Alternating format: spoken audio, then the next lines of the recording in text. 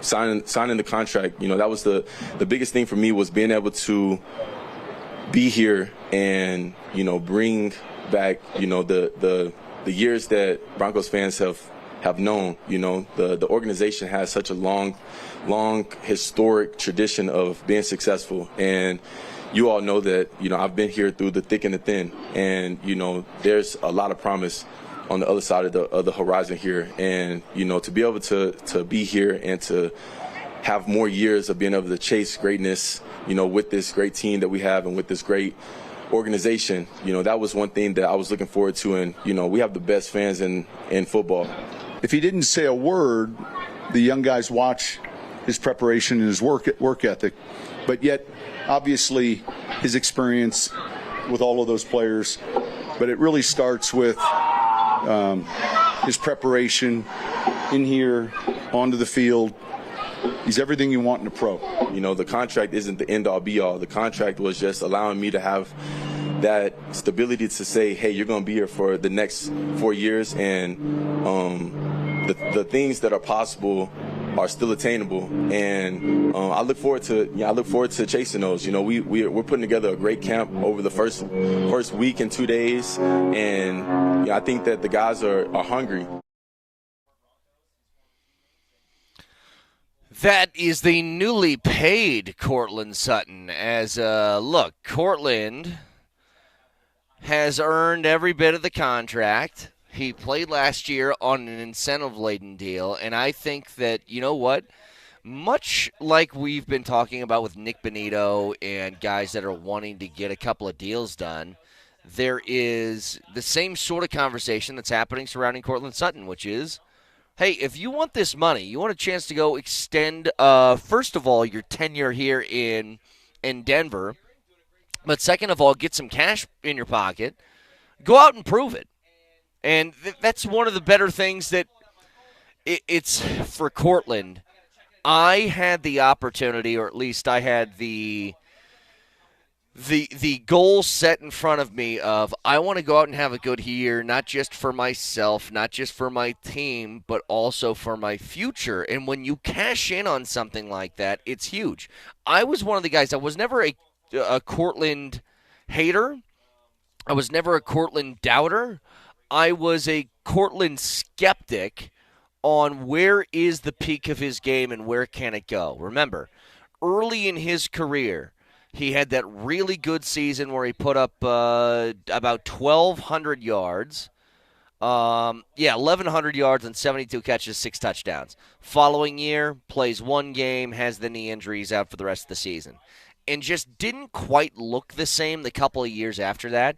Could be a combination of bad play calling, bad team, bad quarterback, bad whatever. But then, the year that Russell Wilson got here, remember how upset he was when Russell Wilson left? And I think a huge part of that was he had his biggest season of his career in the touchdown category. He caught 10 of them. Now only had 59 catches for 772 yards. But after seeing all those stack up, I was like, man, for a guy who's only got one 1,000-yard season and has been really trying to grind his way back from a knee injury, what is the ceiling of this player, and what does the player deserve on a team like this? And I think the Broncos were kind of thinking the same way last year, to be honest with you. Like, that's why they didn't give him the extension last year. Remember, he was actually holding out of at least mini camps before training camp started. He showed up, did his work after that, but he wanted a contract extension. And the Broncos did not do that. They said, here's some incentives. Here's an opportunity to make some more money if you can go out and play well, and then we can talk about it after that. But I really think that was saying, hey, if you want a new contract, here's your tryout. Because if you don't hit this, and this number, or you don't have a season that we deem worthy of a bona fide number one wideout on this team, then we're going to look elsewhere. And 81 catches and 1,100 yards and 8 touchdowns later, he's got at least a couple of more years of security with guaranteed money. A 4-year contract overall. And I think it's a classic case of, if you really want to get the bag, then go out and do your job at a high level. It's it's kind of what I'm thinking about with Nick Bonito. I know they're having discussions about a contract extension. It's a matter of what's the money going to be. Well, Nick Bonito, if you want to be the league's like top 5 sort of edge rushers as far as being paid, you had 13.5 sacks last season. You were a second-team All-Pro. You finished 9th in Defensive Player of the Year. Go out and do it. Do it again. Give me a 15, 16, 17 sack season, and then you can get paid whatever the hell you want. You know, I love Benito because of his versatility and his ability to be an athlete, which is not just rushing the passer, but he can take some people out of the backfield. He can drop back into coverage. He can, he's just very quick laterally where he's not going to allow guys running the football to get outside of him. It's always funneling things back in. He does a really good job of that stuff. But it's kind of been just 1 year. You know, he had a decent second season in the league. 8 sacks isn't like that's nothing, but 8 sacks isn't top of the market. So you went from a pretty good season to a really good season, and if you want to get paid in that $30-some million a year range, then go ahead and prove it. You know, I think the same thing between him and Zach Allen's a little bit different story. Zach Allen has been the same type of player virtually every year he's been in the league, even dating back to his Cardinals days. Not to mention, I think it's a lot harder to find a really good interior defensive lineman that can create pressure. I just think those guys are way more rare. When you have somebody who can blow up a play from the inside, there's only a few of them that exist that way. And Zach Allen is most certainly one of them. And so you got a couple of guys looking for contracts along with John Franklin Myers, who feels like he's next. The funny thing about Franklin Myers, he's going to be the cheapest option out of the 3 we just talked about. But it's a matter of these guys all have a cap table and what is going to happen for years moving forward. Can you fit all of that under the cap? You're certainly at an advantage right now because of the rookie contract at quarterback. But still, it's a lot of guys that need to be paid. And I will say this. In the same way that the Avs have run into this problem, in the same way that the Nuggets have run into this problem, you seem to have to let good players go because you can't afford them when your team's good. You ever notice how bad teams don't really have problems affording guys? Ever notice that? It's because they have bad players who don't deserve to be paid. When you have a situation in which you're kind of stuck in, we have so many guys that deserve extra money because they've earned it, because they're good, we need to decide which ones we're willing to keep. That is the balance of when you become a good football team, is who are the guys who are the ones that we need and who are the guys that we feel like would be nice to have. Because once guys start getting paid, the nice to have group kind of flies out the window. But Courtland Sutton has earned every bit of this contract. The texter says, you were a Courtland realist. I think that's a fair way to put it. I've always, and I still kind of feel this way. You know, there is an elevated level to Courtland because he is, I think, more valuable on this team than he would be on many others across the league. But, you know, it's kind of like you put him in a ball of different running backs across the league, and where does he stack up? And I don't know where that would be. I've kind of thought I always kind of hovered around 20. You know, 20, maybe give or take a few either direction. But that's the thing about what his contract is. He got paid that way. He wasn't asking for, the moon in all of this, and it made it a lot easier. And so when you have somebody under that contract, I'm telling you what I'm most excited about. We've been out here at camp for, what day is this, Jesse? Is this our 4th day, 5th day? I ain't asking for the world here. 4th day? Watched a few of these practices now. I'm telling you, there is a different vibe here at camp. This is a team, for the first time since I've been here, where you're looking at them in training camp and there is no hoping or wishing. It's like they're good. They're a good team. It's a matter of how good they're going to be. And some people, if you're in the Diana Rossini and Chase Daniels group of thought, which they have been for the last 2 years, and to their credit, they were right last year, they were really optimistic and high on the idea of what the Broncos could be. This year, there is a tangible reason for it. Like, the team's legitimately good. When I look out here and you talk about weaknesses as far as the starting 22, I don't think you see a whole lot.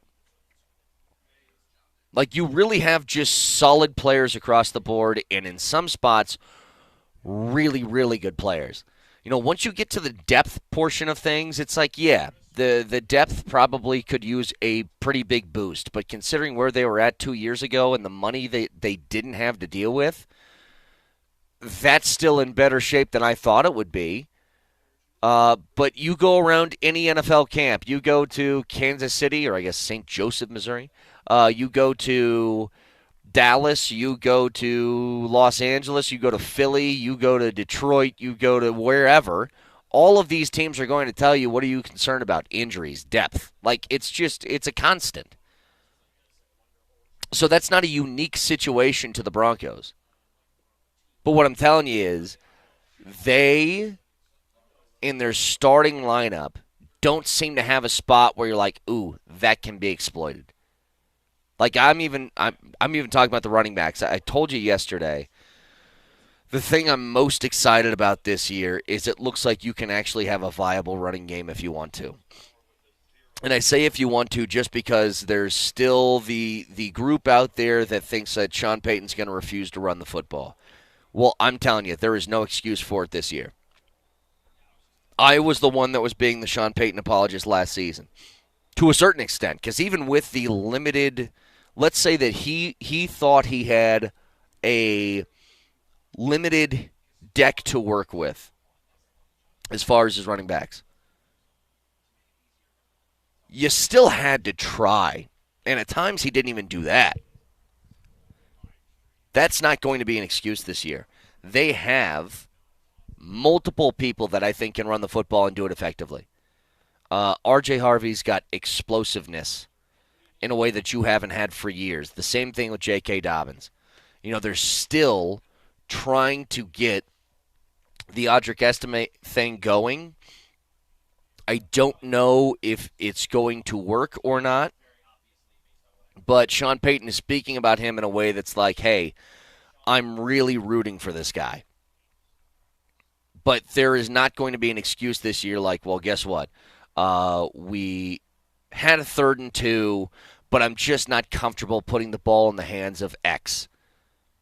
You have 2 guys that I think you're going to be able to trust, both in that situation.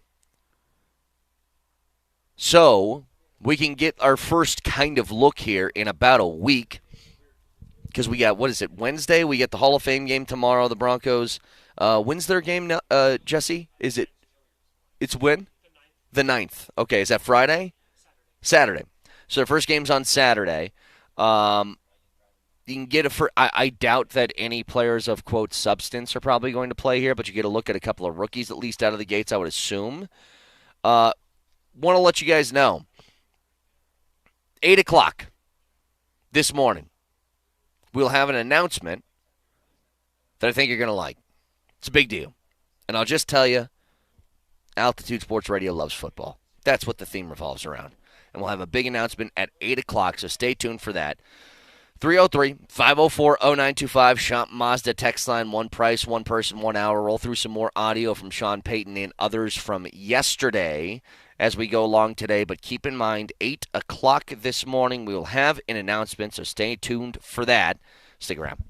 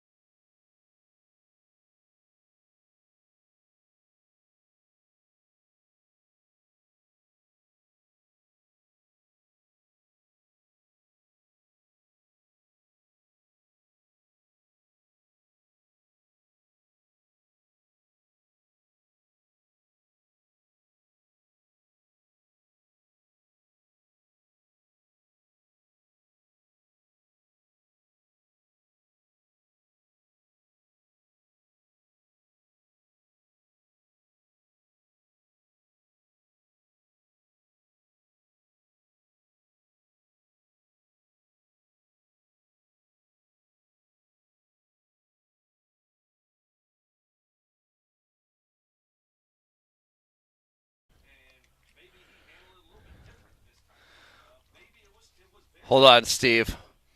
I'm making my bomb again. Yesterday, I put liquid IV, little like a powder packet, in a carbonated water, and it blew up. Jesse was covered in shrapnel. It was a disaster. And look at this. Jesse, we're all good. We're good. We did it, buddy. And let me take a sip, make sure it's okay. Oh, I'm just kidding. Boy, this is riveting radio right here. Hey, well, I needed a second, okay?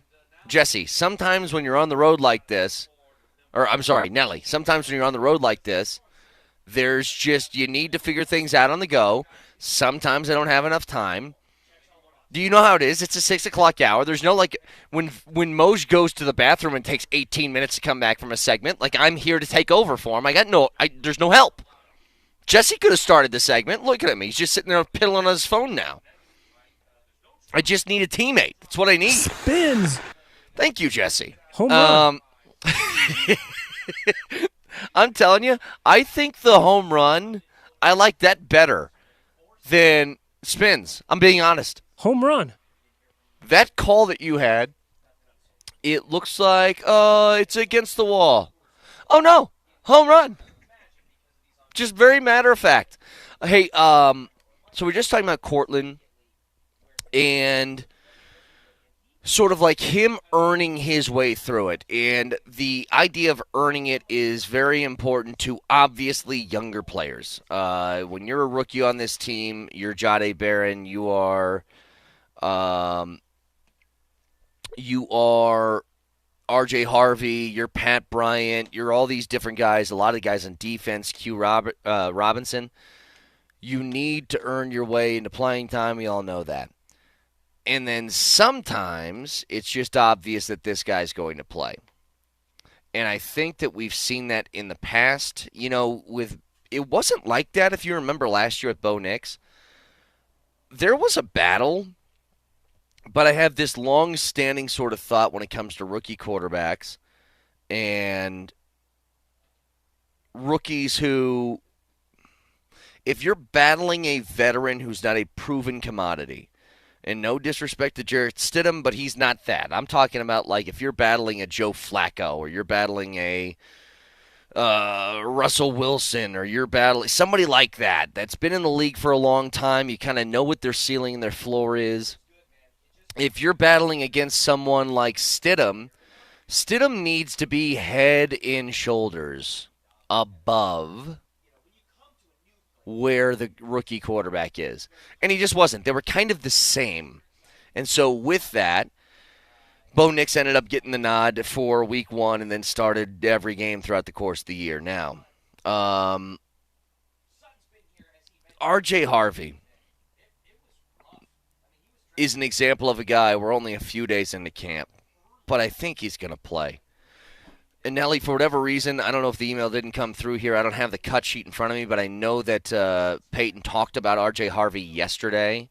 And he had a couple of really nice runs. One where it was a run to the left, and it got blown up in the backfield. He just kind of planted, turned around, took it the other way for at least 15 yards before he got touched. And that's the kind of speed and explosiveness that just hasn't existed. And he's got that. And I think that J.K. Dobbins has it too. But you drafted R.J. Harvey with a purpose, and the purpose wasn't that he was going to sit. There's a difference between an Audric Estime and a Jaleel McLaughlin and an R.J. Harvey. And here's the biggest difference. There was real high-end draft capital that was expended on taking R.J. Harvey. A fifth-round pick on Audric Estime is a flyer. An undrafted free agent rookie signing from Jaleel McLaughlin is a dart throw. That's the difference. I've said this before. People talk about Audric Estime, especially last year, as if he was a guy that you drafted like in the early first or early second round. And I'm like, he's a fifth-round pick. Fifth-round picks get cut all the time. There wasn't I don't think huge expectations for him. There was an absolute, lure to just his body type, his style of running, that sort of thing. But this isn't something George Payton's very, very good at evaluating talent. he would not lose sleep if a fifth-round pick just didn't pan out. That's kind of what just happens. But do you got this audio here, Nelly, on Sean Payton talking about R.J. Harvey? Yeah, did you want the one where he's talking about his, I believe it was his passing protection skills? Yeah, I would actually love to hear that. Play that one first, yes. Because that is the only one I could find. And also, hey, if you guys want to know a little peek behind the curtain of the fast breakneck pace that we lead the 6 a.m. show, I never hit send on the email, so you should have it now. Ah, that makes more sense. All right, cool. I think for him specifically, the protections, the speed of the game. He had a run today that was something, and we kind of turned and looked at each other. But there's that learning curve for all of those young players. But and some of it happens a little quicker, maybe than others. But he's doing exceptional. This should be an actual test, by the way. It's the we looked at each other test. I think that's a real thing. When you're watching somebody play that you haven't watched play before, have you ever done this? Where you've just been like, you give them that look like, that looks a little different. Like, that just happens organically and naturally. And there's a lot of that I think is to R.J. Harvey. Now, to the pass protection part, we all know that if you're going to play in Sean Payton's system as a running back, it's not something that's nice to have. It's a necessity. Like, you won't see the field without it. And maybe you don't have to be great at it, but you have to be willing. And there's a big difference between those things. There's plenty of guys in the NBA that are bad defenders, but they're willing defenders, which means they're going to put forth the effort. They're going to try and do everything right. Maybe they don't have the requisite skills. Everybody kind of talks about defense, especially in the NBA, as this thing like, well, it's a matter of effort. Everybody can play it. It's just if you want to. And I go, that's not true. There's plenty of guys who want to play good defense and just cannot. Okay? You think that Jokic and him not being a good rim protector is a matter of wanting to or not? Or is it a matter that his vertical is probably like 18 inches? And he doesn't move all that well vertically. Like, that is the key. Now, R.J. Harvey's got a lot to learn in that area, by the way. But first of all, being willing and being coachable are pretty huge steps. Now, remember, a lot of these guys with these college offenses, some of them are like very much pro style, whatever you want to call it, but a lot of them are still, you're getting your plays off of cue cards on the sideline. And in the offense that R.J. Harvey ran at UCF, my guess is pass protection wasn't a huge thing. He was probably going out and trying to make some plays in the passing game. That'd be my guess.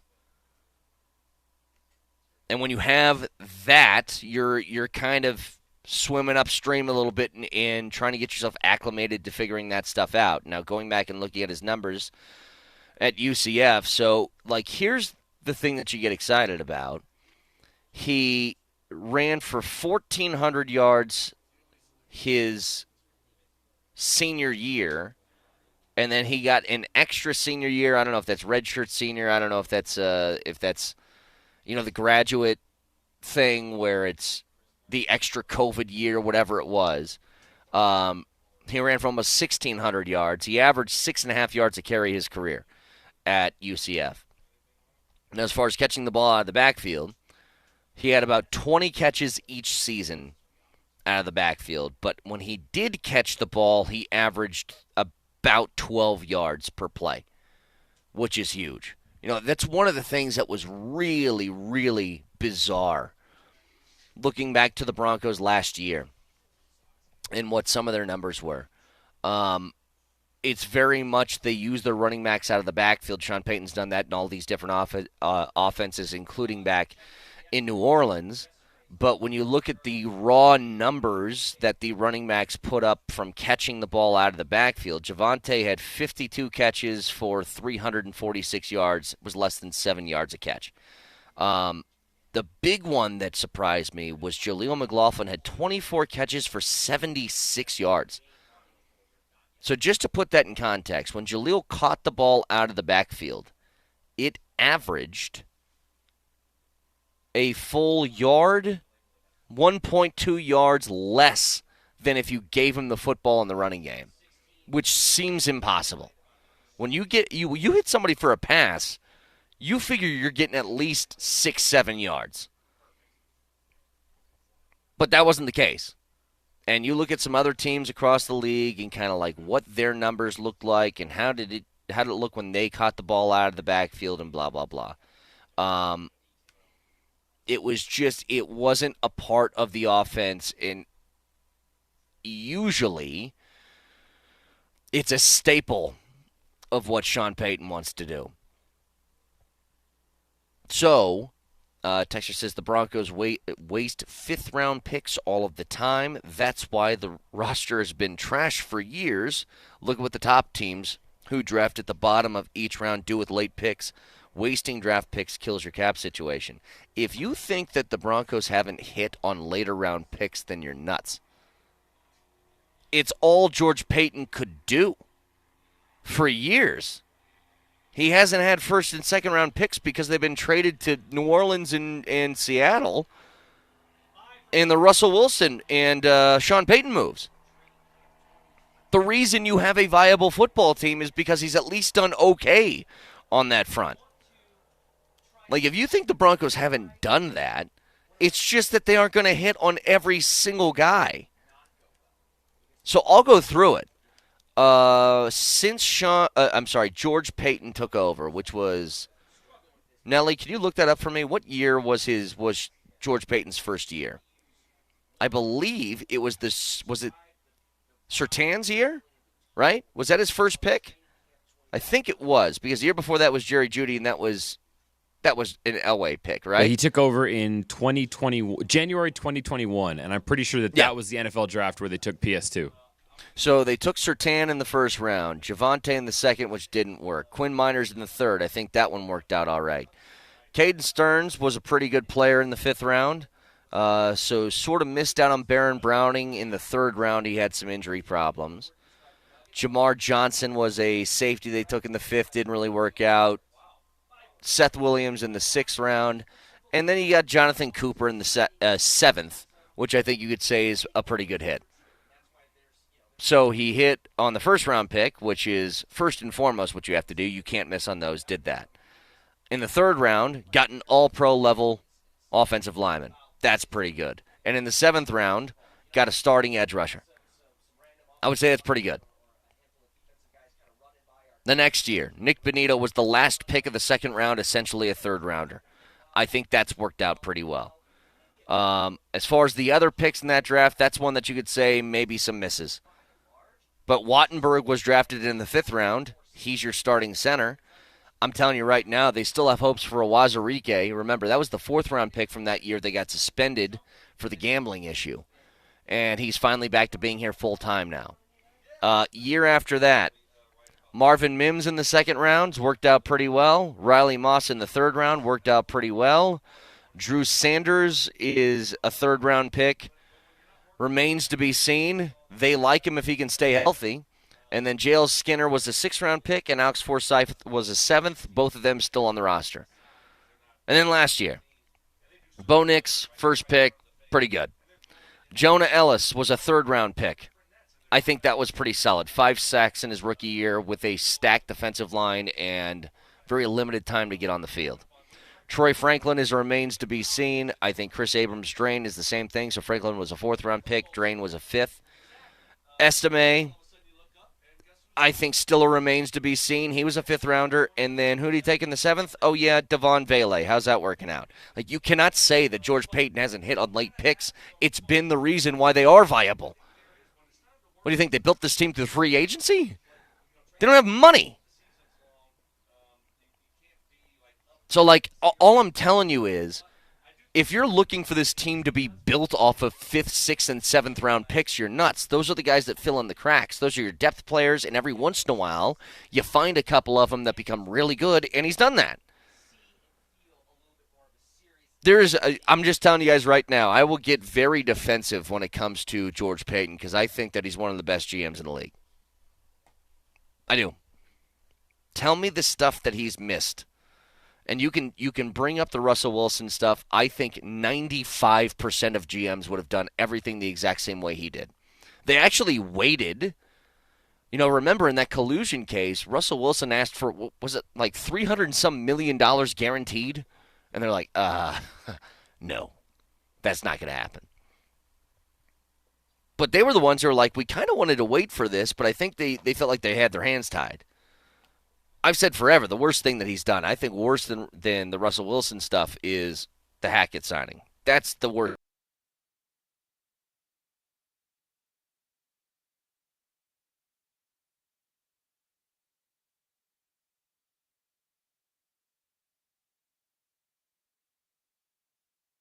Pick been a slam dunk? No. No teams do that, but a lot of them have. Like, I think you find a really hard time criticizing George Payton for, think about what he had to deal with. Now, you could say he made the bed, so he had to, or he made the mess, so he had to clean up his own bed. Okay, fine. But think about what you're dealing with here. You had a rookie quarterback who was starting week one with a team that was limited with $50 million that went unused in cap space. They didn't have draft capital over the last few years, and they finally do. Like, I don't think there is anything you guys should be criticizing about George Payton. When you look at, and the same texture says no GM would have extended the Wilson contract, you're insane. So here's your idea. Your grand plan. You give away multiple first-round picks, multiple second-round picks, Shelby Harris, Noah Fant, and a host of other things for Russell Wilson. To play him for a year and then say, yeah, this isn't working. Like, I know that's how it worked out anyway, but that's not what you make a trade for. Think about every trade that's happened that involves first-round picks. I'll give you one from a couple years ago that involved the Broncos. Do you guys remember when Bradley Chubb got traded to Miami? And that they somehow got a first-round pick out of that? Remember that? What did Miami do 3 days later? Extended his contract. Because when you give up capital like that, you're planning on that guy being here long-term, or what's the point of making the move? It's simple, like it's almost economics at that point. You make the investment. Like, it'd be like, I'm going to buy a house, and I'm planning on paying the mortgage for a year and then moving out. Like, well, I don't know a lot about money. I know that's a terrible investment. That's not how you should do business. Maybe you should have rented the house. But you don't do that.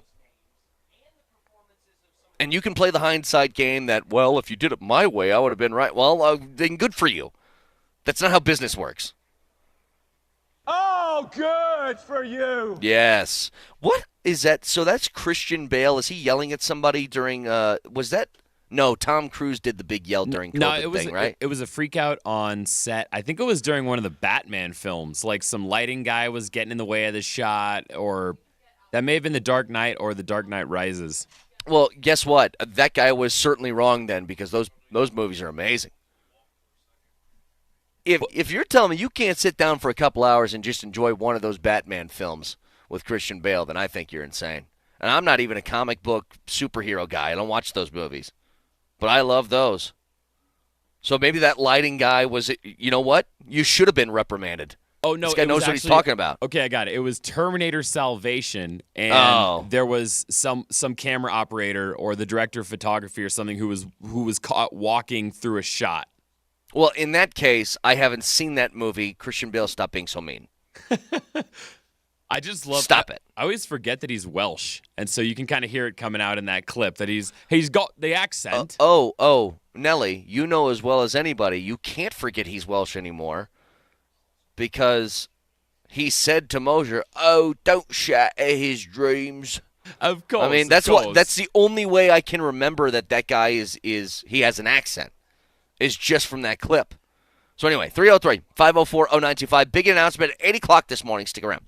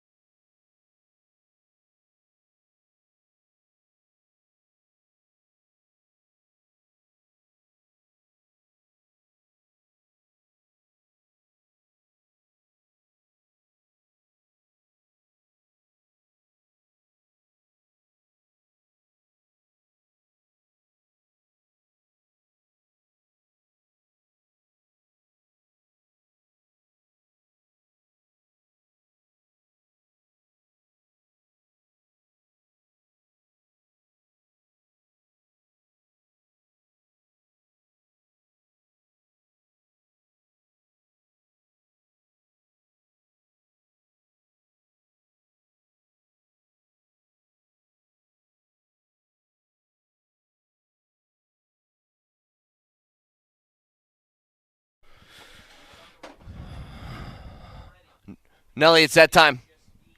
We're out here at Broncos Park. Training camp coverage on Altitude Sports Radio is powered by Ramos Law, the official injury law firm partner of Broncos Country. It's that time. It's 6:45. You guys all know exactly what that means now because I bring it up every single day. Every single day I bring this up, and so it's time for that one thing. At 6:45, there's a constant here at Broncos camp. I am glad I get to see this every day. It's a man of integrity, a man of effort, and a man of work ethic. And he'll pass by just at the perfect time of this. In fact, Jesse, we're going to turn that camera around when he comes by. So you be ready for that. Nobody needs to see me. This isn't my time. This isn't my thing. Every single day this happens. Nelly, cue it up. Cue it up. 6:45 every day here at camp. You know exactly what happens. Our guy over here, Brandon Jones, he's got headphones in. I'm pretty sure he's listening to our show. He comes by barefoot and starts to do his shuffles every day. Gotta love it. It's a man who has a routine and routine-oriented. Yeah, look at. Yeah, get those kicks.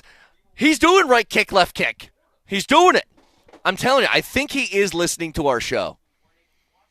Tell me that doesn't look like it fits to the beat, though, Jesse. Does it not fit perfectly with it? There's going to be a new theme here at camp. Whenever at 6:45 Brandon Jones runs by me, we're playing the Cupid Shuffle, and look at, get those knees going. See?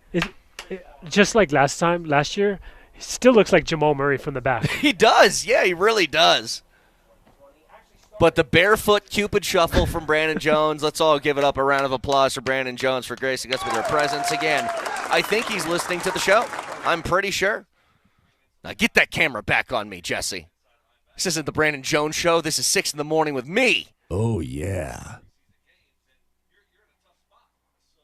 Do you think, Emma's within earshot. I got the headphones on. I can't hear a response. But, Jesse, do you think if I tried to take my shoes off and do some shuffling with them, would I get tackled immediately? Yes. It would make for good content. Be your last show. It would. Well, I'm going on vacation soon anyway. Sounds like a good little time to take a break. So, hey, Nelly, on Friday, my show might end at about 6:50, so we might have to make some plans for that. Again, I'm a content guy. Want to make sure I got that all sort of ironed out. Actually, I have a time machine here, and I'm going to see if I can go into the future and predict your fate if you try to run onto the field barefoot.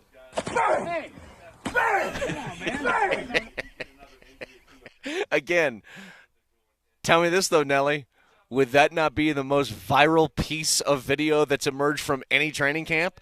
Hang on. We were going to show you some video of Aaron Rodgers throwing the ball to DK Metcalf, but look at local radio host Brett Kane get obliterated by Broncos security here at their camp. It's possible. You could fondly remember that moment from your jail cell. Yes, be great. Exactly right. People appreciated Jesse jumping on the mic as well. That's always very nice to hear from Jesse. Now, few things here. I got some. I can't. Look, man. I don't know what to do with this information. Part of me says good for you guys, and the other part of me is what are we doing here? So I fully understand that football in the South, especially high school football, is just it's a different beast. It's a different animal, okay? I just saw from Joe Pompliano, Buford High School in Georgia. Have you guys heard of Buford? Probably not. You will now. You want to know why? Buford High School has officially opened its new football stadium, so good for them. That's very nice. What kid doesn't like new stuff? It costs $62 million. There's 10,000 seats, 15 luxury suites to a high school football stadium. It's got a 3,500 square foot scoreboard, video scoreboard, a 2-story field house with locker rooms, and it's, I would say, just looking at this thing, it's nicer than a lot of like low-level D1 stadiums, is what it looks like. And you want the father Brett Kane's opinion on this? I'll give you the sports radio host Brett Kane's opinion. Cool. I'd love to play there. You want the father, Brett Kane's opinion? It's much different. What's your library look like? That's the father's opinion. The sports radio host's opinion is, man, these kids are going to be living in the life of luxury. Father opinion is, what's your grades? You deserve to play on that field? Like these guys out here, they've all earned the right to be on this. How about you? Anyway, $62 million for a football stadium. And look, I like high school football. I think it's a great thing. It's great for your community. It's great for all this. It's a beautiful thing. You think I'm paying luxury suite prices for a high school game? You're insane. I would love to know what those are. In fact, do they sell these tickets on Ticketmaster? There's 10,000 seats. You probably do. My high school football stadium, you walked up with $5, and they gave you like a raffle ticket looking thing. Here, get in here. Here, take a stamp. That's what they do. I go to the concessions. I get nachos for $3. Nelly, do me a favor. Look up Buford High School football tickets and see if you can find some sort of link. There's got to be an online link to this. And I want to know what those luxury suite prices are for a high school football game. Because if we're talking in the thousands, what are we doing here? And what kind of school is this? Did Buford High School produce like the best? Is that it's Georgia? Who went to Georgia? Is that like Matthew? No, Matthew Stafford's a Texas kid, I think. No, he is Georgia. Well, we got to pick a marquee matchup. I mean, do you want to see them playing? Well, which school do you want to see them play?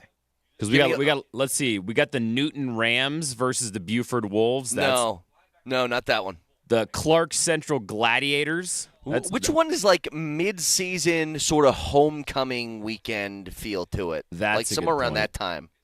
Okay, we got like October 17th. Perfect. The Central Gwinnett Knights. Yeah, I think that sounds like a great game to choose. Yeah. Unfortunately, that is an away game. I got to find a home game here.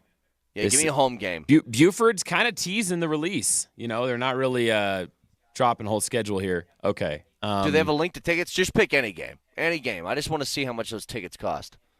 They have the luxury suite up. I have not yet found the luxury suite prices. I'm just finding the GA tickets, and they're like $8. Okay. I want to know what's in that suite.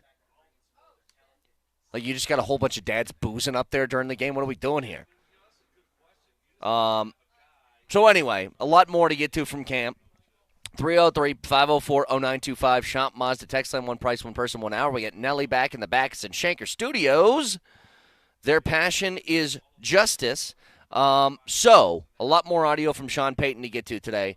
Don't forget, we got the big announcement coming your way in about an hour. At 8 o'clock, we got an announcement for you that we will send that follows the theme of camp for us, that Altitude Sports Radio loves football. So we'll get there in just a second. I like this new theme, by the way. Hey, when I'm gone, the days that I'm gone and Berto is filling in for me, Nelly, Berto must adhere to the Cupid Shuffle Brandon Jones. You must make him do that. Tonight. It's a must. Will it be, you know what my daughter says? My daughter says, to-morning. Instead of tomorrow morning. It's the cutest thing ever. So tell Berto in the to-morning that he has to follow on with this Cupid Shuffle thing for Brandon Jones. We need to give the guy some love. He's a really good safety. Have to do it. All right, can watch you live on Twitch. Twitch.tv, search Altitude SR in the search bar of the Altitude TV simulcast. That is the Safeway Twitch feed. Download Safeway's Deals and Delivery app. Get exclusive grocery offers, Safeway fresh foods, local flavors. Also on YouTube. Search Altitude Sports Radio and subscribe to the channel today. And don't miss anything from Denver's #1 sports station, Altitude Sports Radio 92.5. Moser, Lombardi, and Kane starts next.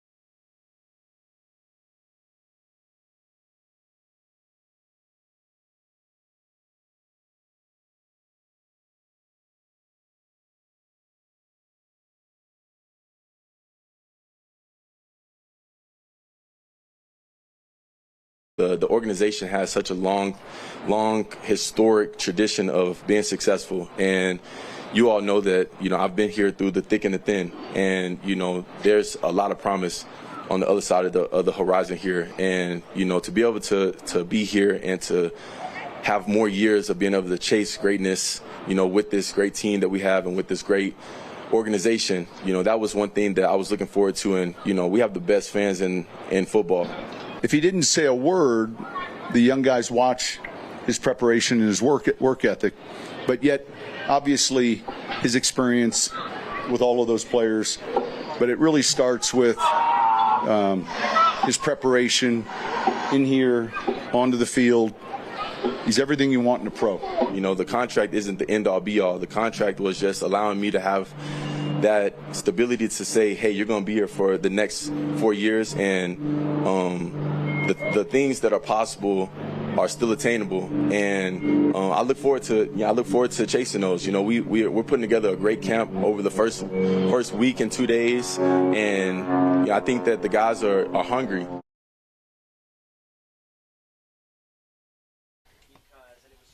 Nope. We're not doing that today. No. I don't disagree. I don't care what you have to do to prepare yourself and prepare your nose and your sinus cavity. What or, just you know what? happened? In fact, I would argue to you, Vic, you need to prepare every cavity today. Today's hump day out here at training camp. It's a Wednesday. Big news. Prepare your cavities and right before we got on the air, a giant giant sneeze was let out. Well, I did it before we went on. I mean, what's the big deal? Just figure it out. Because I know that if you're doing that right now, it's going to be a mess the rest of the day. I've got a tremendous man crush on Courtland Sutton right now. I do too. I've got a tremendous man crush on this whole contract, this whole deal. Man, am I happy for him. Man, am I happy for Broncos fans. Man, am I happy for the Denver Broncos themselves as an organization. When you stand there and you listen to him talk, he's everything you want out of a pro, in my opinion. That's what you want as a professional on your team, whatever the flippin' sport may be. Courtland Sutton is that. I'm so glad they got this done. Yeah. I'm happy for that guy, Vic, and I cannot wait to see him ball out this year. Moj, you know how we have guests on our pregame and postgame shows at Ball Arena during Nugget season? Yep. And sometimes you get like C-list or D-list guests like Brett. And then other times, when we come back from break, Brett Kane's going to sit down, and that'll keep him. And the crowd up there at I cut all socials like, for God's sake. You know what's funny? I'm being completely honest. How many times? Like 5 times did I do post games? You were on a lot. And every time they said, "We'll come back with Brett Kane," I was like, "Why are you guys teasing?" We'll come back with a random guy. Show up here. You don't need to say I'm anyway, here. We have A-list celebrities as well. Courtland Sutton happened to be one of them. And when he joined us during the Nuggets playoffs, this guy on this private plane, that's an A-list celebrity right there. Totally. He joined us before a game against the Clippers. And I'm going to tell you right now, it was the best 15 minutes of television I've done with another athlete from another team. He was so lively. He's so into the other sports in this town. He's also a hooper, yeah. Yes. I mean, he played some college hoops. He was great, man. He was great. I actually, when you said that, Moj, I was kind of wondering, when you have a franchise quarterback, he is always the, quote, representative of your team, right? And for years we didn't have one of those around here, so it de facto went over to Justin Simmons. Is Courtland Sutton, even with Bo Nix here, kind of that guy? Because Bo Nix isn't really a talker. You know what I mean? Like, he's very business-oriented. Courtland, or I would say maybe McGlinchey's another one of those guys that's really good in front of a microphone and will give you the answers. But if you're picking out a guy like this is our representative of the team, this is the guy who's going to embody us, is it Courtland? Well, I'll tell you this. He's the first player I go to in post-game locker room settings when it's time to get interviews. I mean, you got to hear from Bo because he's the quarterback. You got to hear from the coach. But if you're looking for another offensive player, he's the first guy. Yeah, because he'll tell it like it is. He doesn't mince words, and he's a great soundbite. He's a great interview. Yeah, great stuff. I watched last night. As we start this program today, I want everybody, if you get an opportunity today before, we're going to talk about a lot of what they talked about, but I thought that DMac and Coach Sanford last night I thought that they said a lot of really smart and good things about training camp yesterday and about the offense being behind and not a great day for the offense in comparison to the defense. And they said things that we've been talking about, like this defense is going to be awesome. That's nothing new, though. No, this it is absolutely a right is not. of training camp. The defense is always better off the bat because 1,000%. they don't have to really install much. They just hit. 1,000%. The defense is also just really good, too. It's really, really, really good. And I want people to go back and watch that. Just find it on the Altitude YouTube page, I'm sure, or Twitter or whatever, the Altitude SR account. You'll get it all. But that was really awesome. And I go in today, here on this Wednesday with a tremendous amount of optimism. And, yeah, is he a de facto kind of guy for this Broncos team in terms of a guy you'd like to put out there to the public, Courtland Sutton? I would have absolutely zero problem with that whatsoever. You know what I love? Zero. You know what I love about this is Courtland wasn't happy last year with what he was being paid, felt like he was above that, and that's fine. And the Broncos did not give in and say, all right, fine, here's a few more years. He had the little kind of sort of holdout during minicamp last year, but he showed up to training camp. And what the Broncos do? They go, tell you what, I'll throw some incentives in your contract. You want to make more money? Then you can go out, you can earn more money. And then if you do that, we'll have a different conversation next year. He earned his way here through that. And I love it because Courtland went out and proved that he was worthy of a couple extra years and a lot more guaranteed cash. And the Broncos kind of held their ground like, if you think you're this level of a player, then prove it to us. I think the Broncos maybe went into last season thinking, I don't know. If Courtland doesn't have a big year, maybe we let him go and we start over with somebody else at wide receiver. And then he became an indispensable part of the team. And I wonder if that's the way they're going to handle things with a guy like Benito, a guy like John Franklin Myers. You know what I mean? Like, you guys have had decent years, but can you stack a couple together? Because if you can, then we'll look at you a little bit differently. I look at it the other way. Let me ask you this. What option did the Broncos really have? He is their number one option offensively. Well, they had options this offseason that they just didn't pursue. Sure. But at the same time, what you know and what you have is always better than what you don't know. Sure. They understand the commodity. What did I say yesterday? A bird in the hand is not as valuable as 15 in the bush. A bird in the hand is worth 2 in the bush. A bird in the And hand. I know about being. I'm going to tell you right now, right. I wouldn't want a bird in my hand. Those things, those little creatures with those weird feet. Yeah. Got some weird feet. But it depends on the bird. I mean, duck birds or birds. It I don't on really. Ducks are cool. Ducks are cool. I like a duck. I can walk around with a duck under my arm. I'm not a bird guy. I don't understand people that have bird pets. Well, I'm telling you, I think that it's a necessity in life that everybody needs a favorite bird. Mine's a magpie. I don't have a. I used to have magpies in my backyard all the time. I don't anymore at this new house. It makes me sad. I had a woodpecker attack my home from the inside out. That's true. Yeah, he was banging on your house, no doubt about it. Anyway, how do woodpeckers not get concussions? Yeah, I don't know. Big skull, thick skulls. Well, you know what? If they're looking to build new helmets, concussion-proof helmets, just take apart a beak of a woodpecker and figure out how they do it. I'm telling you, bro. Like, I was at a golf course a couple weeks ago, and there was one right off the tee box. And when I say you watch this thing on a tree, and it would just go going. Like, not fast. It was like winding up and slamming its beak against the tree. I'm going to look it up. Okay, great. That's great. What were you saying, Vic? I'm saying he had leverage, Courtland Sutton. Leverage was in the play that his performance last year and the fact that the quarterback likes him. The quarterback acknowledges that he's the number one option. That speaks volumes. And I think last year was almost a test case.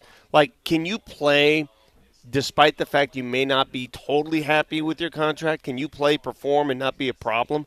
And he was all of that. Total all of pro. the above. See, that's what I'm getting at. We've seen strife in this town in the past about people's deals and about whining and I want to get traded and or I want to get paid and blah blah blah blah blah. If you go about your business the right way and you take care of your business, Brett, the payoff more than likely is going to be there for you, and that's exactly what he did. So the more I talk about it, the more I listen to Coach and DMac last night, and we talked about it all day yesterday, the more I feel really content, really happy for everybody involved, and it's a really, really good thing. Can I offer a service to listeners? When you really want to hear accurate assessments of what's happening at practice, at training camp, like accurate, listen to Coach Sanford. Yep. Don't listen to us.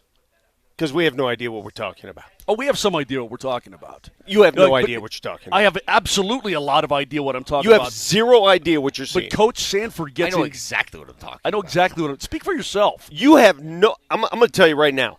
When these guys assemble and they're starting to do their stuff, Sure. you have no idea what you're watching. Don't push Absolutely, I do. your smooth brain football. Yeah, I on, know. on I don't know us what you're over trying You to guys say. have no clue what's happening in front of you. For a guy whose hat is riding so high on his head today, you've got a lot of mouth on you this morning. But, I mean, You look at you this You're- close you're- to hopping in a combine. Yeah, it's exactly you're right. falling into that thing I hate, that you're trying to evaluate every practice at No, camp. I am not. I am not. Like I told you how to handle practice, all right? Yesterday the defense was better than the offense. Duh. What did you think was going to happen here? Coach Sanford last night, if you want to take his word for it, he made a very good point. There are no superstars, or there are no terrifying players offensively. Defensive coordinators around the National Football League, and specifically the AFC West, do not look at the Denver Broncos offense and go, "Oh, God dang that guy." Nobody says that. Now, you've got players who are good, and you've got players who can – I mean, Cortland obviously he's not a 50-50 machine in terms of jump balls. He's a 65-35 guy at the worst. I mean, this guy everybody's got special skills and they do good things and they're very good players, but there are no over-the-top game break bursters. At least not yet. Maybe number 19, maybe Marvin Mims will end up being that guy if they can utilize him in a long ball type of game and stretch that defense. But, so he said, basically, look, you got a top 3 defense in the National Football League, and you got a middle-of-the-pack offense still. That was his assessment from what he's seen so far. He may be right, he may be wrong, but that's where he's at. I got something on that, by the way, that I want to ask you guys that I think it's just interesting the way that they handled the offseason in this sense that we'll get to in a couple of minutes. Woodpeckers, by the way, due to a combination of factors. They're very much like Vic. Yes, including their small brain size, specialized skull structure, and unique tongue anatomy. That's how they protect their brains. You've got all of so that, dude. Here's what they do. First of all, they have neck muscles that compress their jugular veins, which halt blood drainage, which keeps it from upstairs. Second of all, they wrap their tongue around the inside of their skull to help protect and give cushion. Yeah. So they're swallowing their tongue? Just throwing it up? Wrapping it up here to make sure it's not bouncing around like a lottery ball. Yeah. Okay. Wow.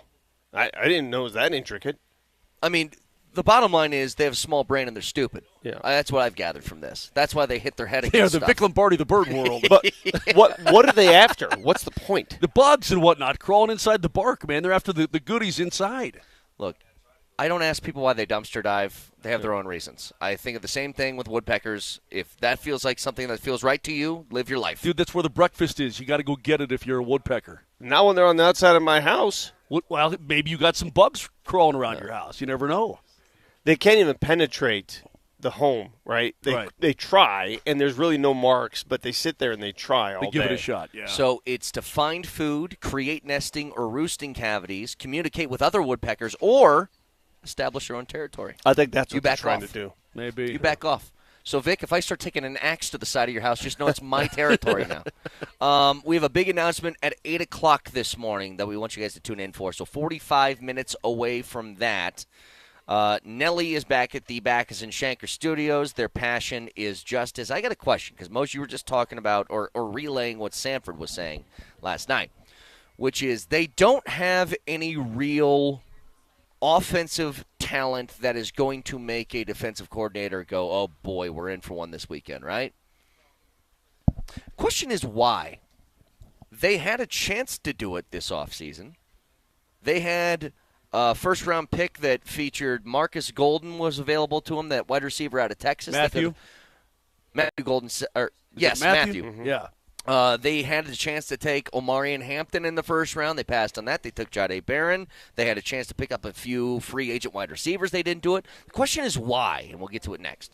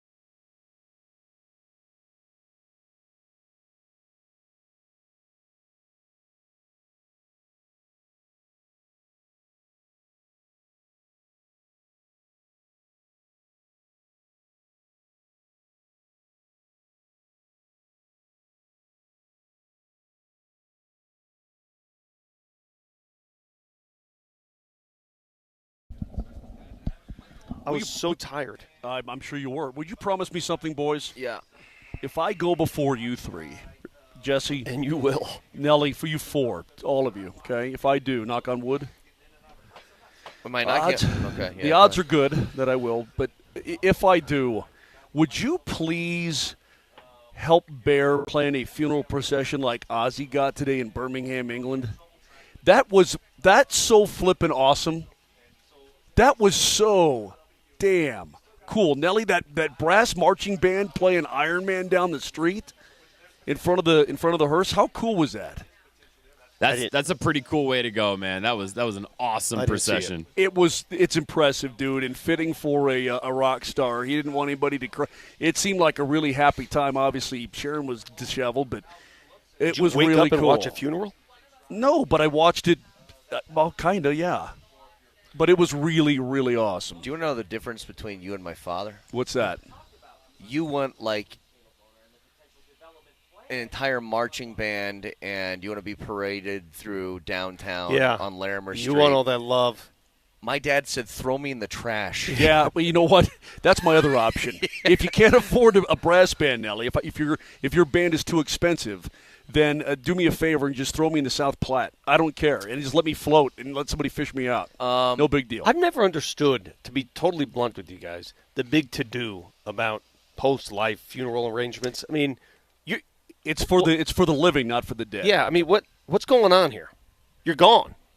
I kind of prefer to be buried just in case a zombie thing happens and I can go freak some people out. You know what I mean? Okay, gotcha. Well, you can do like they did with Pat. No, what's his face? Help me out. Right. Not Tommy Tuberville. Yeah. Was it Pat Dye? Yeah. Yeah, Pat Dye. You can put him in a burlap sack and stick him under a sapling, and that tree eats him up. That's a pretty cool way to go. Do you remember? You remember that, Vic?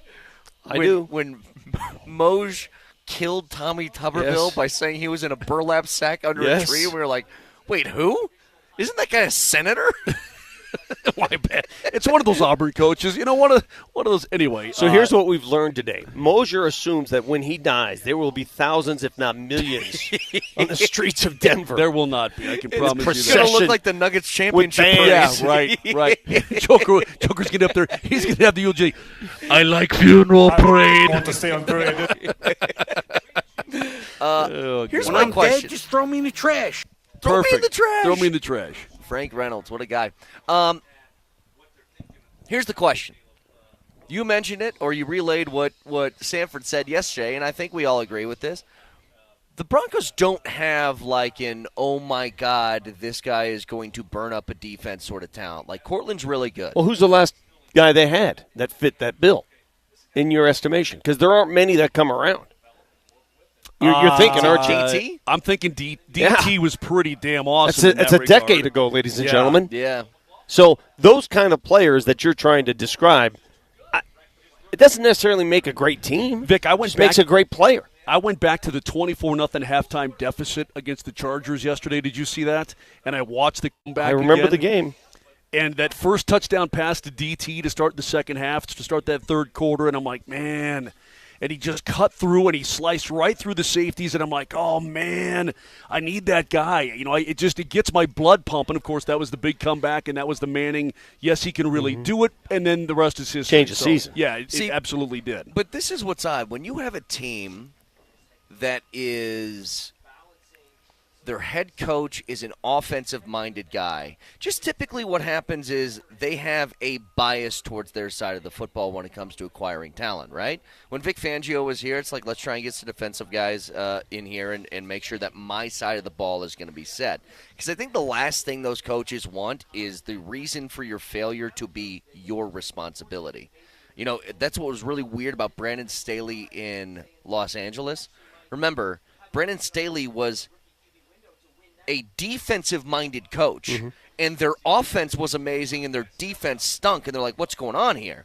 So what do you think he made tremendously poor decisions. Well, sure, but what do you think the decision is for Sean Payton?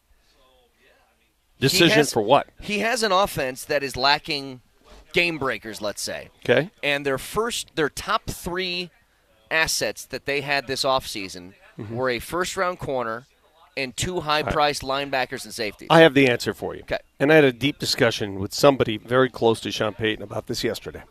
Do you know what Sean Payton strives for on his offensive side of the football? Run the play. Yeah. If you run the play, it will work. What drove him crazy with Russell Wilson, and the reason why it just was never going to work, is he didn't run the play. He would improvise.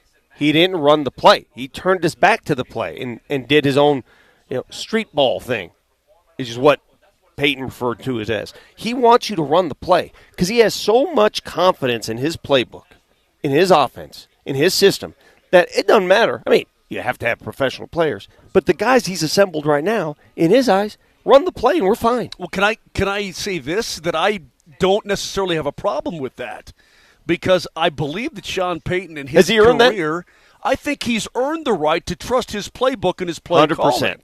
So, I mean, I think the evidence, when you look, they won 1 Super Bowl in New Orleans, but they were a pretty damn good team his entire time, barring major injury and that sort of thing. I think the adjustments that he is able to make offensively to what defensive coordinators pick apart in his offense, I think he's really good at that. What the first time you talked to him, the very first time you talked to him, what did he say? He's really good at red zone offense. Play calling, right? Yes. He's like, I'm really good at that. And he is really good at that. So, Excuse me, what did you say? Yeah. I'm really good at that. Yeah. What's that? Yeah, Say that I'm one more really good time. at it. Could you speak into my good ears? But see, that's why the prospect of not having a game breaker, that doesn't scare him. What scares him are guys who color outside the lines. That's what he cannot tolerate. Now, dig. To be fair, though, he had a few of them in New Orleans. You know what I mean? Like he had did. his system. Let me ask you this: that. Did he have them or did he make them? That is the question. Well, Drew Brees was pretty damn awesome. He's Reggie a Hall Bush of was a Famer. heck of a player. Drew Brees is going to be a Hall of Famer. Mark He's Ingram was pretty 2026. damn good. Alvin Kamara is pretty damn Michael good. Thomas. Michael Thomas Okay, was but pretty did good. he make those guys or did they make themselves? Maybe a little bit. Can't we do both? Can't be. Of Yeah, it course. can be both. Of course it works both ways. Like, what's Cortland Sutton then?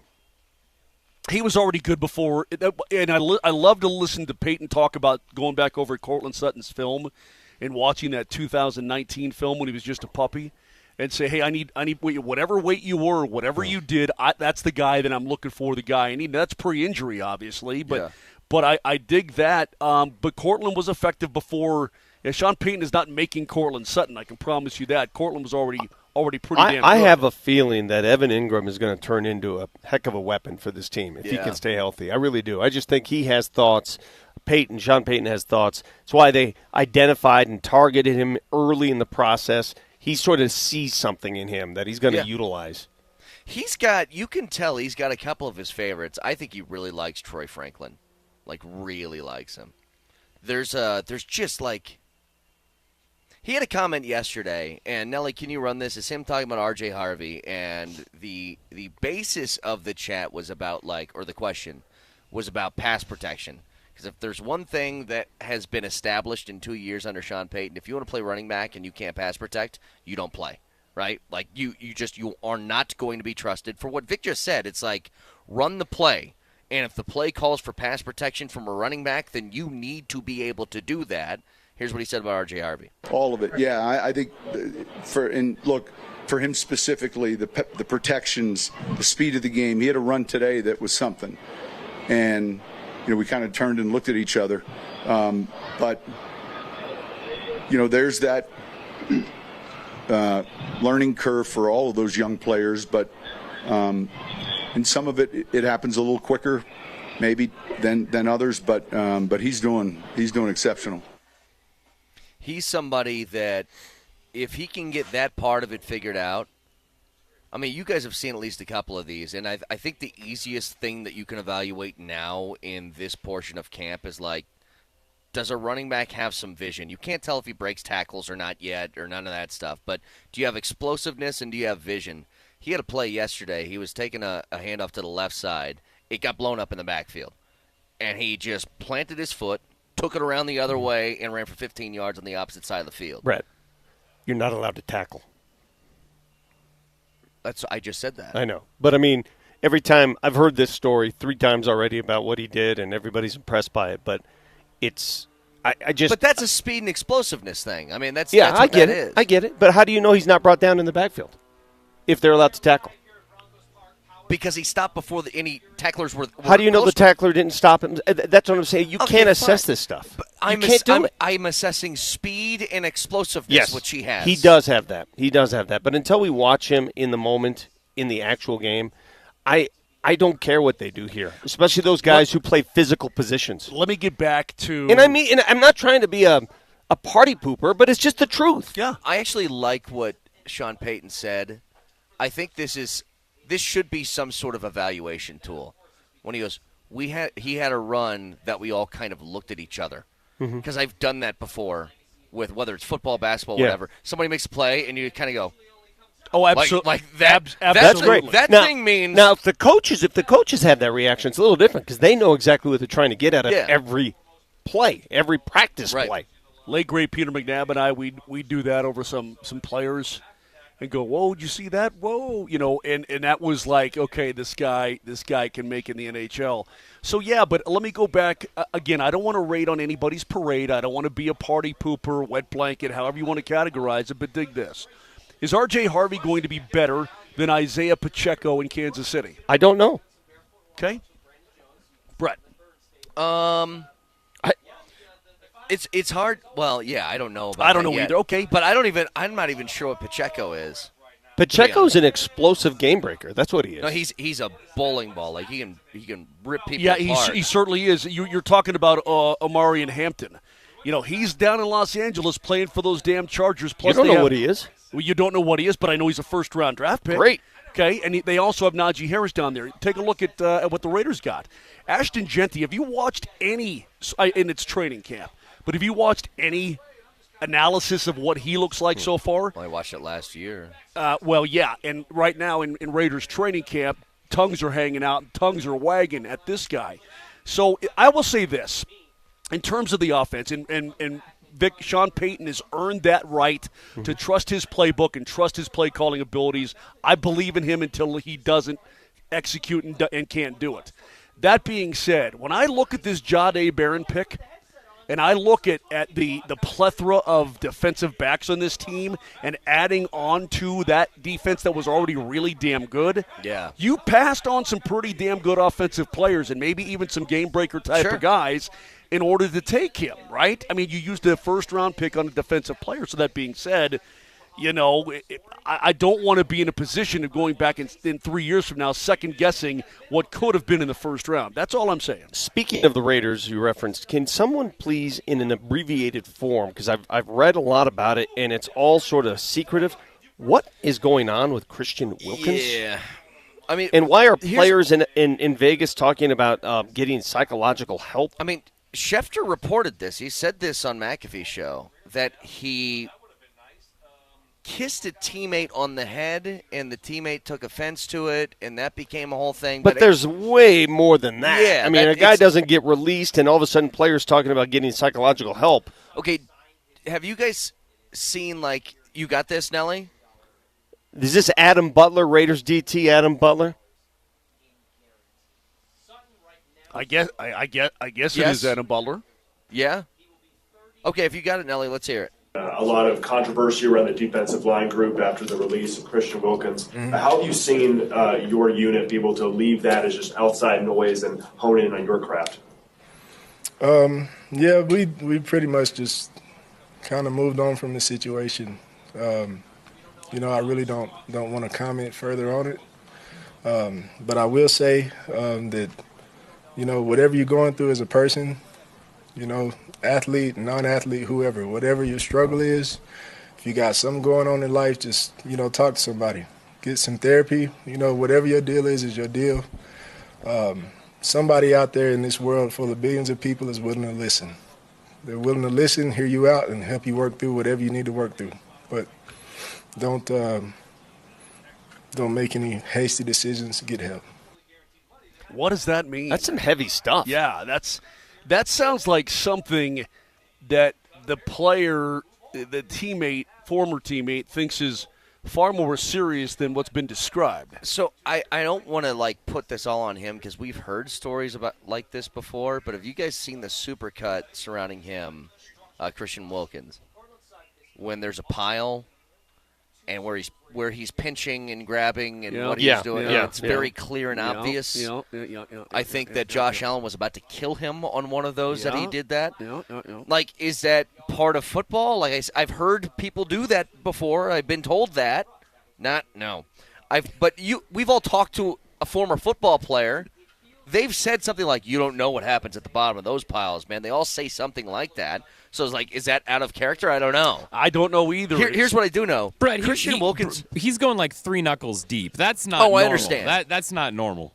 But Christian Wilkins, here's what I do know. Hey, speak for yourself, Nelly. Come on, man.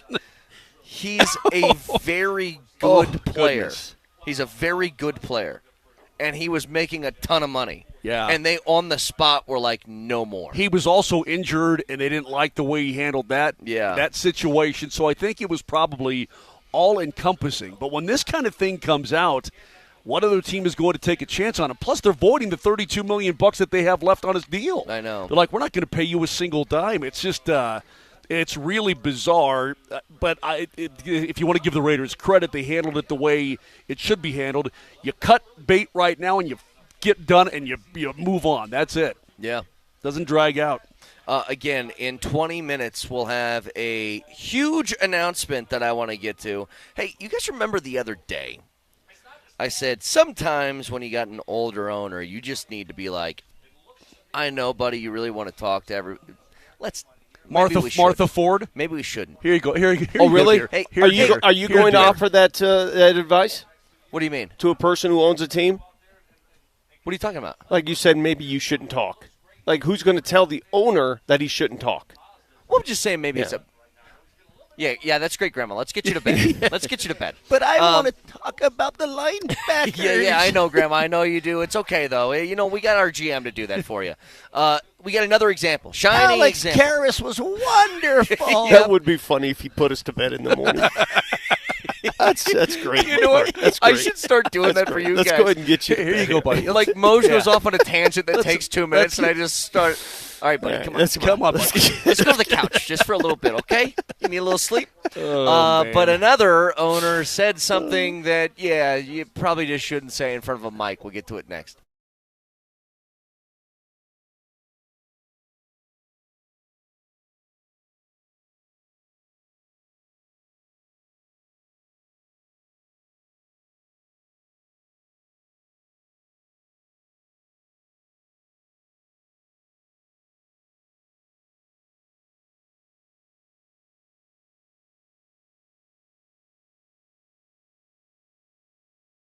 Hey, guys.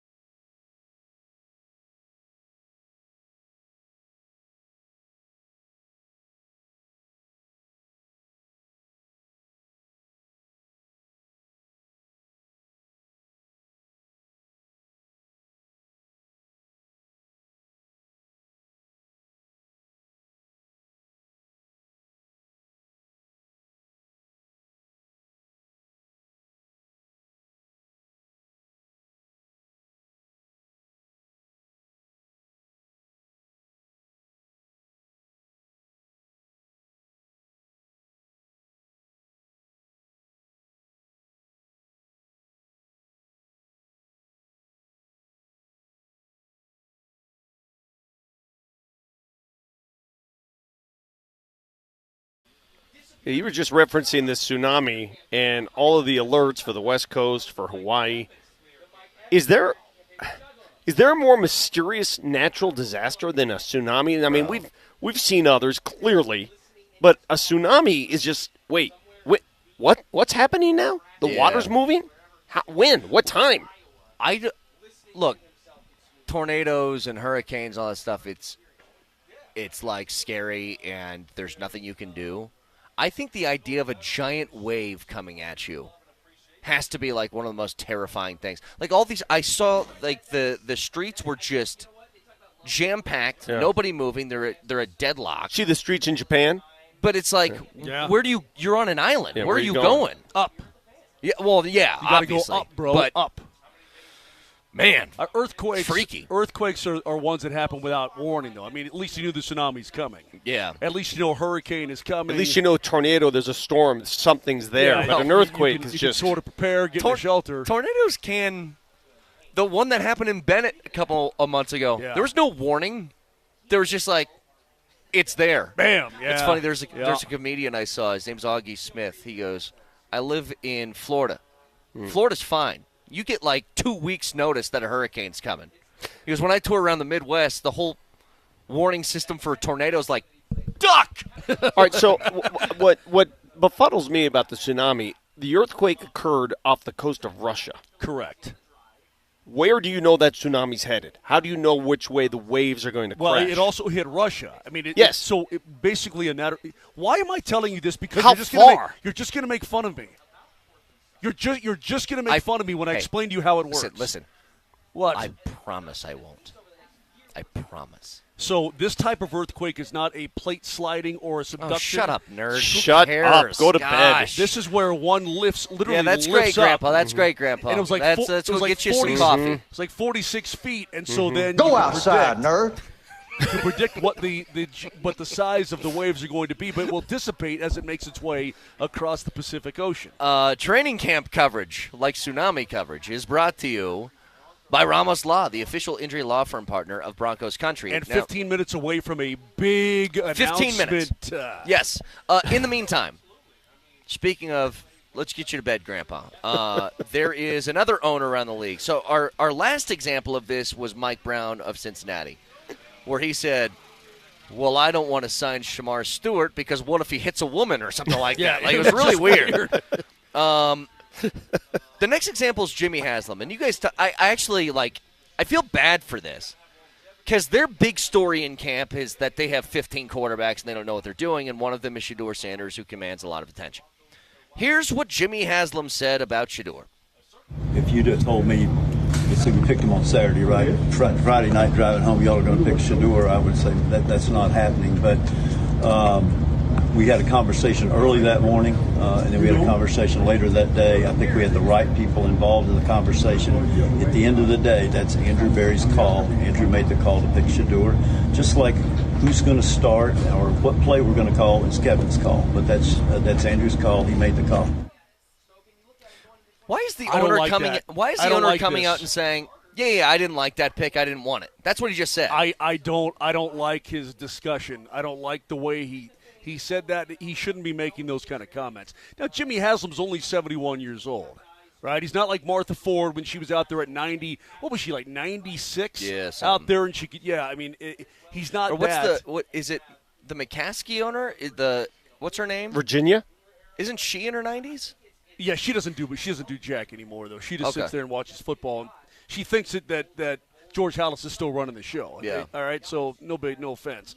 But in terms of Haslam, I don't know why you come out and try to do that. I mean, this is a player that's currently on your team. Hey, it wasn't my idea. This is all on my GM, Vic. This is all my GM's idea.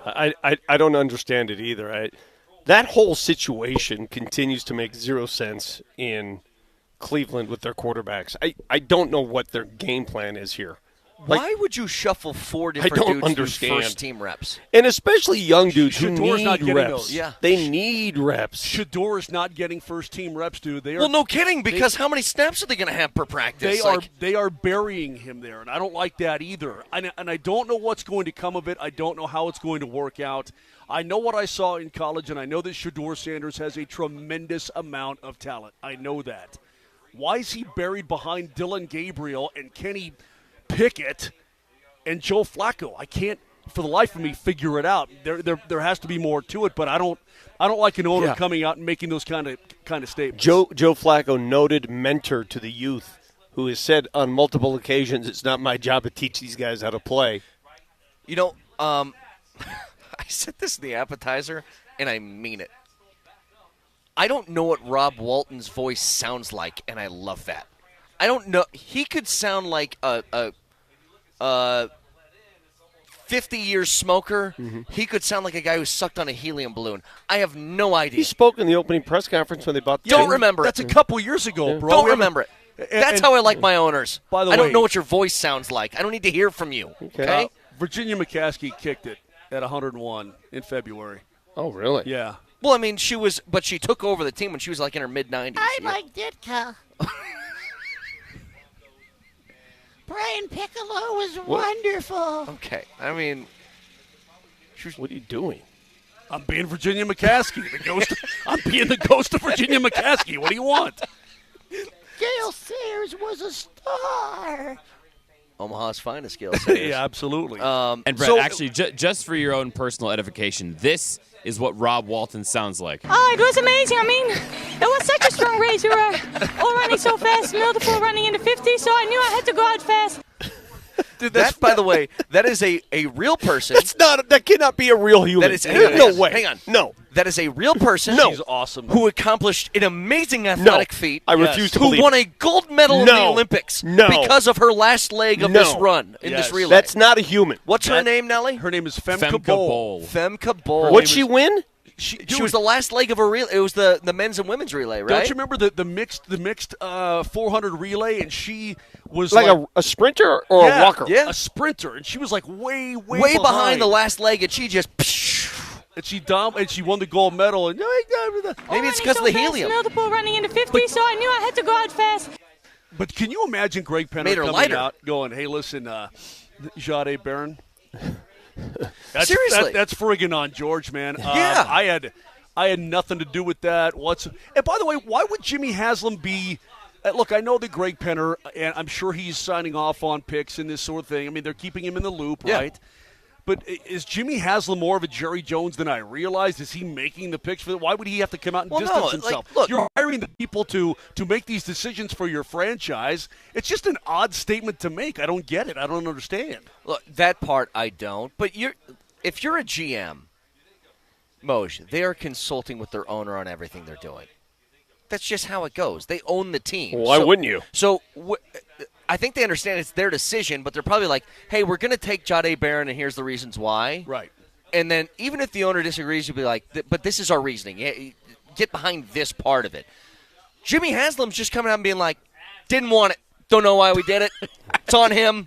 I don't want any more questions about it. It's like, what? It's just kind of. I will say. How does that make Shedeur feel? Well, that's what I'm saying. Like, if you're Shedeur, I'm like, well, then get me the hell out of here. What am I doing here? I did see Michael Irvin talking to Coach Prime about the situation, right? About Shedeur and how Shedeur did not want him to show up. It's probably kind of embarrassing that he's not getting a ton of reps and all this kind of thing, and doesn't want the distraction. He wants to go to work. That's fine. But Shedeur knows that he's going to get playing time at some point. He's going to get some preseason action, or he's going to get some that's where he can turn heads. Some mutual, in some practice in what do you call it when the Broncos go to the Niners. Joint practice. Joint practice. He'll get an opportunity to show what he can do. He must shine. He absolutely must play. I'll tell you this much. I'm looking this up. I'm going to assume that they're going to put that game because of the Shedeur factor on national TV, and I will watch the Cleveland Browns' first preseason game. So yes, no question about it. See, those are intriguing games because of those storylines. Yeah, there's no doubt about it. That's why you NFL watch those. Network, 5 o'clock at Carolina on next Friday. Yeah. Fellas, did you see the Broncos yesterday started working out linebackers? And I don't know if that tells you that the injuries to Singleton worse than expected. The injury to Sanders, we were told, north of 4 to 6 weeks. I just saw from Mike Kliss yesterday that Singleton's having surgery, but he should be back in about a week. Understood, but they're going to bring in some reserves. Yeah. They're going to bring in some other linebackers just to carry the weight until then, to get through training camp. Speaking of linebackers, Carolina Panthers outside linebacker J.J. Weaver Did you hear about this? 6'5", 241 pounds. He's got a slight advantage at the point of attack. You know what it is? What is it? Take a look at this, boys, and describe that. Oh, he's got an 6 extra fingers? finger. He's got 6 fingers on his right hand. That is awesome. Yeah. Yeah. He's a 6-fingered dude. If he had 6 fingers on his left hand, think about what a killer guitar player he could be. I don't the like kind that. of stuff he could reach to. I don't like it. Why? What's the problem? Banned from the league. Competitive disadvantage. I mean, that is – I've seen, like, folks with extra nubs, but that's a full-grown, mature finger. Those are 6 fingers. mature fingers. A thumb and 5 digits. Wait, how many Super Bowls does Belichick have? He has 6? So he could put them all on one hand? Exactly. Is it 7? 6. Is it 6 or 7? Hang on a second. Hold, please. Well, Brady has 7. He has 6. That's what it is. Brady must have. Yeah, he's got 6. Yeah, he's got 6, so he could put them all on that hand right there. It turns out he has 6 on both hands. He does? Oh, that's awesome. Yeah. How cool is that? I don't think I would enjoy it. What's that called, Vic Pauly? What? I can't pronounce it. Polydactyl. Something of that nature. Pterodactyl? What did you say? I don't know. I'm not sure how to pronounce it. I don't know. Miss Velociraptor? What'd you say, a cinnamon deal? You got a peanut butter thrown through your mouth? I need to announce something. Why is this on my shoulder? I was going to announce it. Mark Moser did an entire radio segment with my banana remains on his left shoulder and did not notice it until now. Absolutely no idea. Someone's got to cut that. If you're watching the show, give us a cut of when I placed the banana on his shoulder. He just did 15 minutes with a banana peel on his shoulder. I did. Hang on. It's right at the start of the segment. Right How would I notice? Well, I don't know. I don't look at myself. What do you want me to do? I don't know. Would you notice if somebody put a banana peel on your shoulder? Most people would. I did not even feel it. It's really How about good. if I take my Copenhagen pouch and I put it in your ear hole? How's that sound? When we come back. Watch this. Don't do that. I swear to God, dude, that's gross. That's gross. That's saliva. That's not the same thing. You're telling me you don't have any of your saliva on the banana peel? No, you see how I eat my bananas. I take it out of the peel and eat it. If I dusted that for your As DNA, would opposed that to be on that eating it banana with the peel? No, but I take it completely out of the peel, put the banana in my mouth, and then eat the banana. Yeah.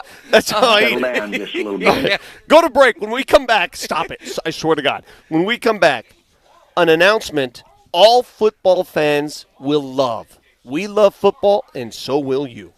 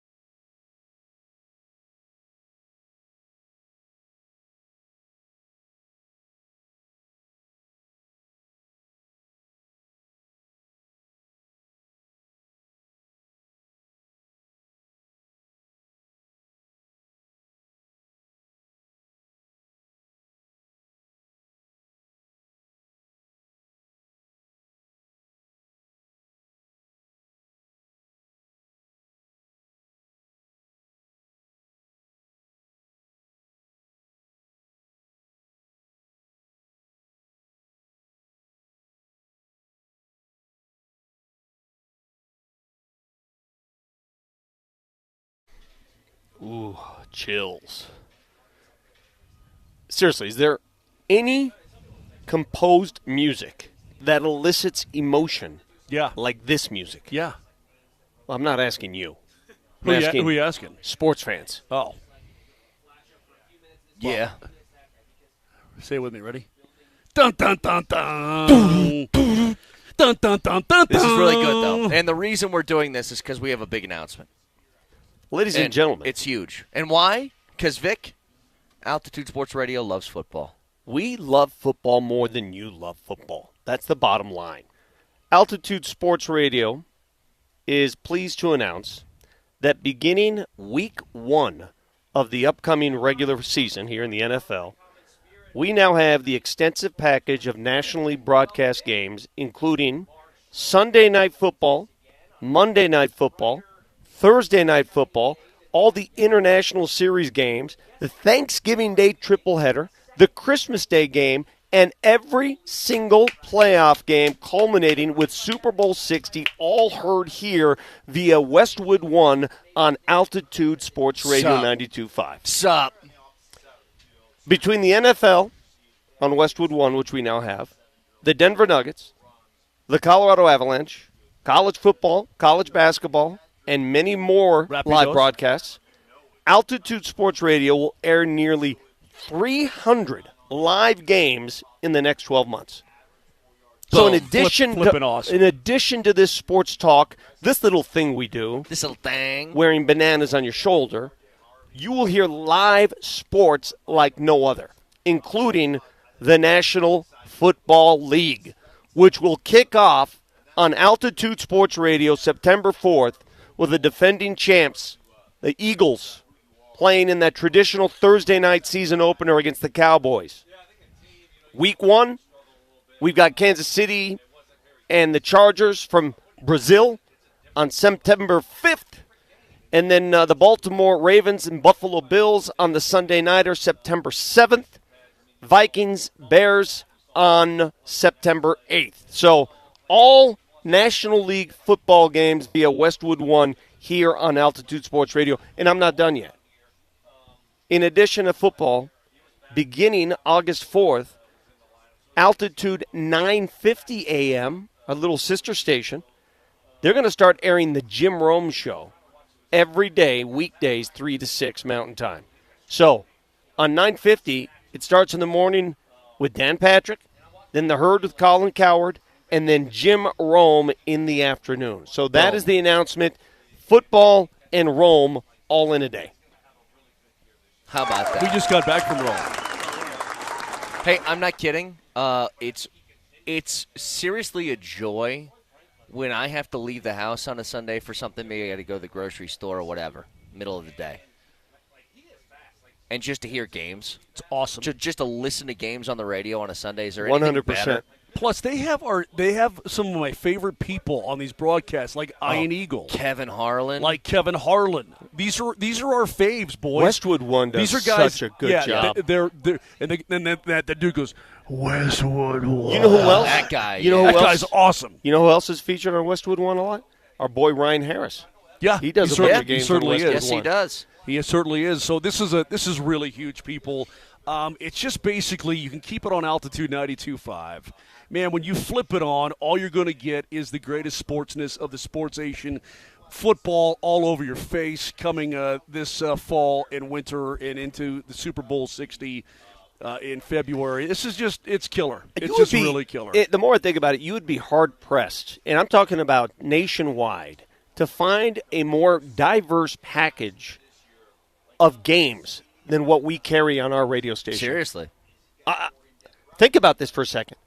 Not only the professional hockey, professional basketball, soccer, college sports, now the National Football League, there aren't many radio stations in the country that have that kind of diverse package. In fact, I would estimate there's just a handful, and we happen to be one of them. So that is a tribute to the good people at our place, and congratulations to Kevin Shockey, I know our program director, who worked his butt off to get this package done.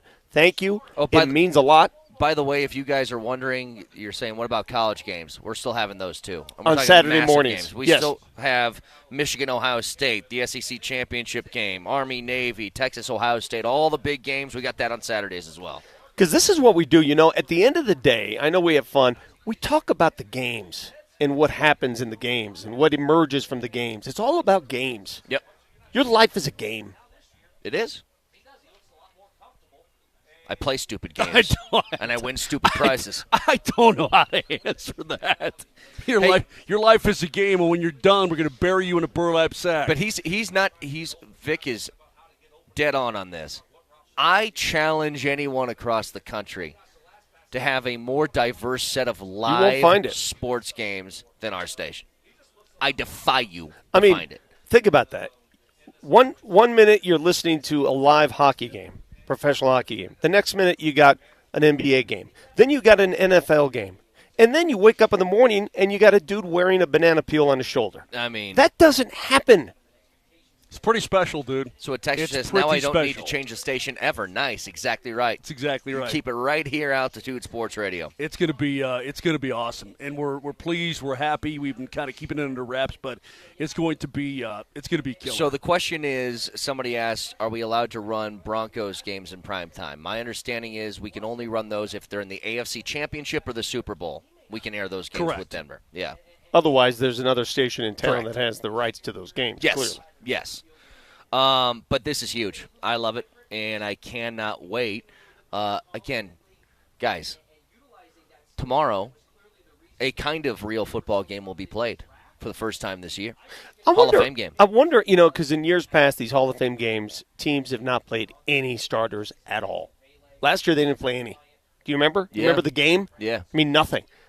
I'm wondering if someone's going to break that mold and start filtering some starters. Well, you've got the Chargers and the Lions. I bet Dan Campbell You plays think he some does? guys. No, not tomorrow. I don't think so. I actually don't think he played. No. I don't think Goff played a snap last year during preseason. Really? I don't think so. Campbell seems like the kind of guy not the that Hall would. of Fame game, though. But by the way, have you been watching that Netflix series with Goff? I haven't. No. I thought for sure you'd eat that up. I being a Lions downloaded fan. I'm kind of burnt out on the documentary following a player. It's thing. funny. So am I. I took your advice. Watched Terminal List? No. Oh. No. I mean, you watched it. Happy Gilmore 2 last night. You keep asking me to watch it. I watched it last night. Fell asleep about 10 minutes in. Yeah, me too. Yeah. Just Same not. thing. Just doesn't hit. I downloaded. Is it season 2 of Quarterback? Is Yeah. that what it is? Yeah. I downloaded it for the flights to and from Italy. Yeah. Never watched an episode. I don't know why I couldn't bring myself to do it. That is funny. Somebody sent me one clip of it, and I was like, the clip was funny. I was like, maybe I should watch it. I can't do the documentary following the athlete anymore. Like, I'm just kind of burnt out. But the one clip that they showed, it was right after Detroit had all the injuries, and Campbell was in front of the team, and he goes, guys, we're going to need all you today doing that whole thing. And then he looks at Goff, he goes, you're going to have to be amazing. He's just like, translation was, you're nobody on defense, you're going to have to be amazing. And he goes, looks at the room and he goes, if it's effing 4th and 19, we're going for it. He said, remember I showed you that? He did, yeah. It was crazy. It's interesting. I think a lot of these documentaries are getting watered down only because social media waters it all down. You see so much on social media now, you have no need to really watch the full thing. That's why when The Dance came out, when we watched the Michael Jordan doc, that thing was special. Well, it was because different. because and it was you also had no COVID. idea. It was COVID. We had nothing else to watch. I talked about that with Berto last week. Because we were discussing how, Bo Nix was hanging out with Drew Brees and Jalen Hurts was hanging out with Michael Jordan and picking Michael Jordan's brain. And I said, you know what's amazing about that Last Dance documentary? And part of the reason, it was really good, but it was just, no matter what Jordan did, it was always, amazing and he didn't do anything wrong. We talked about the amount of teammates that he punched, and the way they sold it was, it's competitor, man, trying to get the best out of his guys. No. And Draymond Green punches one guy, and he's like the devil for 15 years afterwards. Draymond's not Michael Jordan. Well, I understand, but he did the same thing. But the it's funny that we're into this topic because my favorite part of The Last Dance, all the episodes, was him playing that money game with that dude with the blonde afro. Oh, security guard. That was and SNL did a skit off of that. That was That so guy? funny. Yeah. It was so good. That made the entire doc. Like, hang on. Let me just go back to what me and Berto were talking about and discuss this with you guys. Yeah. There's famous stories. Jeremy Roenick tells one that he's on the golf course with Jordan in the morning, and he goes, drinking. Jordan's crushing like 10 Coors Lights in a round, and Roenick beats him. So what does Jordan do? Play again. I'm trying to get my money back. He's got a game. And he crushes more beers. And he's got a playoff game that night. And I go, think about what we've criticized, like when Jamal went to the UFC fight on an off day. I know. And we're like, how dare you go and do that when you have a game tomorrow? But you know what? When you're Michael Jordan, Yeah, I understand. you can do whatever the hell you want. It was also 1994. But, let me ask you this. When you're Nikola Jokic and you put up the numbers you put up, you can do whatever the hell you want. Yep. Because every time you come to play, you produce. At the same time, Jordan went out that night and put up like what, 45 Yeah, he dropped or like 50? 40 points. Yeah, I think that was the end of the story. Is Roenick, he bet Roenick that he put up 35, and he goes, "There's no way," and then he did. The only time these become a story or a nuisance is when guys fail to produce, and then you start to wonder. You chip away at why they're not producing. By the way, did you guys see the video? I saw video. Can I ask you a question, just real quick? Remember what you're going to say. If Jokic and AG went out to Vegas the night before a playoff game, like Jordan and Rodman used to do, and then came back and still played well, wouldn't you still be like, I'd be shocked. What do you guys well, doing? because it's out of character for Nikola Jokic. It's just too much out of character. Right. Now, he's done stuff like this before from his own hobbies. When they make the trip to New York to play the Knicks or the Nets, he goes to the horse tracks. Sure. He does that all the time. Yeah. Does it on his own. Yep. Takes an Uber and goes to the horse tracks all the time. And no one says anything about it because he produces. And that's the difference. By the way, video emerging, Jamal Murray, a shirtless Jamal Murray at South High School running routes for the South football players as they prepare for their football season. I haven't seen that. Yeah, just really cool. I'll look it up and show you guys. But he looks fit. I was going to say, you I'll mentioned show you right now. shirtless, and I was going to say, is there something to that? You tell me how he looks, and I think he looks extremely fit right here. Here's Jamal, and here he is running routes for quarterbacks. And, he doesn't look like much of a route runner, but he looks fit. He looks like he's – it's a lazy route. Yeah, he turned the corner rather than putting his foot down. I tell you what, though, I sure would like to have that size of a target if I was a quarterback. Yeah, no kidding. It's amazing. We talked about this. He's a point guard in the NBA. He's 6'3". He looks like a giant on the football field. He'd be the tallest wide receiver on the field. Well, no, Cortland's son 6'4". Dude, Jamal Murray is bigger than 6'3". He's 6'3". There's not a chance in hell. He's 6'3". No. What? Okay, I'm with him every day. Stood next to him. He's my 6'3". height. Yeah. What do you think he is?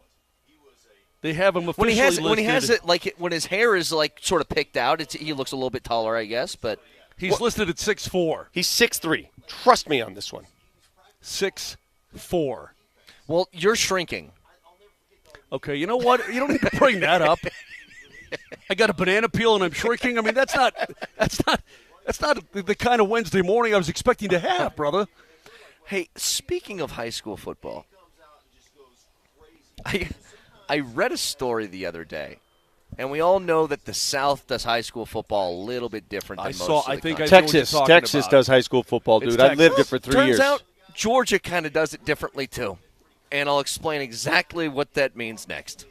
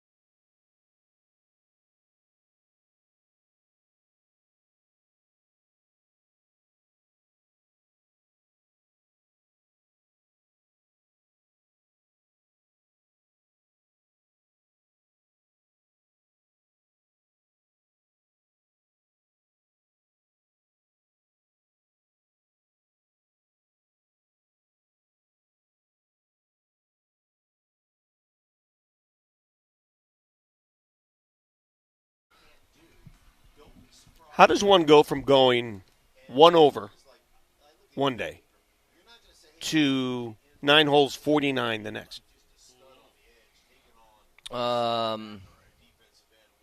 Golf? Golf? No, there's more to it than that. You're mentally weak? Yeah. Hey, football in the South is a little different. They do things a little different. Dude, my best experience in life, I had 2 experiences before I hate to cut you off. Okay, hold on. High school basketball in Indiana. Let's get to what experiences? No, Okay. sports experiences at the high school level. High school basketball in Indiana is unrivaled. Sorry, everybody else. It's unrivaled. The gyms are packed. Every game matters. Every classification. It's unreal. So I got to live that when I lived there.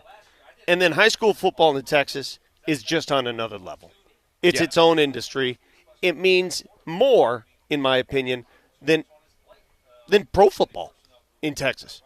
It means more to those communities, especially the smaller ones. It's a bigger deal. You don't mess with high school football in Texas. Hell, they made a movie about it. Was Friday Night Lights based on Texas? That was based on Texas? Oh, yeah, he came in. H.G. Bissinger came in. He went to the western side of Texas. Do you remember the town? No. Was it, yes. Yes, I do know this. Was it Odessa? Odessa Permian was the name of the school. Yep. Great movie, great book. That was Texas. So tell me what's happening with Georgia football. So Georgia, they like their football down there too, even high school football. Well, here's what happened at a place called Buford High School. Buford. That's just a perfect Georgia name for a high school, isn't it? That is true, yeah. So Buford High School in Georgia has officially opened its new football stadium. That's pretty cool. It's $62 million. It has 10,000 seats, 15 luxury suites, a 3,500 square foot video scoreboard, a 2-story field house with locker rooms. It is nicer than a lot of low-end Division I college football. That's insanity. That's incredible. That's insanity. That is a high school football That's stadium insanity. in Georgia. And I have 2 responses to this. There's Brett Kane, the man and the sports radio host, who says, pretty sweet. Yeah. God, I'd love to play there. That looks like a cool place to watch a high school football game. And then Brett Kane, the dad, who goes, what's your library look like? Huh? Well, you know what? Let me give you Vic Lombardi, the dad who already has kids that went through high school and college. A lot of those kids go to certain places because the sports, there's an affinity to it. Yeah. You know what I'm saying? Yeah, like, I want to sure. be in the show. I want to go where there's something happening. I want to go there. So it helps with the library. It helps with the academics. It actually goes hand in hand. Sure. It's a marketing tool. $62 million is a Well, lot dude, of yeah, money. but they got some boosters. No, They got I boosters. understand. I understand. Well, let Hey, me explain. Look up some of those stadiums in Plano. Look up in give me Texas. background. Give me background on these boys. Well, hold on. Let me explain how it seems like they suddenly got a bunch of bread in the late in like 2007, 2008. Because in boys basketball, they won state titles in 2017, 2019. Girls in 09, 10, 11, 15, 17, 18, 19, and 20. Football, 78. Then 01, 02, 03, 07, 08, 09, 10, 12, 13, 14, 19, 20, 21. Jesus. Gymnastics, 14, It's a wagon. 15, 16, All right, 22. I don't care. I don't care about I'm just saying- Buford's I'm just- athletic history I know. here. I'm just saying that somebody down in old Buford, Georgia, said, "I got me a whole lot of money. Sure, I want to get some kids in here that can win titles in every gymnastics and volleyball, and they've won Sure. state titles in everything in the last 5 years." I mean, listen, everybody, if you have money to burn, if there are wealthy people out there, we see it all the time. It is your choice where to spend that money. You can give it to a charity. You can give it to your family. You can give it to a homeless shelter. Or you can give it to your high school and say, do what you want. And in Georgia, whoever provided that decided high school's where to go. Yeah, so it looks like it's just on the outskirts of Atlanta, like a little bit down the road from Atlanta. Speaking of, it's a public school, correct? I have no idea. Well, it's got to be. I believe it's a public school. But if it's a public school and somebody decides to build that stadium, like Cherry Creek's got the Stutler Bowl, right? It's one of the coolest things until Valor got its stadium. The Stutler Bowl stood alone as the best in town. It's a public 4-year comprehensive high school. Yep. Okay. I'm just curious how that works. Speaking of high school football, If you missed the last segment, we announced here on Altitude Sports Radio 92.5, we are now the new home of the National Football League. Westwood One Sports radio broadcast of National Football League games here on 92.5. Also mentioned how on our sister station 950, we're carrying the Jim Rome Show. My buddy Doug reminds me, because I'm a huge high school football fan, dude. We carry high school football games. We've done it for the last couple of years. We love doing it. Starting this year on September 11th, on August 22nd, every Friday night, the Colorado Prep Scoreboard Show will be broadcast on 9:50 a.m. How about that? So if you're into high school football like I am and you're looking for scores, tune in Friday nights on 9:50, and they've got you covered. Awesome. We've got you covered. Again, the wide variety of what we bring you Of there. football. And what did you say?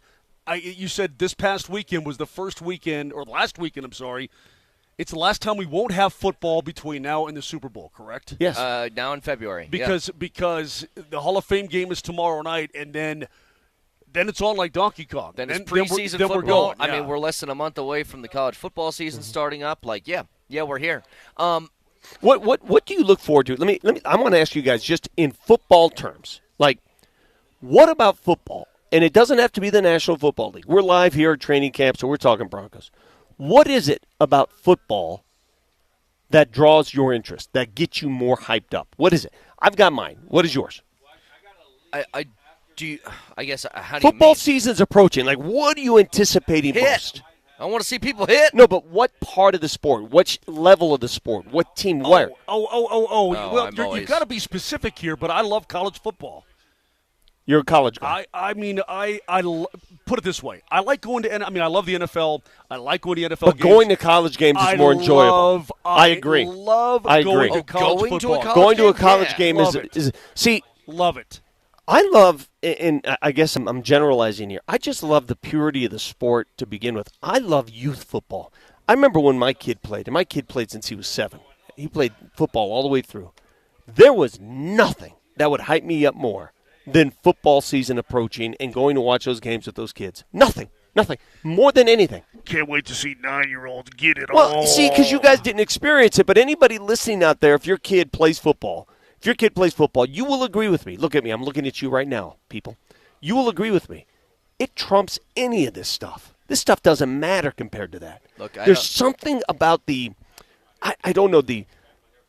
something about youth football that energizes you more than any other sport. I don't know if think so. I don't Not know. me. I don't know if baby Jamal Kale is going to get into flag football one day or not, or something like that. Hey, girls flag football is becoming I know big it is. in That's this why. state. That's what I'm saying. Big. I don't know if she's going to do it or not. I'll tell you this right now. I'll be so pumped to go watch her in her first game. I'll also tell you it doesn't hold a candle to what Red Zone's going to be at 11 o'clock. On Well, September 7th. let me tell you something right now. To it. Let me tell you something right now, and I know there are parents out there that will agree with me. See, you guys, you're not used to it. You had a daughter who didn't play football. Your daughter she may not play football. If you have a son who plays full contact football, nothing will get in the way with that. And I mean that. Nothing. You will not watch the Lions to watch your son play football. Ooh, it'll be on a phone. Oh, I guarantee it. Oh no, I guarantee it. Hey, Well, last thing on this. Yeah. Because he asked. It doesn't matter if you have a dog in the fight or not. Like I went to see my kid at Cincinnati, obviously last year for Parents Weekend. It was the Bearcats and the Houston Cougars, right? In Cincinnati, stadium packed, full, awesome. The college football atmosphere cannot be duplicated. It's unrivaled. It's simply with the excuse me. Oh, you tearing up? You tearing up, buddy? You okay? Back on that little I like sofa it so over there. much, man. No, it's the band, it's the cheerleaders, it's the kids, it's the fans. Tailgate. It's the tailgate. It's everything that's all encompassing, and it's an absolute jam. It's a great time. I take the Bear to Fort Collins, take her to Boulder. The smell of football. Yeah. How about the smell of football? There is a smell. You know, It's got a it really distinct is. smell to it. When I say that, I think of the freshly mowed lawns in North Denver at Rocky Mountain Park and Berkeley Park where we practice. I just smell. There's certain smells that come to my attention. Tell you what, you get up in the morning, like if it's an early game, you got to get up and tailgate early, right? That little crisp, that little bite to the air. Do you when remember it's really early? Do you understand starts how to much warm up. football is a part of my life? But do you understand I started playing football when I was 5 years old? I was like 7. 5. I played every single year of my life since I was 5. Let's go back to the early days of every year of my life. of Dorcation. Continue to here. play football now? No, not now. Until my life ended. Yeah. Let's go back to the early days of Dorcation in Colorado. And the Nebraska Cornhuskers are coming to play in Boulder, September of 2019. And I says, hey, I'm going to the game. Hey, you want to get together and have some brews? And what does he say?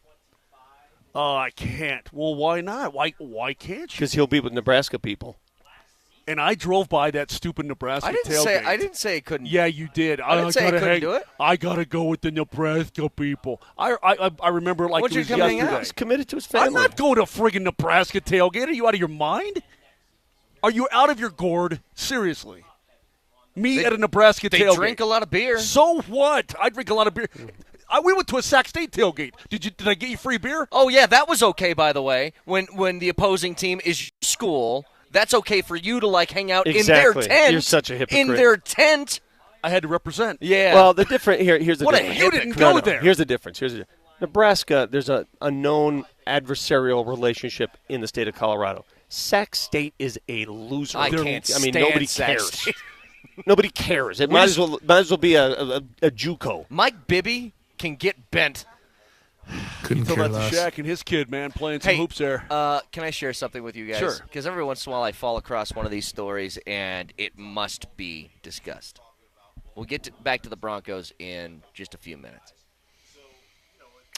We had the story of a man by the name of Pebbly Jack Glasscock that we stumbled across years ago. So he was a shortstop back in the 1800s for, ironically, the Cleveland, is it Spiders? Spiders. One of the worst teams in MLB history that the Rockies are kind of that's fighting to not beat. That's who he finished up with. He was Yes. at the twilight of his career. But he played shortstop without a glove. I just came across a post. So Anthony Volpe is the shortstop for the Yankees. He's having a rough year. The Yanks are 4 games back at Toronto in the AL East. He's a guy they had high hopes for. He's just not living up to it. He's not hitting well, and more importantly to them, he's atrocious in the field. Saw a tweet last night. He made an error, and they said, can we just make McMahon play the entire left side of the infield? Some of the Yankees fans are saying that. So Anthony Volpe this year is hitting .216 with 15 errors. There's a guy by the name of Pete Gray. Don't read this, Moser. Okay. Guy by the name of Pete Gray in 1945. He played 1 season in the MLB. He hit .218 with 14 errors. There's one difference, though. Pete Gray has 1 arm. What? Oh, I remember this story. I remember Pete yes, Gray. I remember Pete Gray. Now that name, that name hits. Yes. So Pete Gray with 1 arm has a better batting average and less errors than Anthony Volpe does this season, who has 2 arms. And that's because the reason that Pete Gray, the one-armed Major League Baseball player, played that year is because the war was ending and the guys were serving, right, and or doing various things. So baseball came back, and they didn't have enough players, and so Pete Gray got in there. So he played professionally from 1942 to 1949, but all of those in the minor leagues. He had 1 year in the majors. Pete Gray lost his arm when he was a child to a wagon accident. Oh, no, not the dreaded wagon. They had to amputate above his elbow. Oh, wagon. He's got a really bad case of being cut in half. So I was reading through this, and what Pete Gray had to do was he had a glove that didn't have padding. So he was right-handed, but he lost his right arm. So he had to learn how to do things left-handed. So he had a glove without padding. So he played left field. When he would get the ball, he would roll the ball across his chest, which would take his glove off, grab the ball, and then throw it. Did you see the Jim Abbott documentary? Yeah, Jim Abbott, much in the same way Jim Abbott, yes. But, yeah. It's pretty impressive. Pete Gray that year hit .218, 13 ribbies, couple doubles for him for the St. Louis Browns. Hey, by the way, his family, his brother was a boxer, athletic family they had. So I just gave you that's neat. My Whitey Gray was his name. I gave you my reasons why we love football. On the day we announced that we now have the NFL radio package here on Altitude Sports Radio 92.5. From whom? Westwood One. I heard that guy's like 5'3" and not what you think he looks like. Really? That's most voice people. So we love football. I told you my favorite aspect of football. I love youth football. I just love it. The Utes? I guarantee as we go to break here, I want to read, show me, give it to me, feed it to me. I want to read the text line. I want to see how many people responded by saying, youth sports, I would never let my kid play football. It's too violent. I want to read that. Because my answer to all of you, because I know they're there, my answer is the same. There's none. Oh, really? There's none. Oh, There's good. none. Then I've hit home with them. If you don't want your kid to play, if you think it's too dangerous, then don't play. What I don't want to see you do is try to prevent my kid from playing. If you don't want your kid to play, fine. I'm not forcing you. Don't play. But what the game provides, what you learn from the game, I'm going to tell you right now, your kid's going to be missing out because it's like no other. The sport of football will not be lost in this country. I will not allow it. There's a one-armed man that played baseball in 1945 for crying out loud. I mean, hey, as we roll on here, I got a question for you guys. I kind of want to save it, but it's about the Broncos and it's about a ranking, so don't get too flipped out. Okay. But how do you feel about some of the youth on this team? Like young talent? Yeah, Payton keeps saying we're a young team, does he not? Yeah. Okay. Vic, how do you feel about some of the youths on this team? I don't think they're really that young, to be honest with you. I think they're sort of a middle-aged team. They've got a great assortment of age groups on this team. A perfect one. It's interesting, too, because you've got second-year players like Devon Vele. How old is he? 25, 26. And he's a second-year guy, right? You got Bo Nix, who's 25 years old going into year number 2 of his career. I mean, Trey Lance, is he even 25 yet? And he's been in the league 5 years, right? He's getting the start tomorrow, by the way, for the Chargers. Is he really? Yeah. Good for him. I mean, you hope that a guy can resurrect. He's 25, by the way. Okay, you hope that a guy can resurrect, but he's been around for a while. As we roll on here, I saw don't peek at the text line. You're just going to get yourself crazy. No, I want to hear from the anti-football crowd. They don't exist. They don't You're exist arguing right now. with scarecrows. Yeah. Just want to see if they're out there. Vic, the HOA says your kid can't play football. Okay. Okay. But I saw the ranking from the 4-letter, the teams with talent under 25 years of age, and where the Broncos rank in terms of talent, young, upcoming, promising talent. Okay, we'll get to that in just a couple of minutes. We're out here at Broncos Park. I want to run Oklahoma drill with you. Oklahoma drill right now. Take your during banana the break. peel and shove it. Right now. Again, out here at Broncos Park for another day of camp.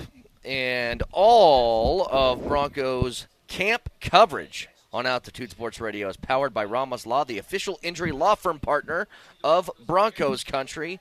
This ranking, team talent under the age of 25, according to ESPN, and where the Broncos fall next.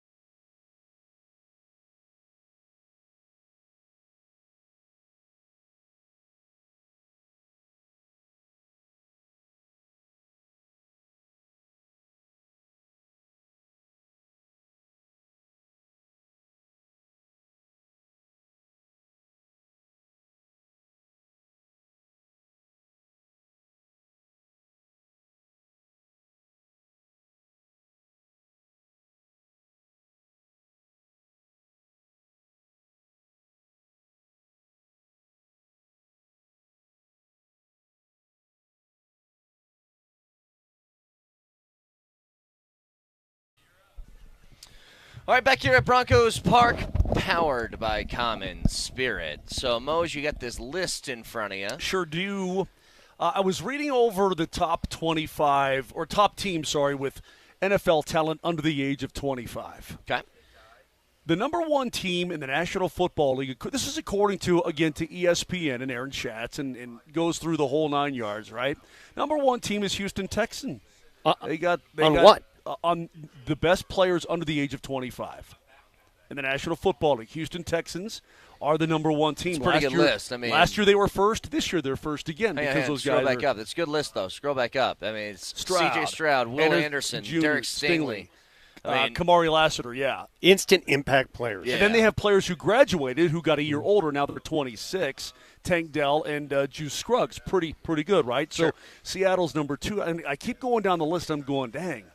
Okay, well, they're not in the top 10 talking about the Broncos. Chargers are 10. Last year they were 15. Joe Alt, Ladd McConkey, Quentin Johnston, Terry Still. I mean, they've got dudes who've graduated, right? That means they've gone up 1 year. Vegas is ranked 11th. Last year they were 31st, and they got they got the blue chip Bowers and Genty and all that. Yeah. I keep going down and I go, oh, well, they're not in the top 20. What is going on? I'm trying to think about the roster and thinking, okay, well, Bo Nix is older and Vele's older. They're not that young. Yeah, I go all the way. They are dead last are the Denver Broncos at 32. They have no blue chip players under the age of 25. None. Here's the players who have graduated. Bo Nix. Sure. Pat Surtain, yeah, Riley Moss, and Nick Benito. Those are all guys who are 25 or older, right? So they're but they're not under 25. Okay. But so how do you? I mean, I know it sounds like nitpicking, but I'm like all the way down at 32. Come on, man. Okay, here's what I tell you. And they say Ellis. They talk about Marvin Mims. They talk about Jaleel McLaughlin. They talk about Audric Estime.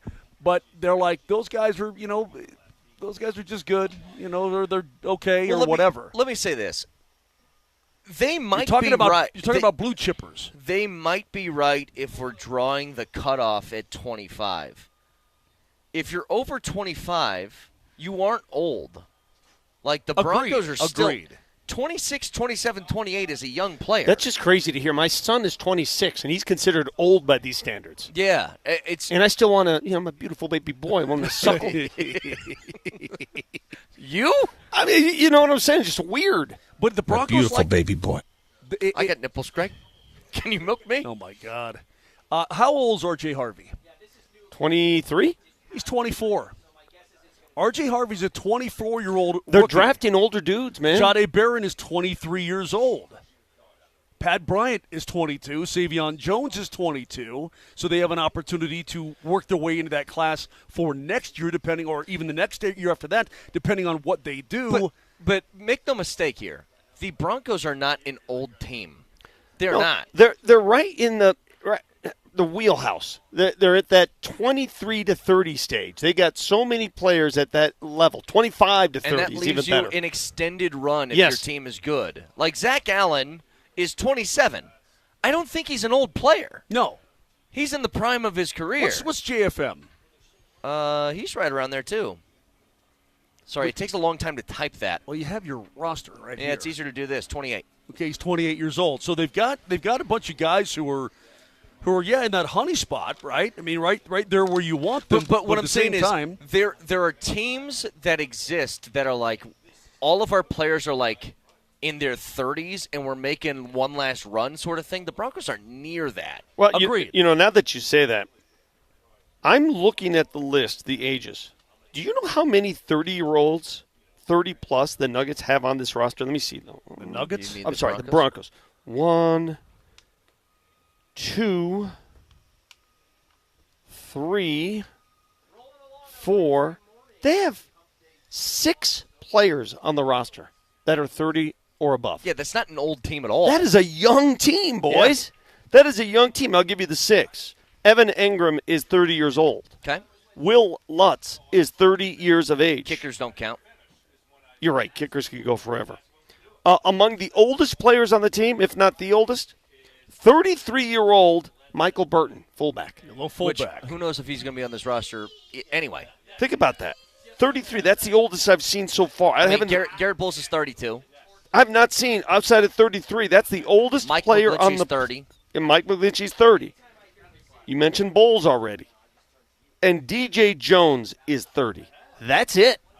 I mean, look at That's the it. ages of your starters on this team, and it's like if you're anywhere, like the bulk of them are like 25 to 28. You know what it's showing me, That's too? a young team still. Also, Brett, it's changed so much. Outside of the quarterback position, where some of these quarterbacks are going on and on and on, right? Football's getting younger. It's a young man's game now. It's not what it used to be. It's a young man's game. I don't know if it has to do with the money. Maybe guys are cashing out. The concussion issues. Guys are getting out. Or the fact that they're getting too injured in different areas. But it is, if you gave me a roster, in fact, let's pull this off right now. Give me a roster from the 90s or the 80s and show me just a basic roster. You are sure to find many more players in their 30s than you are today. It feels like the sport is just getting younger. You want me to blow your guys' mind for a second? Hufanga's been in this league for a while. He's a 5-year NFL veteran. How old do you think Hufanga is? Yeah, he's 26. He's like 27, I think. 28, right around 25 years old. 25. Wow. Oh Would my he come out God. as a 14-year-old? 25 with 5 years in the league.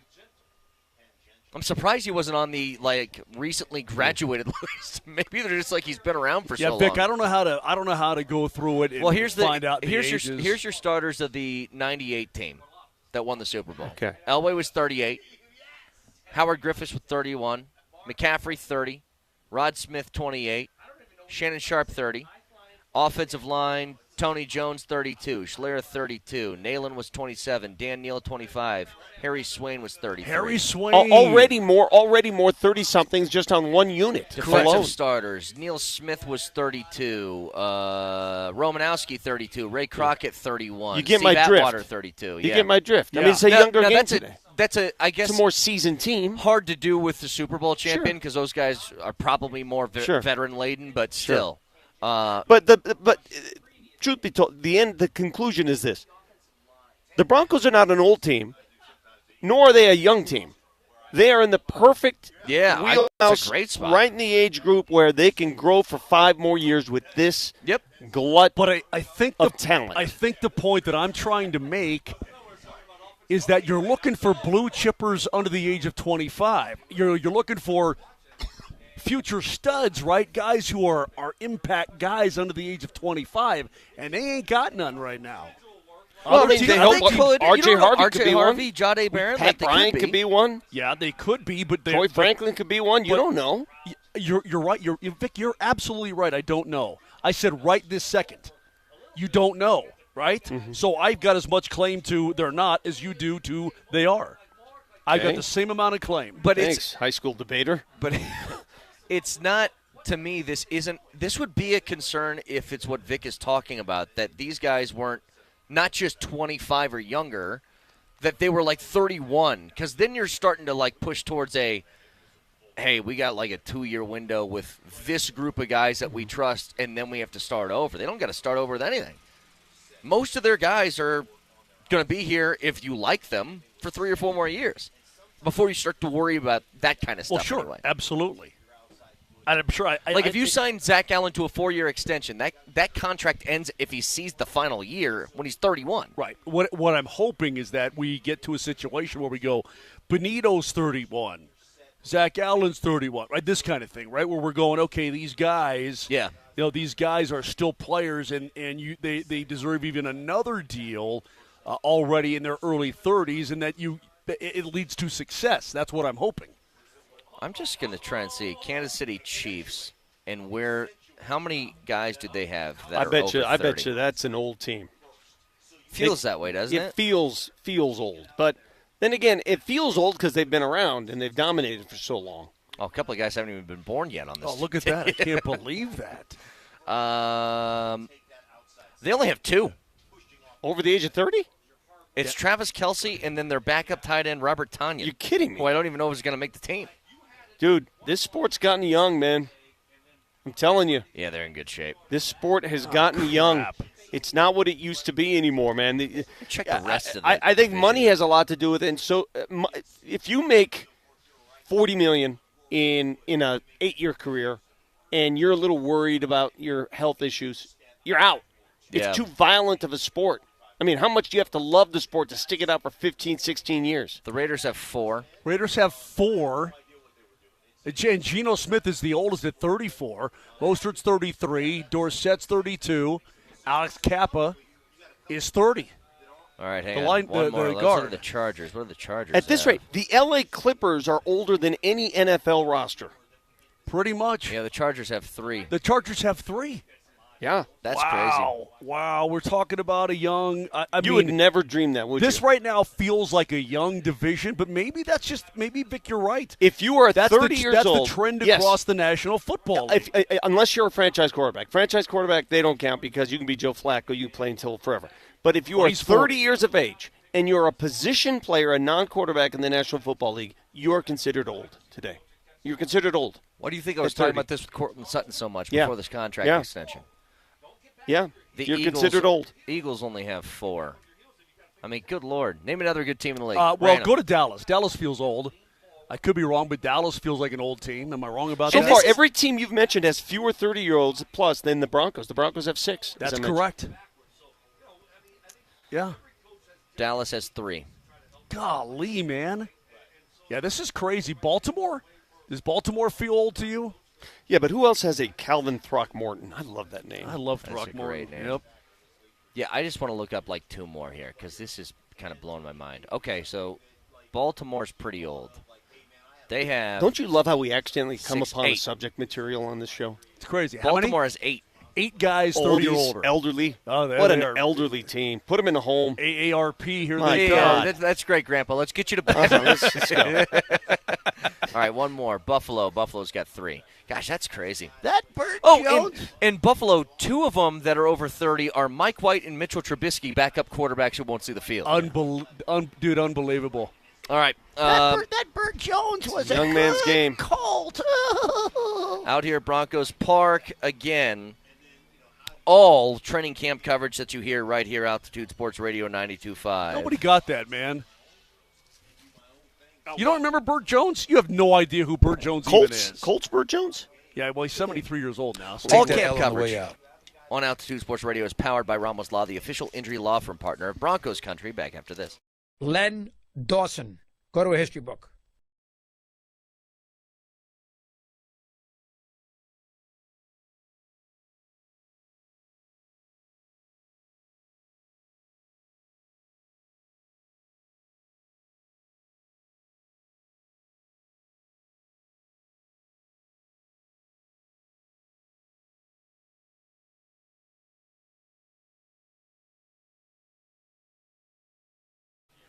$0, that's what you're going to pay up front and for 90 days at Silterhar Motors in Broomfield. Moser, and I've been telling you for some time that Silterhar in Broomfield is my dealership. Greg Larson and his crew are rad, and right now they've got 0% financing on almost all new Fords, Lincolns, and Mazda. 0 down, 0 payments for 3 months. Here we are in the middle of the summer, and you can get yourself a brand new rig that's going to get ready for the fall and the winter, and you can do it without any payments for 3 months and 0 down. So do yourself a favor. Get online at sthmotors.com or get yourself to Highway 36 in Wadsworth in Broomfield. You will love what they have. Over 1,100 new and pre-owned cars, trucks, and SUVs just waiting for you to take advantage of. It's Silterhar.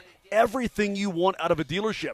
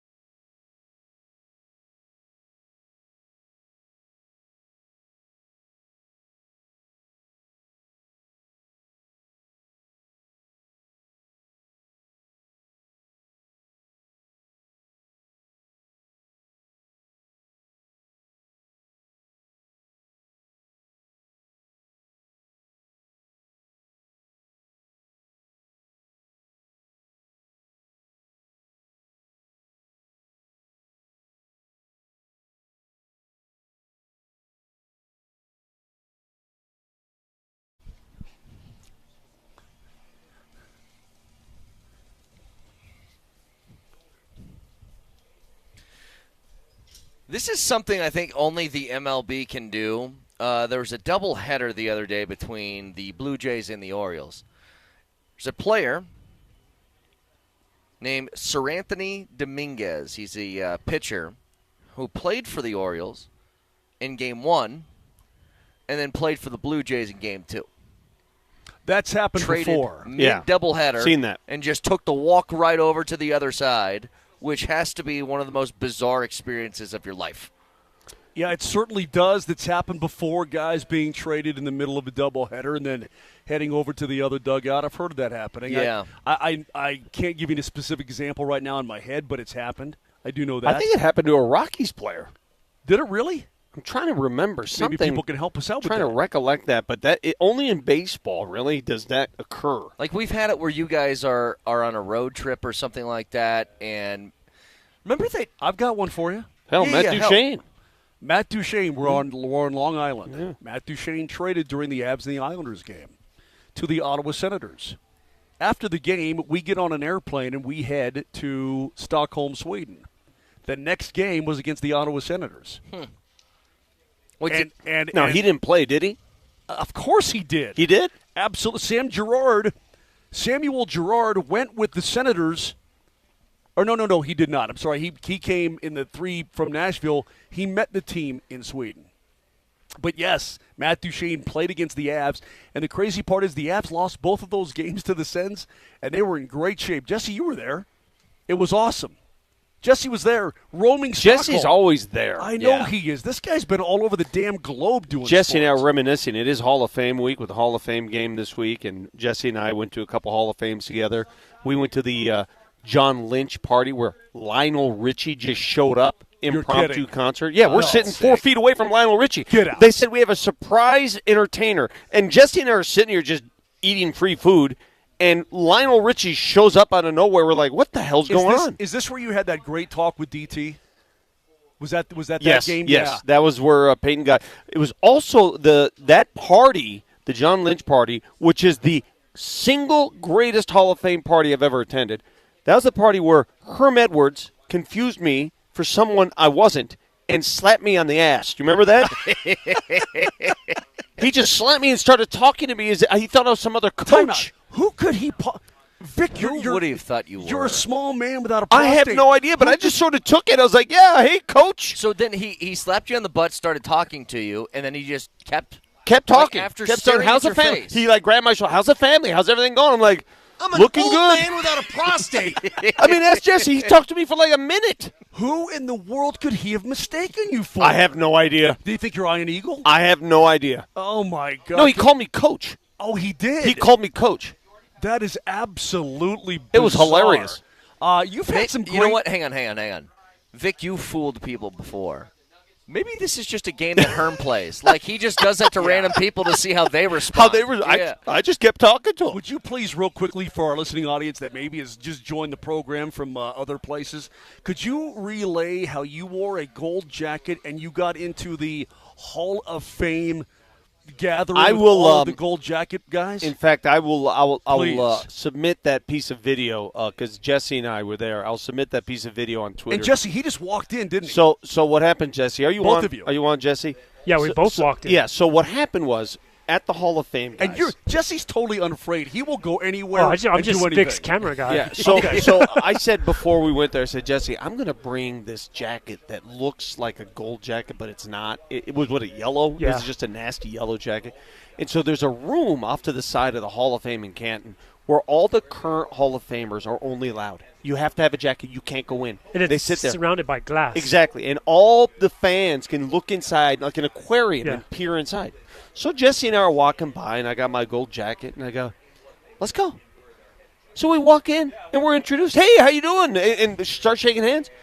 How many different Hall of Famers did we end up interviewing? There was one because I made the video, and it was like ding every time you gave him I think a like handshake. 10, 12. Yeah.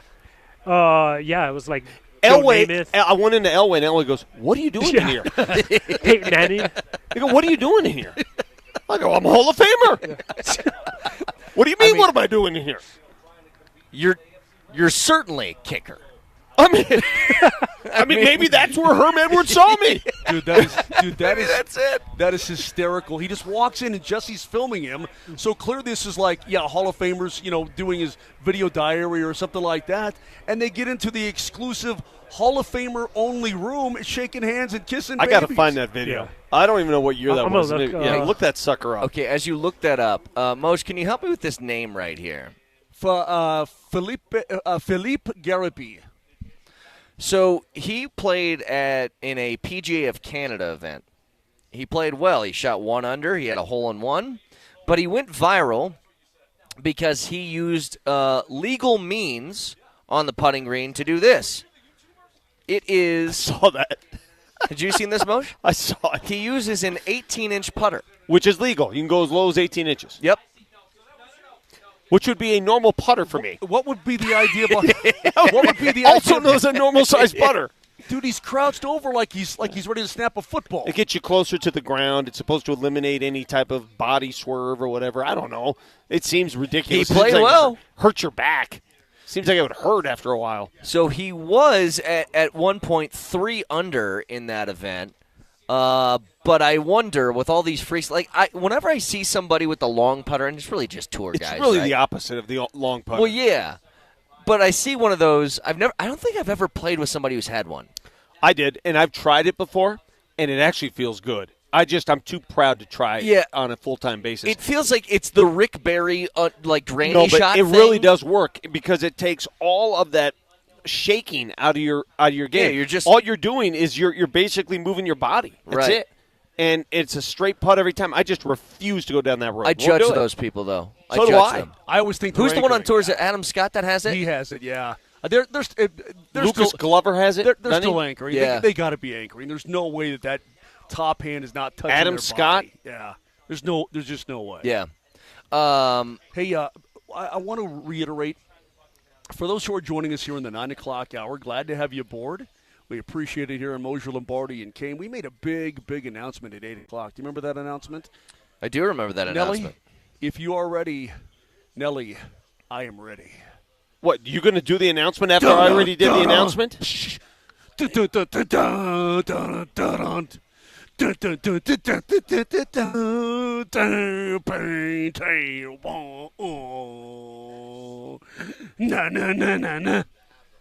Vic, do it, please. You do it the best. We are the home of football. All football. That's all you need to know. We are the home of football here in Denver, Colorado. Westwood One's NFL football package moves to Altitude Sports Radio 92.5 starting this month. We will carry all regular season games, Monday night games, Sunday night games, playoff games, international games, the games that matter most, and the game, the Super Bowl, all right here on 92.5. And that is in addition with all the stuff that we already have, which is college football on Saturdays, which is high school football, which is Nuggets, Avs, Rapids, everything that you could imagine. The most diverse grouping of live sports that you're going to find on any station in the country. I challenge anybody to beat it. I do have to ask Shockey this question. Kevin Shockey, want to thank him, our program director, for getting this deal done. I do want to know, when on Sunday morning you're driving around, right? Yeah. And you're listening to NFL games. You guys make because I listen to NFL. So do I. I love Westwood One. Who's my favorite? Like teams. The Saints NFL for some reason. The Saints and the Saints broadcast, the Saints radio broadcast, is one of my favorite NFL broadcasts of a local team. It's One awesome. thing I would like to ask, and Kevin, if you're listening, perhaps you can answer it. How do we choose which games we broadcast, which games we air? And are we allowed to hop around? Like when I'm listening to games and it's, Cincinnati, Dallas, and I want to hone in on another, can we red zone that stuff or not? I mean, what are we allowed to do? Kevin, get on it. Help us out. Are you asking like a choose-your-own-adventure book in the car or Well, what? I'm just asking what games do What's we the choose question? to carry? That's the question. What games do we choose to carry? I think you have a bank of games, then you just try and hope you guess the right one for the best game of the week. Okay. How come you can't just skip around a little bit? Like if a game's getting out of hand at halftime, can you skip to another game for the second half? No. Why not? Red Zone has introduced a whole new concept to viewing. Why can't you do the same thing with listening? Why not? I don't know how that works. I don't know. Well, all I watch, guys, on Football Sundays when it comes to watching, I'm a Red Zone guy. I know you're not. You like watching full games. Oh, no. Oh no, he is. Hang on. Was it you that likes watching full games? I like to watch full games. Not me. I'm red zone. I mean, if you gave me red zone as the only television viewing of my life, that's all I'd watch. Vic, you have. What are you, a rookie? You have a big TV that you put the game on, and you have another TV that you have red zone on. That's what you do.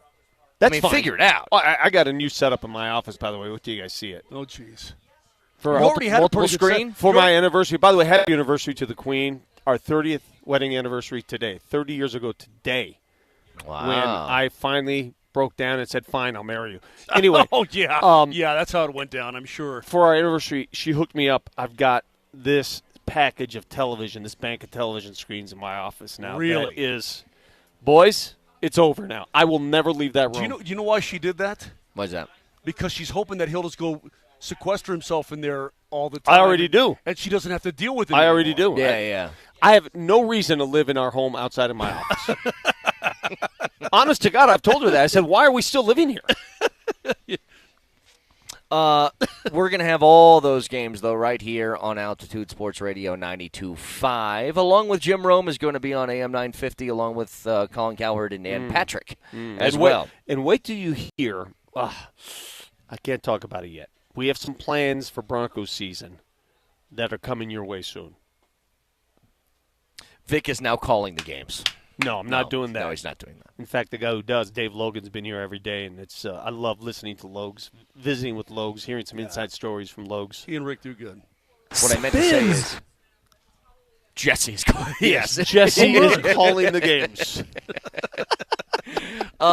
Get back to this audio in just a couple of minutes. It's Broncos camp. Cortland Sutton spoke yesterday on his contract extension, and we just kind of stumbled across it. Moser brought up an article from ESPN about the teams with the most talent under the age of 25. And out of all 32 teams in the league, the Broncos, according to ESPN, fell dead last. No one, they said, to speak of under the age of 25 on this roster that they consider blue-chip players. Well, the question that what begs the question after that is, are the Broncos old? And the answer is, I don't think they're old just because they don't have guys under 25. Nor are they young. But Cortland Sutton provides a really good example, I think, of the exact kind of player that the Broncos have on this roster that we'll get to in just a couple of minutes. Live here from Broncos Park, powered by Common Spirit.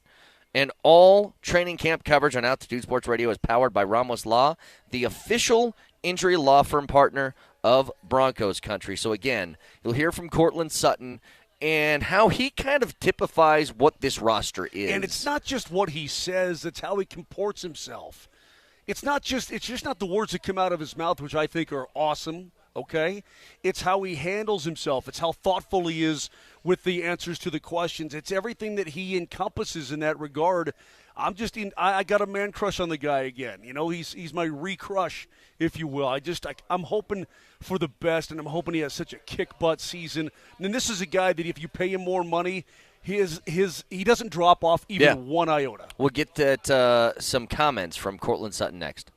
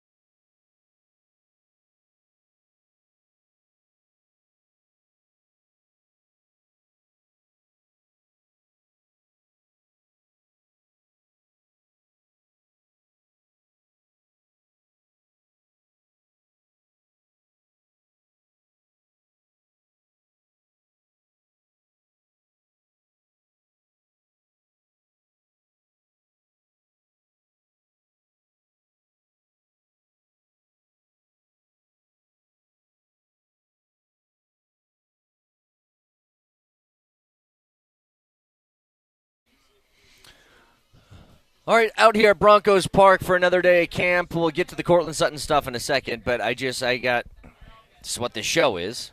Something happens, we talk about it.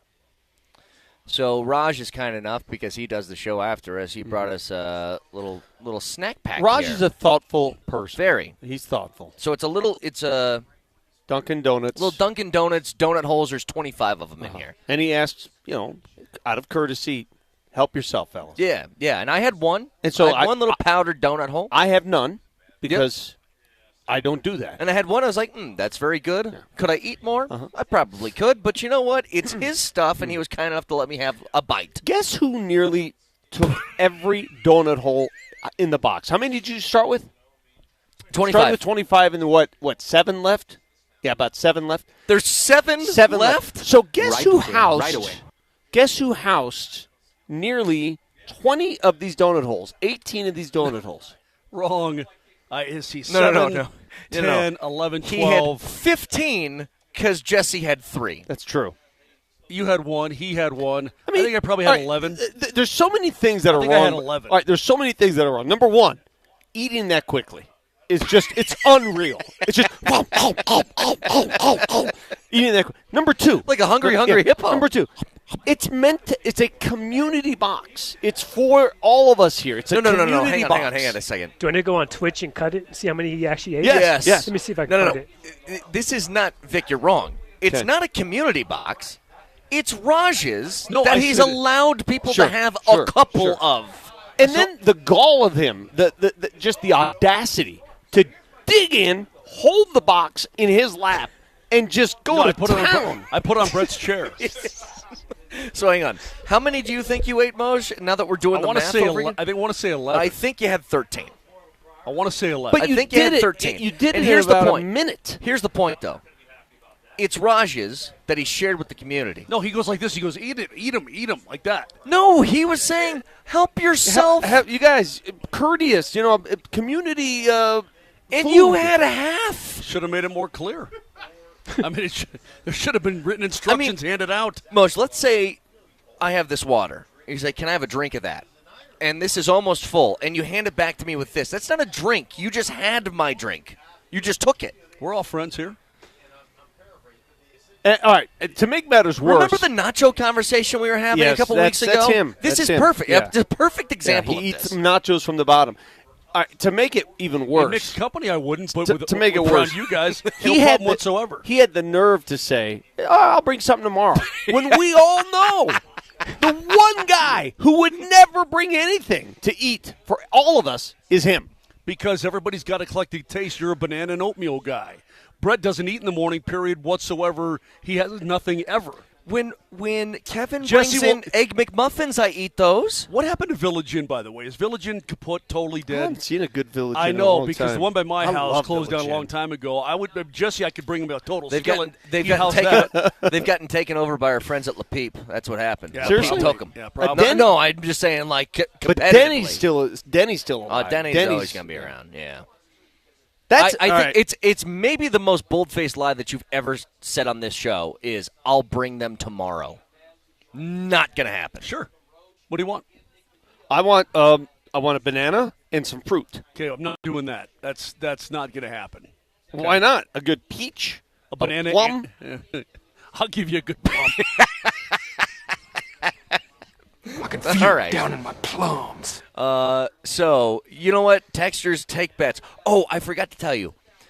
So, when you said that Herm Edwards said, hey, Coach, how are you? A couple of people threw names out of who you might have been. Confused with? Yes. Okay. One Like said- Herm thought I was somebody else, clearly. They said maybe Herm thought Vic was Marv Levy. Oh, don't be a jerk.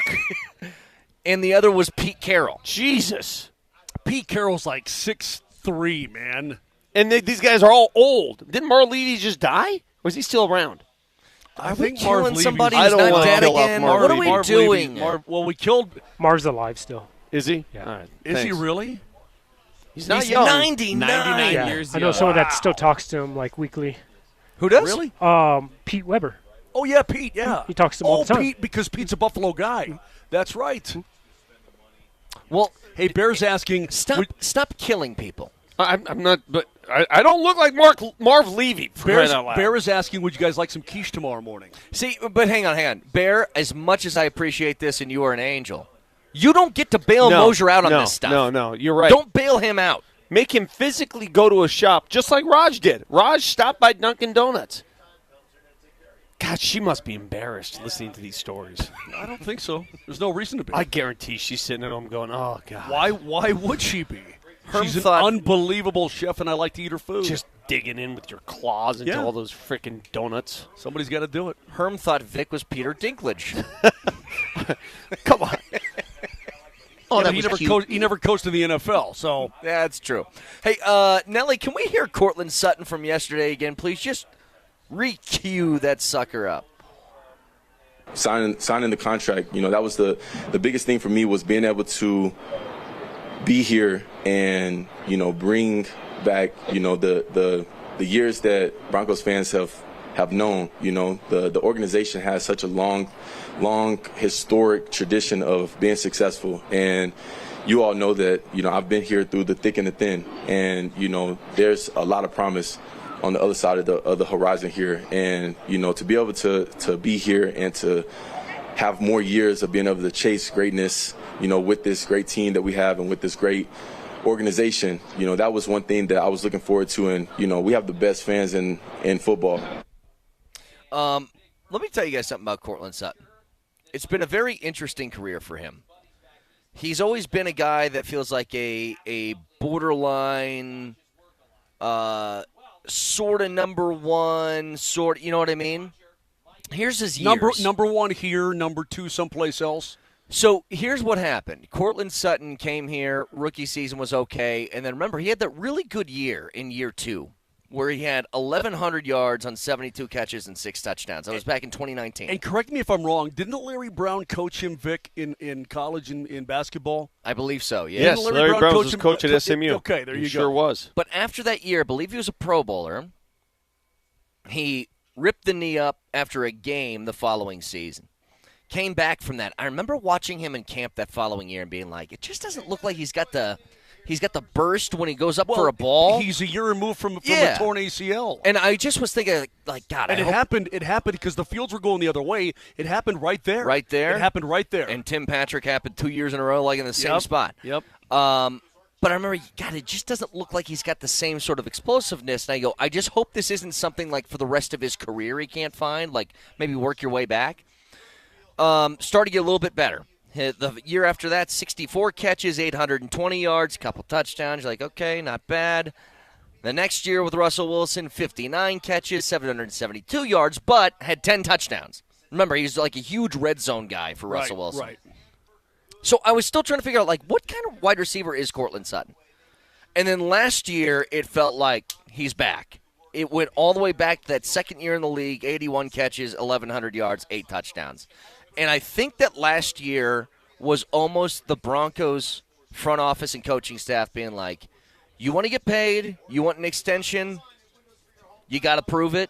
And he did that last year, being like the only weapon on offense. Do you remember one of the infamous scenes that we witnessed live on our show of Cortland Sutton and Emmanuel Sanders? Yeah, that was uncomfortable. That was weird. That also happened right over here too. Yeah, that was that was uncomfortable as well. I think that was Cortland's rookie season or second season. No, it had to be a second because I was here for it. Okay, that must have been a second. But I season. mean, caught him right in the jaw. It was like it was just a little like it didn't seem anything too crazy. They were kind of like just jawing back and forth, and then it was almost sort of like Draymond Greenish, where it was a discussion. What made it crazy is that you always see like fisticuffs and back and forths. A guy on the defense versus the offense. These are two guys of the same after position. A play. Two dudes on the same position group. But I'm saying, I think what made it even weirder was.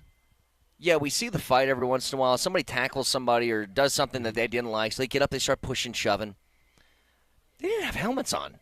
They were just talking to each other in the same position group, and then he gets popped in the face. Now what? Right after that, they kind of like squashed all that, right? So, it's just heat of the moment, blah blah blah. But he, without a doubt, I think with a lot of pressure on him last year to perform, had his. I think it was his best year.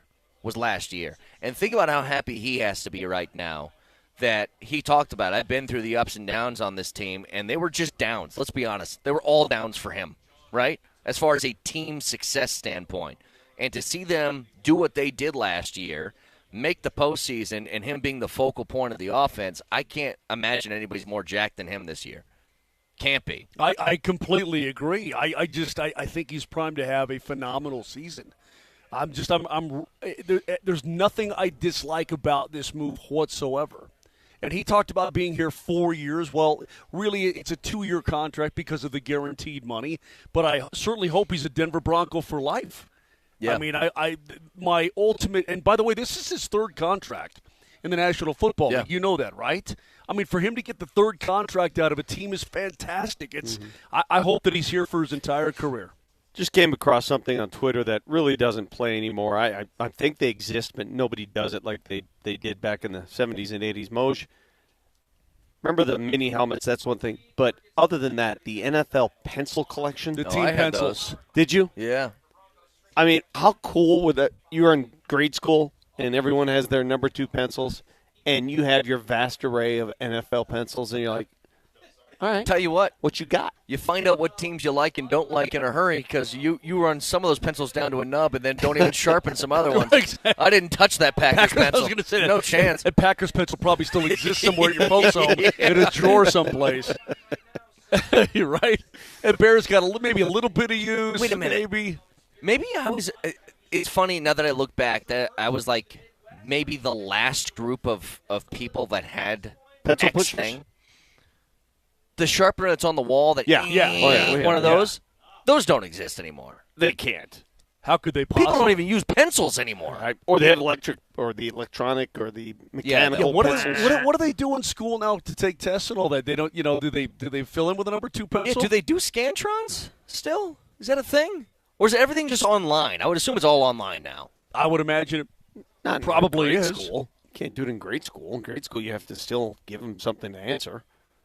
God, I remember. Do you know the years that they took out of my life to teach me cursive? And I don't even know how to do cursive in my own name. You don't? Properly? I will. No. I will write your name right now. Give me a pen. Let's see. I got you. Give me a pen. I got Yeah. you. Let's see. Hold on. Let's see if I can do proper cursive of Brett Kane. All right. Proper. There's Vic with his pen. I'll show you guys how I do it, and you're gonna laugh.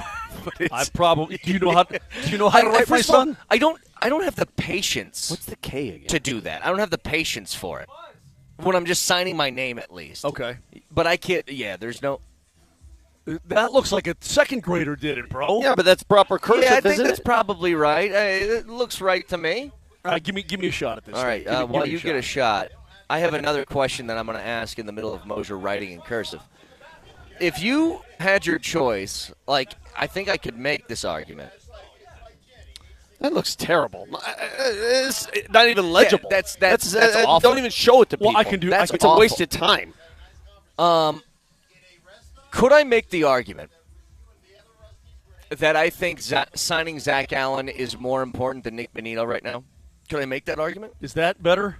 The argument that Zach Allen's more important than Nick Bonito. It depends on what you consider important on the defense, the interior or the pass rush. Well, here's what this is my way of thinking. Okay.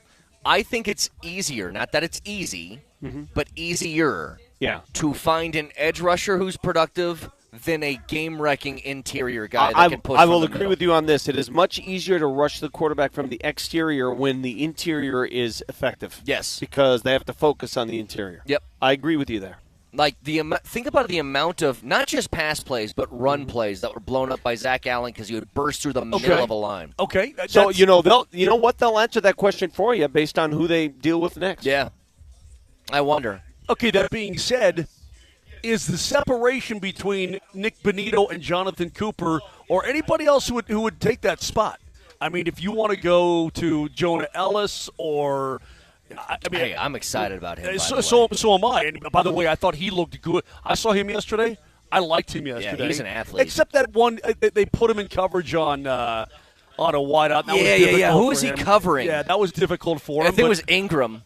Oh, was it Ingram? I think so, and it's like, it's probably not going to go Okay, well for but either way, I mean, is his separation between Jonathan Cooper and himself, talking about Benito, is that less than or greater than, let's say, the separation between Zach Allen and, I don't know, who else you want to put in there? I think in Zach terms of Allen. defensive lineman, Malcolm Roach or the rookie Savion Joe. I mean, I think he's a stud. Don't get me wrong.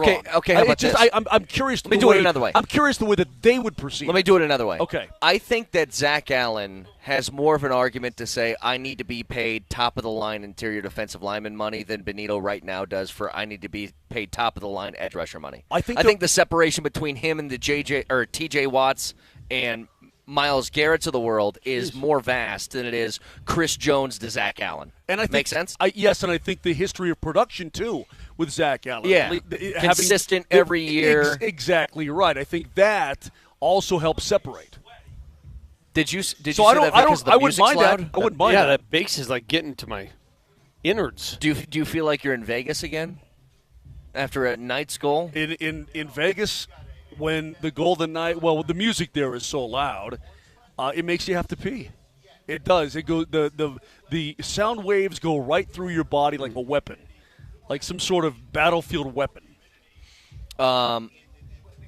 By the way, when we were talking about earlier the ages of these guys, it is weird to think about, but the Broncos actually have, as far as 30-year-olds on the roster, from what we were checking for teams across the AFC that are near the top of the heap, they have near the most, which is weird to think about. And they don't have many. They have, it was six, right? Six total, yeah. It's crazy. So who had the most? Baltimore had the most? I think they had 8 or they 9. Did, yeah. Yeah, Baltimore had the most. The Bills had 3. You're talking about some of the, the best the best teams in the AFC. Right. Certainly they have the most of the AFC West. Yeah. Yep. The other ones were, I think it was 3 apiece for, I think, the rest of the AFC West. Do you know the schedule for the rest of the week? Do they practice Saturday? Are you aware of that? They do. Okay. Yes. So they go Saturday and take Sunday off? Saturday, Sunday off, then Monday, Tuesday, and then they fly out Wednesday to San Fran. Okay. Yeah. I'm just curious if they just have the one day off per week. I don't like the joint practices away from here. Well, they're going to have Arizona here. Put them in front of me. When is that, by the way? That's the final week of the week? preseason. Okay. One thing I did hear yesterday with Raj and Coach. I like this guy, by the way. Watching him coach, it's Darren Rizzi, the interim last year from New Orleans. Oh, that's took the over bathroom guy. Special teams coordinator. Assistant head coach, special teams guy. Listen to Raj and Coach yesterday. You know what I liked? I mean, last year, I was enamored, and there's a reason for it. When the Packers were here. Yeah. And what was I most enamored by? From Jordan Love. What did Coach say yesterday about what Jordan Love is doing in practice right now? I mean, dude, he is apparently his long ball right now, his ability to air it out is fantastic. Well, I'll tell you right now. I ain't going to get that out of Kyler Murray. At least I don't think. We'll see. Yeah, you're probably right. But we'll get a look at that in a couple of weeks. But again, out here at Broncos Park, and all training camp coverage on Altitude Sports Radio is brought to you by Ramos Law, the official injury law firm partner of Broncos Country. Fact checker coming your way next.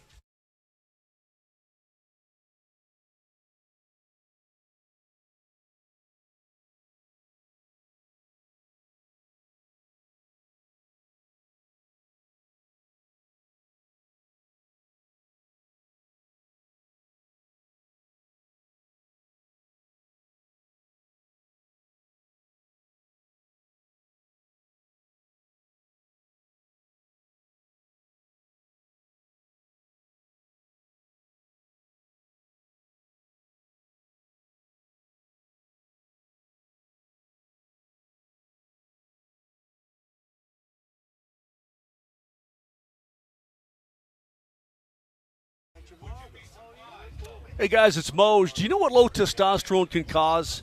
A host of problems like low sex drive, bad sleep patterns, unproductive workouts, decreased energy, brain fog, and honestly a lot more. And you may say, well, I'm just getting a little bit older. I don't need to do anything about it.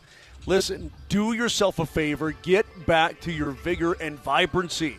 if you're feeling like I was describing just a little bit before, it may be time to treat your low T and change your life. You may have low T. And when you look at the Rocky Mountain Men's Clinic, they are the absolute experts in treating low testosterone and other men's sexual health conditions.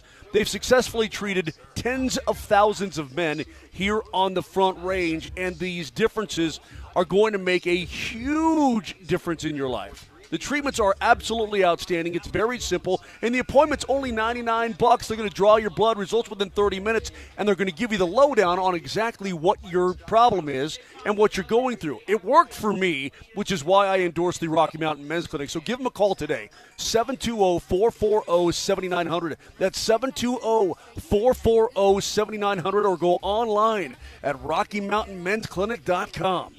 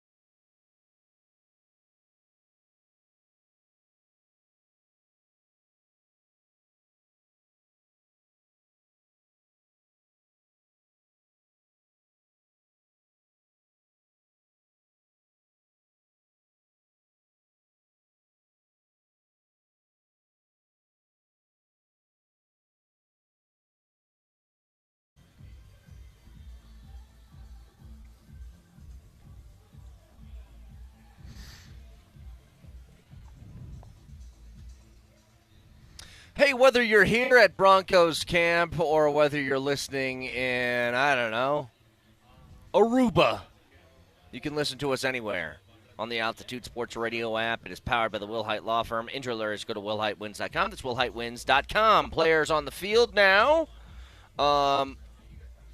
There's a certain trend. I don't know if you guys have noticed. Yeah, here's the trend. Darren Rizzi, special teams coordinator, runs the entire exterior of the field. He walks the field goal post and then runs the distance of the field, 100 yards. Well, two things. I love Darren Rizzi being a part of this team. Second thing, take the peach pit out of your mouth immediately.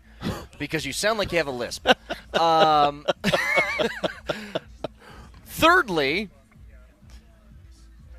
don't even think about it. Don't I'm even not. think about it. I'm not. Thirdly, I was. No, I'm talking about him. Oh. With his peach pit. Don't even think about it.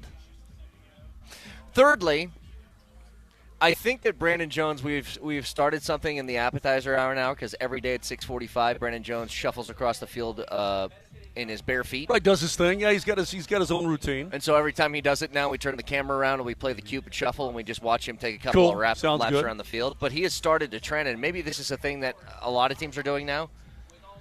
You notice the amount of guys that come out here barefoot now? Most of them got shoes on now. But Evan Ingram every day comes out here barefoot for like 20 minutes.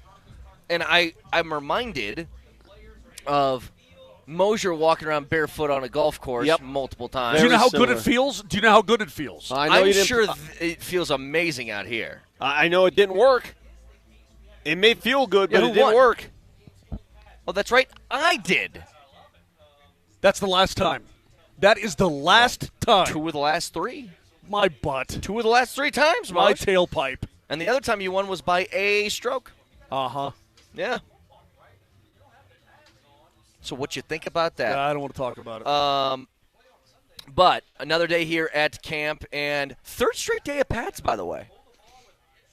Which I don't know if that's – I can't remember last year if they did the same thing or not, but that feels like they try and, break these things up a little bit more. Isn't there only a certain amount that you can have full pads in training camp now? They do have a limit, yeah. I just don't understand the whole – what's the big to-do? It's not like they're hitting anyway. Just wear the pads, put the pads on, learn how to get used to running around. Big deal. I mean, we make such a big deal out of the guys wearing pads as if it means something extraordinary. Well, it means they're football players. I'm going to ask a legit question. Yeah. Have either of you two seen a human being on the ground in training camp this year? No, that's a good point. They're not falling. Whether they fell or whether they tripped, that's a big or whether deal. they what? I mean, not one person has been on. So why do they have the pads on? I don't know. To get used to them. Get used to running with pads. Get used to laboring with pads. And that's sweating in pads. And that's totally fine. I'm just saying that it's just times have changed. Times are different. The only time these guys are on the ground is when they're down on one knee, catching a breather or tightening their shoe or whatever they're doing. Yeah. That's the only time. The routine of sports is fascinating to me. Every player right now that we're watching, and there are maybe about 30 players on the practice field, every player is going through a routine. The quarterbacks with Bo Nix, they're snapping the towel, right? They're snapping the towel. That's what they're doing. They're throwing Not motion like a with the locker towel. room towel snap. A throwing motion. Yes. They're throwing motion with the towel in their hands to snap it. When's the last time you got snapped by a towel? That's what the quarterbacks are doing. My wife is a great towel snapper, and I hate it. Oh, I know that. Over here, the receivers are on the sideline. Some are working with the ball machine. Others are doing some weird exercise. Coaches are running around the exterior. The tight ends over there with Evan Ingram, they're throwing tennis balls back and forth at each other, catching one-handed soft tennis. hands, baby. Yeah. So the routine before practice is always intriguing. Every position group is doing something else. Hey, kids, if you're in the car, you're listening to your dad, I want you guys to know something the quarterbacks do every day, and you should do it. You want to be an athlete, you want to have hand-eye coordination. Juggle. Those quarterbacks juggle before every practice. I agree. It's really good for hand-eye. Do that. Well, you ought to see goalies. Oh, I'm sure. Goalies are total jugglers. Can you juggle? Yeah. So can I. Yeah. You want to have a juggle off? You know, I've never been asked that question in my entire life. I will challenge you. You've to had a a jiggle off. Not a juggle off? Yeah, after 57 donut holes. Is that what you're saying? We have the video that we have the video that will be posted soon of you just housing those donuts. Did you see the video? No. Raj is working on it. What's the total number? Pretty funny. You'll find out. You'll find out soon enough. You'll have to go to Twitter. Something about a sped-up video of you just doing this. Housing. I was hungry as heck, and I've got to go to the station and record some spots, so had to get what I could while I could. Okay, so I'm going to say that they're what is it called on Twitter when they have the correction underneath tweets? What is that called? Community notes. Community notes, yeah. Community notes, yeah. So this has been community noted as no credible source has reported this, but I'm wondering what you guys think. Remember the astronomer dude who got busted with the Galileo? HR later? No. The dude CEO of Astronomer, the billionaire at the Coldplay concert, Yeah. got busted with the HR lady. Sure. And then got divorced, and he had to resign from his job and a whole bunch of different stuff. Yes. There's a rumor out there that he's planning to sue Coldplay over that. Come on. I don't think you could win. For How could you what? possibly I don't know what the win? case is. Yeah, what's your case? Why would you show me without my permission? Is that the lawsuit? I don't know. But here's the thing: he's a billionaire. He could probably afford a pretty good lawyer to make some sort of argument. I mean, I don't know much about the law. Well, this is how things happen. This is, like, for example, on the television side, we're not allowed to use music that's licensed music anymore. Correct. Because somebody sued, somebody's down the line. Here's what's going to happen then. If he wins this lawsuit, when you go to these concerts, no more crowd videos. They're gone. Liability reasons. Can't be sued. Yeah. When you go to a sporting event, when you go to a game and they show the crowd, the fans in attendance, no more crowds. They've started to do that a lot at, not so much for, like, being sued, but comedy clubs are now taking phones before you walk in. Really? You can't. Well, first of all, the comics don't like their sets being recorded and then thrown out there, first of all. Second of all, they're like, you throw that out there and I tell some joke in the wrong context, then people are going to be mad at me when they weren't even at the club, sort of thing. Sure. See a lot of that going on lately, though. I would love to hear the art. It has to be, if he did, something along the lines of that dude that sued the Rockies earlier this year when he got hit in the face with a ball. Remember when he said, your team is so boring? So boring that I had to that I wasn't couldn't paying pay attention. Yeah, what do we know what's happened with that? I don't think anything. Do we have any clue as to what wasn't he like a luxury suite having a conversation? Remind me what happened there. So he was in a luxury suite. Now, the crux of the lawsuit, if I remember right, was there was a pole that was obstructing the view. Yeah. And so that was the main thing, is that I couldn't see it. And he goes, and by the way, the team was so bad that I didn't pay attention anyway. And that's also your fault. Yeah. Put a better team on the field. Too many lawsuits, man. Too many damn lawsuits. Yeah. Speaking of, not a lawsuit, but do you guys see Moser? I don't think you're going to have to be screaming at the ESPN televisions when we get back in studio very often anymore, because Marcus Morris is in some trouble. Oh, my goodness. Yeah, I saw that. Yep. Yeah, you're right. I don't think ESPN will be employing he or his brother. Maybe his brother, but wow. So there's a lot going into this, but TMZ Sports said he's the claim from Las Vegas prosecutors is that he stole over $250,000 from two prominent Las Vegas casinos. Stole by signing bad checks. Yeah. Bounce checks. What they're alleging, and again, innocent until proven guilty, but what's been alleged is that he wrote a check for funds at the casino out of an account that he knew would not cover the check. Correct? Yes. So was his hope that he just wins money and then just puts it back in there, or what? I don't know. But I have no idea. Clearly a gambling addiction going on there. Best movie about bounce checks by far, Catch Me If You Can. One of the best movies ever. I mean, what a great movie. One of the great movies of all time. Frank Abagnale. Yep. And that's based off a true story? It is a true story. It is a true story. It is a true story. Did you ever see the interview with him? He was on Johnny Carson. He told his story. It was awesome. Unbelievable movie. Yeah, really good. Few minutes left here at Broncos camp again. If you guys missed the big announcement today, the big announcement is Altitude loves football, and we are your home for all football.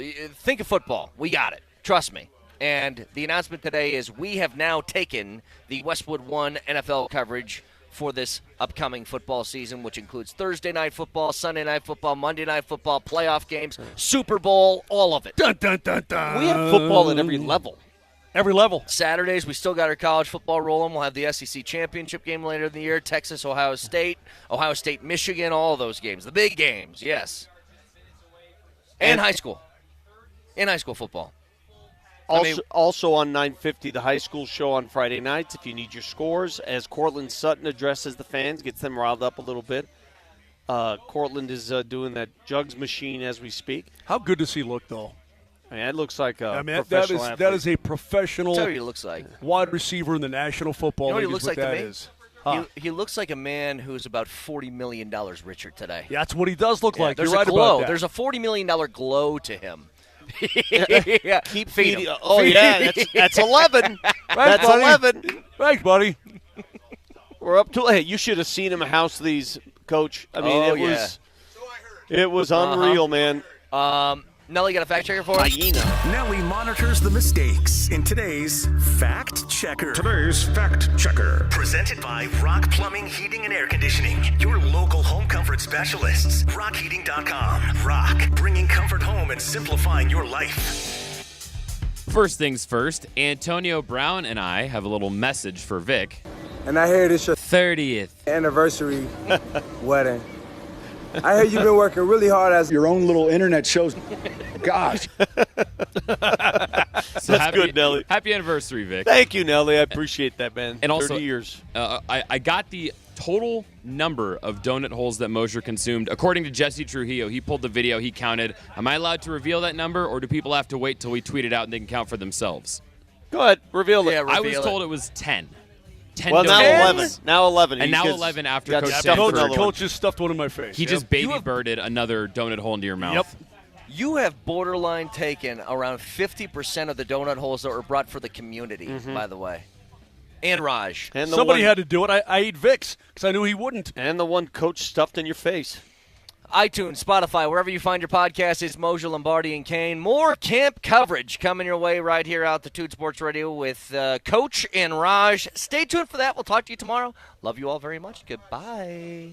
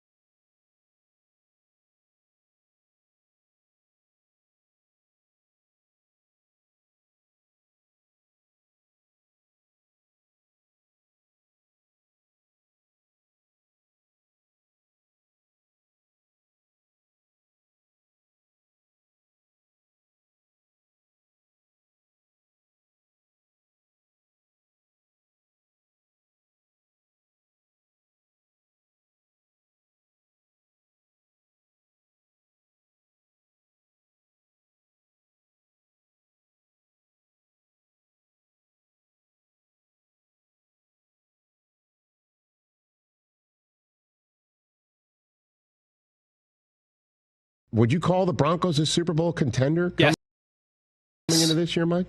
Yeah. Yes, the Broncos are legit. The AFC West is scary. It's the best collection of. Sanders in motion. Keenum on 2nd and 7. Putting some air under it to the end zone. It's caught.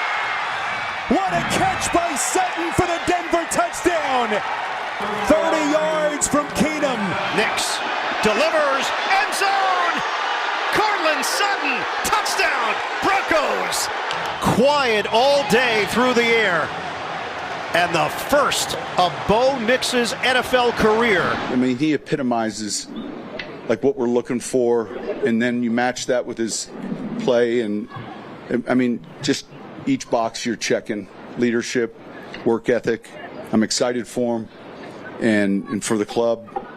Sometimes they take a little bit of time, but I think throughout the process there was never that feeling like it wasn't going to get done. It was just a matter of when. To answer your question, it is legacy, being able to be here, signing the contract. That was the biggest thing for me, was being able to be here and, bring back, the years that Broncos fans have known. The organization has such a long historic tradition of being successful, and you all know that, I've been here through the thick and the thin, and, there's a lot of promise on the other side of the horizon here. And, to be able to be here and to have more years of being able to chase greatness, with this great team that we have and with this great organization, that was one thing that I was looking forward to.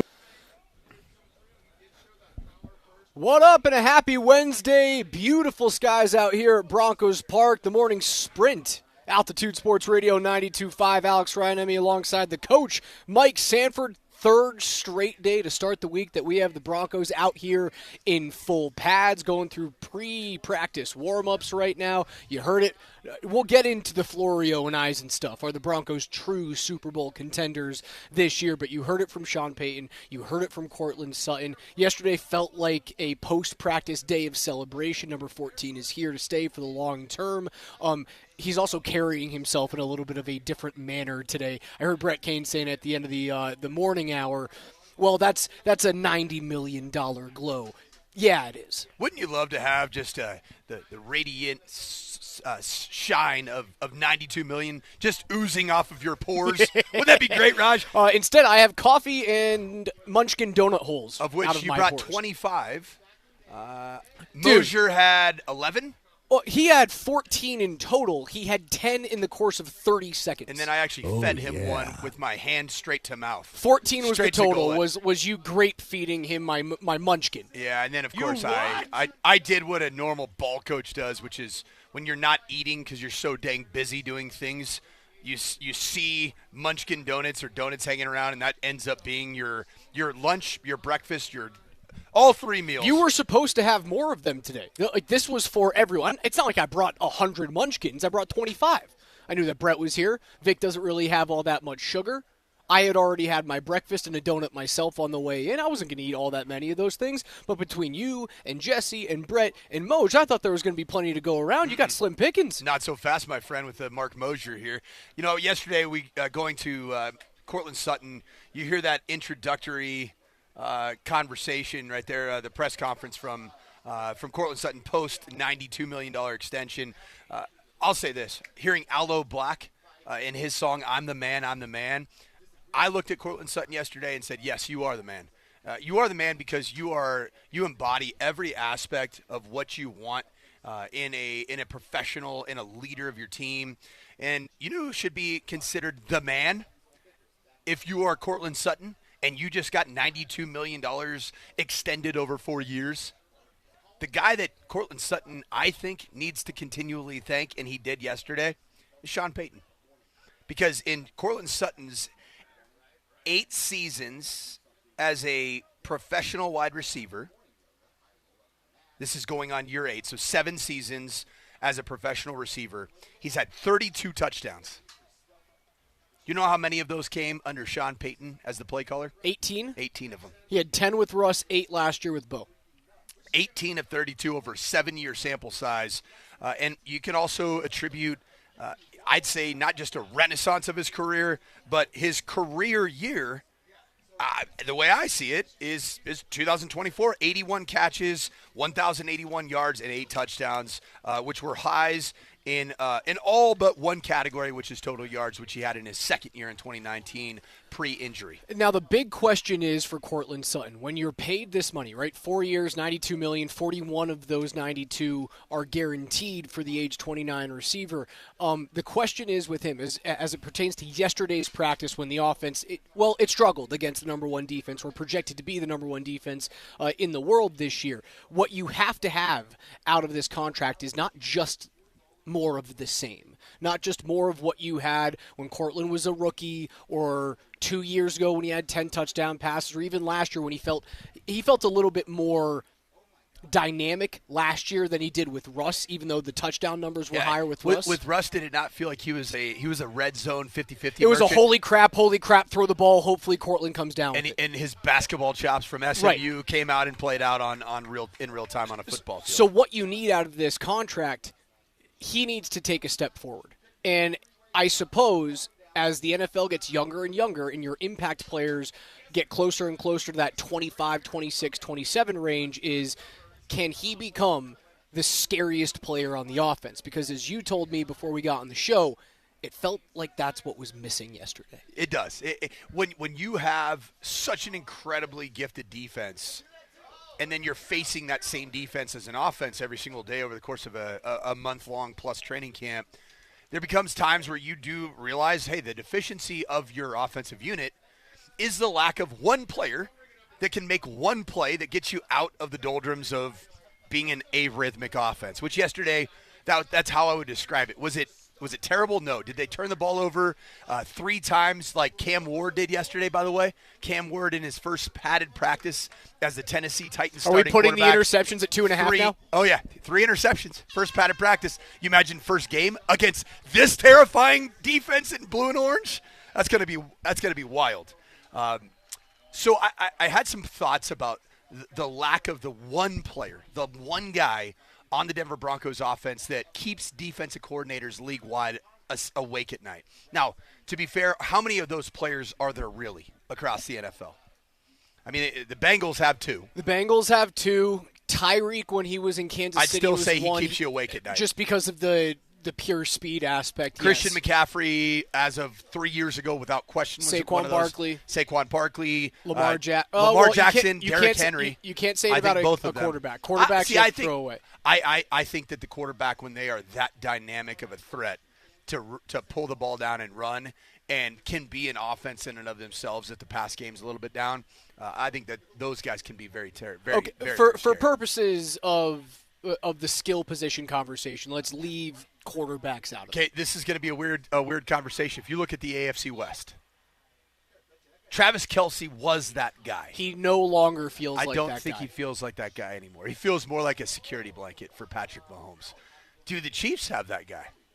Outside of Patrick Mahomes. Because Patrick Mahomes is an offense in and of himself, because he can create when things are not there. I think in the Super Bowl. I think there is one game plannable skill position player in the AFC West. And it's Brock Bowers. I was going to say the same thing. Now let me ask you this. The Las Vegas Raiders, do they potentially now have 2 of those players on their roster? Oh, with Ashton Jeanty. With Ashton, I have to see what he can do. But early returns from their training camp and the clips I've seen, the answer should be yes. Whoa, that's different. Now, the Broncos, again, the offense is going to be fine. Like that's a top 12 offense around the league. It's going to be fine. It doesn't need to be great. So Sean Payton, I heard this conversation this morning. Sean Payton, is he the kind of offensive schemer, offensive play caller that if he had his druthers would rather have a band of misfit toys, if you will? And I know this team is not a band of misfit toys. This is contender. They have good. I'm talking about on the offensive side of the ball. When you look at their 11 starters on the offensive side of the ball, there isn't a marquee first-round draft pick. But there are 4 former first-round draft picks, 2 of which were at other teams. Mike McGlinchey, a first-round draft pick, tail end of the first round for the San Francisco 49ers, and Evan Ingram, 2017, which is quite a while ago. It's 8 years ago. Was a first-round draft pick for the New York Giants when he was drafted. And then obviously he ended up going to the Jaguars, and now he's on your team as a guy that has some injury history, but has shown very positive returns so far as a Denver Bronco. You add 2 more of those players that were drafted in-house by the Denver Broncos as first-rounders, and that's Garrett Bowles, your starting tackle, and the 6th quarterback taken last year in the first round at 12 overall in Bo Nix.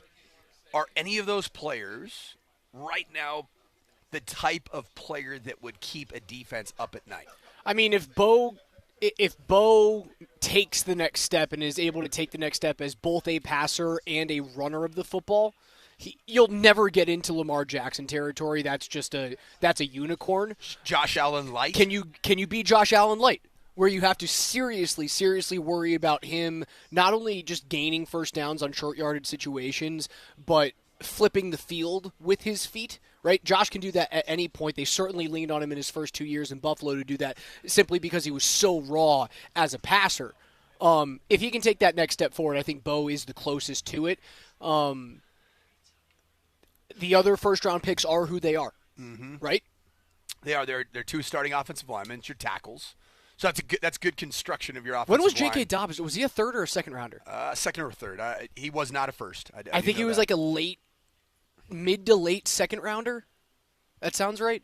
Yeah, he wasn't a first rounder. You wouldn't have taken him in the first. So I bring up this conversation. 55th overall. Okay, so I bring up this second round, correct? Yes. Second round. I bring up this conversation because as we watch Sean Payton fraternizing with national pundits and scribes here, as he's hold on. He started with Leggy first. Leggy is just Leggy got first crack. To be clear, Leggy is with the national ESPN. He is a national. He's a local dude. Leggy's one of us. He's one of us, but he is also the message is conveyed on a national scale on a daily basis. Jeff. Yeah, and it was a fun conversation. It looked like there was some pointing and some animated Sean Payton there. A little bit nicer here as he's dealing with the NFL Network crew here. But anyway, neither here nor there. Counting. I was counting. All right, Sean. Okay, Sean Payton. What does he want? Okay, from his offense. Do you think he wants to go out and inherit prima donnas? No. He wants the sum of the parts added to the scheme and the play calling that he himself is going to be responsible for. He wants that to be greater than one individual player. That's a really good thing. The way that the Broncos are built is a positive. And I have a theory that I'd like to talk about on the other side. These next 3 years, Sean Payton as an offensive play caller, I think he's coaching for Hall of Fame. Coaching for legacy. Hall of Fame. He's not a Hall of Fame head coach right now in my book. If he wins the Super Bowl with the Denver Broncos, he's going to be a Hall of Famer. Training camp coverage on Altitude Sports Radio is powered by Ramos Law, the official injury law firm partner of Broncos Country. That is the head coach, Michael Sanford, Alex Ryan. You guys are listening to Altitude Sports Radio 92.5. If you guys missed our big football programming announcement, we'll give it to you on the other side. Denver's brand new home for primetime NFL football right here on Altitude Sports Radio.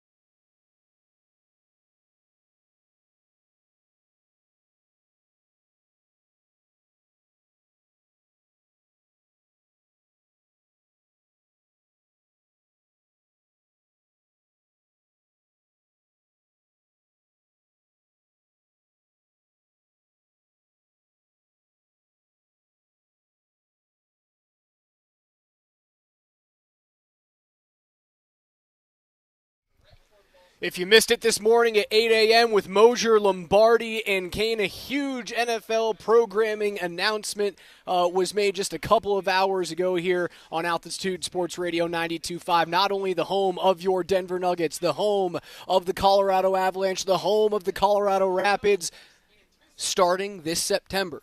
Altitude Sports Radio is Denver's brand new exclusive home for primetime football in Denver. How glorious is that, Raj? Every Thursday, every Sunday, every Monday night game, every international series, the playoffs, and Super Bowl 60 can be heard right here on Altitude Sports Radio, only on Altitude Sports Radio. If Mike Florio is right and the Denver Broncos end up being a Super Bowl team this year. Or a contender. And they get AFC West, the championship game and beyond. Or excuse me, AFC championship game and beyond to the Super Bowl. Yes, we would carry the Super Bowl and the Denver Broncos in the Super Bowl. How cool is that? It'd be unbelievable. So starting as early as September 4th this year with the Thursday night season opener, you'll get the Eagles and the Dallas Cowboys. Every single one of those primetime games you can hear right here on Altitude Sports Radio 92.5 or on Altitude Sports Radio AM 950. We'll have schedules for you guys momentarily, but cannot wait for that. Catch this, Coach. Between the NHL, NBA, MLS, these primetime NFL games, and also the NCAA men's basketball tournament, the Frozen Four, the women's Final Four, we will have broadcasted well over 300 live sporting events on Altitude Sports Radio. It's almost as if what we do for a living in covering sports, the actual games matter. And I believe we're the only radio station, the only airwaves that has that type of catalog of covering what we actually talk about, games. And games matter. Having the Shield, which is the most powerful brand in all of sports, and when I'm talking about that Shield, I'm talking about that beautiful National Football League logo. Having the Shield here in all of its primetime games is such a huge coup for our station, and you can just continue to listen to football all day, including weekends. We got Westwood One college football games as well, high school football as well when it comes in for Friday Night Lights. Football! Except for apparently the color commentary guy from last year's high school slate got fired. He's not allowed to be a part of it. Yeah, I don't know who that guy's Hold on, because you and I called what we called Boulder Fairview last year a lot together. of fun. I had a great time doing it with you. Would love to do it again. Fairview smoked Boulder. Yeah, it was. Now, Boulder's in a they're working. They're in a retooling phase, and Fairview is they're a perennial contender. Yeah, I mean their head coach's last name is McCartney. Yeah, that helps. He's when you're in that area. Good. He comes from a pretty good bloodline. Lob it out there. We had a great time doing that game. My question is, if I get a Valor game this year, can I just get you on the headset? You can call the game and do color with me at the same time. Do it. You can take out the personal bias. And I'll out of actually that call. let you guys. I'll let the Altitude Sports Radio listeners listen to me call the offensive plays, and also see if I can tame my tongue at a fine Christian institution and not allow any wayward terms to come out of my mouth as I'm calling plays and dealing with whatever results happen from said play calls. As we've been speaking about the Shield, again, the huge announcement, Altitude Sports Radio is Denver's brand new home for primetime football. Every Thursday night, Sunday night, and Monday night game, as well as the playoffs and Super Bowl 60 can be heard on Altitude Sports Radio.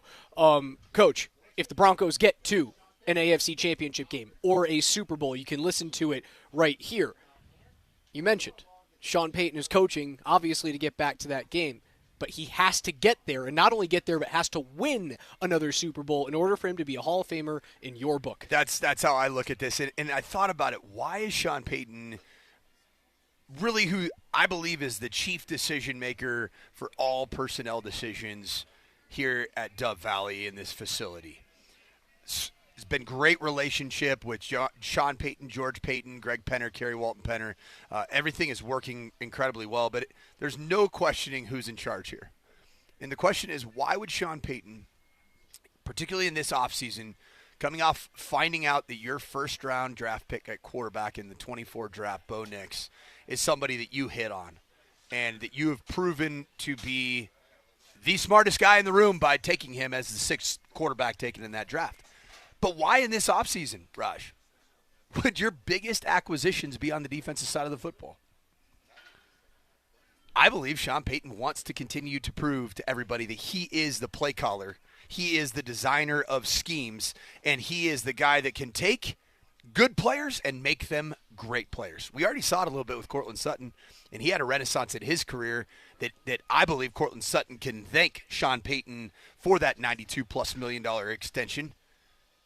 Sean Payton is going about building this franchise knowing that he can rest and rely upon that defense with all the investment in tight ball games. And while that's happening, he can go develop an offensive unit that lacks any major firepower, major star power. And guess who gets all the credit? If it goes well offensively, Sean Payton. At 170 wins, Sean Payton is tied with Tom Coughlin, Mike Shanahan, and Pete Carroll at 17th all-time among NFL head coaches in regular season wins. He obviously has that one Super Bowl with him. Pete Carroll, likely a Hall of Famer as well. They have very similar records. Carroll is 170 and 120. Payton is 170 and 105. But Shanahan and Coughlin, two of those Super Bowl winning coaches, actually the only two who have 2 Super Bowl championships and are not in the Hall of Fame. And I do believe that both Shanahan and Coughlin, A, deserve to be in the Hall of Fame, and B, will ultimately be in the Hall of Fame. Shanahan 170 and 138. Coughlin 170 and 150.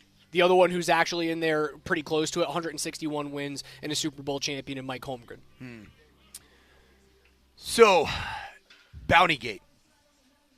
I believe that does affect his legacy in terms of being a Hall of Fame inductee. Belichick's also not in the Hall of Fame, but I'm keeping him out of there because he's a shoo-in. When's he eligible? Probably in 2 years. Okay. Right? That's probably my guess, unless being a collegiate head coach holds you off. Is the rule for him that he has to have as many years as his girlfriend is old? All right. It's got to be that far removed. He'll be 40 years dead by the time he gets in then. Come on. You can't do that to that poor guy. He's not a poor guy, that's for sure. Is George Seifert in? Okay, so Bill Belichick eligible next year. George Seifert. Is he in? Because he's got 2. He's got to be a Hall of Famer, right? With those Niners teams?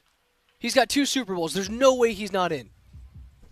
He's not. He's not a Hall of Famer. Okay, so there's 3 of them with two or more Super Bowl wins that are not Hall of Famers. George Seifert, a 2-time Super Bowl winning coach with the San Francisco 49ers, is a semifinalist. Come on. For the Pro Football Hall of Fame's 2024 class. All right, so that tells me Seifert, Coughlin, Shanahan will all eventually get in. Clearly. Belichick is a shoe-in first ballot. Yeah. Greatest head coach of all time? Yeah. Tangibly, right? Yeah, you win that many. I mean, Numbers. Obviously you're tied to it. And that's the knock against Shanahan, right, is what did you do after John Elway, after Terrell Davis? And the answer is, well, you didn't do much. You had Jake Plummer take you to an AFC championship game, and I guess your legacy in Washington is all the young dudes that coached alongside your son. You get Kyle and Sean McVay out of there, but you kind of ruined a promising young career in Robert Griffin III because of how you utilized him and because of how hard he got hit in his first 2 years in the league. I guess the argument against Shanahan is, what did you do for me lately? The argument against Belichick, and it doesn't hold much water. Yeah, you really don't have one. What did you do after Tom Brady? It doesn't matter. You did so well with that one asset. Who cares? All right, so let me ask you this question. And I want to ask this to all of our listeners right now. Jump into the Shop Mazda text line at 303-504-0925 and let me know right now. Safeway Twitch feed as well, on the YouTube chat line. Right now, is Sean Payton a Hall of Fame head coach if he retires today? Borderline. He might be in, but I think the answer is borderline and probably would get in as a member 20 years or 15 years after he were to retire. If he gets them to another Super Bowl, let's say he wins an AFC championship, but they don't win a Super Bowl under Sean Payton. I'm not saying that they don't win a Super Bowl with Bo Nix here, but let's say Payton's here for 5 years, he retires, they don't quite get there. Here is my take on it. If this past season of taking the Denver Broncos, who were picked to win, in Vegas lines, 5.5 games, 4.5 games? In some books last year, 4.5 or 5.5. And takes them to a playoff game. loses obviously 31-7 to the Buffalo Bills on the road. If that's your best season as the head coach of the Denver Broncos in the second part of your head coaching career, Sean Payton is not a Hall of Famer. He is not a Hall of Famer. Bountygate still kind of lingers, not being able to take the 1 year of incredible success in New Orleans.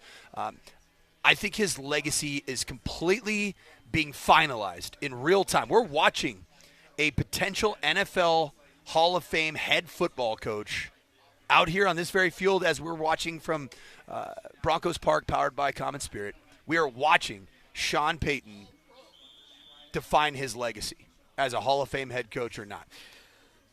He is the type of guy that is motivated by legacy as well. You bet. You saw we almost got kicked out of our tent today by NFL Network, and Sean typically doesn't come toward this side of the field. Doesn't fraternize much. No, it doesn't come over here all that often. Where was Sean Payton today? Because NFL Network is 20 feet to our right. Well, Sean was down here talking with the guys from NFL Network, Ian Rappaport.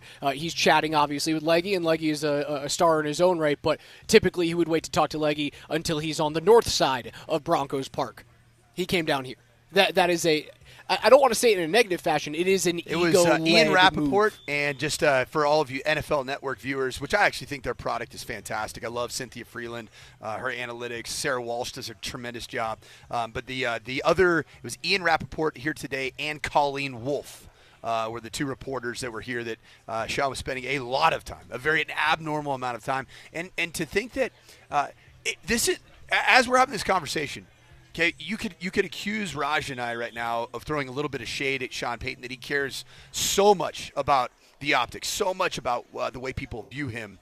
I actually think if you're a Denver Broncos fan, this is really good for you, because he cares about defining his legacy with your team. And there's only one way that he could do it. By winning football games and by winning playoff games and getting to another Super Bowl and winning a Super Bowl, which, if that happens, Sean Payton, I believe, is a first-ballot Hall of Fame head coach. All right, so he runs through 2027, right? He is in the third year of a 5-year deal. Let's say he wins 10 games this year, 10 games the year after. He gets to 190 or so wins. Maybe let's bump it up just a little bit north of that. He's in the 190 era, but he never wins a Super Bowl. Does he get it done then? 190 gets you to top 10 all time. It ties you with Dan Reeves. Yes. Reeves is not a Hall of Famer. I don't. But also Reeves never won a Super Bowl. So I don't believe that Sean Payton must win a Super Bowl in order to cement Hall of Fame status. But this Broncos tenure has to be a positive tenure. Well, hold on. Last year was positive, but it doesn't do anything for you. Last year was an overwhelmingly positive year. But it's not enough. No. In my opinion. You have to contend. I don't know if he has to win. He has to seriously contend. You have to get to an AFC championship game or two. I would say you have to win one AFC championship game. And then I go, well, you got there with another team. You brought a team back that hadn't really done anything for the better part of a decade since winning Super Bowl 50. You've done enough in my book. He would have gotten to 190 wins. He would have won a handful of playoff games. The quarterback that was drafted 6th in the first round, or 12th overall, 6th out of those quarterbacks in that first round, and taken it in offense, which is going back to your original point of he wants to be the guy to go, well, look what I did in Denver without Tyreek Hill, without Justin Jefferson, without Saquon Barkley. Right. Look what I did without Drew Brees. I got us close. I didn't quite get it done, but I got us damn close. Mm-hmm. Either way, this is a very controversial topic, and if you look at our text thread and the Safeway Twitch feed right now, I mean, it is as divided as you could potentially. I think this would be a good one for a poll. A poll. If Sean Payton's career were to end today as a head football coach, is he going to be inducted into the Hall of Fame? And my answer to that would be no. I would say right now it feels about 50-50 from all of our fine listeners. I think he's so close, man. So damn close. Even if it were to end today, 170 wins and a Super Bowl championship is... And who'd he beat in that Super Bowl, right? Like that, he beats Peyton Manning at the height of his powers. And it was also highly emotional because of Hurricane Katrina and the actual venue of which they played their playoff games was a. Do you think Bountygate is that big of an eyesore still? Still, I don't think about Bounty Gate ever. Ever. I hardly think about Deflate Gate with Belichick and Brady. It was a big thing for me for 2 years, and then I went, whatever. Things happen. I don't look at Sean Payton's tenure at the New Orleans Saints as fondly as I would if that had never happened and the ending of... It's a violent sport. Like, I get it. It's not a good thing He was suspended for... I mean, he was not able to coach. I understand that, but was he the only dude in NFL history that's told players to go out and incentivize them to take someone out of the game? I'd never heard of it before, Raj, and I've been in this game for a long time. You've been around the circles. Okay, all right. I'd never heard of it. And he did have a wayward assistant coach that was the one who was really responsible for it, but man, everything. I suppose the reason why I'm able to look the other way, Coach, is because like I'm the baseball viewer that goes, steroids are part of the game, man, and even let the dudes in. You can't tell the history of MLB but without the guys. Let's have a conversation. Major League Baseball is not allowing those guys in. Right, I think it's a mistake. Well, the writers aren't allowing them in. It's not Major League Baseball. And, it's the clearly Writers the National Association. Football League is not going to make the decision that anything involving the word gate prohibits you from being in the Hall of Fame. Otherwise, we won't have Tom Brady and Bill Belichick in the Hall of Fame, correct? Once again, if you guys missed the update earlier Spygate, today. right? So we had Spygate, Deflategate, yes, Bountygate, yes. Any other gates? I mean, the big one is Watergate, but that's not a sports thing. Richard Nixon, is he a Hall of Fame guy?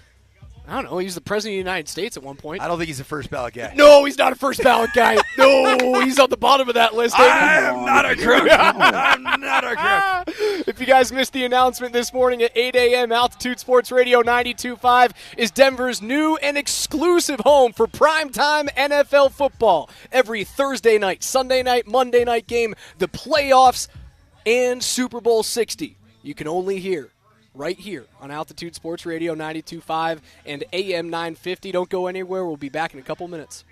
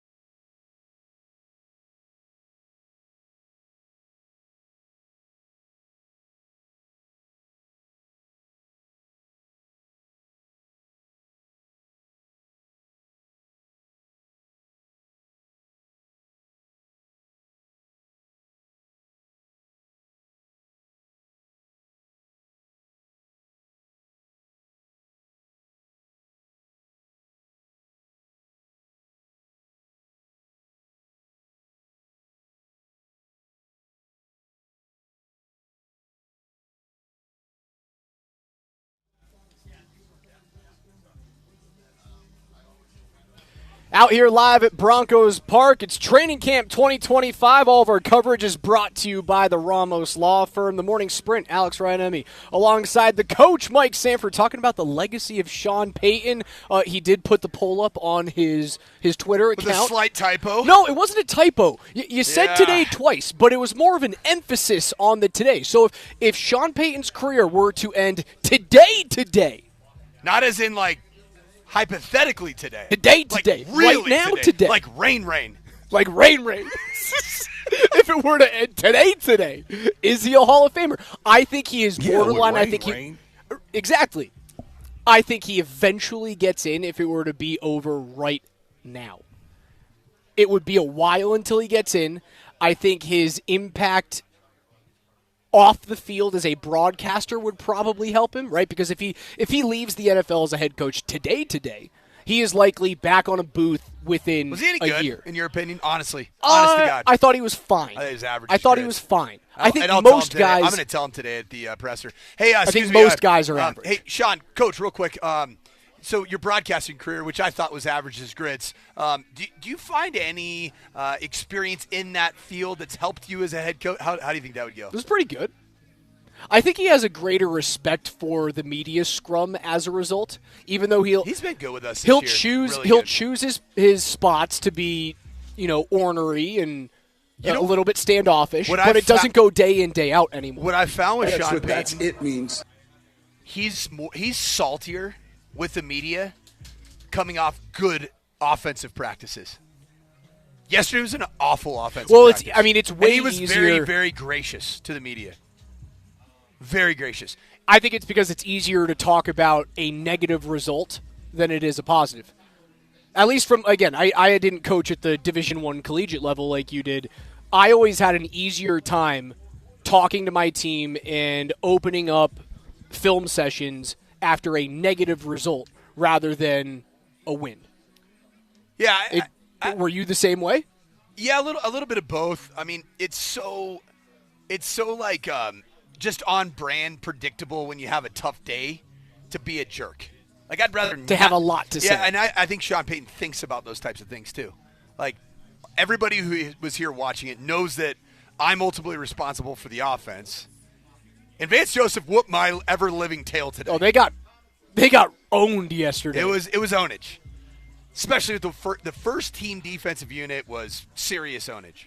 Whenever Bo Nix was out there. And just to be very fair, yesterday was not the kind of day where Bo Nix was, missing wide open passes and throwing interceptions. And it was just more the heat was turned up on the offense by that first string defensive unit. There was a lot of grimy pass rush. There's a lot of agitation.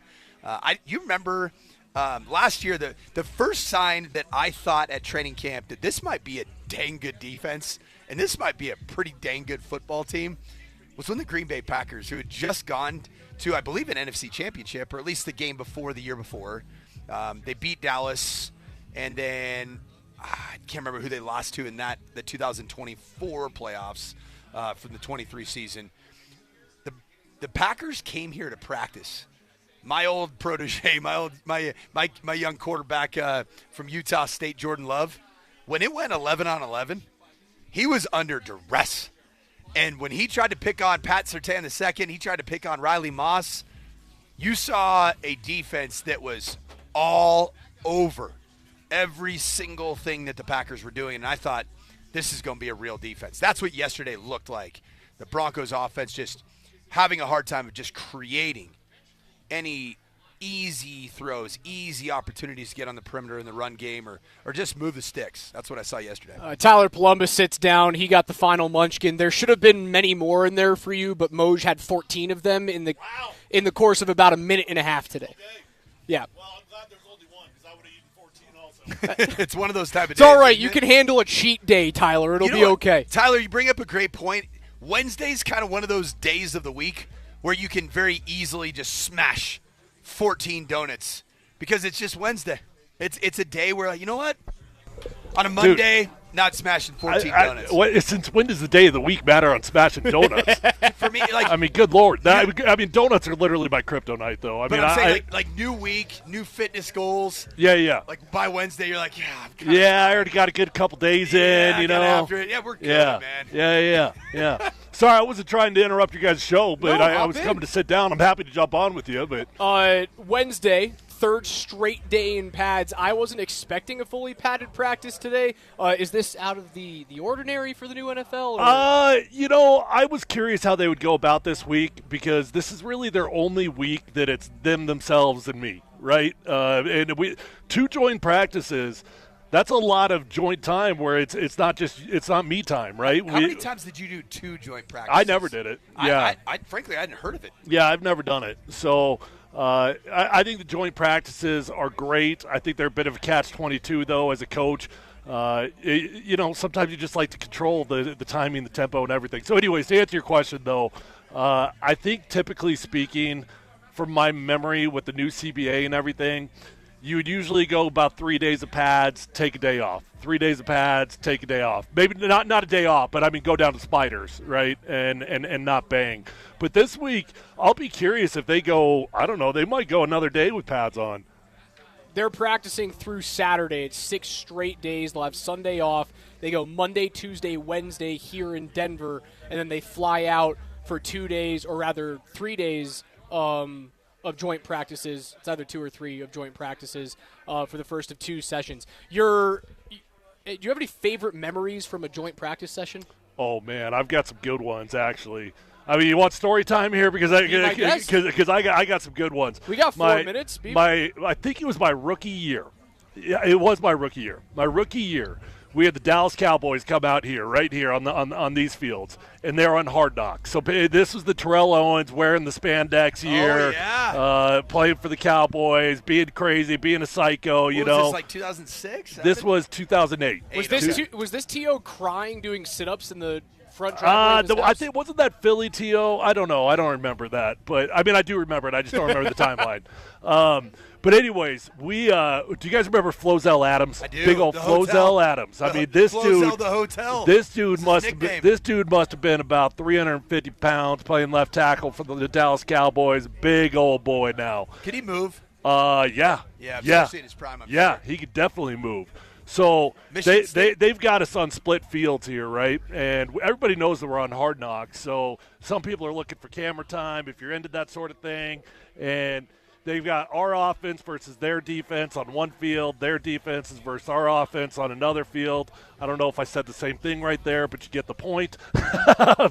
So I'm on one field, and I'm looking over at the other side of the field. All of a sudden, I see big old Flozell Adams rip off one of our defensive linemen's helmets, and he just starts banging the dude with his own helmet. Before you know it, I mean, you've got both fields have cleared. Our side's running over to their side. We've got 100-person on 100-person melee going on. And back in those days, offensive line room, we used to, if there was one fight if somebody got in a fight and you didn't end up on the film, you got fined $500 for not being a part of the fight. One go, all go. That's right. One go, all go. Right.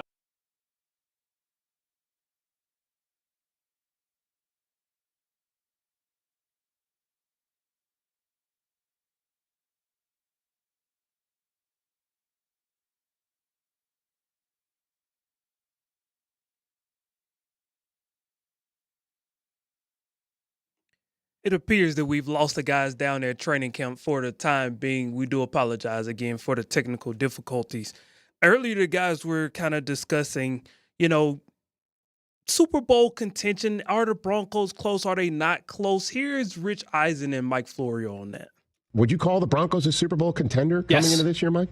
Yeah. Yes, the Broncos are legit. The AFC West is scary. It's the best collection of coaching talent, top to bottom, that any division has ever had, team by team. 4 teams, this division, the 4 coaches, the talent they have, the Raiders, the poor Raiders, if they were in any other division. Czar of the Washington Redskins at the time, right? Like, he's telling us what to do. He's like, all right, boys, here's the rules. Anybody gets in a fight, you get kicked out of practice. You throw one punch, you're kicked out of practice. So he goes down the rules of everything and how he expects everything to go. He turns to Jay Gruden and he's like, Jay, you good with that? Jay's like, yes, sir. Whatever you say, Mr. Bill Belichick. So Pierre Garçon and, gosh dang it, who was our defensive back at the time?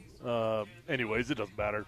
Pierre Garçon, first play of practice, intentionally gets in a fight because he's like, hey, all I got to do is get in a fight. I don't got to practice for the day. Gets himself kicked out, and all of a sudden he's done for the day. Sometimes they We're say, still getting man, paid. The old adage, right? That's right. Smarter players are better players. That's right. In that case, Pierre Garçon. Yeah, but Smarter it was just so funny to see Bill Belichick just take over our team and Jay Gruden be like, yes, sir, whatever you say, Mr. Belichick. Yeah, this is my camp now. Yeah. You find me. I'm the captain. All right, Tyler, we appreciate you coming out. Boys. Appreciate the time. We'll take a quick break here. Apologies if we had a disconnect there for a couple of seconds. We'll do our best to handle the technical gremlins happening back out at the studios. Quick timeout. We'll be back out at Broncos Park, powered by Common Spirit in just a couple of minutes. It's Altitude 92.5.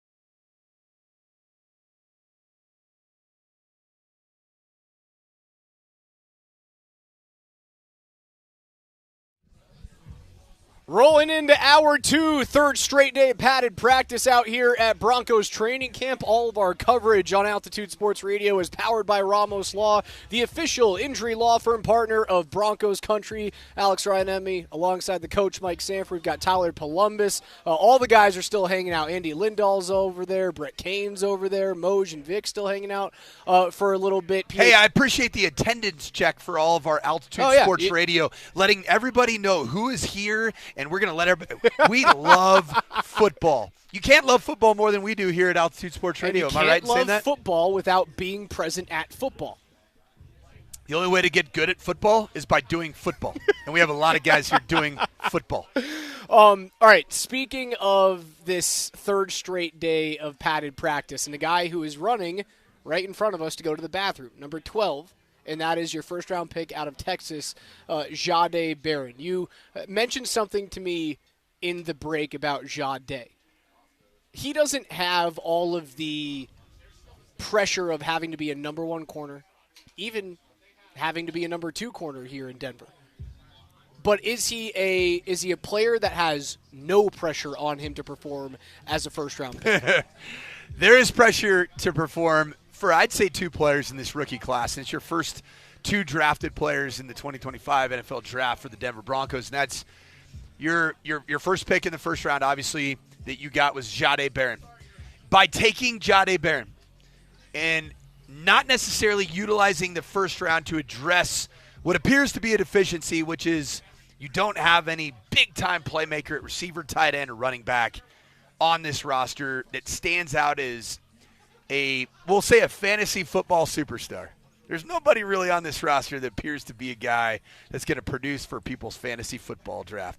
And I'd take it even further and say there's nobody who is going to keep defensive coordinators league-wide up at night trying to defend him on this offensive roster. Matthew Golden, is he going to be the Brian Thomas Jr. of this year's class? Drafted in the mid to late 20s.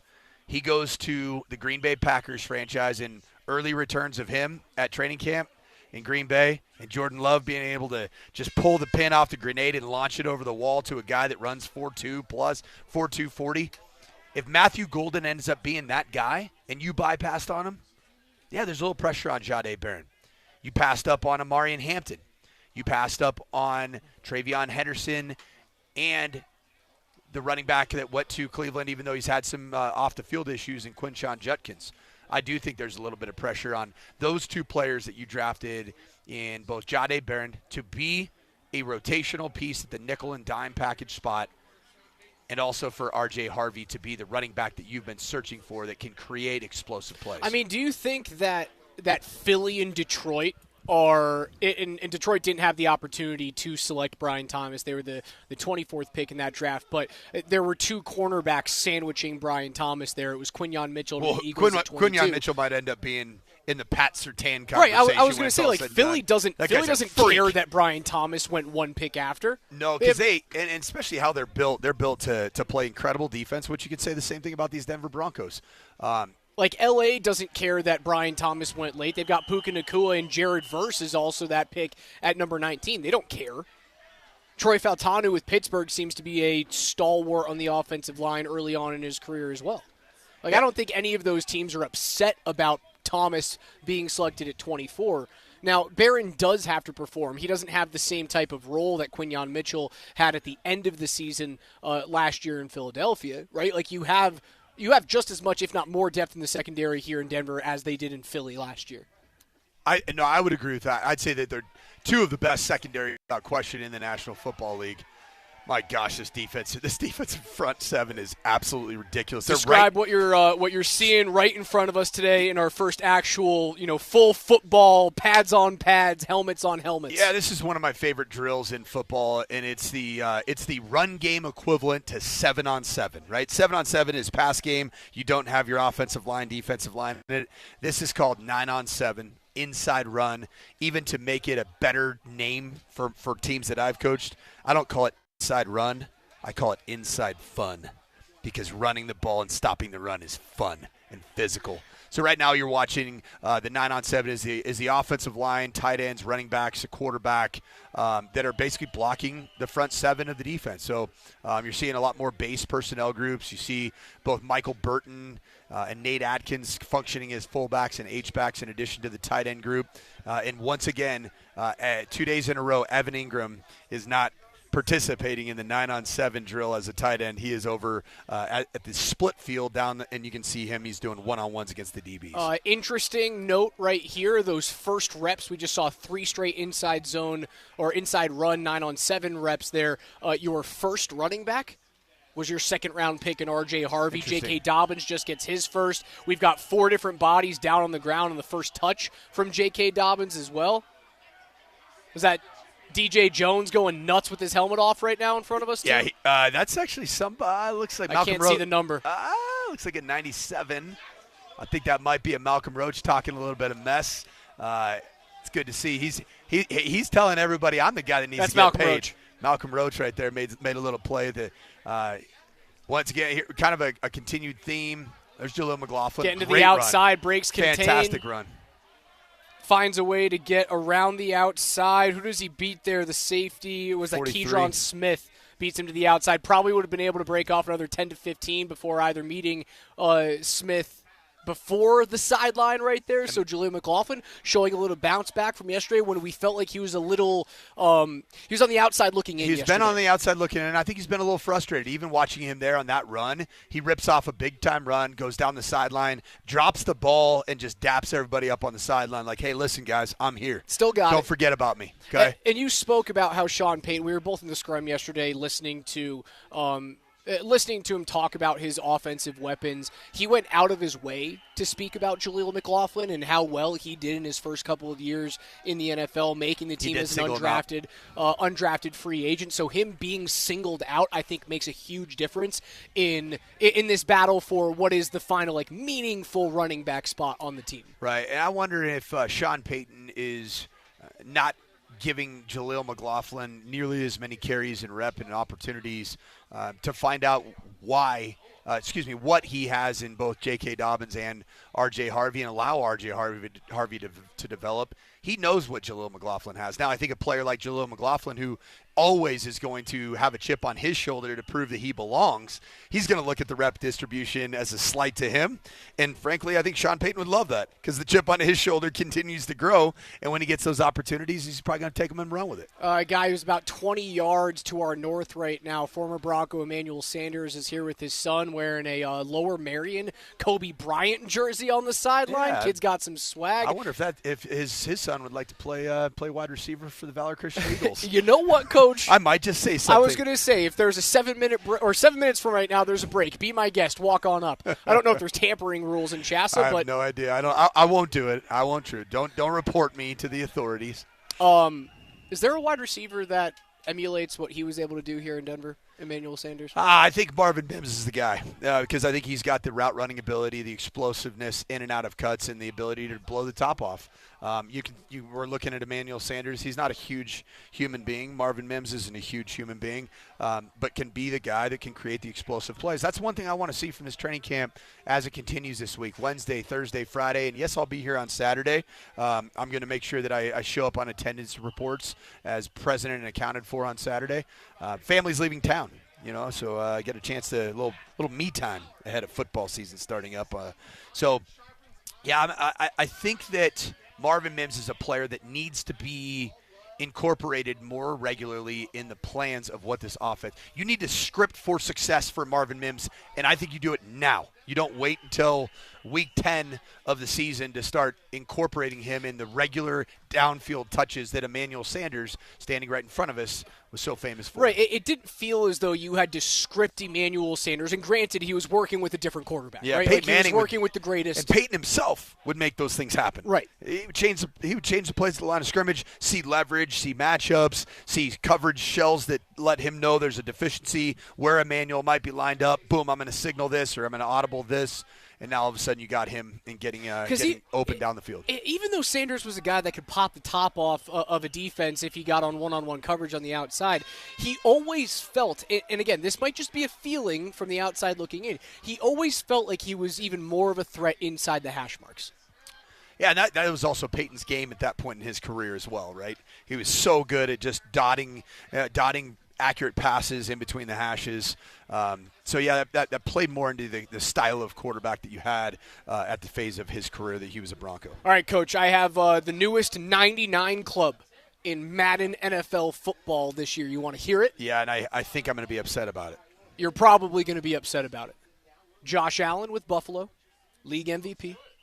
Saquon Barkley with Josh Philly, Allen. best running back in the league. Jamar Chase with Cincy, best wide receiver, maybe him or Justin Jefferson in the league.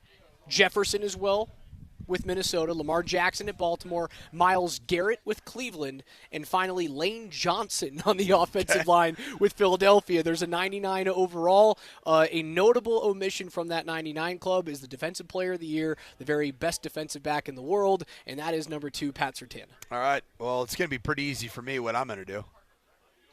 I am going to boycott Madden this year. Normally we get the ratings adjusters out here. Yeah. It's normally like the second or third week that we're in camp. You'll see one of those guys with the rating adjuster sashes on, and you'll see a bunch of the younger dudes, more in particular, going up and having a chat. If those morons need to come out to training camp practice to figure out that Pat Surtain II is a 99 overall player, then EA Sports shouldn't send those guys out in the first place. So I'm going to boycott Madden NFL. Is it 26 now? Do they give it the year after? I think they do it the year after. Right? We figured that out when we were trying to get NCAA football in the last one with Coach Mike Sanford, which, again, your ratings, better than we anticipated. When you get to call plays in real time, you don't really need to play Madden anymore, nor do you have the time to do it. So the boycott for me is going to be easy. Complete agreement. Because I get to play Madden every Friday night. It's a blast. You have actual players. Yeah. You go here, you go here. So fun. You're faster than him. That means you're on the field. Last year I didn't get to do it. I played a lot more Madden. Played a lot more NCAA football in its triumphant return. All right, another thing that might piss you off, ESPN ranked the first-round trade grades on rostered players in the NFL.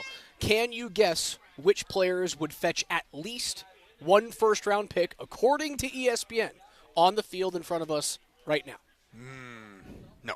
Pat Surtain is one of them. Yep. He would get multiple first-round picks, according to ESPN, coming off of the DPOY campaign. Bo Nix is another, right? Really? Starting NFL quarterback, man. Like, those things don't grow on trees. There's a reason why there's like 4 of those dudes drafted every single year and have a chance to start, as we've now changed from inside run to punt coverage. Yeah, they're working some serious 2-on-1 gunner work. And Trent Sherfield, who's acquired in the offseason, the former Vanderbilt superstar, is going to be a gunner on the punt team, is going to be a stalwart on the special teams unit. And I think Sean Payton's starting to kind of catch a little bit of the Trent Sherfield bug for a dependable wide receiver to be able to utilize in some third down situations. Your other first-round pick grades in terms of if these guys were traded today, this is what they would fetch. 1 first-round pick, Nick Benito and Jahdae Barron. No one else makes the list. So Zach Allen's not in there. You miss Zach Allen. You miss Quinn Miners. That's you miss surprising. Jonathan Cooper. Now, are you going to give up a first-rounder for a guard? Probably not. Probably not. For a tackle, yes. So Bowles and McGlinchey are omissions? Bowles and McGlinchey omissions. Probably too old at this point in their careers. Right, we were talking about how that age of 30 is like the line of demarcation, too old to fetch a first. Now, if it was 3 or 4 years ago, I bet Zach think both Allen of those guys was probably one that they debated back and forth. Because if you know the inner workings of Zach Allen and how he's able to be utilized in so many different spots on the defensive frankly in the defensive front, not just in the defensive line, you would include Zach Allen in that, and to me, because I think he's that valuable to defenses like Vance Joseph that want to be very multiple in their alignments. I'm assuming this is nothing to really get thrilled up about, but Lavelle Bailey on the ground getting his right foot taped up. Is that a spat? Lavelle Bailey's 56. So that's 59. 59 is Johnny Walker. Apologies. Ooh, I wonder if he's the blue label, Johnny Walker Blue. He is the rookie undrafted free agent out of Missouri. Okay. There was about a 3-car pileup on a punt drill, which is what NFL coaches and players never want to see, is that many guys that are on a ground at one time. But in this punt drill, there was a collision. There were multiple guys on the ground, and a rookie undrafted free agent out of Missouri is getting medical attention for probably what was a rolled ankle on that collision. Your eyes better than mine. I appreciate that, Coach. Training camp coverage on Altitude Sports Radio is powered by Ramos Law, the official injury law firm partner of Broncos Country. We'll take a quick timeout, come back on the other side with KJ's NFL notes. Don't go anywhere.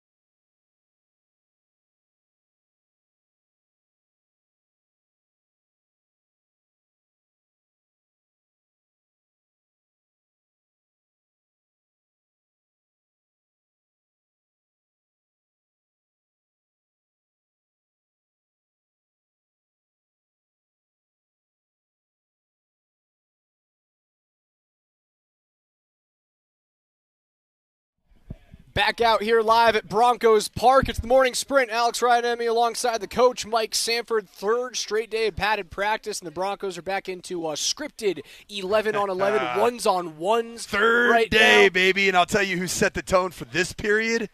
It's your newly acquired defensive tandem from the San Francisco 49ers, Talanoa Hufanga, Dre Greenlaw, getting fired up. Pounding each other, Raj. You mentioned it, right? They're just sitting there before the period started, just psyching each other up, slapping each other on the helmet, punching each other in the shoulder pads.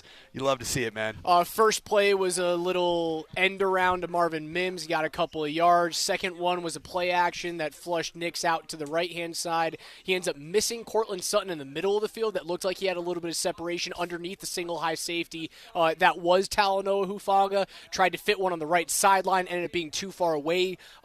And covered by Riley Moss. But we're now in this third scripted play of one-on-ones. Quinn Minor did end up jumping as a false start. And our first handoff of this period goes to R.J. Harvey. Ends up getting through the line for a nice little 7-yard gain. Yeah, it looked nice. It's interesting. Jaquan McMillan got the first reps with the nickel position, but then very quickly the third rep of this period was Jahdae Barron on the same side as Pat Surtain II playing in the nickel position. So I think you are going to indeed see some versatility with where both Jaquan McMillan and Jahdae Barron and how they're utilized, potentially both guys on the field at once as you play more receiver-centric type offenses in a dime package. So I'm looking for a big performance today from a guy like Jahdae Barron. Last thing before we get into KJ's NFL notes, before this scripted 11-on-11 period, as the twos now come on to the field, we saw a little bit of 1v2 punt gunning. And that looks like complete hell for the guy that has to hound down a punt. Darren Rizzi's, I've noticed a significant uptick in the compete level of special teams in this year's camp compared to last year's camp, where Mike Westhoff, an older kind of a Saints special teams guy from back in the 90s and early 2000s, it felt like it was more technique-based. This feels like it is compete-based, and that drill in and of itself was wild.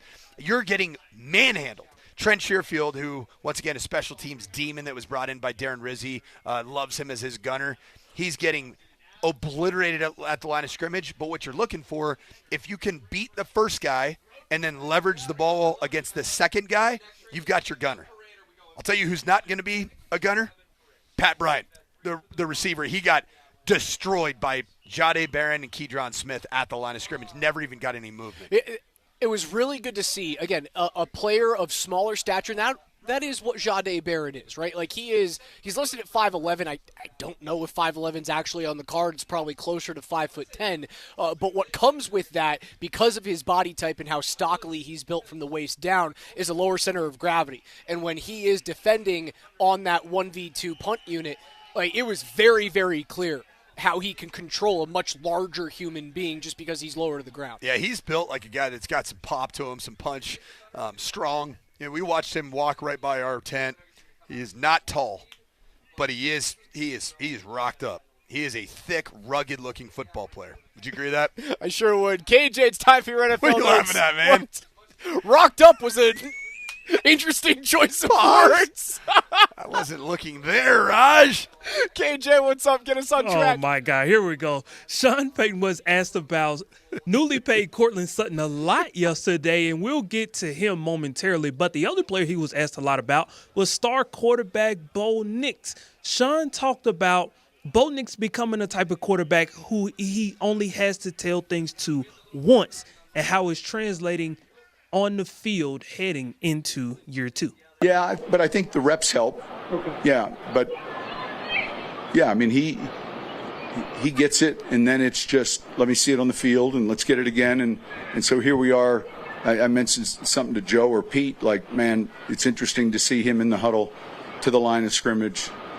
You know, there's a lot going on. If you mic'd him, you'd hear it all relative to the protections, and so that process is moving, you know, quicker than it was a year ago at this time, and that's a good thing.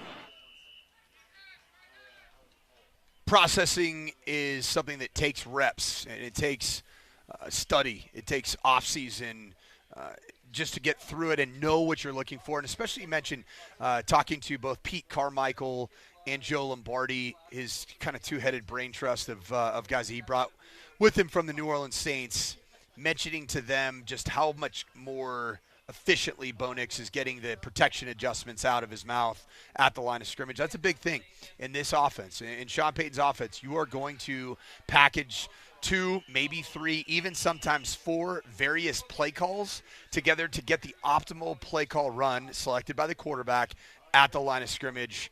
Bo Nix has clearly made a lot of progress in that. And clearly I want to see some of that out here at training camp as it relates to getting the right play call against the proper looks defensively. It's evident how quickly he's getting in and out of the huddle. It's also evident in terms of how often Sean Payton is singling Bo Nix out to speak with him in between reps. Like last year, it felt like it was every single play that he was getting singled out. Sean was talking to him, and then he was going to the huddle. Sean's talking to other position groups now. Like Bo's got the huddle.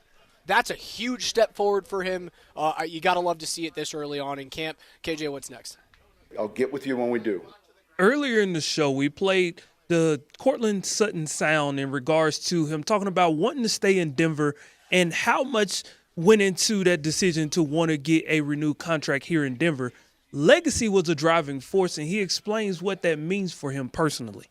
To answer your question, it is legacy, being able to be here, signing the contract. That was the biggest thing for me, was being able to be here and, bring back, the years that Broncos fans have known. The organization has such a long historic tradition of being successful, and you all know that, I've been here through the thick and the thin, and, there's a lot of promise on the other side of the horizon here. And, to be able to be here and to have more years of being able to chase greatness, with this great team that we have and with this great organization, that was one thing that I was looking forward to. And, we have the best fans in football. And, it's not a cliche thing to say. It's one thing that I believe wholeheartedly. I've played in almost every NFL stadium, and there's nothing like Empire Field and being able to play in front of Broncos country.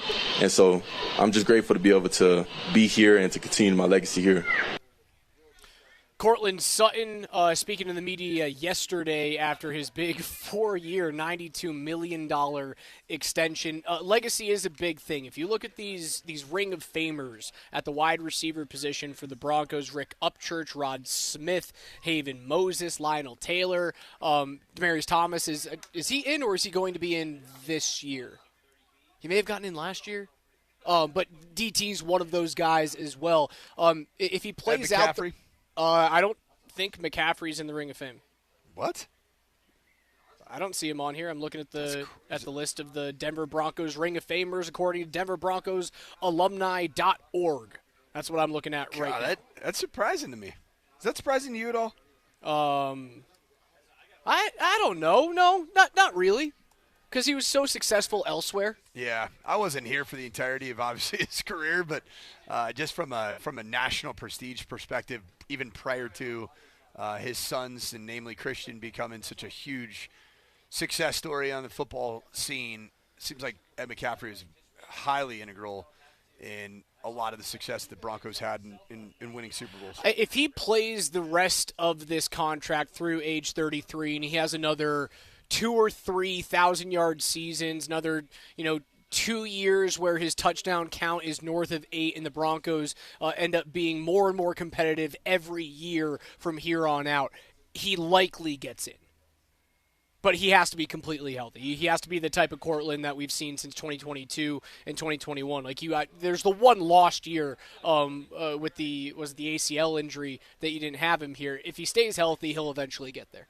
He will, and I think that the legacy that is in front of Cortland Sutton, from a statistical perspective, if he continues what he did the last 2 years, from a production perspective, catches, yards, and even if those touchdown numbers hover at or near double digits or above, he had 8 and 10 in the last 2 years respectively, and then this team goes and competes to win a Super Bowl.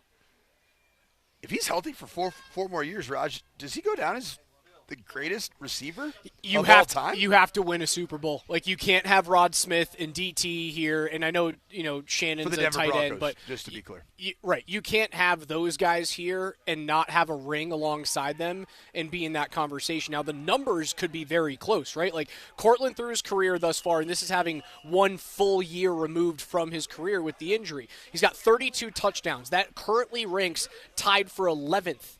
With Al Denson, one behind Eric Decker to get into the top 10. Your all-time leader is Rod Smith at 68. Now, just 2 healthy seasons, this year and next year. Let's call it 8 touchdowns each. Get you 16, right? So we're up to 48 touchdowns. That gets you into the top 5. Wow. So, yeah, the numbers he can get there. When we go to receiving yards, Rod is well ahead of anyone else at 11,000. Cortland currently sitting at 8. He's got 5,300 receiving yards. Yeah, another 3 healthy seasons, 4 healthy seasons. You're talking top 5. You're talking Ed McCaffrey, Shannon Sharp numbers. Health is everything for him. Health will be everything, and continued trajectory of what we see. It's wild to think that we don't even necessarily consider Cortland Sutton a league-wide, no-doubter wide receiver 1. Well, it's because the team hasn't done anything while he's been here. That's true. And that's going to be part of his legacy, which I could tell hearing Cortland Sutton talk about it yesterday at the podium. That's as important as anything to him. Yeah, he doesn't want to be Justin Simmons, right? And he finally has his taste, right? He gets his taste last year in playoff football. Yeah, they get mollywopped by Buffalo, but he doesn't want to be that really, really good. If not, like at some points, like Justin Simmons was certainly a top 3 safety in the league, but no one really cared because the Broncos sucked. Little update here for the last 7 minutes or so of practice. We've had back-to-back 11-on-11 team periods, and what I've seen is a continuation, especially of yesterday, where the defense looks to be as advertised, bottling up Bo Nix in the offense. But R.J. Harvey with a very nice run gets on the perimeter for probably 8 to 10 yards. Saw a nice throw just now from, it appears, Trent Sherfield. Trent Sherfield's a part of the rotation offensively for the Broncos. He actually started out with the first-string offense. He's creating a little bit of separation. Oh, 15-yard out route from Bo to Sherfield? Was that Bo? I couldn't tell. That was Bo. That was Okay. Bo throwing. Yeah, it was a good throw.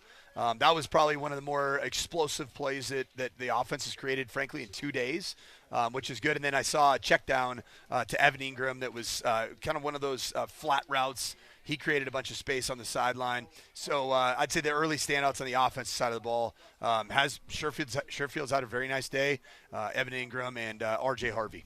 Kiri Colbert, the wide receivers coach, giving a little hats off to Trent Sherfield. Yeah, he's off on that route. He's having a good training camp. KJ, keep it rolling.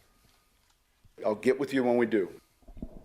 In case you missed the announcement earlier this morning, Altitude Sports Radio is now the exclusive home of all NFL primetime games thanks to our friends at Westwood One. That includes Thursday night football, Sunday night football, Monday night football, the playoffs, and, of course, the Super Bowl.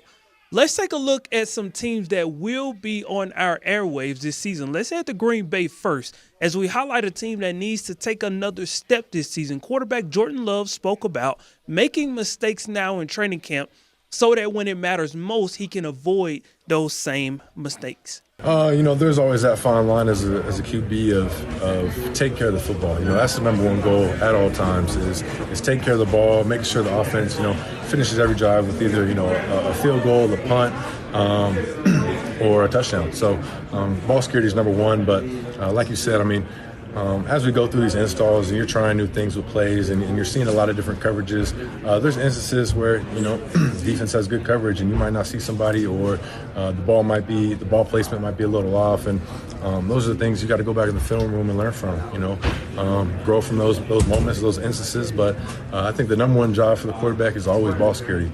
We got to do a good job taking care of it. And that's the main thing. But, training camp, I'd rather throw a pick and practice, learn from it, than go out there and mess up in the game. Obviously, you'll have opening Thursday night on July 31st, or rather, was that September 4th? We're going to get Eagles and Cowboys. But September 11th, Green Bay Packers and Washington Commanders, you can hear on Altitude Sports Radio. That's a team that should make the playoffs yet again. If they don't, I feel like if they match up with Washington in the playoffs and they don't beat them, that's a big failure. Yeah, Matt LaFleur, it feels like his seat might be getting a little bit warmer. They paid Jordan Love, so they got their quarterback. They went out and got more pieces on the offensive side of the ball in terms of Matthew Golden and Josh Jacobs just a year ago, and he's going into his second year as a Green Bay Packer. It's a big year for the Packers, but it's interesting hearing this conversation as it's talked about there by Jordan Love about the quarterback position when you're an established starter, and we've talked about this a little bit with Bo. Do you touch the hot stove as it relates to seeing if you can fit certain throws in this time of year as opposed to doing it when the games really count? Bo Nix, as of today and watching today, it's held true. Of all these stupid little internet shows that Sean Payton talks about all the time, Bo Nix is the only quarterback who has not thrown an interception. Oh, don't be that guy. He hasn't. Don't be that guy. That's a good thing. He hasn't thrown an interception. It's a good thing, right? Yeah, it matters. I don't think that's a good thing. I know we have a soundbite on the station that says don't tell my goalie to let in goals and don't tell my quarterbacks to throw interceptions. Certainly don't tell my Russell Westbrook to turn the ball over. I kind of want to see an interception or two because that means that you're trying to fit balls into windows that you typically wouldn't during the regular season. That means nothing. To be the only quarterback that hasn't thrown a pick so far, it means nothing. Okay. All right, then it means nothing. I think it means something. Well, it means something, but you've also looked at the camp for the last 3 days of padded practices. It's been dominant by the defense.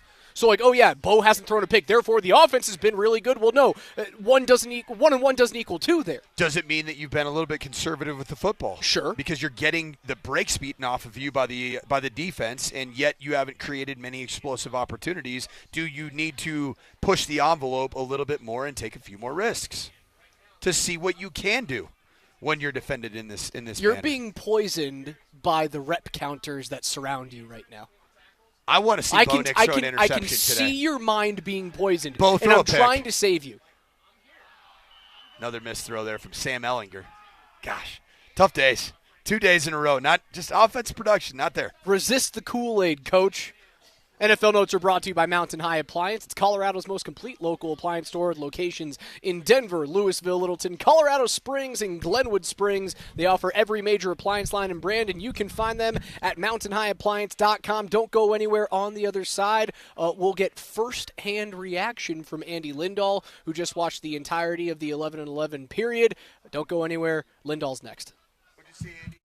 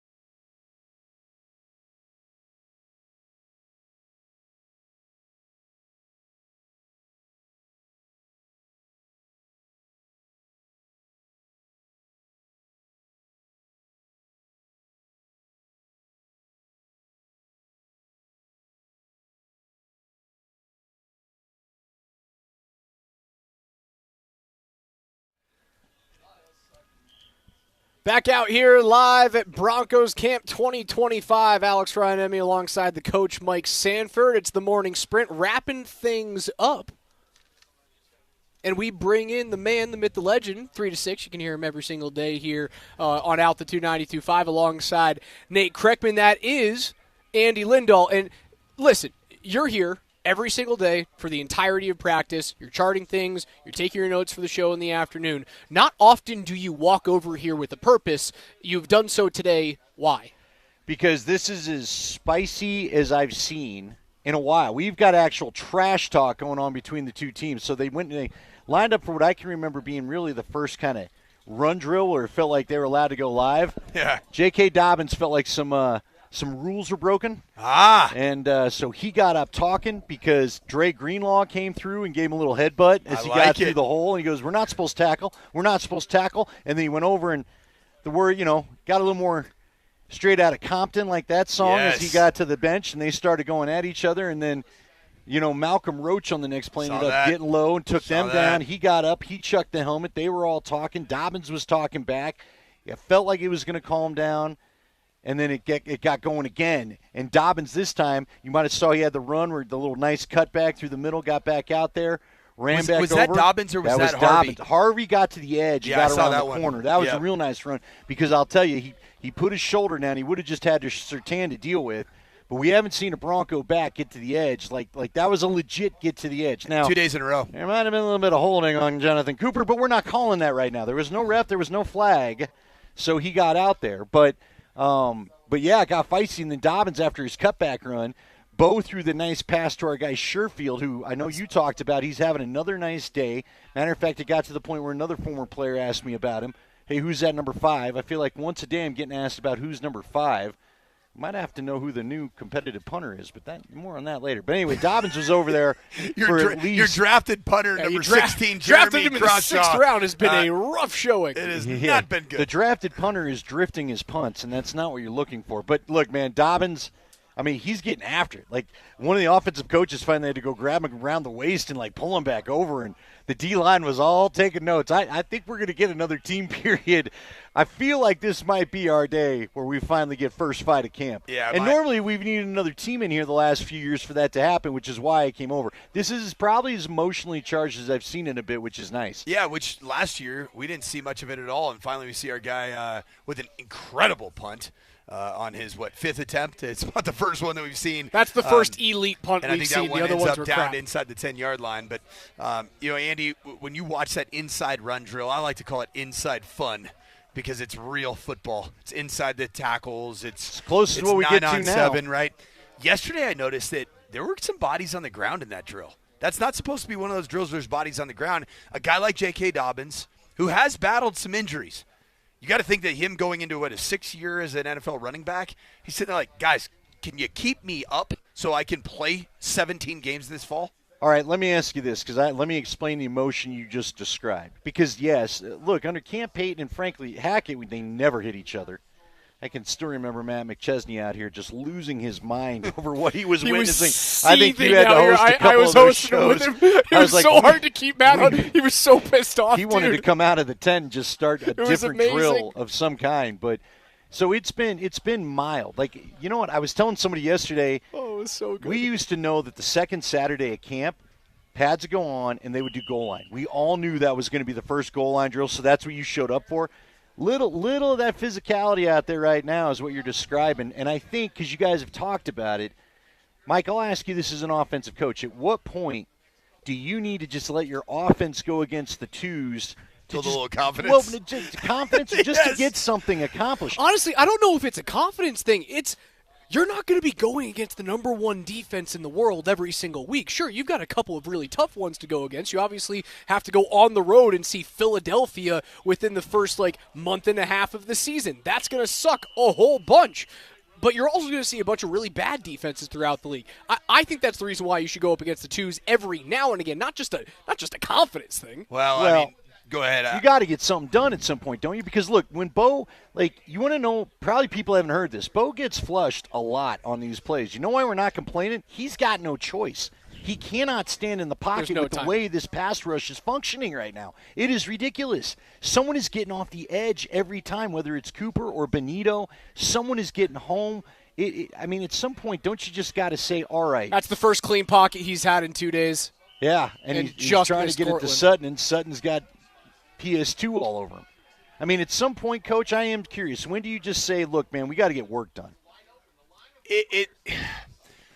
I still stand by the fact that the growth and maturation of Bo Nix in this offensive unit is still going to be expedited by – it's really the donut on the bat theory, right? Is right now you're swinging a bat with a donut on it by facing the most talented, youngest, most complex defense in pro football. So then when you get to the regular season and all of a sudden you're playing against the Tennessee Titans, man, you knock that donut off that bat, it feels pretty dang light and pretty good. So I subscribe to that. But here he is, another sack. I mean, it's just in 3 plays of third down. We've seen 3rd down and 5 for 2 reps. I think the first play was most likely a sack that got checked down to J.K. Dobbins. It looked like he was Bo Nix was surrounded by all kinds of would-be tacklers in the pocket. So 2 of the first 3 plays are sacks against the number 1 defense. Are we still seeing the right decisions out of him, though? Because I feel like we are. I think so. I don't see. So you at least take that away from these drills. He's not making the dumb decision, or he's not missing the wide open guy. I thought he missed Cortland once on the first 11 on 11. The only thing I disagree on that. Across. So it was a designed sprint out pass, and you don't want to throw that ball across your body. You're always going to the sideline there. So it's almost like Cortland Sutton was running a little bit of a kind of a flood concept. And that looked like a ball that was skipped to Jaleel McLaughlin. Well, he was running up into the pocket. He finally, he rolled out, realized his pocket was taken away by someone that set the edge, and he stepped. He does climb the pocket, and that's something you worry about, young guys not wanting to climb the pocket. Yeah, he has no fear of that. His pocket presence as the year progressed got better and better, and he looked more comfortable. So what Sean Payton loves about Bo Nix so much is his ability to manipulate the pocket, not take sacks. The ball gets out of his hands effectively. For example, that second pass was Pat Surtain the second on a go route against Cortland Sutton. I would have loved to have seen Bo Nix have the audacity to throw that ball more in the back shoulder area, in the halo, if you will, of Cortland Sutton. Let Cortland Sutton go compete for the ball. Hold on. Yeah, Bo Nix hasn't thrown an interception, though, in camp, Coach, and you love that. I mean, here we go. Tongue-in-cheek, I don't. Tongue-in-cheek, I don't. I'm being sarcastic about my love of that. I do want to see Bo Nix challenge. I know. That would have been a great opportunity. Pat Surtain the second. Are you going to throw it away? This is ultimately what you did. You did not give Cortland Sutton an opportunity. Because he's not going to get over the top and come back with that ball. Yeah, I would have back shoulder, halo throw, kind of throw it in his general halo area if you're a video game player. But so far it's either checkdowns, Bo scrambling, or there's just so much good coverage happening out on the perimeter, man. There's not a lot of open guys. You mentioned Greenlaw and Dobbins going at it. Was that I noticed Greenlaw and Hufanga beating the living hell out of each other right before they went into a period. Was that before or after the Dobbins?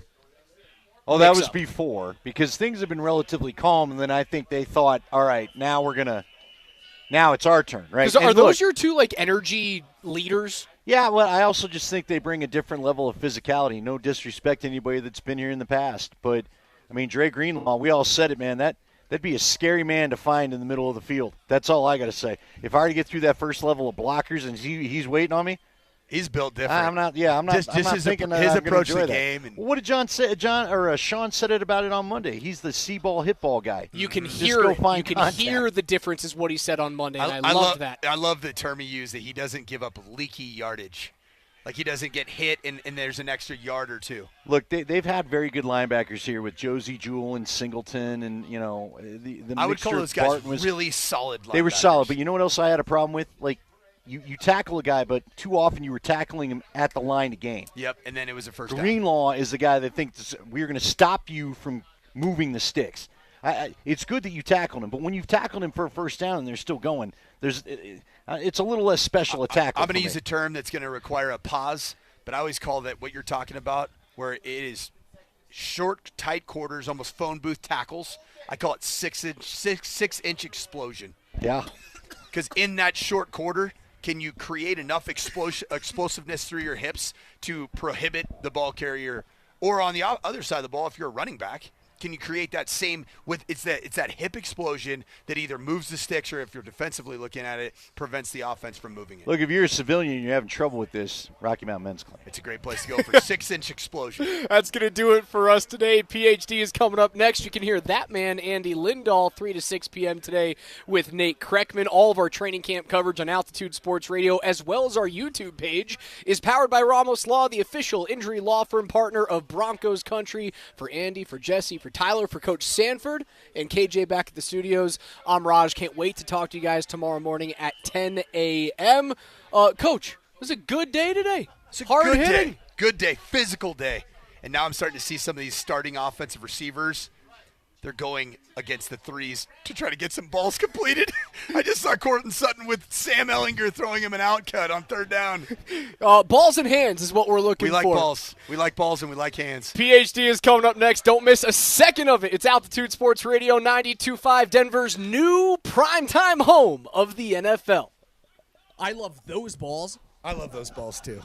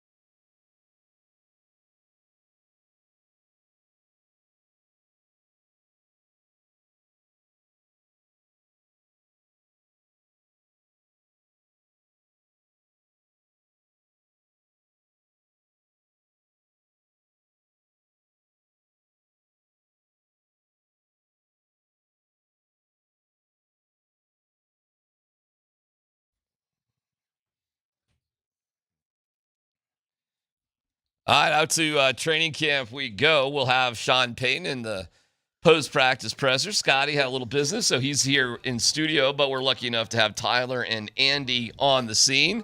First reports about what's happening today, boys. Tyler, take it away. What do we got today? Well, we got real training camp going on today, which is kind of cool to see. Nice.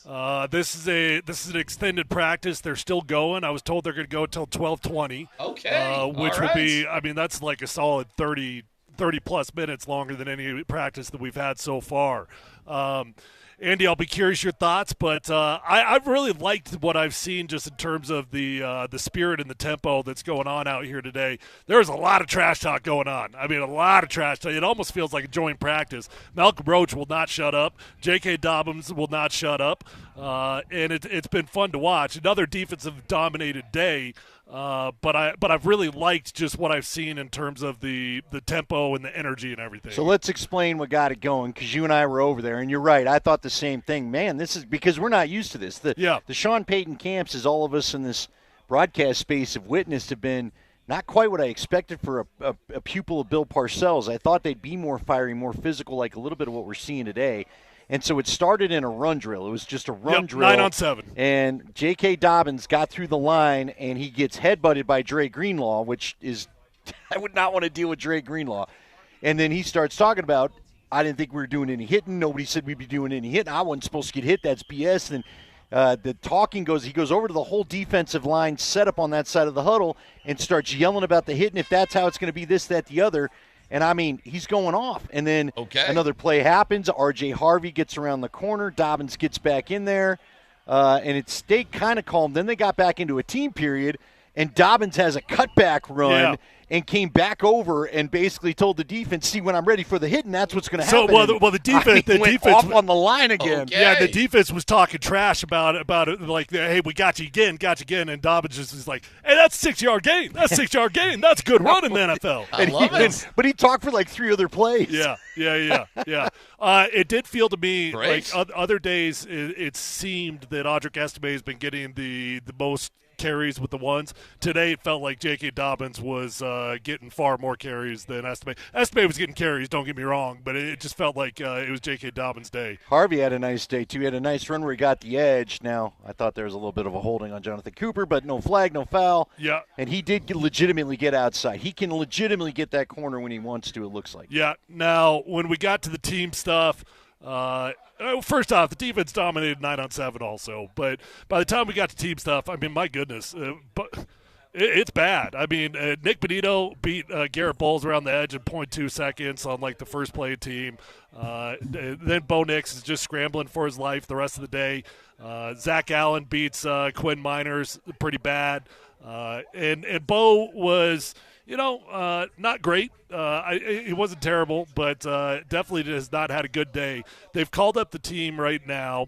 I don't think practice is over, Andy. Maybe it is, but I think they're calling up the team. My guess is they're telling them what the situation is. They're probably going to go into move the ball or 2-minute period here. Love it. And I believe Sean Payton is explaining to him what his expectations are. Okay, real quick, because Bo has had his struggles, but they're not Bo-induced. This isn't Paxton Lynch not knowing what to do. Guys, I said it to the dudes on the morning sprint. I feel like Bo's running because Bo has to. Bo is not being given any time to do anything. At some point, I feel like they need to get them to go against the twos or something so they can just get some work in. Whoa. So what you're saying is maybe the offensive line struggling against this defense. Listen, well, and the coverage is there too. Yeah, this defense is just. I mean, this is as legit as it gets. Everybody you look out there, they're dominating. This defense is as good as it gets, man. Where they got Barron playing today? I should do a better job of tracking his reps because you ask me that every day, and I don't feel like I've ever got a good answer for it. But it looked to me like he was splitting time with McMillan at the nickel spot. Yeah, I think McMillan was getting the first look. But, again, you mentioned Audric Estime was getting it. This is just kind of what Sean Payton does. I think if you were here before, he tries to give you a nod, and then we always see the depth chart kind of, shake. Remember, it was last year. Didn't Stidham get his week first, and then we went to Bo? Yeah, I guess my point is Barron's not working on the outside at all. Everything's inside. No, he's been outside some. Okay. He's working around. Yeah. All right. So are we looking at maybe like an Estime and we look at the breakthrough year that Tell Mims the had, story. I will. that Mims had from his second year to his first year, is that just a Sean Payton thing? You're going to pay heavy dues your first year, and we're gonna see what you do. And Mims stepped up in his second year. Obviously, is Estime have a chance?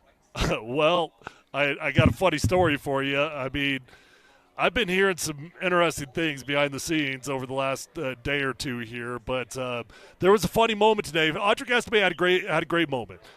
He had a good run. He trucked somebody, ran through him. Malcolm Roach. Malcolm Roach, I mean, I'm telling you, he would not shut up all day. But after Audric Estime runs over somebody, he goes, "Hey, it's about damn time, number 23. You've been here 3 years. You ain't done. You know what?" Wow. Yeah. And look, when they went into that first team period, it was Dobbins and then Harvey, and then I saw plenty of Watson when Ellinger got out there. But Estime did truck the dude on that play. He did. So he I did, mean, yeah. I don't want to be the correction police on Malcolm Roach, but this is only Estime's second year. No, I know. I said that at the time. But whatever. It's only Malcolm. Roach's second year too. So yeah, I'm not gonna argue with Malcolm Roach, right? Hey, and the Moody's in today, DMac. None of us are saying anything. Okay. He chucked his helmet after on a did. third down play. Roach blew up his lineman and knocked down Dobbins again, and got up and spiked his helmet into the ground, and had a few things to say about that too. It has been emotional. But I love that. I do man. too. It feels like camp. It feels like a joint practice is what it feels like to me. Like, seriously, that's the type of energy that's going on. Tyler, how long will they go, do you think, ones against ones? Oh, the majority of camp. Okay. I mean, you usually do that at least for the first 2 weeks, and then you get through that first preseason game, and nowadays I don't know how they decide what game they're going to fully game plan for, but you'll go at least a solid week and a half, 2 weeks. Well, you're going to have 2 weeks, right, of another team you're going to get to practice with. Go up against the ones, and let's see now when you play San Francisco, and is it Arizona the other one? Yeah. All of a sudden, maybe it becomes a little easier because of what you've gone through here in these first 8-9 days. No, you're right. Remember, a week from today, they're going to have a practice. I don't think they're going to have availability. Then next Thursday, they one practice with the Niners, and they'll play their first game. Come back. Is it 1 or 2 practices with Arizona? Do you remember? I think it's just 1. I got to be honest, 2 joint practices, 2 sessions, I should say. That's a lot. I'm a little bit surprised by it. I certainly never did that in my career, and a lot of coaches, they don't like it. I mean, the joint sessions are great, but it's a catch-22 because you're not in full control of the practice, right? You can't have a started-over period if you want to have a started-over period. The first time I'm doing color then, that I remember a joint practice ever, they went down to Houston, and they practiced against Texas 3 straight days. 3 days? Yeah. 3 straight days. Oh, wow. 3 straight days, had I think Thursday, Friday off, and then they played Saturday, or not off, but a single. But they went 3 days of practice against the other team. I think the Broncos have done pretty well in joint practices, except for the time the Niners came here and kicked our ass. The Cowboys came here one time. Well, the Cowboys when they had Hard Knocks, and Scotty. That was my rookie year. So Scotty, remember that big old fight with Flozell Adams? Oh yeah, sure do. Oh, that was buddy. a gigantic human being, dude. That cleared both fields. I was on the other field. We saw that going on, and everybody ran over to that Dude, field. when the Cowboys came into that camp, that was fun. And we're broadcasting out there, and it honestly felt like men versus boys. It did, but it was now, didn't they do that a couple of times? Because I thought that the Broncos got them one day. It was that classic Cowboys get them one day, Broncos get them the next, whatever.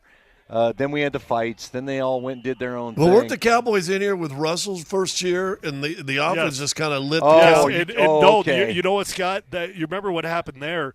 We'd had a bad training camp, and then Dallas comes into town, and we just whooped them. We whooped them, and we all became convinced. We're like, wow, we got this. Like Broncos are way better than what we thought they were going to be. Yep. No, they weren't. What's going on in the field right now? What are they doing right now? Well, I can see about 100 big asses in front of me. You know what? It's your show. I'll mute up and let me go take a look at this, and I'll tell you what we watch, because here's another team period. So go for it, Andy. I mean, there is a full wall in front of us. We can't see anything. All right, Andy. Yeah, that's great. Andy, the intrepid reporter, Andy Lindahl. Go for it. Although I did just see Bo Nix scramble for his life again and maybe 1 yard gain. Because we'll have Sean Payton. Oh, this is a good one. Good day at camp today. I guess this makes sense, right? Like you're the third day in. Listen, and Tyler talked about it too. 2 days ago, their first day in pads was horrible. It was a hot day. I understand that, and it was just weird, short. And then yesterday, and Tyler brought this up too. Yesterday was physical. I mean, it was, but it was a cooler day, a lot longer than it was on Monday. But now they're going even longer than they did yesterday by far. Because I think they got done yesterday. What, like 11:45, 11:48, something like that? Yeah. The day before was 11:28. Yeah, I think today is going to be a solid 30-plus minutes longer than any day we've had yet. So they ain't got nowhere to be. No, and they're practicing Thursday, Friday, and Saturday, which makes me wonder if they'll take the pads off tomorrow. Yeah, they probably do. Right, and but I would guess put them back on for Friday and Saturday. I would guess, and then they got. Well, how many Sunday padded off. practice are you allowed during training camp? Ooh, is there a number on it? Tyler, you know a number off the top of your head on that one? I don't know that there's any limits on it because now that there's no 2-a-days anymore. Yeah, I mean, there's a mandated day off per week, but to my knowledge, I don't think there's a limit on how many padded days you can have during I thought camp. during the regular season it was like During the regular 14 season, or something yes, like that. And it's like the first 10 weeks of the season you could have 2 per week, and then after that it's 1 per week. Yeah, and a lot of At least the collective bargaining got you guys that instead of insurance. That's right, Scott. I'm so happy that I got to skip out on 6 practices rather than be able to afford the rest of my life. It says here NFL teams are limited to maximum of 16 padded practices during training camp. 16. Okay. Oh, well, they'll be way under that. I mean, that won't be a problem whatsoever. No, they're at 3 right today. They're at 3 today, yeah. And I would guess that, well, we'll see what tomorrow. Who knows? I don't know. Who knows what Sean Payton's going to do, Tyler? We're not, nobody, other than the fact that we already know this is the busiest continuous week of training camp. Tyler, this is it, right? This is the big ramping up. Here we go. I guess today makes a lot of sense, right? Yeah, I do think that they probably take the pads off tomorrow, though, just thinking about the way that they've ramped this thing up 3 days in a row. It's got longer and longer and longer. I don't know, though. I mean, given the fact that this is the only week that it's me, myself, and I, they don't have a joint session. Maybe they do wear pads tomorrow. We'll see. Maybe you go hard until Saturday, and then Monday or Sunday off, and then you lighten up the Monday, Tuesday, Wednesday before you leave. Maybe. But we're here for all of it, no doubt about it. If you missed the announcement this morning, we were proud to announce that Denver is the new Altitude Sports Radio 92.5. The new home for Westwood One's coverage in the National Football League. How awesome is that? So not only Avs, Nuggets, Rapids, but now football. Because clearly, we love football. All right, Andy's giving me some play-by-play. A fumble just happened out there. So Andy's out there watching it. Tyler's in the tent. We got you covered for training camp. It's Altitude Sports Radio 92.5.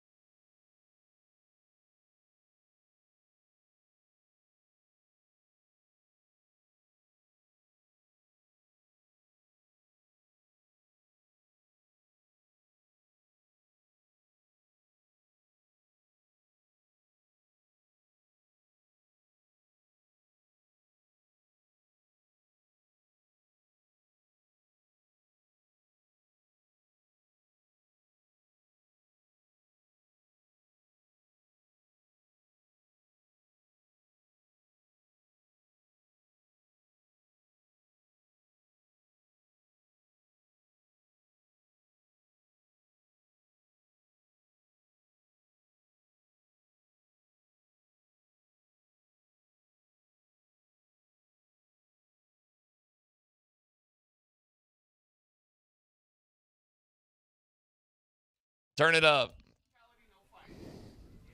All right, here's the notes, Tyler.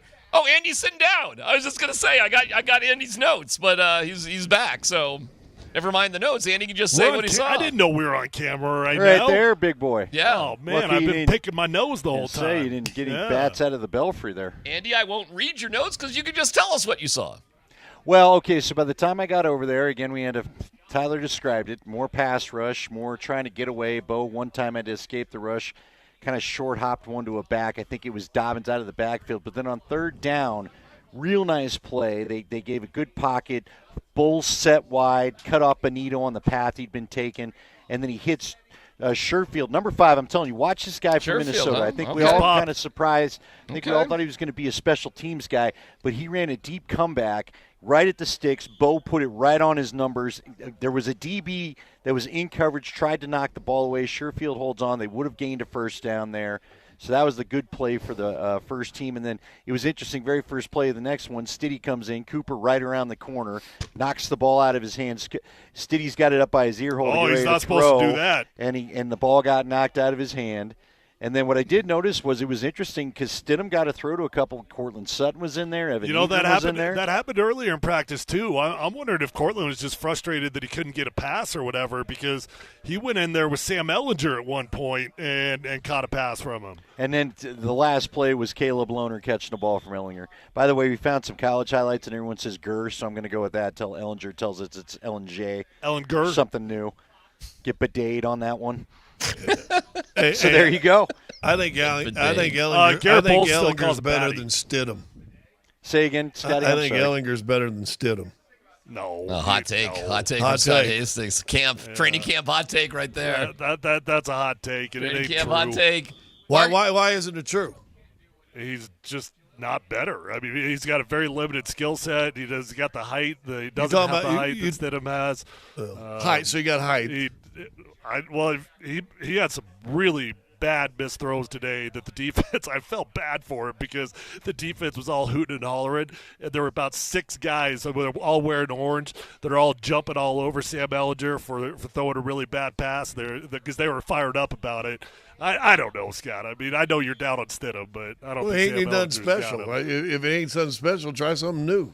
He's a good dinner companion for Bo. What do you care? I mean, he's a nice going guy. to dinner now too. He actually is. You're right. They've kind of put their arm around him. I mean, if you're good at dinner, you can go a long way. All right. Well, what else is going on? I'm juicy for details here. We're done. Practice is wrapped up. It's the wind down. They the one kind of old school thing that Sean still does is he has these guys run sprints after practice. I always roll my eyes at it. I don't think it does anything for these guys to help them get in shape or anything. I think it's just extra wear and tear on your body that, quite frankly, is stupid. Mike Shanahan's philosophy was always that we get our conditioning in during practice, and that was the best way to go about it.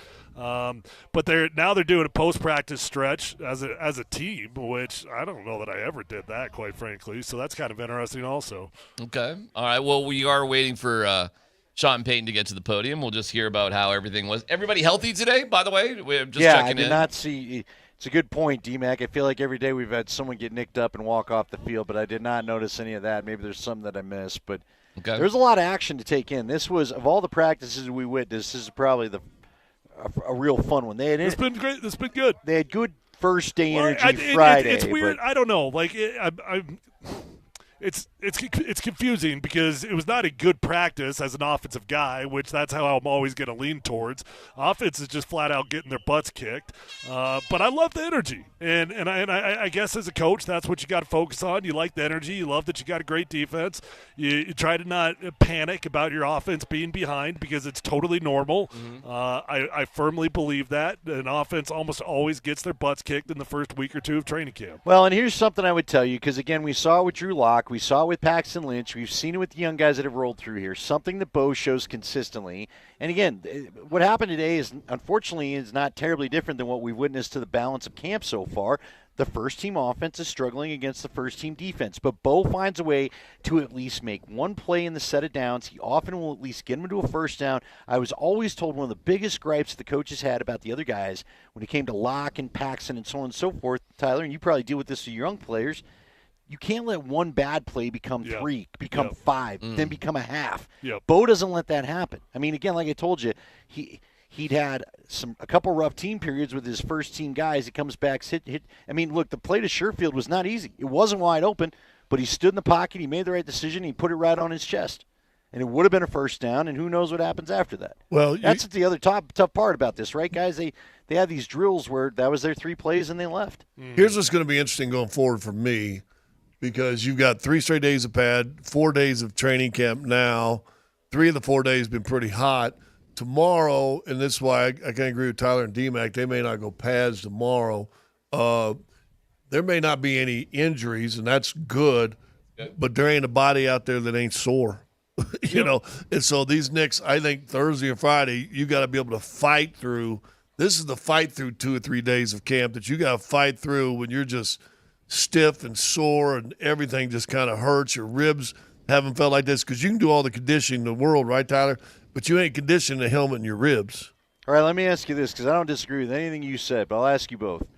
I'll asking everybody, but I'm curious, Tyler. With we talked about how this felt like a joint practice. Would you put him in pads one more day tomorrow just to see if the offense doesn't come back with that kind of we got our butts chewed watching tape? You know, again, in a joint practice when they would do 2 in a row, the team that always felt like they won the first day, the second day, the next team's coming out fighting, feisty, energetic. Would you do that just to see if the offense doesn't come out a little chip on their shoulder? Or no point to that? You know, the Bill Parcells background in Sean makes me wonder just a little bit if he's going to come out in pads again.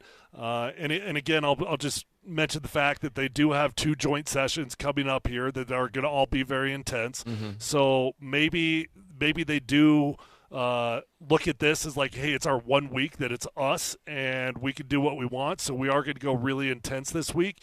Logic tells me, though, that 3 days of pads is probably about the limit of where you want to go.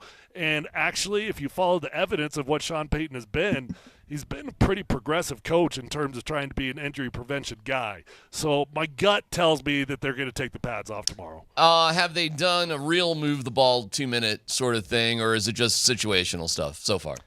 Right now it looks situational because, again, had they been doing move the ball after 3 plays when Bo got that first down I've described to you a couple times, I think they would have stayed with it because they wouldn't have fallen short. Instead, immediately the 2s came in. So this is definitely – this is still kind of install, right? Oh, yeah, they're absolutely an install for sure. Okay. All right, so they got more to go, obviously. A lot more to go, which is great and fun. Weather fine today? I mean, not quite as hot as a couple days ago. Nice day. 75 degrees. Yeah, it's all right. It's perfect. Fans in good spirits? Are they enjoying the action? Fans have been cheering. NFL Network's here. Ian Rappaport and Colleen Wolfe off to our right side. And so they're doing their update for the day. And so they'll be live. As a matter of fact, you turn on NFL Network right now. I believe they're doing a hit right now. That's great, Andy. Just get everybody to just leave the old Twitch feed. Thank you. Well, I mean, look, yeah, I would rather look at Colleen Wolfe than you. I don't know what else to say. I'm sorry about that, Scotty. That's a fair But assessment. I can come back in there and look at you. Shorter than I thought. How tall did you think she was? Of the 2 people sitting over there, you're going to tell me Colleen's shorter than you thought? Yeah. She's shorter than I thought. Side doesn't. Well, I knew Ian was short. Yeah. She's as tall as Ian. Yeah, that's about right. Yeah, dude. When you see like Ian and Andrew Siciliano and Tirico, it's like let's not leave out our boy Schefter. We all love Adam. I feel very comfortable around all those people, but it's they're my crew. They're why don't you guys ask one of them 2 to step over after a while? Well, I'm not besties with him like you are with Sean, Scott. Oh, there you go. I don't know. You can see how tall Colleen really is, I guess, if that's an issue. Yeah. Jesse, hey, you get your knife out, cut them sleeves off, and go ask us? Colleen to come over. Colleen or Ian, either one. We're waiting for Sean Payton. We'll get that. Did Colleen leave? Well, then you can. Oh, you know what? I don't think Ian's allowed now that I think about it. While we wait. Yeah, that's probably not. I think he's got a little. We're anticipating We Sean. probably wouldn't want that. They're just having conversations. Oh, is there? Okay. No, there's reasons. We're getting through all of it. Colleen ain't got no exclusive in Denver. No, but she went down to get the Sean Payton stuff, so it's just Ian, and I don't think he's allowed. Okay, that's fine. I did see that Jay Glazer was there. Yeah, in the weight room. In the weight room. See Jay's here today? Because he's in the weight room. Of course he's in the weight room. He said in his video that when he visits, all the teams let him work out in their weight room. So he gets a workout in every single team's weight room. Because and it's all necked. He could That's all probably he does, pin is every just weight neck. coach in the NFL. I'm just asking you guys, do you think that's a little weird that the guy works out? Like, when Kenny Chesney comes to town, he gets a workout in the Broncos weight room. Tyler, would you see stray people just sort of working out in the weight room sometimes? Or we used to have, when the wrestlers would come into town, they would come work out with us every now and then. And the that was kinda WWE fun. guys? That's kind of fun. Yeah. All right, but hold on, DMac, let's be honest. This hits personal for you, right? You took a shower here once, and now Jay Glazer gets to work out. Mr. I'm going to take a shower at the Broncos facility is calling out Jay Glazer for getting permission. Taking a shower there or lifting weights there? Yeah. I don't know. Does he wipe the bench off? Does he leave it sweaty? One guy has permission to do it. Listen, they said we could use the bathroom. The showers were in the bathroom. They said, here is the facility for you to use. And I was like, okay, that was part of the facility. But here, see, again. Hold on. What'd you do for a towel? Did you bring your own towel? I brought my own towel. You brought you thought this thing through. I thought he had plans. It wasn't an accident. Did you have soap or did they have? Yeah, did you have a loofah or did you have a bar of soap? No loofah. I had just a little travel, little travel thing, a little shampoo. That's all. Now, hold on. When the Broncos told you, because you remember, Tyler and I used to work in the state-run media, in this building over here. Yeah. When they told you could use the bathroom, I'm pretty sure it meant just for one reason, and that's number one. Matter of fact, I don't even think they thought number two was on the docket. I think they probably thought you needed to go somewhere else for that. And Hastings definitely would have pushed that limit. Well, what are they going to do about the 6'11" guy? Yeah, listen, what can I tell you? It was wide open. The next day, they had the gates shut. And I'm like, well, who knew they had a gate? I didn't know they had a gate to stop you from going into the shower What would you have area. done if you'd gone in the shower and then they put the gate up while you were in there? While I was in there? Yeah. Hey, you're stuck for life. Pulled it down like the gate at the Sam Goody at the mall once upon a time that the young people don't even know what that looks like. It would have been embarrassing. Did I ever tell you about the time I got on the wrong bus there, DMac? At least you just got on I got on a bus to go to the Pittsburgh game. Scotty, I was with you. What? We went to so Scotty had told me we were traveling. We were in Pittsburgh. It was the Javon Walker game where he caught 3 touchdowns, and it was frankly, I will always to this day say it was Jake Plummer's last great game as a Denver Bronco. Okay. But Scotty and David told me, they're like, all right, you got to get on the number 4 bus, okay? And so I go and I look, and I see number 4 in the window, but it was the first bus in the row of buses. All right. So I throw my bag on this thing, and I get up and I get on the bus. And the first face I look at is Mike Shanahan, and I thought to myself, I go, and that face is getting redder by the second. You know what? This is probably the coolest Mike's ever been to me. So I look at him, and I go, and in my mind, I'm screaming in my narrative voice, "You dumb bleep! This is the wrong bus." But I didn't want to look like a coward and do a 180 and run off the bus, so I was like, "Coach," and I went and I found a seat that had nobody around it. Dude, I passed Jake Plummer, I passed Tom Nalen, my gosh. I passed, you and I on the sat wrong down. bus, dog. No, I know because you and Dave thought I didn't come at all. You were wondering, you thought I missed the bus, so I had a paper. This is back when we had papers. I had like some Pittsburgh paper. That's fantastic. And I opened the paper and I'm trying Nobody to read look this. at me? No, dude. Nalen gave me the death stare. Nalen not only he sits next to at the seat across, and I mean leans in and stared a hole through my temple as I tried to hide behind this paper. And when we get done, we get off the bus, and Fred goes, "You know that wasn't the right bus." I go, "Yeah." And he goes, "Coach would really like it if you didn't get on that bus again." Just noted. At least they didn't throw you off immediately. What would you have done, though? What would you? I think I would have turned around. You cannot look like a coward and leave. I think I would have turned around. I would have scrambled out of there as quick as humanly DMac, possible. you're not at least going to give me. You can't look like you're scared and run off the bus. I look like I'm scared all the time. It wouldn't be anything new. I would just scramble off the bus. You probably should have just been respectful. Well, there's that too. I mean, what were you trying to prove? That you should be on the team? I mean, what was the goal there?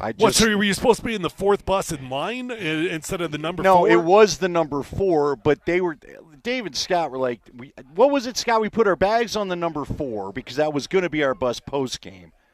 But then I thought get on the bus, and they were like, no, throw your bag on it, and then go to the end of the line and get on the bus, but I didn't know. That's pretty funny. We do await Sean Payton. We just got a second here. Did you guys see the time-lapse video of Mark Moser pounding donut holes this morning? It is unreal. No, I did It not. may I'll be show one it of the to you. no, we have it up here, Tyler, if you can see.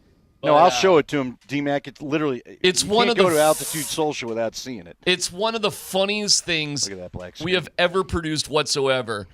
They put a time lapse. That's 4 donuts. Four or five right there. Here we go. He's taking a little sip of water. This is all during a commercial break. Right, there we go. There we go. 6. Okay, take a little 7. sip. We got 7 at least right there. 8. Plug the phone in. Yeah, we got Take a 9. break. 10. We got 10 donut holes. I think you missed 11. one. You think there's more? Yeah, the music's fantastic too. Oh my gosh, that's great. It's one of the funniest things we've ever produced. And he's taking a minute to spit his chew in the cup in between. Yeah, it's all during one commercial break too. He pounds at least 10, maybe 11 donut holes within a commercial. That is fantastic. Wow. I mean, that looks like something I would do. I'm not judging. Yeah, the that guy. was minimum I mean, of 10. I could definitely pull that off. At one point, Tyler, he has a handful of 3 of them in his hand. I swear. Toss all 3 in at once. I'm not It's trying. like a wad of chips or a handful of popcorn out of the bucket. I've never seen anything like it. It is absolutely hysterical. It's one of the funniest. In the way they have it all sped up and the music to it, it is sensational. Yeah. Tyler, you debated eating the last donut.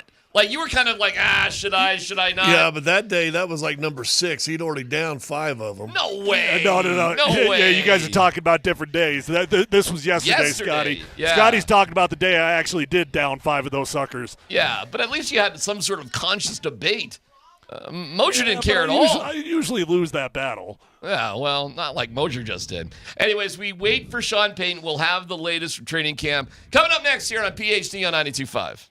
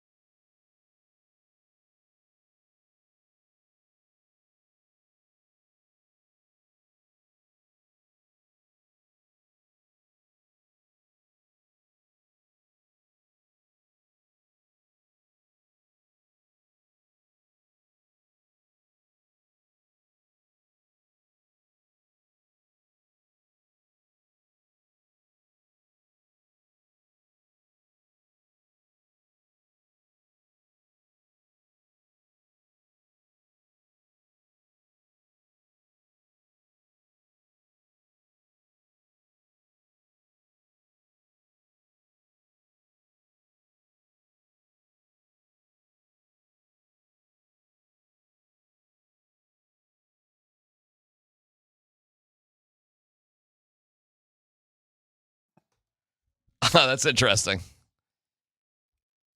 Little twist with Sean Payton today. Kind of a bad day for you not to be there. Uh-oh. I'll give the details when Tyler comes back. Timing is everything.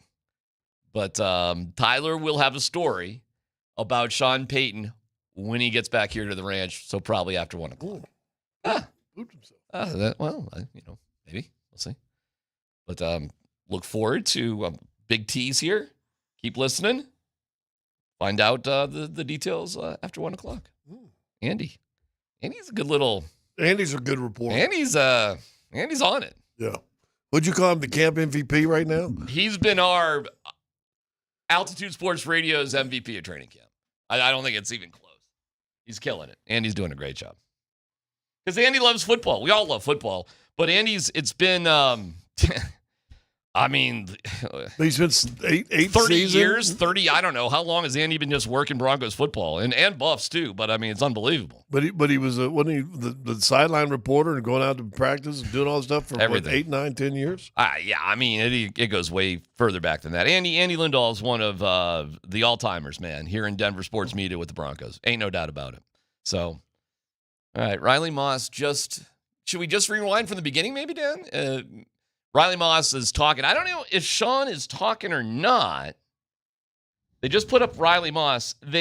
Sean, well, it'll be part of Tyler's story why Sean hasn't spoken yet, actually. I just don't know what they're going to do. So, Dan, I'm kind of, I'll just kill a little time here and queue up Riley Moss if we need him. Yeah, I've got him ready. We'll see who pops up next. Yeah, let's just be a little patient. Let's see who. If it's Sean, then we'll go there. If it's not, then maybe we'll go to Randy Moss. We'll do that. I like the fact. I am curious today to hear what everybody has to say about being more physical. And we'll have Jeff Legwald on at 2:30 today. By the way, boy, I'm teasing everything here today. At 1:30, we'll get off football just for a pinch, but for a really good reason. Harrison Wind of DNVR has the ultimate breakdown of the Jokic horse race story. And he's already said it on DNVR, but it was so good, we've asked him to come on here to give the details. That'll be at 1:30. So if you want to know why Jokic was so emotional with all the details, it's incredible what Harrison has dug up. So fun. We got a lot of cool things still to come here today. That's for sure. In terms of having a physical... people yelling at each other, are we hitting, are we not hitting, that sort of thing. I love that sort of stuff, Scott. Yeah. And especially if it's organic, it's not forced, it just gets your competitive juices rolling, right? That's a good thing. It's always a good thing, right? Well, and it could be a sign also that they aren't going to have pads tomorrow. That Sean talked to us and said, listen, this is the last day for pads for 2 or 3 days. Let's make this a good one. And every good, and I told you, I watched that Bullies of Baltimore, 30 for 30, right? Mm-hmm. One of the great defenses of all time in, 2000, I think, when they won the Super Bowl. They were arrogant. There's an arrogance, it seems like. Go back to the Bears' great defense in 85, 86, right? There's always an arrogance in there with good defenses, even 2015 and no-fly zone. I mean, there was an arrogance about that team. With good defensive teams, there's always seems like there's and I'm saying the word arrogant for lack of another word, and I'm not trying to be detrimental to them, but there's an overconfidence and arrogance, whatever you want to call it, that every great defense seems to have. Well, is it, because now you're thinking about that team, and I'm thinking of Tony Siragusa. Today we were hearing about Malcolm Roach. Is a key to have a big fat bully in the middle of the field on defense, like one of them dudes, like a Biff from Back to the Future, and as a plug in the middle. When we were in Baltimore, I don't know if it was a playoff game or when it was. We were in Baltimore sometime, and Ozzie Newsome, who at the time was the general manager of Baltimore, was a teammate of Logan in Cleveland. Right, they were buddies, and he was talking to us. And the one year, the Ray Lewis, I think, he won 3 Defensive Player of the Year, so I'm assuming one of the years he won Defensive Player of the Year. He told us, he said, went back and watched film, that someone laid a hat off the offensive line. Remember, they had Siragusa, but they also had Adams. I mean, they had two. Wow, two guys, two 300-pound behemoths before there was all these 300-pound behemoths in the middle. He said other teams laid a hat on Ray Lewis 5 times all year. Well, he had 256 tackles. And first of all, he could play. He's a Hall of Famer, right? Mm-hmm. But all of a sudden, and you ain't touching him, and you're letting him roam free in that second level, you're in trouble. So, yeah, man, I think up the middle, listen, it's baseball we talked about. You got to be good defensively up the middle, right? We always talk about that. And I think it's the same way in football. I think the better you are up in the middle, and I think Denver, when they won in 2015, pretty good up the middle, right? Pretty good up the middle, which now means the pocket's not being extended. Mm-hmm. Now everything's pressuring. Quarterbacks aren't stepping up. The cornerbacks can now pressure a lot more. And it was this unbelievable synergy. But I'm going to stick with it. I think every great defense has an arrogance. You want to hear from Marvin Mims? Sure. Yeah, let's go to Marvin Mims at the podium right now.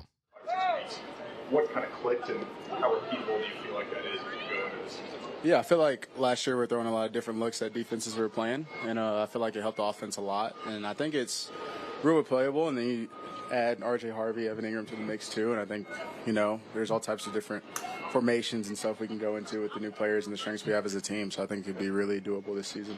Marvin, one of the things that the different looks from last season was you lining up in the backfield a little bit. Do you expect to do that this year, and is that something that you enjoy doing and want to continue to do? Yeah, it's cool. It's different. I enjoy it, but I do expect to see a little bit of it this year upcoming, but we'll see how that plays out. But it's cool. Getting hit's cool, but buying linebacker and stuff, it's not the best sometimes, but I'll do it. Marvin, how do you feel about kind of the competition to be the 2 receiver or 3 or what have you? I mean, you got a lot of guys competing to be one of the guys behind Cortland. How do you feel about the competition?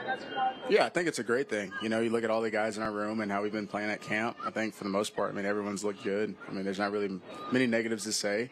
And we're going against our defense, who's probably going to be the best defense going into the season. And, it's huge for us. So just the depth of our receiver room is something that isn't talked about enough. And I think it's a really strong thing for us going into the season.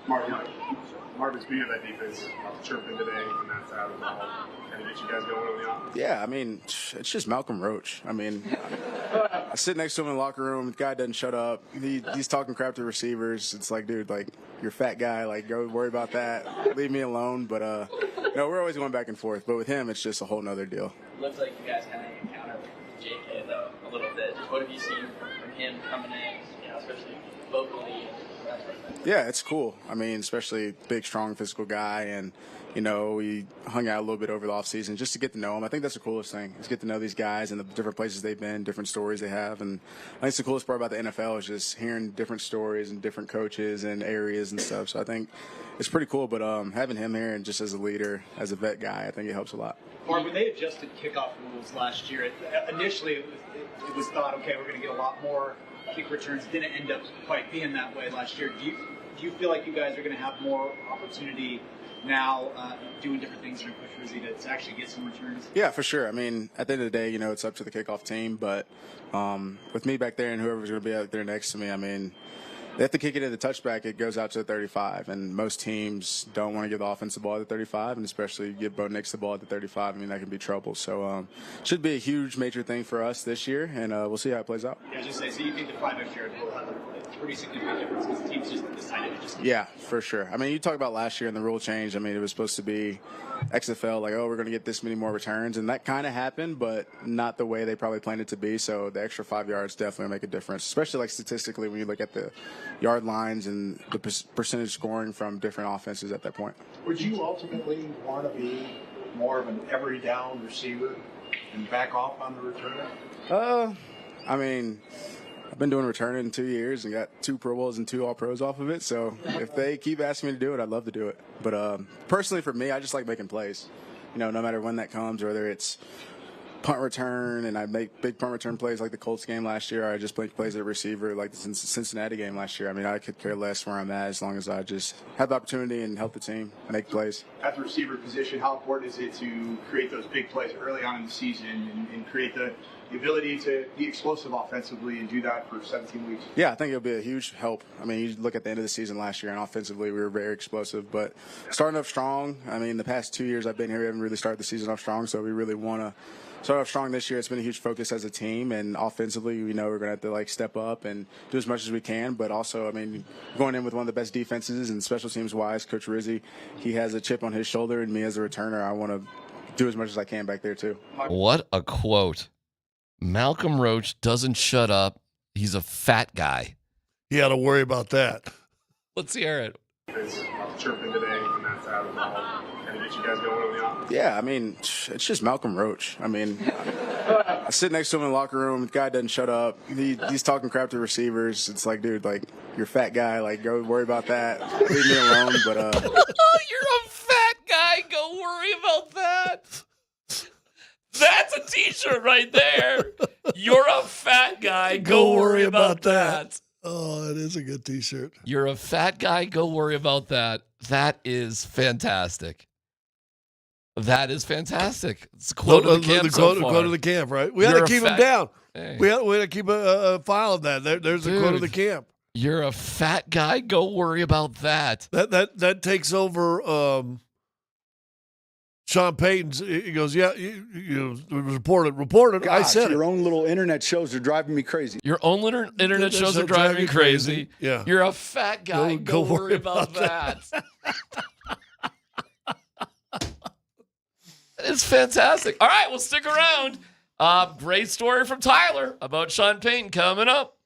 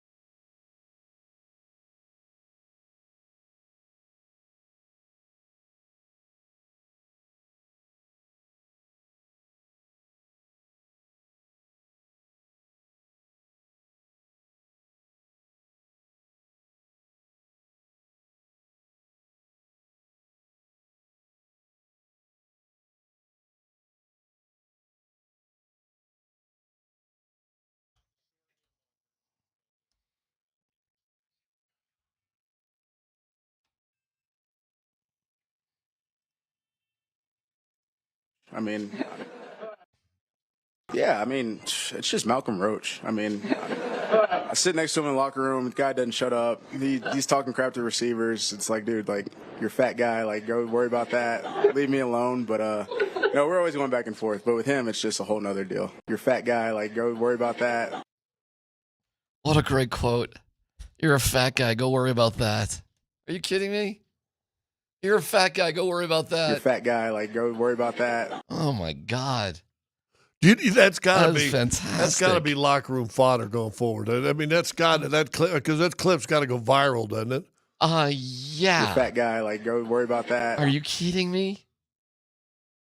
You're a fat guy. Go worry about that. Marvin Mims for presentation of best quote from camp on Malcolm Roach. And listen, today the nature of that question, and Tyler's going to be a little bit late coming back here, but there's a really good reason for it. But I'll let Tyler explain. But you'll want to stick around for that reason. Today, Ultimate Tease right there. There you go. Don't miss a second of this fabulous radio program. Our, of course, also our little internet show. You're a fat guy. Like, go worry about that. Oh, wait, I got the fat guy. Wait, where's my little internet show? Gosh, your own little internet shows are driving me crazy. You're on with Andy tonight, I assume? Yeah. Yep. 9 o'clock. Thanks for reminding me. Myself and Coach Sanford will be warming up the audience for you. We'll get off before you guys get on. I promise. We'll keep it a tight 30. Then you guys can ramble on for, who cares at that point, Yeah, right. Doesn't matter. But we will stay out of your way, I promise. So a real fun night on the digitals with myself and Sanford, and then Scott and Andy talking all about the Broncos and fat guys and training camp and stuff like that. But the nature of this sort of Malcolm Roach fat guy talk is the fact that he gave Dobbins a thump. Dobbins was like, is this what we're doing? There was a headbutt with Greenlaw, and it's like, this is how we're playing, huh? This is what's happening today? And that just sparked a lot of yip-yapping. Love it. Yeah. Who doesn't love it? Fantastic. Well, and again, if they're going ones-on-ones and the defense is kind of handling it, which I think Tyler said it yesterday, I've been doing this for a long, long time. The defense usually crushes the offense the first week or so. Mm-hmm. We'll kind of even out a little closer. But listen, if this defense is every bit as good as a lot of people think it is, not just us here in Denver, a lot of national people have been, building up the claims of this defense as well. Tons, yes. That if they're as good as a lot of people are predicting them to be, you may not be able. You may not can't wait to see San Francisco for a day of practice against them, and Arizona to practice against them, and the preseason games. That now the offense can actually, this is what we're supposed to be able to do. And we'll see quickly how good the defense is, but it's getting rave reviews. I always thought in training camp and football in general, the 9-on-7 drill is so bizarrely slanted. Favors the defense. Oh my God! First of all, you get two extra dudes. Second of all, it's a run play. Like, it's a tough drill. Now, listen, I was covering training camps when TD and those Super Bowl teams were playing. 9-on-7 wasn't just a defensive drill back then. Is that right? 9-on-7 wasn't just a defensive drill back then. You saw. Were those guys cutting? Was the offensive line cutting in training camp back then? Listen, I didn't realize 9-on-7 was a defensive drill basically for about 10 years. Oh, okay. Because the offense was just, throughout the day, it was. That's impressive. You can do it. Most 9-on-7, the guy gets stuffed at the line. You kind of wonder, like, well, why the hell are they even doing this? But think about when they first started. You had Gary Zimmerman. Where's he at right now? Well, he's in the Hall of Fame. Yeah, he's in the Hall of Fame. Schlereth, who had a 16-year career, three Super Bowls. Got him. Nayland's there. Pretty good. Nayland, who will probably be a guy that talent-wise is good enough to be in the Hall of Fame, but probably never will. But somebody ought to talk about it. Is a Ring of Famer. You got an insane offensive line coach screaming at everybody. You got another guy who Gibbs got into the Hall of Fame. Didn't they put him in? I don't know if he's in there. I don't know. I thought he got in a couple years ago. I'm not I sure might be about wrong. And then you got guys that, I mean, listen, Tony Jones was your right tackle, was so good, he slides over to left tackle and wins the second Super Bowl. Plus, the rules are different, so you can just sort of. Well, they changed the rules. Dive at everybody's knees. Let's be honest. They changed the rules because of that offense, right? Yeah, hey, it is what it was. And the cutback was alive, outside zone running, and was there you go. Was there a prettier run? And the Broncos, that was an undersized offensive line. Athletic, though. But it was, yeah. Perfect for what they need to do. But was there a better, when a guy cuts back across the grain and breaks it, was there any prettier running play than some of the stuff you saw with Terrell Davis? This is fantastic. And you know what? TD was unbelievable. Olandis Gary had a lot of another great Hall of runs Famer, too. by the way. Hall of Famer. No, when that was clicking, it was something to watch, man. It was awesome. Rushing for 2,000 yards? Well, Saquon. And he sucked the year before at 1,800. Right? Different times, although if you've got the horses and you got the guys, and the Eagles have made a commitment to him, they just won the Super Bowl. Kind of in the same sort of premise. But, you got to coach around the guys you got, not the scheme that you'd like to have. So you got to figure that out. And the Eagles have figured it out. Well, and for a star warrior, as you tend to think Detroit is because of the points they put up, they had a hell of a running game. They had two guys like either 1,000 or close to 1,000, didn't they? Yeah. Montgomery and, oh my gosh, I'm forgetting the other dude. But yeah, they were great too, with great receivers, great quarterback. The funny part, the thing about the Lions is how many injuries they did take defensively, how weak they were.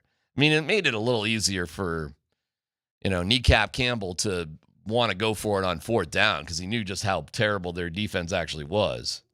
But nobody was really arguing with him about it. Everybody sort of accepted that was Gibbs the case. and Montgomery. There you go. Gibbs, right. Gibbs rushed for 1,400, and Montgomery ran for almost 800. There you go.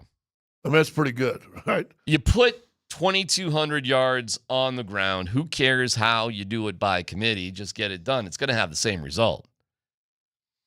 Training camp coverage on Altitude Sports Radio is powered by Ramos Law, the official injury law firm partner of Broncos country. Another reminder, we made the announcement this morning, Westwood One is now on board on Altitude beginning week 1.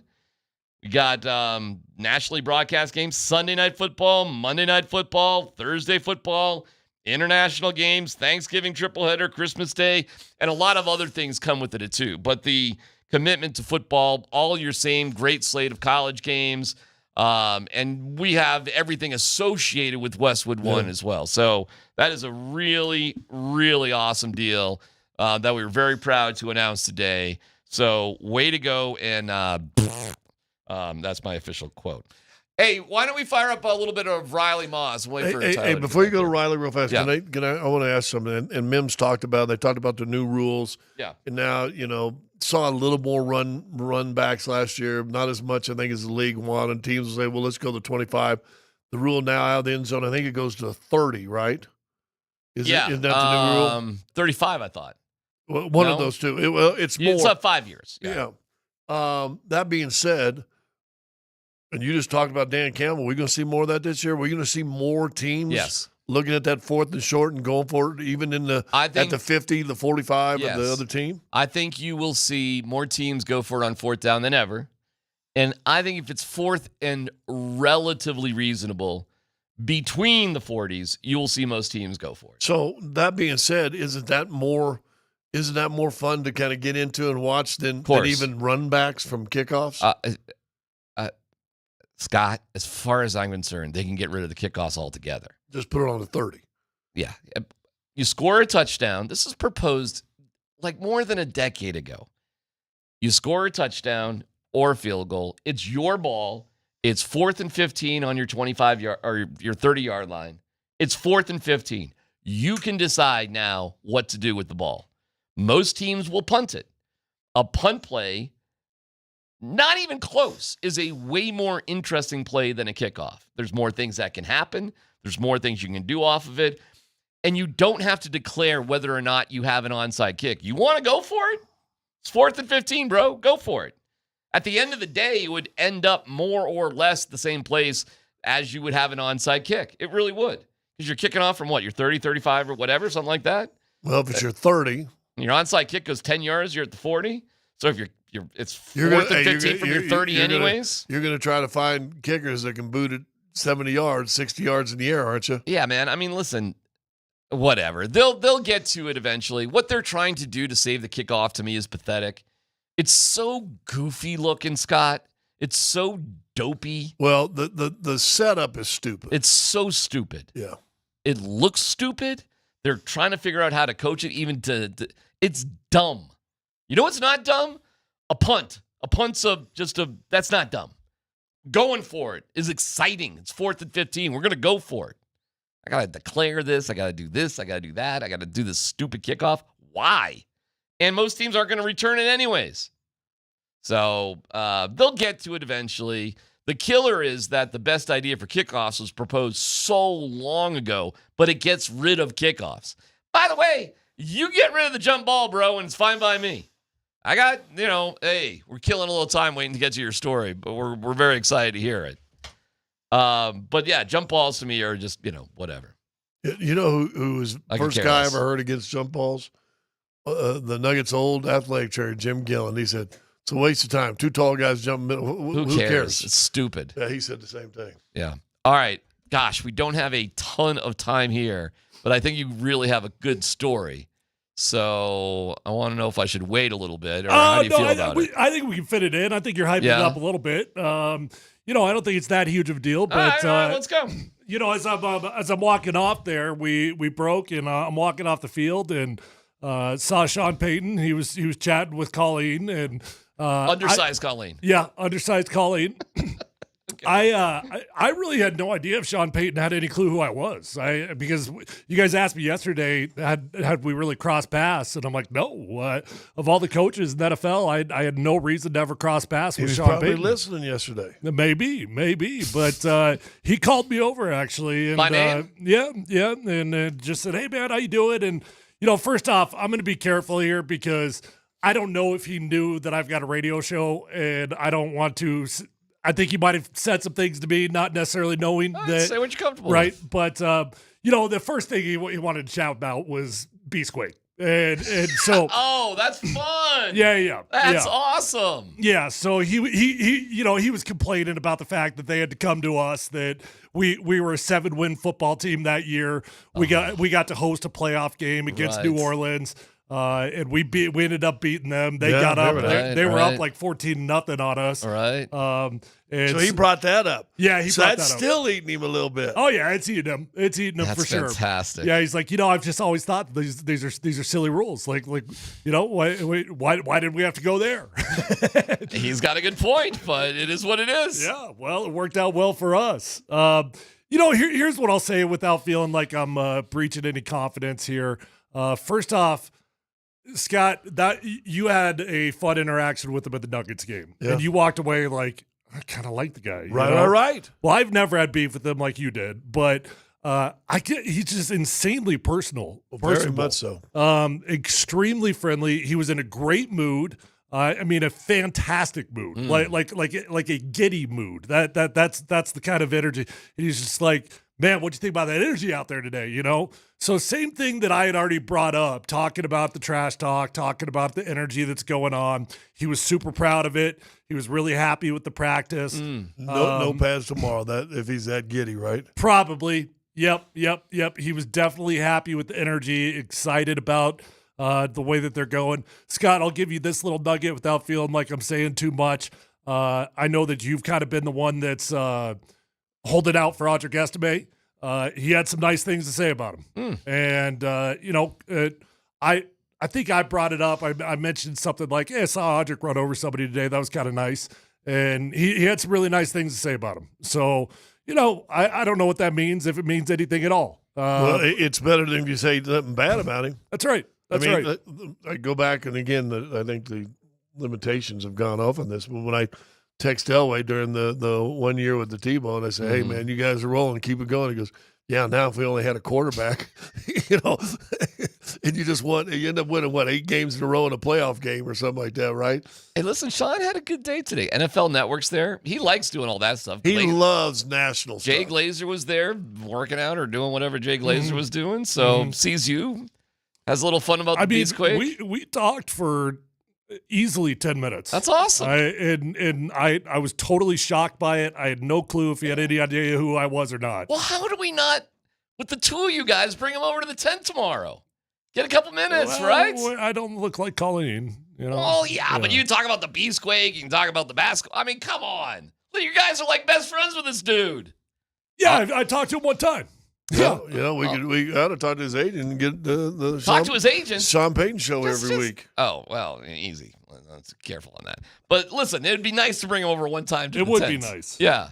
You know what? You get him on the right day, he might just say yes. When he's in a mood like he was today, he might have said yes today. Well, we'll give it a shot. Well, the key about it, I know you guys talk some football.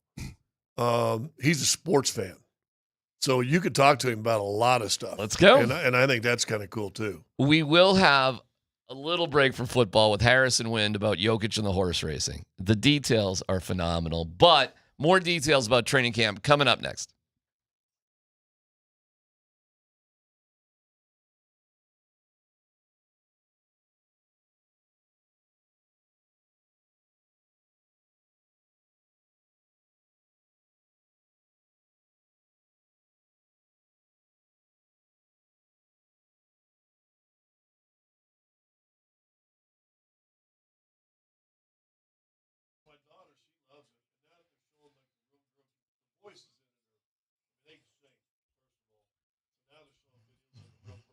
All right, it's DMac for the Rocky Mountain Men's Clinic. We're in the middle of football season. We love the football. We love it, no doubt about it. But if you're not in the game the way you need to be in terms of erectile dysfunction, well, let's get things going in the right direction for you. With the Rocky Mountain Men's Clinic, research shows that men can draw apart from their partners when ED affects their sex life. The Rocky Mountain Men's Clinic works where the pills or herbals fail. They have treatments with success rates well over 90%. Some can have you last an hour or more. They've served the Front Range of Colorado for nearly a decade, successfully treating tens of thousands of men. Schedule a consult today. The initial visit's only $99. It includes medical consult with a Colorado licensed medical provider, a T and a PSA test. If advised, a test dose. If it doesn't work in the office, your visit is free. They've got an expert staff. Like a lot of men, you could be having sex the day after your appointment with 5 locations up and down I-25.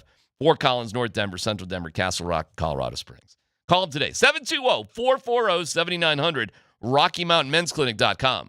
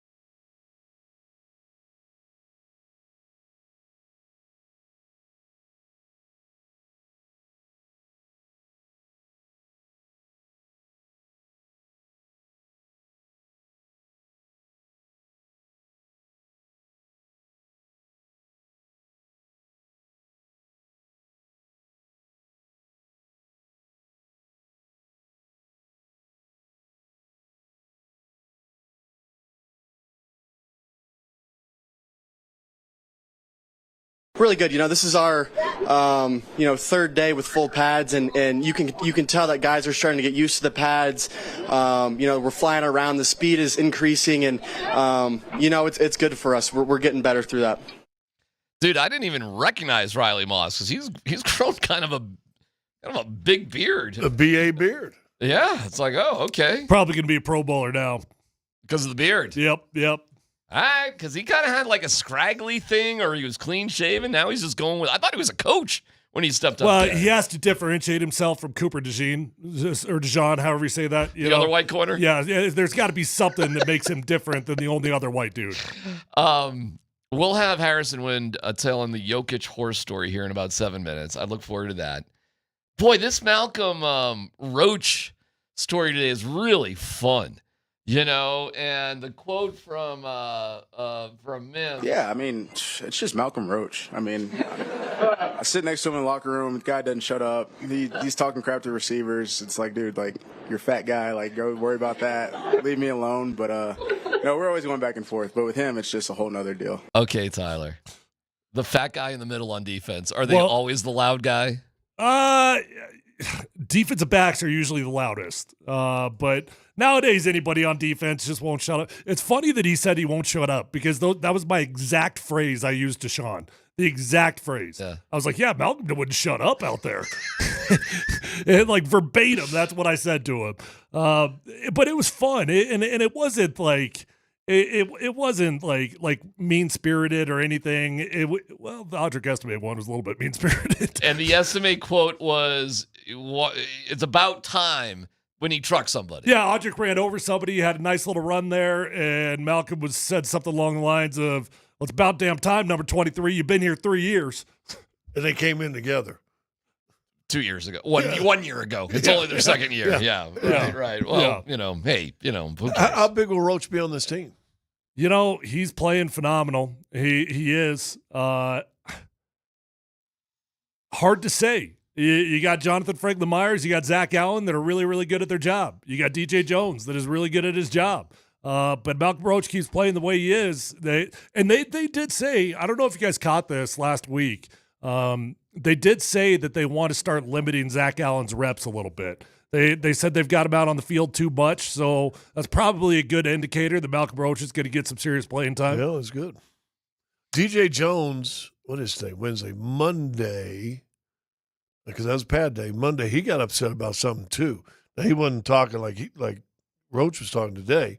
He got upset. Somebody took his helmet off, started chirping at somebody, and then threw his helmet down. So he was upset about somebody. I mean, I'll tell you this. The way it usually goes is the entire defense won't shut up. Then the offense usually just sits there and like, okay, cool, like keep talking, whatever. And nobody says a word, right? Okay. J.K. Dobbins was saying a word. Oh, yeah. Okay. Yep. I mean, it was those two going back and forth. And at one point, very early in practice at 9-on-7, J.K. Dobbins is just going down the row of defense. I mean, he is walking in their face, and I'm getting loud, talking. When's the last time they had a running back that had confidence like that? No Sean Moreno. Probably Phil. Maybe. I would say Phil was like that too. Yeah. Phil was like that too. Phil had dog in him. And no Sean did too, but you're right about Phil, no doubt. It was great. It's awesome to watch. Hey, the one practice that... sorry, real quick. At one point, J.K. was talking so much trash, right? He got a little bit distracted. So he had a nice little run, probably about 6 yards. The defense is like, they're acting like they did something big. J.K. is like, hey, that's 6 yards. That's a good run in the NFL. That's 6 yards right there. And he keeps going down the list. I don't know if he was supposed to be in on the next play or not. And I don't know who the running back was that went into the huddle, but JK is now he's busy talking trash. The huddle's going on. They're getting the play call going on. JK sprints over to the huddle, and he grabs the running back, whoever it was, by the back of his shoulders and literally just rips him out of the huddle, and he gets back in it. Wow. Yeah. I love it. Yeah. Who doesn't? I mean, this is a positive thing, right? Oh, yeah. I mean, like I said, it's all fun. It's all playful. It's great. It's great. Why? I mean, there were no fights or anything. Nobody lost their cool. No punches were thrown. Okay, and the defense was still winning the day. Defense kicked their ass. Yeah, kicked their ass. Yeah, same as yesterday. Yeah. Wow. So just rinse and repeat. Well, it might have been the same yesterday, but with Dobbins anyway, at least it seems like they fought back a little bit. Although there must have been at least a handful of runs that maybe I didn't see. Maybe they were a little bit better than what I thought they were, because Sean had 3 or 4 runs in his mind when I was talking to him that he brought up that he was pretty proud of. I love it, man. It's fantastic. All right, so when Mims says... You're a fat guy, go worry about that. You're a fat guy, go worry about that, which clearly will make it back into the locker room, right? It's got to, somehow. That's all cool in the locker room? We're just having fun? Oh, God, yes. We're just having fun. That ain't the first time. Nothing. I guarantee that ain't the first time Mims is calling him fat guy. He's probably said it to his face. Okay. Probably said that exact same thing. That's nothing right there. Okay. All right. That's cool. We're not in the Christian Wilkins We're territory. not talking about mamas or anything. No. All right. I just didn't know where that goes.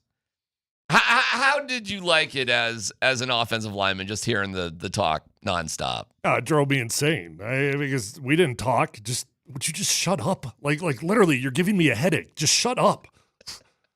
Who were those guys? Who would not shut up? The guys. Are you kidding me? On that 2015 team, there literally was not a dude on that defense that wouldn't shut up. It was the whole time. I mean, go down the list. Aqib Talib, Chris Harris. Those two are infamous for it. Yeah. The safeties were a little bit more quiet, but they assassins. Oh, they were assassins. They were assassins. Darian Stewart was the quietest one by far. Yeah. TJ must have talked a little bit. TJ definitely talked. Darian was the quietest of the bunch. Okay. But the defensive line. Malik Jackson, shut up. Derek Wolfe, shut up. Von didn't talk a lot of trash, and D. Ware didn't talk trash at all. Okay. D. Ware was teaching, though. He was a teacher. Yeah. Big time. Even during the season, huh? Oh, yeah. Yeah. It just never really ended? It just kept going? Never ends. No. Hey, Malik Jackson, we got that soundbite when he's talking trash in the Super Bowl to Carolina, and taking the soul of the quarterback. I just don't know. Malik was he was the loudest of the defensive linemen. I just didn't know if that energy just would run out at some point during the regular season. When they lose their testosterone, that's when it runs out. So about age 40. Well, then go to revitalize health. I don't know, man. I'm sure it was annoying, but to me, as a fan, it sounds awesome. And almost to the degree it sounds like if you don't have a defense like that, maybe you got some problems. I don't know. I don't know if you ever played against a quiet defense, I guess. Didn't I say a while ago, you were still out there, name me a great defense that wasn't semi-cocky / arrogant. Mm-hmm. I mean, through the history. I'm talking the history from the 85, 86 Bears, whatever year it was, 2000 Ravens. I mean, we're talking the Steelers, the Raiders for a few years. You have to be arrogant to be great. I think there's a cockiness or I don't know the word. Cockiness, arrogance, I don't think whatever. you got to be arrogant, but you definitely got to have confidence. I mean, that's a fine line. I mean, I've always said, what's the difference between arrogance and confidence? Confidence is something you've earned. Arrogance is something that you want to be. Well, yeah, arrogance. There's also a lot of people that are arrogant that ain't done anything. Exactly. And you need to shut your mouth. Yep. Those guys need to shut your mouth. That team in 2015, they all earned it. They earned it. So I'd almost say cocky. And they were like banty roosters. I mean, they were unbelievable. And once again, I'm stuck on watching that stupid bullies from Baltimore. Saragusa in the middle, Ray Lewis behind him. Then you got Shannon Sharp on the offensive side. You don't think that team was cocky? I think they were unbelievably cocky. I think they held teams to 11 points all season. But I guess my points? question is are lousy teams, cocky too? Although I kind of remember the 2010 Broncos who were terrible. I remember it was weird. The vibe out on that field was weird. They were so bad. There are a couple of good players on that team, but they didn't get good till Vaughn came on the team. Well, I've told the story before. We were playing Miami, and I can't remember the guy's name all of a sudden. It shouldn't surprise anybody. We're beating Miami by 40, 38, something like that. I'm in the bench. I'm in the game now because we're winning so badly and playing small forward because we let the other two 7-footers got to play. And this one guy is just yapping. Got a steal, went down and dunked. Just yapping. And Tree Rollins, I come out and tell him, I said, first person puts him on his butt, Burton, I think was his last name. First person puts him on his butt gets lunch. You got to ask to buy lunch. He went through the lane. I clotheslined him, threw him down the back. And you know what? Calling your name on that one. And the official didn't call foul because he wouldn't shut up. He was arrogant, but you're down 40. Yeah. What are you talking? Why are you talking? So that's the way it used to be. The arrogance went away if you didn't earn it. Oh, yeah. All right, we're bringing on our pal Harrison Wynn from DNVR. Now, just to explain, Harrison's already explained this whole story on DNVR, and you can go check it out, and it's great. But it's so great that we reached out for you to tell the story with us, Harrison. The specifics about... Because we've all seen the original viral video of Joker's horse winning a race, and then he's like emotions. bawling in emotion. For whatever reason, you made it your mission in life, Harrison, to go into the nitty-gritty details of the race, because I think all of us were like, why is this such a big deal? But now we know. So we're bringing you on, Harrison, and thank you for being on with us to explain the story. Every detail you can imagine, we'd love to hear about why this race mattered so much. Well, I'm just glad this is the type of content that gets me back on your guys' show. Horse racing content. There it is. There it is. Good to be back. But yeah, I mean, I've dove deep into some of his horse racing stuff over the last couple of years, just because it's the off season. I really don't have anything better to do. But this race that he won, it's the biggest race of the summer. And I mean, you saw he was a little more dressed up than normal. Obviously, the reaction. And like, this is the biggest race of the summer. This is kind of what all the, horse races every weekend are building up to. The Kentucky Derby of chariot racing. But this is still at his track, I would right? say the Kentucky Derby of Serbian horse racing. Okay. Yeah. The whole country, or just his? So this is it for the country. Like, this is the biggest. I'd say the country. Yeah. Okay. Of harness racing. All right. Of harness racing. Okay. Yes. And chariot. I mean, he's got like 40, 50 horses these days. But this horse. I'm sorry. What? He's got a whole stable. 40 to I think he 50? said that. I think he said that in an interview recently too. Okay. Yeah. Sorry. Go ahead. But this horse, because I've tracked all these guys. He's had some horses in recent years that like win every race. This horse had never won a race before, and it had only started like 4 of them.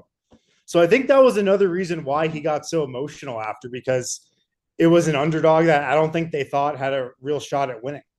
And this was fascinating.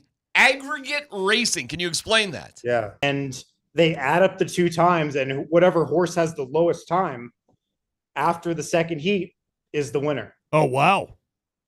Well, and that guy who won the second time, he obviously knew that he had enough space he could win him. He's kicking his leg up. That had to slow him down a half a second. So, but even. the story is the first race did not go like this, correct?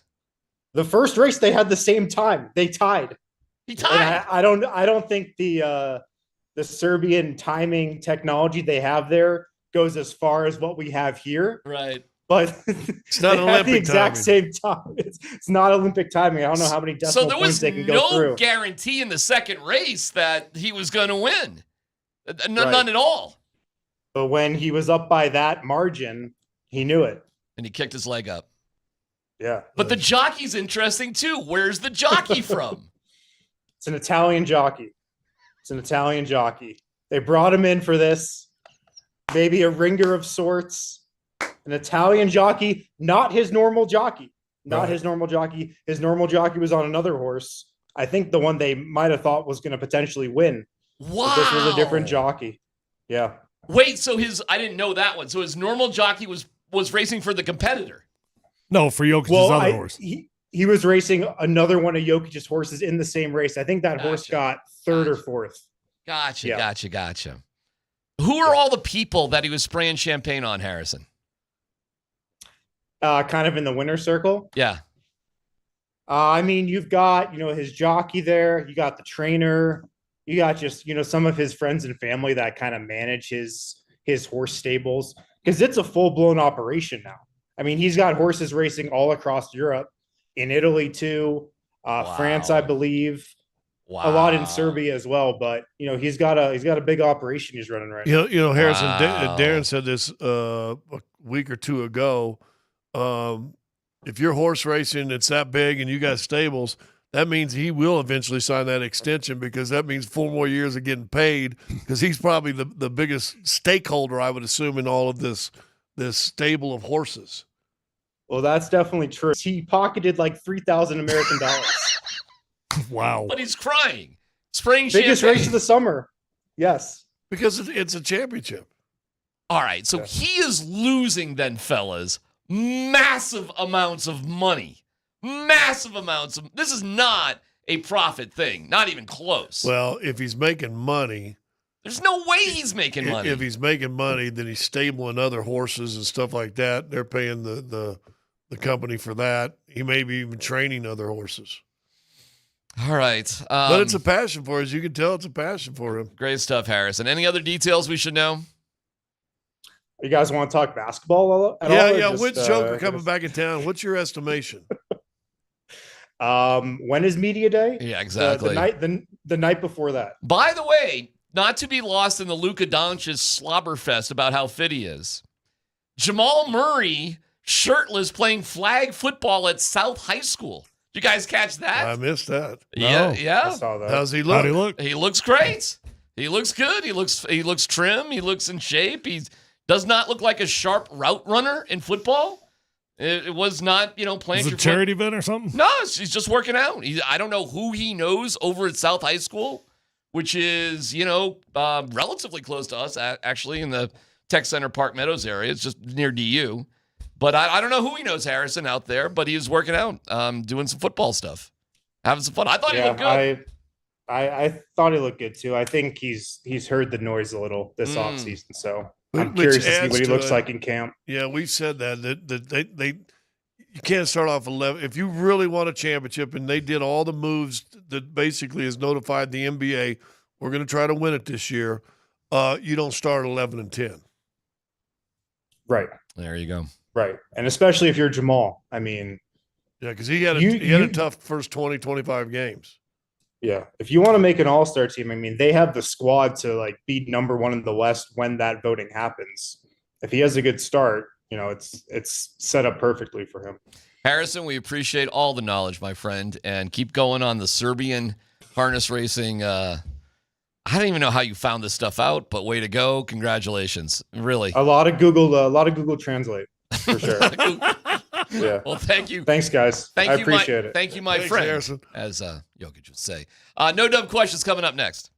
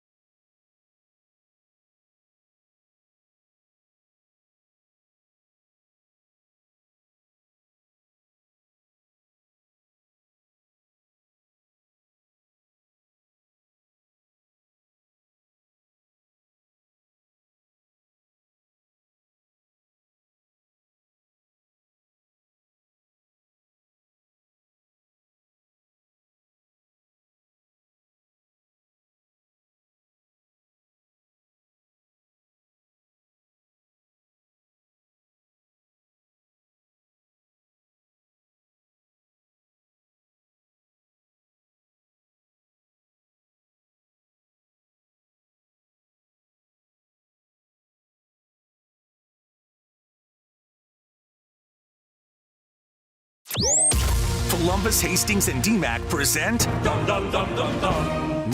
Dumb Questions. This is your safe space. No dumb question. Who wins more games next year, CU or Broncos? That's a great damn question. You're a smart guy. Send us your not dumb question now. Hey, no dumb question for DMac. Tweet it, text it, or Twitch it. It's No Dumb Questions on Altitude Sports Radio 92.5. All right, I got a couple if you guys got some. I got one good one. Fired it off then. Let's just go. Go and for we've it. had conversations similar. The NFL Network, last 2 days we've been on, have been showing all these guys getting their invites for the gold jacket and the Hall of Fame, and it's kind of neat. Just had Randy Gradishar. Is that tomorrow? Do we have football tomorrow? Thursday. Yeah, it's tomorrow. Oh, wow. That's tomorrow, yeah. Wow. Yeah, Hall of Fame game. Yeah. So. By the way, thank God we're not in Canton. Yeah, no kidding. Dude. But anyway, so I watch all these things. Have you ever seen a bust in the last 10 years anyway of these guys that actually look like the dudes getting in? No, they're so weird looking. They're horrible, aren't they? They are.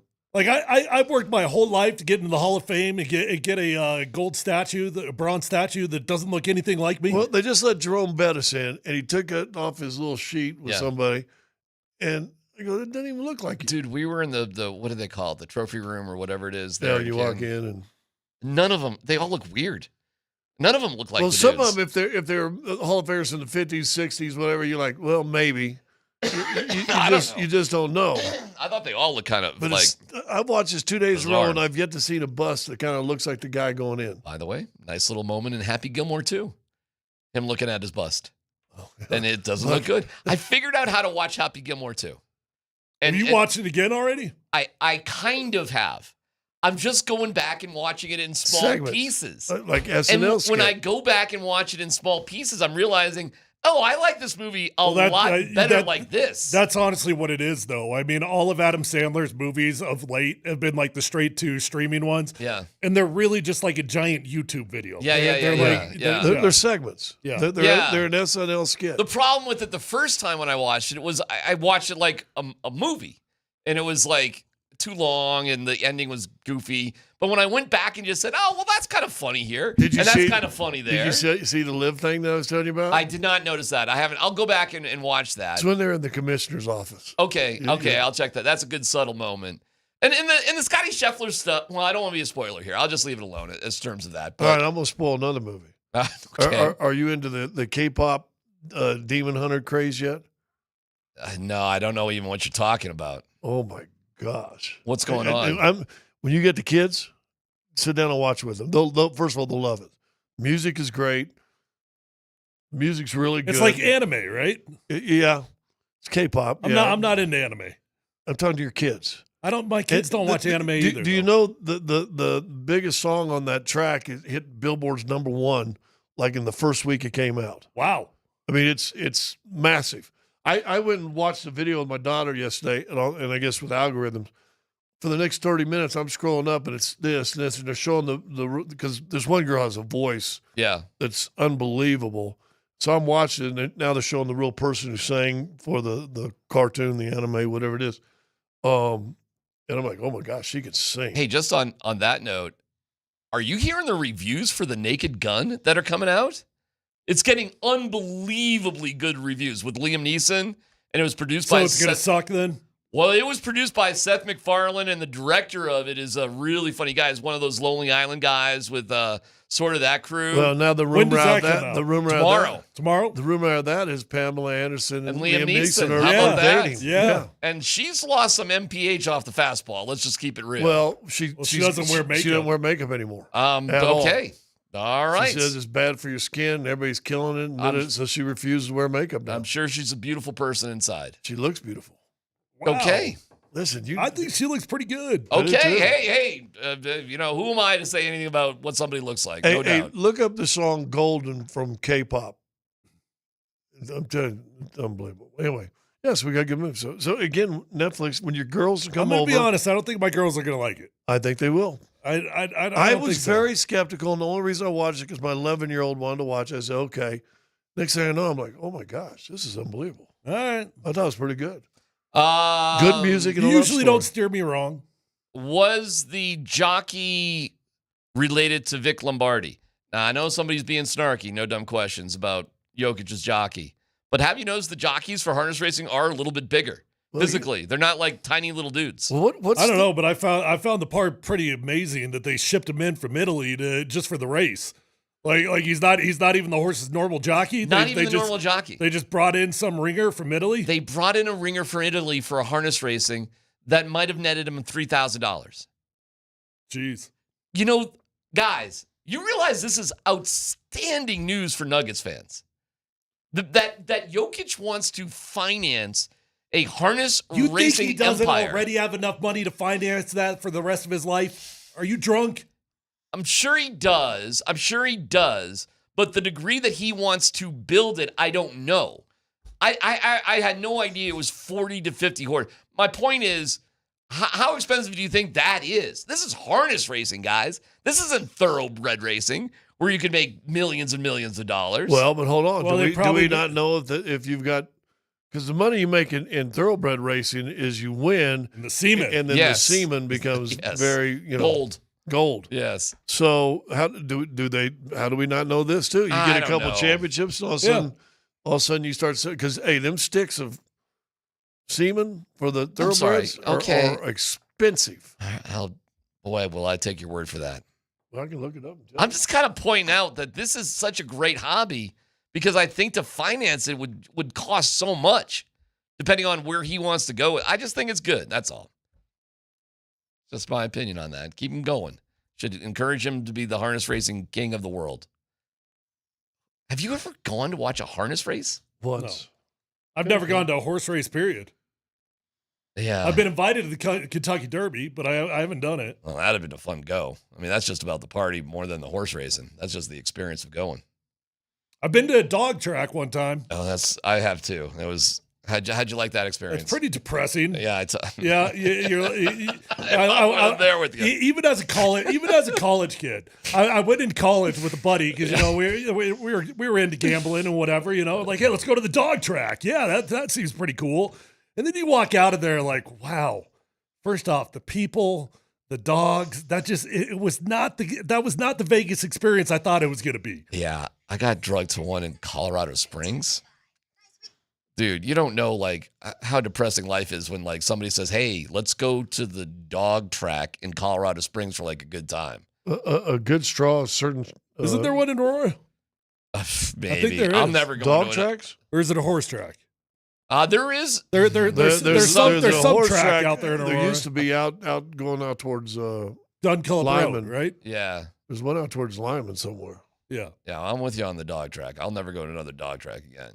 It was there's a big one right next to MetLife out in New York, and it's a big dog track. Like lots of people show up for that. What do you got there, Scott? You got something? Well, they're showing how they collect. If you want to watch, you're focused on the semen. Well, a straw. You're watching them collect the semen? There's been straws of over $100,000. And now here's what's more impressive. They say a gallon of a champion's semen. I mean, we've gone there millions of dollars. Now, how many times does it take to get a gallon? Well, first of all, that's impressive.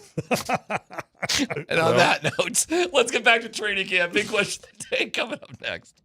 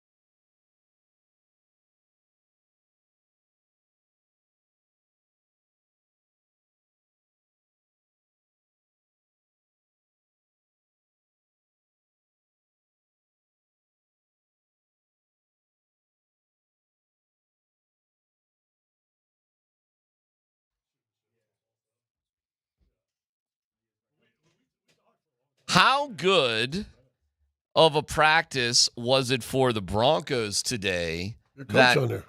Is Coach available? Coach. Well, he's standing here. Hey, if he's not going anywhere. He's practically begging for you to invite him on air. Apparently, I'm addicted. Yeah. Just like Evan Ingram's addicted to improvement and getting better, I'm addicted to airtime. Are you a thief of airtime? I'm actively stealing PhD airtime currently. Hey, where'd you get that hat? I like that hat. Yeah, I'll get you one, man. I love that. Yeah, it's a buddy of mine in Boise. He's got this hat line called Tutty. And he asked me if what are your guys' colors? Yeah. And he sent me Valor colors. Cool. And then all of a sudden now online I have a collaboration with Tutty. I guess that's how it works. You don't even really agree to anything. That's real solid. Yeah. Gave me 3 hats. Sean Payton spent quality time with Tyler, by the way. Everybody a little jealous about that? Yeah, I got none. And he looked at me today. Sean Payton looked at me. Longingly? Just, long glance at me. Probably like, who the hell are you? He was excited about practice today. Why? Oh, he was practically giddy, and I said this earlier, so I'm going to be I don't want to share too much because I'm not sure that he thought that this was for on air stuff or whatever. But I don't think it's a big secret to share that he was thrilled with the tempo. I mean, he was like, "Hey, what'd you think about all the trash talk out there today, huh?" Mm-hmm. So coaches, as much as coaches act like they don't like that stuff, they love that stuff. Yep. Every coach loves that stuff. He was proud of his young running back. He thought that RJ Harvey had a couple nice runs today. Just generally speaking, he liked to estimate. He had some nice things to say about estimate for sure. I would just say I walked away from it. That's a coach that is happy with where his group is at right now. Mm-hmm. Because when you come out of training camp practices, coach, I mean, you certainly know this as a head coach for sure. Defense has a great day. Well, my offense had a bad day, right? So it's tough to be in a great mood. He was practically giddy after today's practice. Yeah, you know what for me did it where I would see that I would be giddy as an offensive-minded head coach is the defense controlled 2 days in a row the majority of practice, but then the third down and long period at the end of practice, the first-string offense converted 2 3rd and 10s against an insanely talented defense. And so Bo Nix, I think it was probably his best period I've seen him have so far, and it was at the very, very end. So 2 hours and 18 minutes into the practice. So was that the move the ball period when I got on air? Because I couldn't see that because I had a million bodies that were right in front of. Break down what you saw in that. Yeah, period. so it was a third and I think it was 3rd and 8, 3rd and 10, 3rd and 12. So it was more working on particularly like truly third and long, third and long to third and extra long as you'd have it on your call sheet. Whereas earlier in the period or earlier in the practice there was a 3rd and medium period. It was like more like 3rd and 3 to 5, and the defense dominated 3rd and 3 to 5. I mean, I'm talking dominant. Yeah. Couldn't get many passes off. You were checking the ball down well short of the sticks. It just wasn't pretty. It was a continuation of what I saw yesterday. But today, in the 3rd and extra long, I saw some really good protection checks from Bo Nix. One of the protection checks he made was he actually emptied out J.K. Dobbins, and I saw him get an empty, but about 3 yards from the offensive tackle. It was just outside of Mike McGlinchey, and I said, here comes the chip help. And it's exactly what happened. There you go. J.K. Dobbins chipped. There was a clean pocket. There wasn't the typical rush that we've been seeing where it's just collapsing on Bo Nix for these freak show rushers. He's able to step up in the pocket after a 5-step drop from the gun and just threw a couple darts on deep curl routes. And I was like, that looks like what you're looking for out of your second-year quarterback. Can I tell you this? And this probably won't surprise you as a coach, but when I knew I had a chip coming, I hated it. Really? I hated it because it was unpredictable because sometimes you would get the chip, sometimes you would not. If you do get the chip, you're going to get a super inside move. I used to always tell my running back when I knew the chip was coming, I would always tell him, hey, don't chip and give me presents. So just be there to channel him a little bit. Right. But I hated it. I want you to do something for me tomorrow or whatever. I want you to listen to the snap count, okay? I hate the snap count. I hate it. And the offensive line apparently hated it today also because there probably would have been 7 false starts out there today. It was different today. Snap count wise, did you agree? Well, I don't know. I've never really paid attention to the snap before, but I was paying hardcore attention to it today. And as an offensive lineman, you need rhythm in your snap count, okay? So they probably had 10 or 12 plays that were on 2 or it was on 3, right? And I come from a background that everything is very rhythmic, right? And wide 80 said hut, right? And then if you're going on 2, it's still rhythmic. It's wide 80 said hut, right after that, right?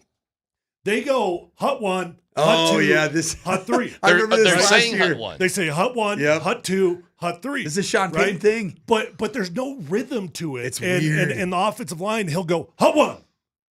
And then there's just a big break, right? And so the offensive line doesn't know how to time up the hut 2. They don't know how to time up the hut 3. And so they're all going to just a second or two early. I don't know. It would drive me insane as an offensive lineman. I had heard some. I think it was in Garrett Bowles' post-practice media availability that he talked about the defensive lineman. I think he talked about Jonathan Cooper in particular of just being notorious for jumping the snap count. Yeah. And a lot of times, you know, it's the cat and mouse game of training camp where the offensive line is giving up a little bit with regards to a pass rush. And there's no doubt in the last 2 days, you've seen the pass rush has been really good. Yep. Because they are really good.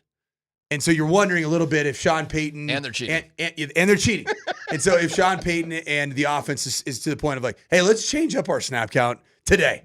Let's keep it a big secret. It's a secret and all that. And it's just today was the day. Well, the offensive line was really struggling with it. Yeah, and as a result, you ended up having at least 3 false starts. Probably maybe more. Yeah, probably more. Hey, after this question, I'll ask you this as a coach.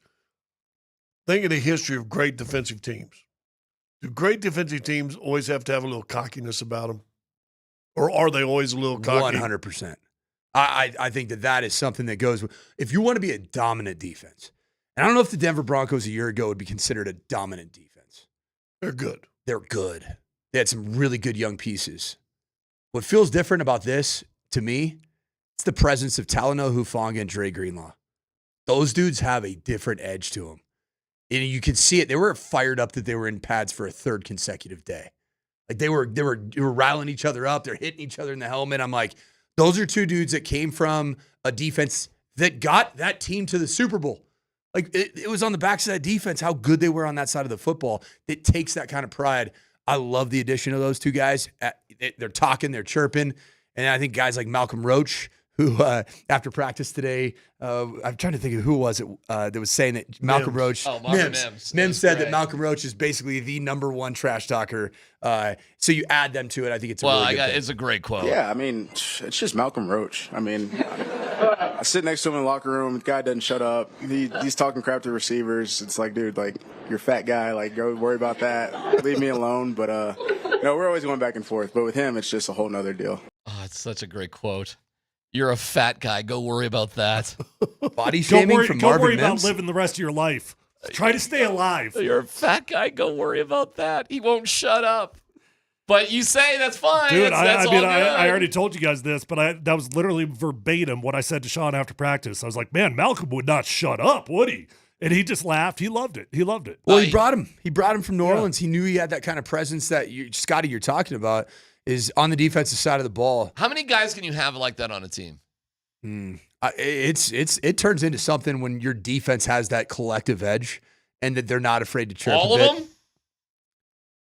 Why not? Why not? Okay. I agree. All right. I didn't know if it's too disruptive at some point. Well, we were just talking about that 2015 defense, no-fly zone, pretty good.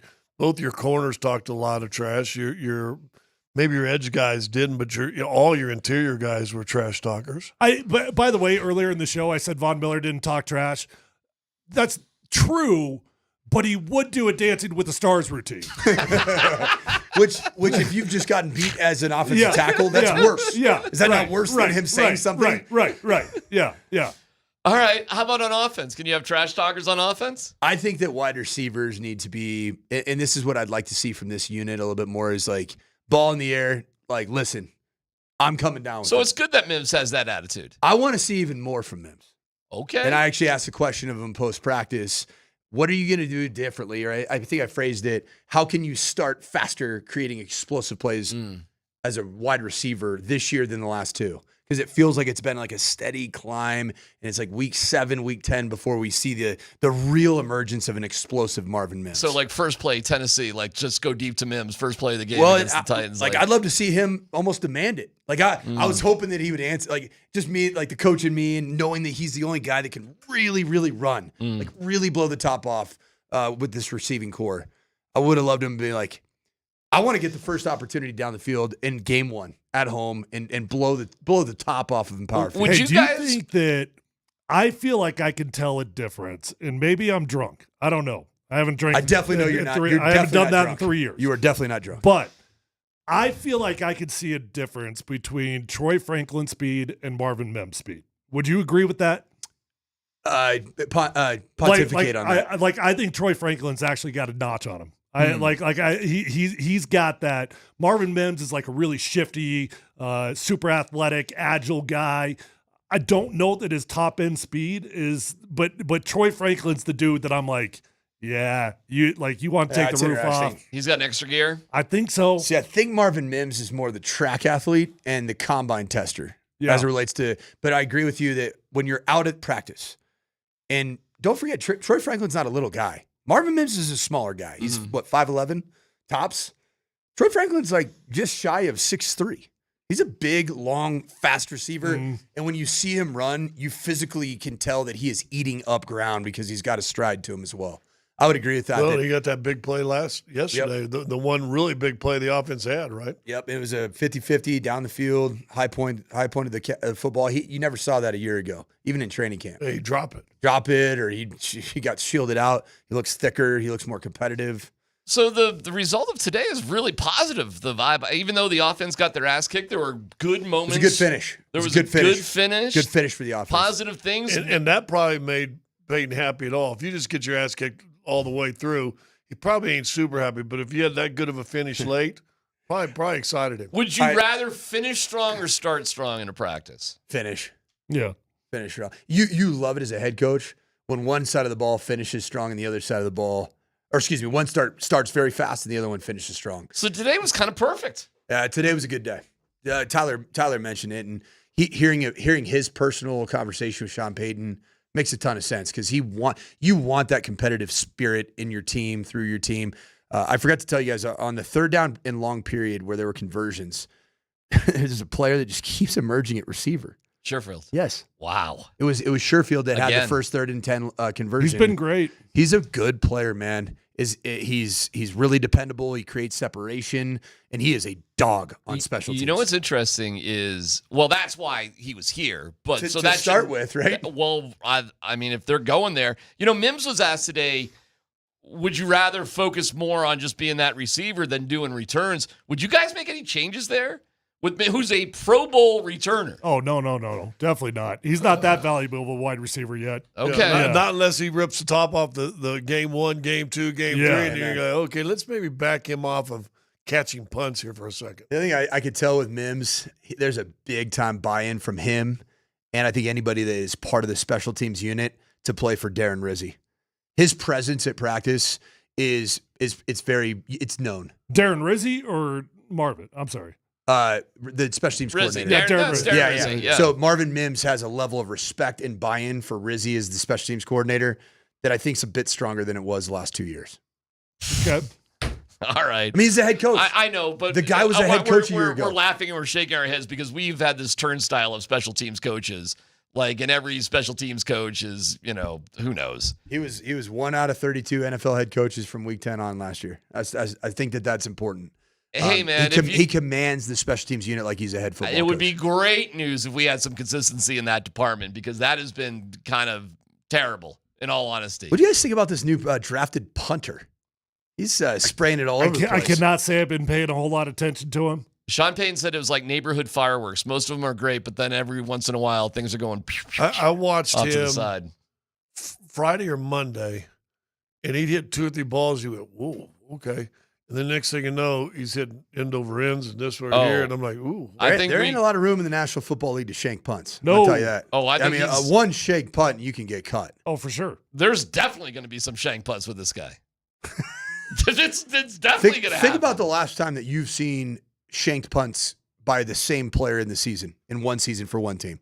Doesn't happen. Maybe twice. Happens rarely. Yeah, You know, the Broncos went a little cheap on Riley Dixon. They did, and they got burned by it. They did try to bring him back. Well, so is this the big controversy coming out of camp? I don't know if the big that's good. That's good news if it is. I mean, we're down to that. Hey, boys, we got Bo Nix. We're never going to punt. Fair point. There you go. Right there. Thank you, Coach. Appreciate you guys letting me steal time and airtime. I'm a thief, and I'm addicted to airtime. Hey, do you want to know why he's wearing double fitness trackers? What? Yeah, double fitness trackers. Why are you wearing double fitness trackers? Because he's working overtime. That's exactly right. Let's football go. And Jeff Flegwall coming up next.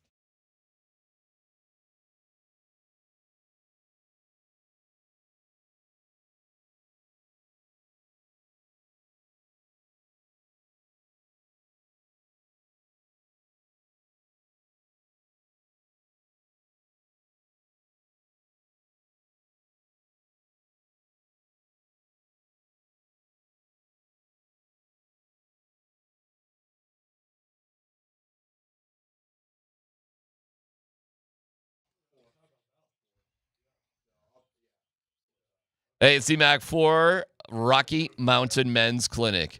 Low testosterone, not on the football field, but perhaps in your life. All right, happens. Happens to all of us. Guys start losing 2 to 3% of their testosterone production about their early to mid-30s and just goes from there. Perhaps the libido ain't the same. You put on some weight. The gym workouts are just like, I don't know, man. You're feeling bummed out. Listen, this all could be low T. If you are like many men who are low T, within a few weeks, you'll feel your energy return. The brain fog will go away. The sleep will improve because of my great friends at the Rocky Mountain Men's Clinic. Go to RockyMountainMen'sClinic.com. Take the low T quiz. It just takes a couple minutes. Yes or no. They'll draw your blood and have your results within 30 minutes. A Colorado licensed medical provider will review your results, discuss your options, and then you make the decision together. It's $99. The T and PSA test, that's it. If you sign up for testosterone treatment the day of your appointment, your visit is free. Call them today. 720-440-7900. 5 locations up and down I-25. Again, to take that quiz, RockyMountainMen'sClinic.com.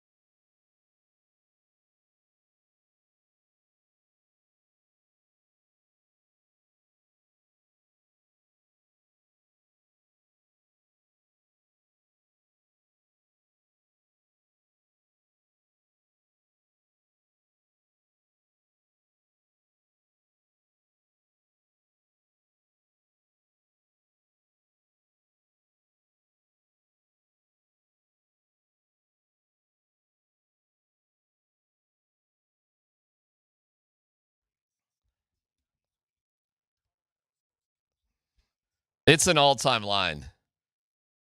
It's Malcolm Roach. He doesn't shut up. You're a fat guy. Go worry about that.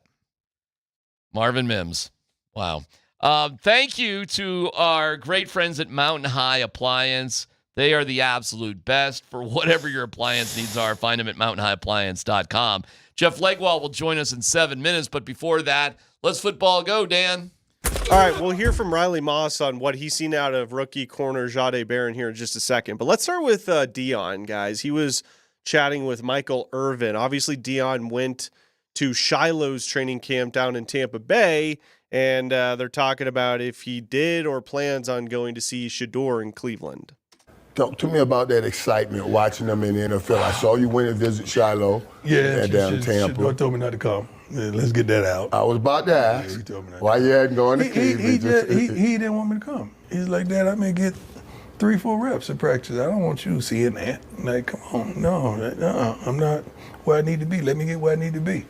And it's so funny because this is his first time, man. Yeah. Ever. And he's dealing with it like a pro. Like he ain't mad, he ain't bitter. He's like, I got work to do, but I'm gonna put in this work. One thing, they're gonna have to let me play. Preseason gonna come. And when preseason come, watch me work. I'm like, I already know what you're gonna do. I ain't worried about that. I know. But he didn't want me to come. All right, so thoughts on Shedeur not wanting Deion to come to Browns training camp? I think it's really cool. We talked about this a little bit yesterday, and you got to give Shedeur Sanders credit for one thing, man. He was loud. He was proud. He was in the limelight. He had his own video crew. He was tweeting. He had products. He was selling. He was like the Russell Wilson of college football. You know, that's what he was. And I give him a lot of credit for getting to Cleveland and getting into the bunker and avoiding as much noise as he possibly can. I mean, shoot, Deion Sanders shows up to practice. That's distraction. That's a distraction. Absolutely. Yeah, and guys are going to go, hey, Daddy's here. You know, they don't care Deion's Hall of Fame. Yeah, that's smart. And it doesn't surprise me. I told you yesterday, I think he's going to make the team, and I think he's going to start by week 7 or 8. He's just in a very humbling position right now. And he's handling the humble. He's eating the humble pie, and he's fine. And you're right, having Shedeur or having Deion there is all the attention goes there. So it's probably the right thing. I think as a dad, I think it might be a tough deal because you want to support your kids, you want to see how they're doing. You're proud, the whole thing. So everything's going on. Listen, if Shedeur can survive all of the stuff that he's going through right now and rise above it, that'll be awesome. He'll be a better player for it and a better person. So I root for him. I'm hoping for the best. Meanwhile, Travis Hunter, you see what's going on with him? Like everything is like hunky-dory. Well, maybe even Dan has his story, so I'll just keep going here because he might mention what's going on. Go ahead, Dan. All right, well, let's hear from Riley Moss real quick on just an update on what he's seen from first-round pick corner Jahdae Barron. Yeah. He's smart. He's came in, in the training room in terms of like recovery stuff. He knows what to do. He's gotten a routine, which is kind of the biggest learning curve. Obviously, when you come into the NFL, is you have so much time. How are you going to spend that time? And he's spent that time well, I think, rehabbing and stuff like that, and also just picking up the defense. I think, he's smart and he understands, where his help is at. And, that's nice too, having him out there. You can trust him and, it helps all of us. Do you guys think that towards the second half of the season that Riley Moss will be staying on the outside, or do you think that Jahdae Barron will go to the outside once he gets acclimated? I think he's going to have a hard time taking over from Riley Moss. That's my thought. I think Riley Moss is really good at what he does. Riley Moss is a very, very talented number 2 corner on this team, and it ain't going to be easy to take his job. I don't think he's going to – I agree, and I think he's going to be in a competitive situation as a nickel corner. I think that's going to happen too. There's some crazy depth there. So I wish him the best. Nothing against him whatsoever, but this is – I mean, guys, we did kind of say all this when they drafted him. Like, wow, that position – really? This year? But, okay. He got a good ranking with the rookies, though, on Madden ratings. He did. I saw that. So, he's got that going for him. Hey, you guys want some Twitter beef real quick? Is it Malcolm Roach? Yeah. Yeah, I was trying to find it. Well, yes. Hold on one second, because let's Dan finish up, but we'll get to the Twitter beef. Go ahead, Dan. No. The Twitter beef is better than the let's story. Let's just go? I have. All right, let's go with the Twitter beef. Are we basing it off you're a fat guy? Just go do that over there? I would assume so, yeah. All right, what do we got? Well, I mean, I feel like we need the Kreckman and Lindahl Twitter beef music here, but we have a tweet from @officialmalkr32. Okay. That's from Roach. @Marvin Mims, middle finger. Oh, that's it? @Marvin Mims, middle finger emoji. That's it. He doesn't say anything. Just @Marvin Mims, middle finger emoji. Oh, that's fun. Marvin Mims responds @Tyler Gorse, who works for the PR staff for the Denver Broncos. Yes. Malcolm Roach needs some PR training. All right. Well, this is all very much tongue-in-cheek and having fun. Clearly. So when you asked earlier, is there going to be any beef in the locker room between Marvin Mims and Malcolm Roach? And I said, no, of course not. Clearly, these two are enjoying the beef going back and forth. Yeah, I mean, it's just Malcolm Roach. I mean, I sit next to him in the locker room. The guy doesn't shut up. He's talking crap to receivers. It's like, dude, like, you're a fat guy. Like, go worry about that. Leave me alone. But, no, we're always going back and forth. But with him, it's just a whole nother deal. Yeah, these guys are clearly pals. You're a fat guy. Well, they said they locker next to each other. So, yeah, this ain't the first time he's called him fat guy. No, definitely not.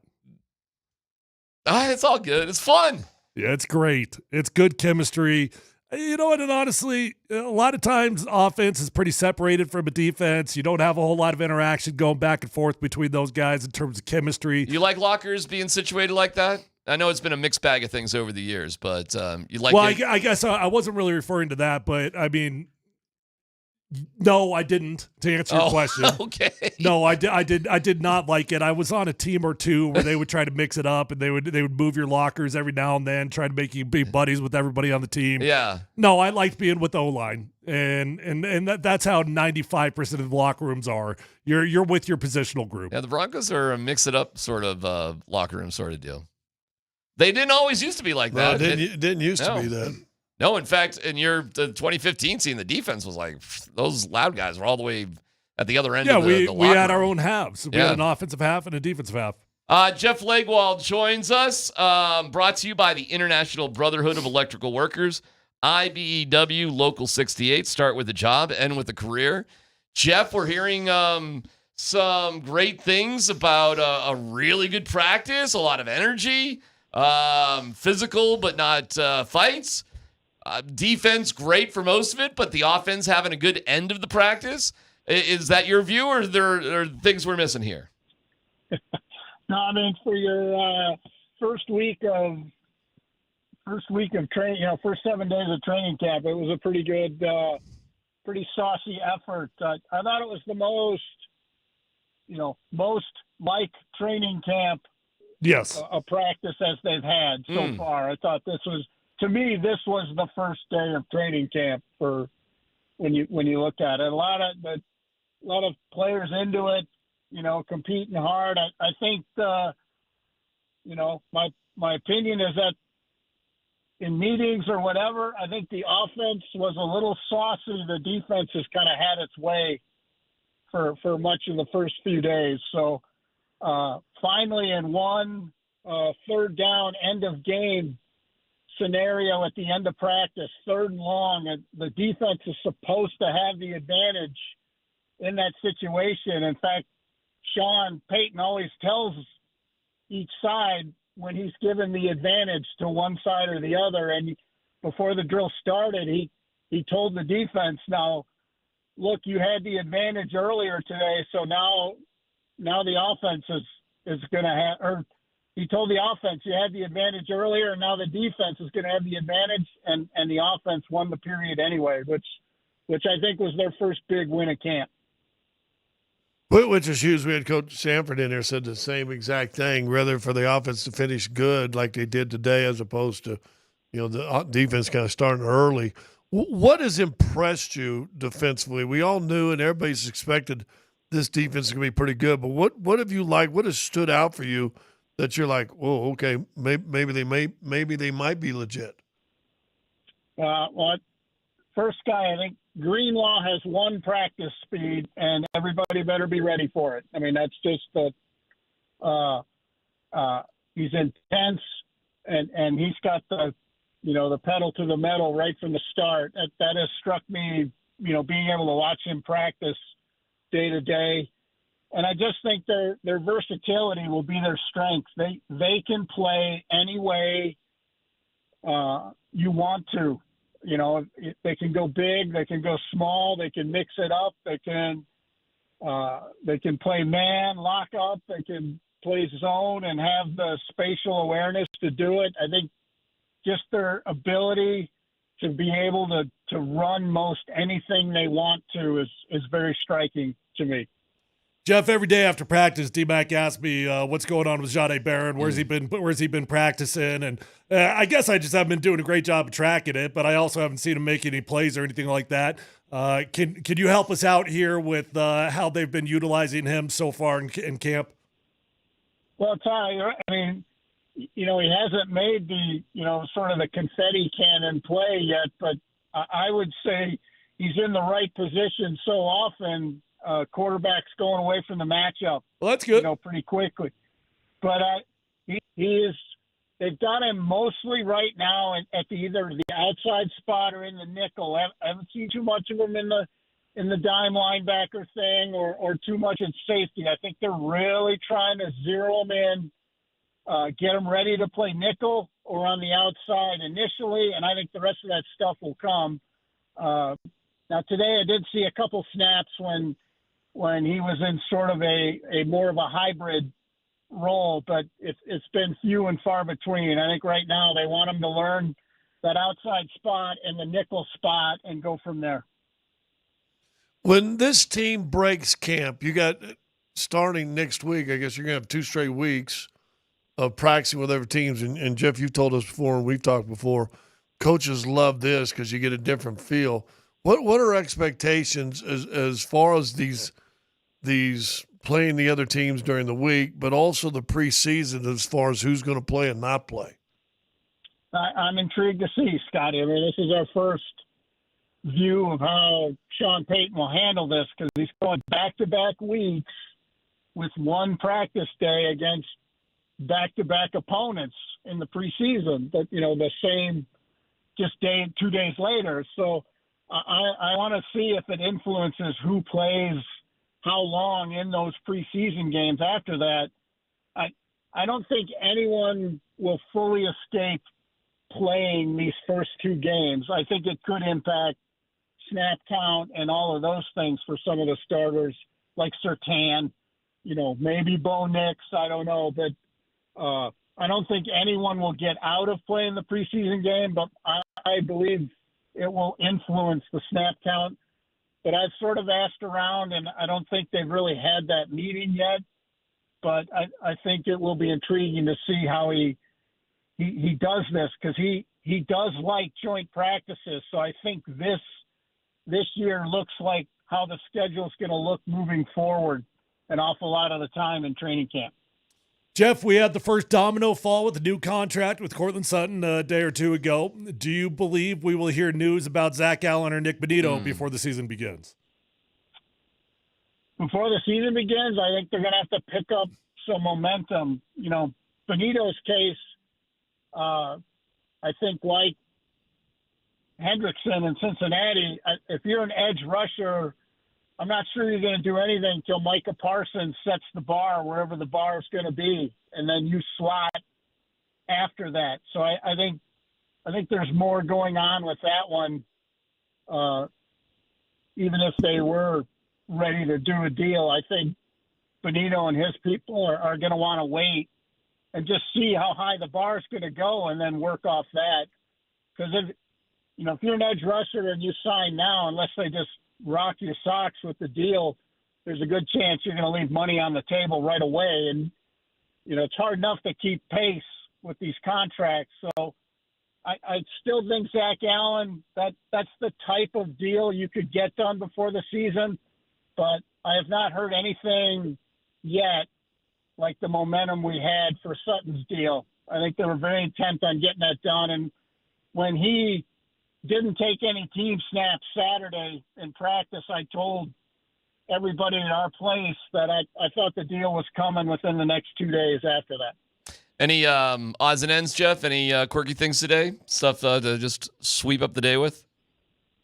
No, I think we've discovered that J.K. Dobbins will be the loudest offensive player during practice. All right, that's cool. That's a good little reveal. By the way, real quick, I don't know if you've seen the video of Mark Moser pounding 10, 11 donut holes within a commercial break on the morning show. It's one of the best videos we've ever produced. Jeff, do you think you could swallow 10 to 11 donut holes within a 3-minute time period? I'm not sure. I'd probably have a coronary now if I did it, but yeah, I don't know that that's on my docket. Like, that's Joey Chestnut-esque right there. I think it's easy with donut holes. I think it's easy. Yeah, I don't even think it's a big deal. Maybe full donuts. Let's tell them to step up the game if we're really going to do it. That's true. The bigger deal for me was he just made sure there was nothing left for anybody else. Yeah, the real story was that those were Raj's donuts. That's a selfish play, I think, if you ate all the donut holes. Yeah. That's the way I looked at it. It's a training camp revelation that Mark Moser, first of all, what you're saying is that's not really that big of a deal to do. No. But he would be that inconsiderate of those around him. Yeah. Well, if somebody comes in, they've got a box of donuts, they put it in front of you, say, do you want a donut? He actually took the box and put it in his lap at one point. Yeah. It's too far away over here to the left. Let me put it on my lap. Yeah, let's commandeer. Yeah, that's there's a me and team right there. That's what I think. That's a bold take, Cotton. Thank you, Jeff Legwald. Thank you, Jeff. Brought to you by the International Brotherhood of Electrical Workers, IBEW Local 68. Start with a job, end with a career. Seriously, the video on our Twitter, it seriously might be one of the funniest things we've ever done because the music and the sped up version, and then you just can't help but just count how many times he's going for the donut hole.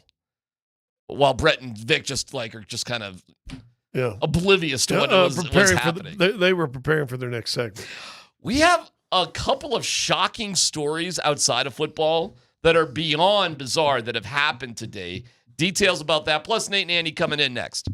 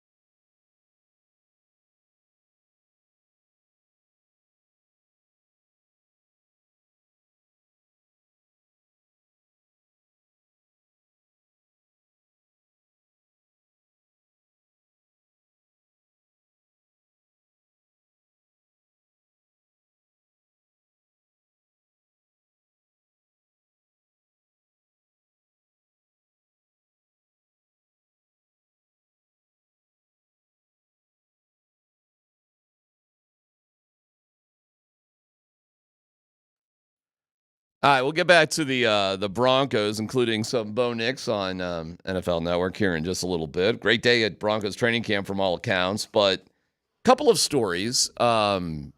First, quickly, Shannon Sharpe has been fired by ESPN. Are either of you guys surprised that? I mean, it'd been a rough year for Shannon in terms of a bunch of stuff out there. Does that surprise you that he's been let go by ESPN? No. No, I mean, I'm sure they were just waiting it out to figure out whatever happened with the legal process. And yeah. I don't have a lot to say on this one, I guess. But. No, neither do I. It's more of the quick one. Scott, we can hear you. You gotcha. No, because even though the case was dismissed because I guess there was a settlement. Yeah. Now there's another. I think there's a second lady with a second civil suit going on. It's just a lot of stuff with him. A lot of stuff. Yeah. Okay. And he hadn't done Club Shay Shay either. Oh, is that right? I didn't know that. I think he stopped doing Club Shay Shay for a while, too. I didn't know that because I thought that was like what he was really doing, like him and Ocho Cinco. I thought that was like kind of the thing. I did not know that. That's interesting. Okay. This other story is wild.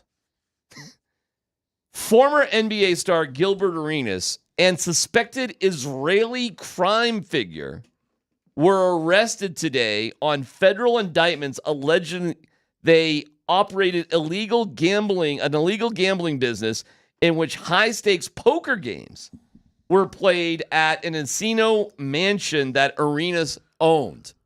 So this is like Molly's Game, like the movie Molly's Game. Yeah. What's our guy's sister, right? That was Jeremy Bloom. Jeremy Bloom's sister. Yeah. Yeah. That's the first thing I thought when I read it. You know what's interesting? If you read the article, it sounds like Gilbert wasn't actually in attendance at these events. He rented out his house so it could be used for it. And then him and whoever the squad was, they took a cut of the rake of the games that were going on.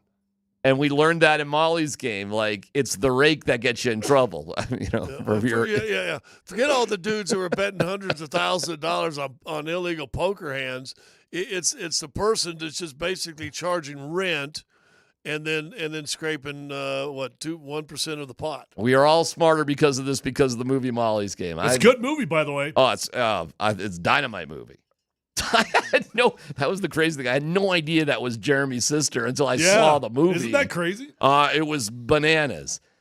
She's doing like a big podcast or something now, or working for somebody, isn't she? I have no idea. She's big in the recovery community. She's doing like a bunch of addiction stuff and stuff like that. All right, wild story, Scott. She was doing the same thing. It's the same thing that Arenas is accused of, isn't it? How much money has Gilbert Arenas, Scott Tyler, made in his career?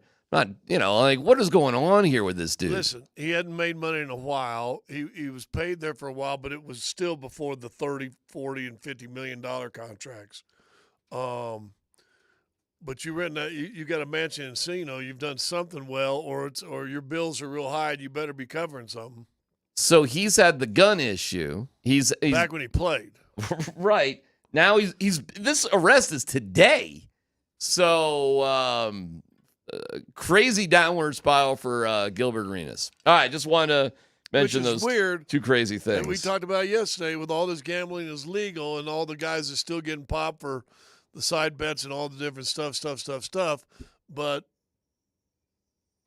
you can go ahead and do all this other gambling for free, but you can't rent your house out to run poker games.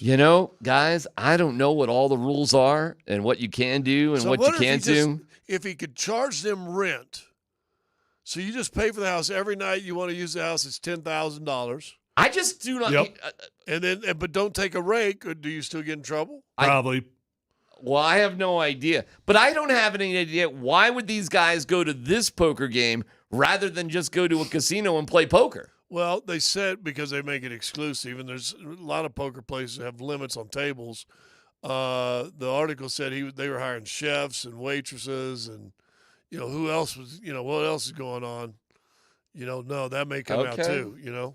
There might have been something else going on. Well, they did say they hired massage therapists. They were also paid. They were also paid to keep company with the players. Gotcha. Yeah. Okay. Do we need to spell it out anymore? Nope. No. That sounds like quite the night out. Yeah, I don't get it. You don't get it? You need some further explanation? Yeah. Wow. Okay. Let's turn to football. This sounds like an upscale version of Rounders. It's, well, very much so. You know, Rounders was pretty gritty. That was Like a good everything in movie, Get me my money. Another great movie. The yeah. Malkovich accent in Rounders is an all-timer. Pay the man his money. Have you ever seen Matt Damon talk about how he had no idea Malkovich was going to use that accent until they actually started shooting the movie? And Malkovich's excuse was, I don't know what I'm doing. That's what he said to Damon. It's a great story. All right, Dan, what do we got from Bo next? What's this from what? Yeah, this is Bo with Colleen Wolfe, and I think it's Ian. The undersized Colleen Wolfe? Yes. Yeah. Okay. I'm telling you, she's short. Yeah. I'm telling you. NFL Network. We'll just play a minute or so here of Bo. Ian's asking him about higher expectations this season. Because of the kind of season you guys had, and I think it's fair to say you won more games than really anyone expected, you guys have a little bit of a target now. And you know that. Defensive coordinators are going to come after you now. You can also respond to that. Like, how is this offense going to be a little different? How are you going to be a little different this year? Well, the expectations are definitely higher, but we like that. That means you're a good football team. That means you have something to play for. And, we've put together a really good football team. We've added some pieces on both sides of the football.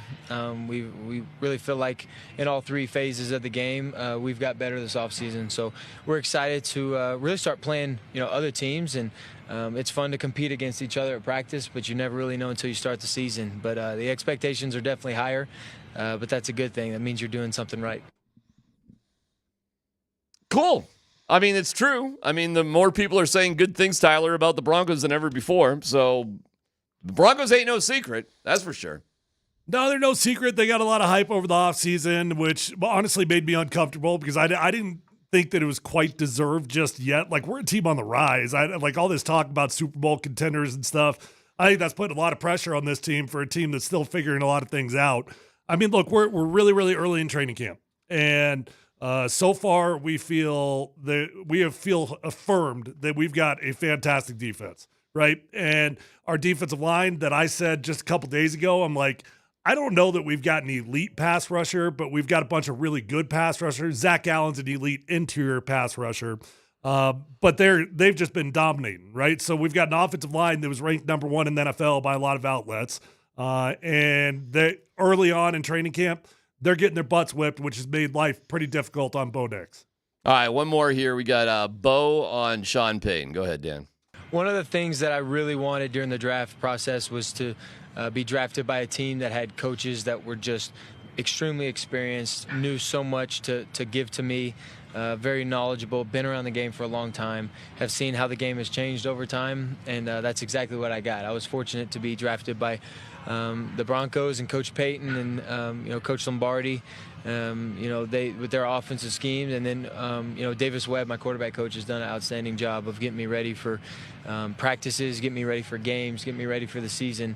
And so I've just coached really well, and it starts at the top. So Coach Payton has had a history of coaching really good quarterbacks, and I'm excited to just continue to learn and grow under him, and just be that quarterback that he likes to put out on the football field and can go play for him. That's a funny comment to me because it implies that other quarterbacks taken in that draft weren't lucky to be drafted by teams that would take care of quarterbacks. Well, but he's addressing what I've said, right? That this was a good marriage. That Bo Nix and Sean Payton was a good marriage. I think he's realizing that. Okay, of the 6 quarterbacks or 5 other teams besides Bo Nix, what quarterback was unlucky to be drafted by the team he got drafted to? Caleb Williams. You think so for the Bears? It's going to be just a disaster because of their coaches? Well, the early process ain't good. Anytime you lose a head coach in your rookie year. So you're unlucky if you're Caleb Williams? Probably. Well, the Bears, I mean, now you've gotten 2 first-round picks, first picks, right, that are going to bust out on you. Why do teams – it is amazing to me to look at an organization like the Bears who just cannot figure out the quarterback position, like – through the history of their organization. I know. Like, how is that even possible? Is Jay Cutler the best quarterback ever? I mean, he might be. I mean, I know he was for carrying the Bears. I know He who might you're be. going to say, Scott. I know who you're going to say, but I mean, and again, we're doing the talent conversation here. Do you think Jim McMahon was a better quarterback than Jay Cutler? Well, I mean, once again, we got to figure an argument and settle with how we settle it all the time. Jim McMahon does have a Super Bowl ring. I think Cutler's pure talent-wise fine. Bobby Douglas, don't sleep on Bobby Douglas. Bobby Douglas is a great Bears quarterback. Yeah, well, he was Tim Tebow before Tim Tebow was Tim Tebow. But I mean, I think Jay Cutler is probably a more talented quarterback than Bobby Douglas, who just ran the ball. How many rings is? Hey, man, I mean, you're talking you about. can't use it on one comparison for a guy. And you said yesterday, great players are decided by rings. I think Jay Cutler might have been the most talented quarterback the Bears have ever I do had. too. Yeah. Seriously. But I also think that Josh Allen is the most talented quarterback to ever be a Bill. No, but there's no rings he can compare to. Yeah, I mean, we get into some weird stuff. Like, Jim was a pretty damn good quarterback and got him pretty far. But I mean, at least they've had a couple. If Jay Cutler would have been the quarterback for what was the Bears? Nate's got his head. So 85, 86, what was the Bears? They won 85, right? 85, they won the Super Bowl, yeah. That defensive squad would have killed him. They would have killed Jay Cutler, letting him looking the way he does and the making the faces. I didn't say he was a popular guy or he's anybody to look up to or even a guy you would want. Also, they had the drunkest quarterback in the NFL at that time, the punky QB known as McMahon. Well, that's what we were saying. Jay Cutler wasn't too far behind, pal. I know, right? He's giving it a run for his money. Yeah. Jay Cutler, very talented, no question about it. But then he just wasted potential. Hey, listen, if we're having a conversation where Jay Cutler arguably might be the best quarterback in your organization's history, you have a bad organization when it comes to quarterbacks. They have never had a 4,000-yard passer in their franchise history. So 4,000. So how does that happen?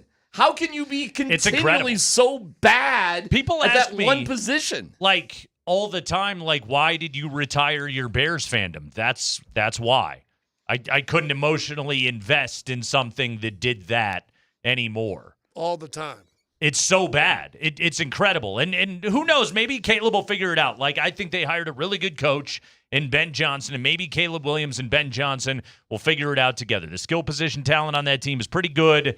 Maybe they'll get it together, but the track record would say, probably not. Well, is there a better combination of coach and a coach and quarterback from Bo Nix's draft class that's better than Bo Nix and Sean Payton? Is it the best combination out there? I don't know. I mean, Jaden Daniels and Cliff Kingsbury looks like they've got a couple of things figured out. Okay, it's not bad. Is that better? But that would be coach and that would be play caller and QB. Okay, I mean, is it better? Is it better? If it's better, it's better in Washington. I would say Jaden is better than Bo. Well, Jaden is better quarterback, so yeah. All right, Drake May in New England? I don't know. You know Undecided? what? It's got to be better now. Now that right? he's with Josh McDaniels, man, it'll be intriguing. J.J. McCarthy in Minnesota, we don't know. Not but really. Josh makes guys be better quarterbacks. He just needs to quit trying to be a head coach. Right. He's apparently a great play caller. Yeah, he's good at that part of the job. You think He doesn't like Tyler. He wants him to do his job. But other than that, and I don't fine. like him either. Let's just get that straight. The feeling is okay? mutual. Yeah. You'd like him to do his job. Yeah. Penix in Atlanta going to click? I don't know. It's crazy. Who is the caller? I don't know who the play caller there is. It's you know who it is. He's a local kid. Went to Chatfield High School. Zach Robinson is his name. Wow. Oh, the old QB. Nice pull. Yeah. He was my teammate in Seattle. Nice job. Oklahoma State Yeah. QB. Yeah, I remember that. Came from the Rams and young play caller, up and comer. And Isn't Penix like our age? I don't know. He's a little bit older. Was he one of those COVID guys that played like 6 years? Yeah. That's what's funny is like Talanoa Hufanga is like 25. He's been in the NFL for like 5 years, and he's like 25. There's got to be rookies that are like Devon Bailey is older than him. I think Nix is 25. Yeah, like like right at the cutoff. If you got to the NFL in like 2019 or 2020 versus the COVID, like the combined COVID and NIL guys. Some of those dudes were just in college. Well, hold on. How old's Vele? Isn't Devon Vele 27? 27. Yeah. I think he might be 27. Yeah. And that's what there was the Utah factor in there, right? Hey, you know how old Bowles is, right? Bowles is in his 30s. Utah factor, yeah. And it's another older guy. Yeah. If you're a Utah or BYU or Utah State guy, those guys tend to be older. It's KKSE FM HD1 Broomfield Denver Boulder. Impressions from today? Did you like it? They were like, getting after it. You like all the lipping off? Yeah, I love the fun. saltiness. It was Yeah. great. I think, it was just good to see some emotion. It feels like robot camp sometimes. So to break away from that was really good. I had to get out of the car. We had things to do. How did your conversation end up? I ran it on you to DMac. Wait, what did you say? I called DMac and I said, hey, Scott, as best friend of Sean Payton, might be up for debate. Because I told him the story. I'll tell it again. You and I leave the tent after we're done. Yeah. We see Sean, and I'm assuming he was going down to do his NFL Network hit, but Ian wasn't there, so they clearly weren't ready. He says hello to Colleen Wolfe, and I think we're just going to walk by him, right? Yeah. Well, all of a sudden, Sean's walking up to us, and like, what is going on? Walking up to you. You're in trouble? Well, I mean, us. I was next to Tyler, and he clearly goes, hey, Sean Payton, hey, thanks. Good to meet you guys. Hey, thanks for coming out. And I'm like, is he really going to shake my hand? I figured he just wanted to talk to Tyler. Did he shake your hand? Yeah, he gave me a half second, but then he immediately he you know takes what? Tyler, and I go to talk to Smythe about something related with the PLL coming, and I turn back around, and all of a sudden he's got you, and he's leading you I don't know where. No, I couldn't believe it, man. I mean, we spent a solid 10 minutes together. We talked for a long time, and first off, he's so personable that it's just a different dude. It's not the same dude that's at the podium. Yeah. You know what he really wanted to talk about? He wanted to talk about Seattle. He wanted to talk about with the Beastquake. Is that what it was? Because I mean that's what kickstarted it, and I had no idea if Sean Payton had any clue who I was or not. Well, I heard you mention Shanahan to him, and that seemed to. The shoulders kind of perked up and all that. For sure. But, he still had a little hate in his heart for the fact that New Orleans had to come to a 7-win. We won 7 games that year, and we hosted a playoff game. It was BS. And we did beat they were the returning champs. They'd won the Super Bowl and they won year. their division, right? Yep. So or were Tyler, they wild card? I don't remember. All I know is that them having to go to you was not cool. No, it was not. What did you find out today? Like, does Sean Payton, does he have that weird like Sean McVay gift where he remembers every play from every game? Yes. Does he really? It's so funny you say that because he was bringing up these plays. So he would know who you are. Yeah. And that has to be the only reason because I never crossed paths with Sean. Yeah. That wasn't my regime, I never had a reason. But we talked about that, and he brought up very specific plays of that game. He's like, we got up 14-0 on you guys now. And he's like, and then Hasselbeck makes that throw to so-and-so, and he's bringing up these plays. I have no clue what he's talking about. I'm just nodding my head like, yeah, that was a big moment. Yep, big moment there. But you know what? It was fun. We talked a lot about my career, coaches that we know mutually.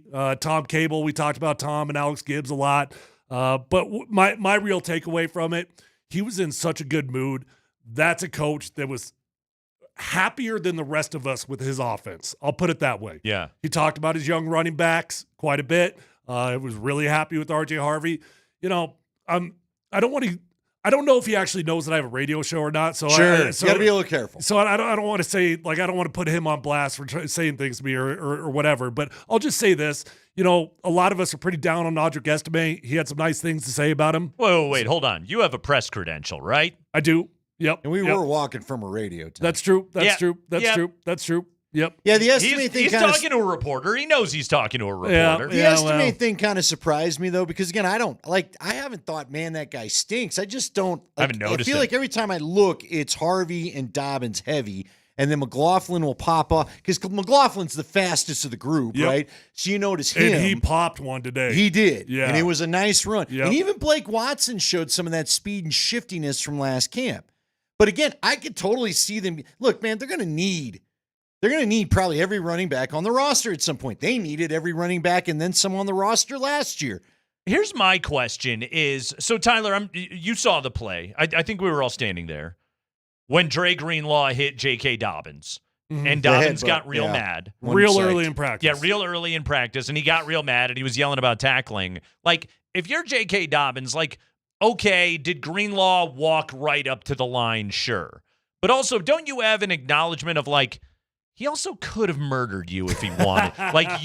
He could have dismembered. He really could have hit you. Your cranium, and he didn't. And maybe you should thank him for that. Matter of fact, Nate's commentary was, "Oof, oh, you're dead." But he just saw because it was minimal contact. Yeah, For what it could have Yeah, been. and they're both wearing the Guardian cap, so it's not the old school day of the headbutt. Yeah. You know what I mean?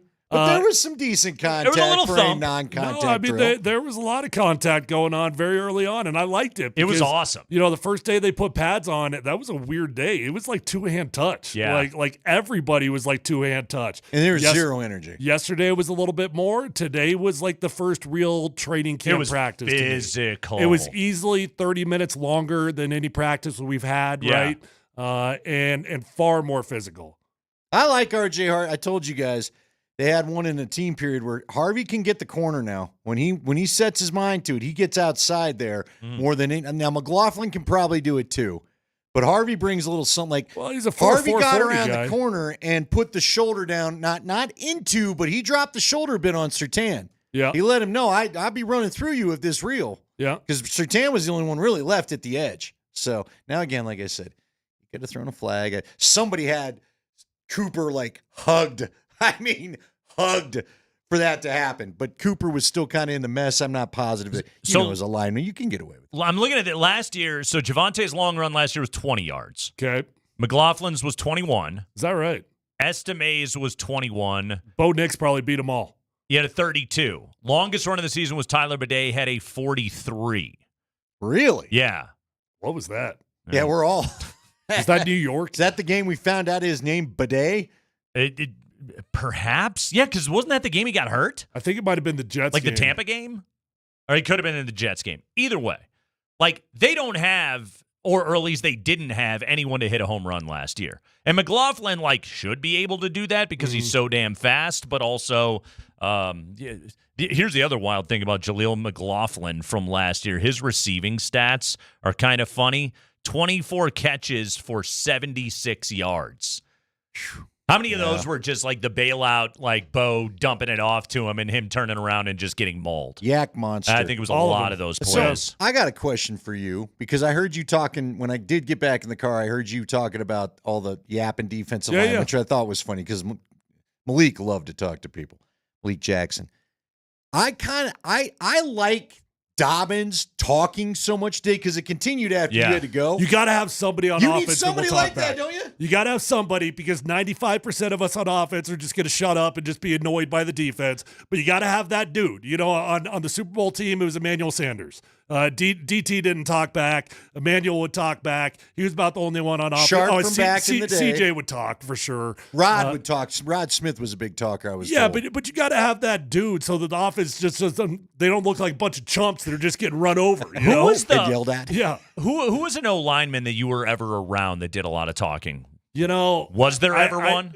Trent Williams? Trent, yeah, because he was so damn good. Who's gonna say anything to him? Right. Dude, Trent used to piss me off for real because I would. Here's how I went about my business in a game, and I'm being dead serious now. Okay, everybody's got their own philosophies, right? You want to trash talk the guy, you want to tick him off. My philosophy was, I'm going to make you my best friend. That's my philosophy, right?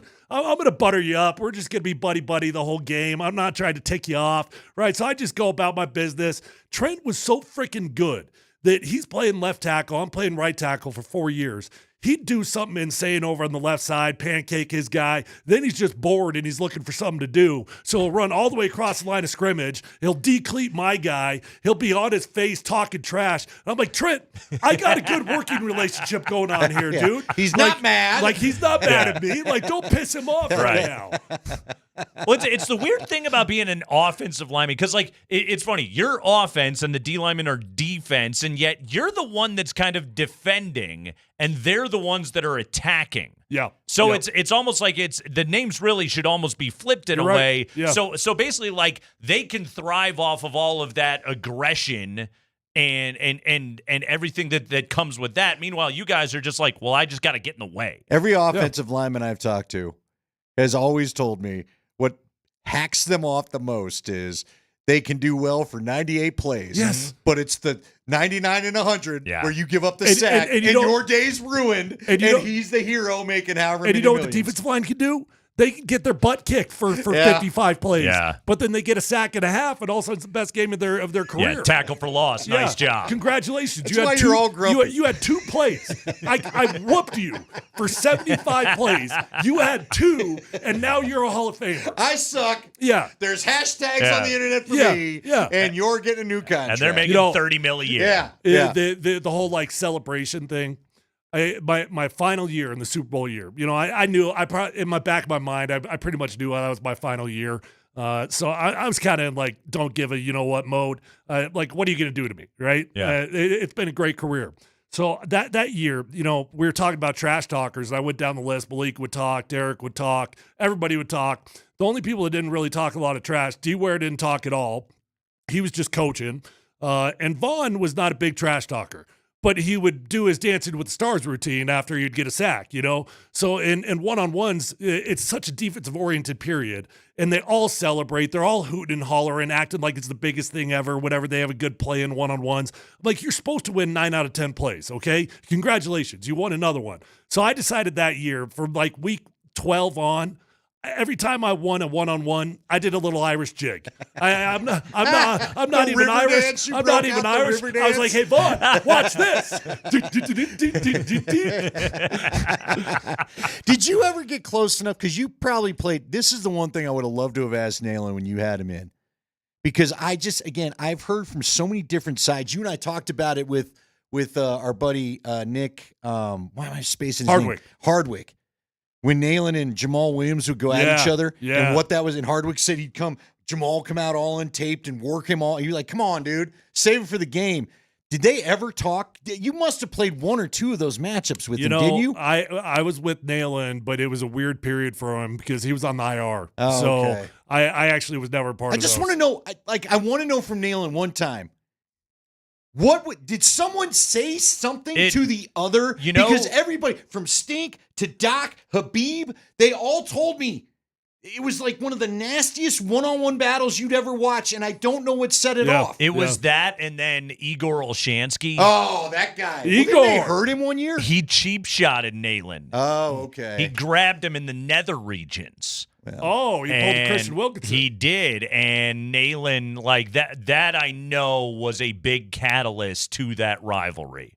Like and honestly, I think the Olshansky thing might have even been worse. And Nayland's, I remember him telling me, I think it's the only time he ever, I don't know if he flipped off the crowd or if he gave the, my old, here's my 2, how do you like it? Moved to the crowd, but on the way off the field, and they were throwing beer at him and popcorn and everything. But yeah, those were nasty. Dude, those guys hated each other. People don't realize Chargers fans were very, very similar to Raiders fans. Like it was the San Diego Charger fans. It was the same demographic. It was the same people.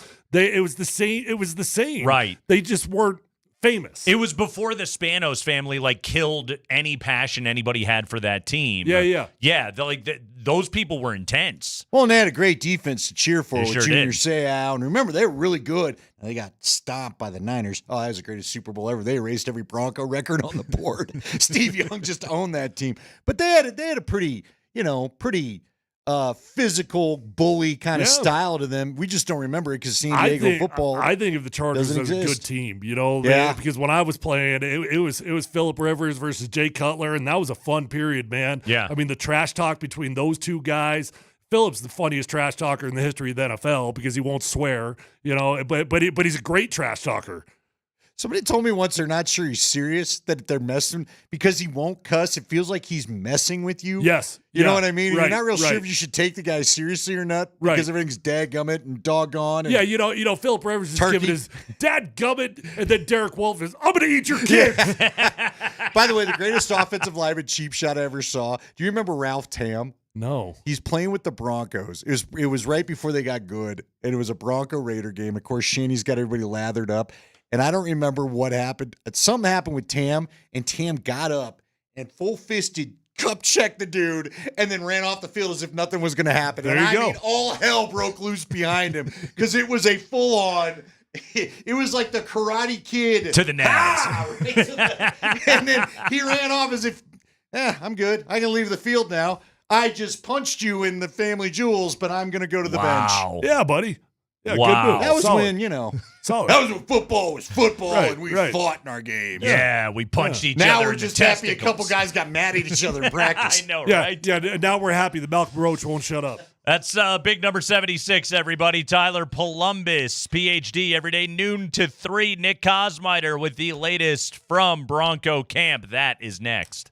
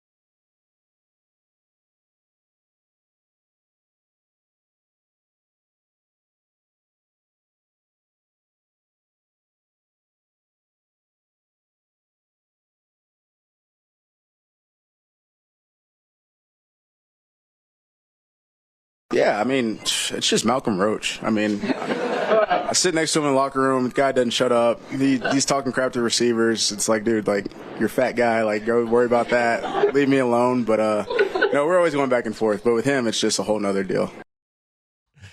That was Marvin Mims today talking about Malcolm Roach. Doesn't Roach, he needs to be fat. That's what being a defensive lineman is. Well, like you have to weigh 300 pounds, right? Yeah, here's my problem. It's a part of the job description. I'll show you fat. You know what I mean? Like, we call some of these NFL players fat.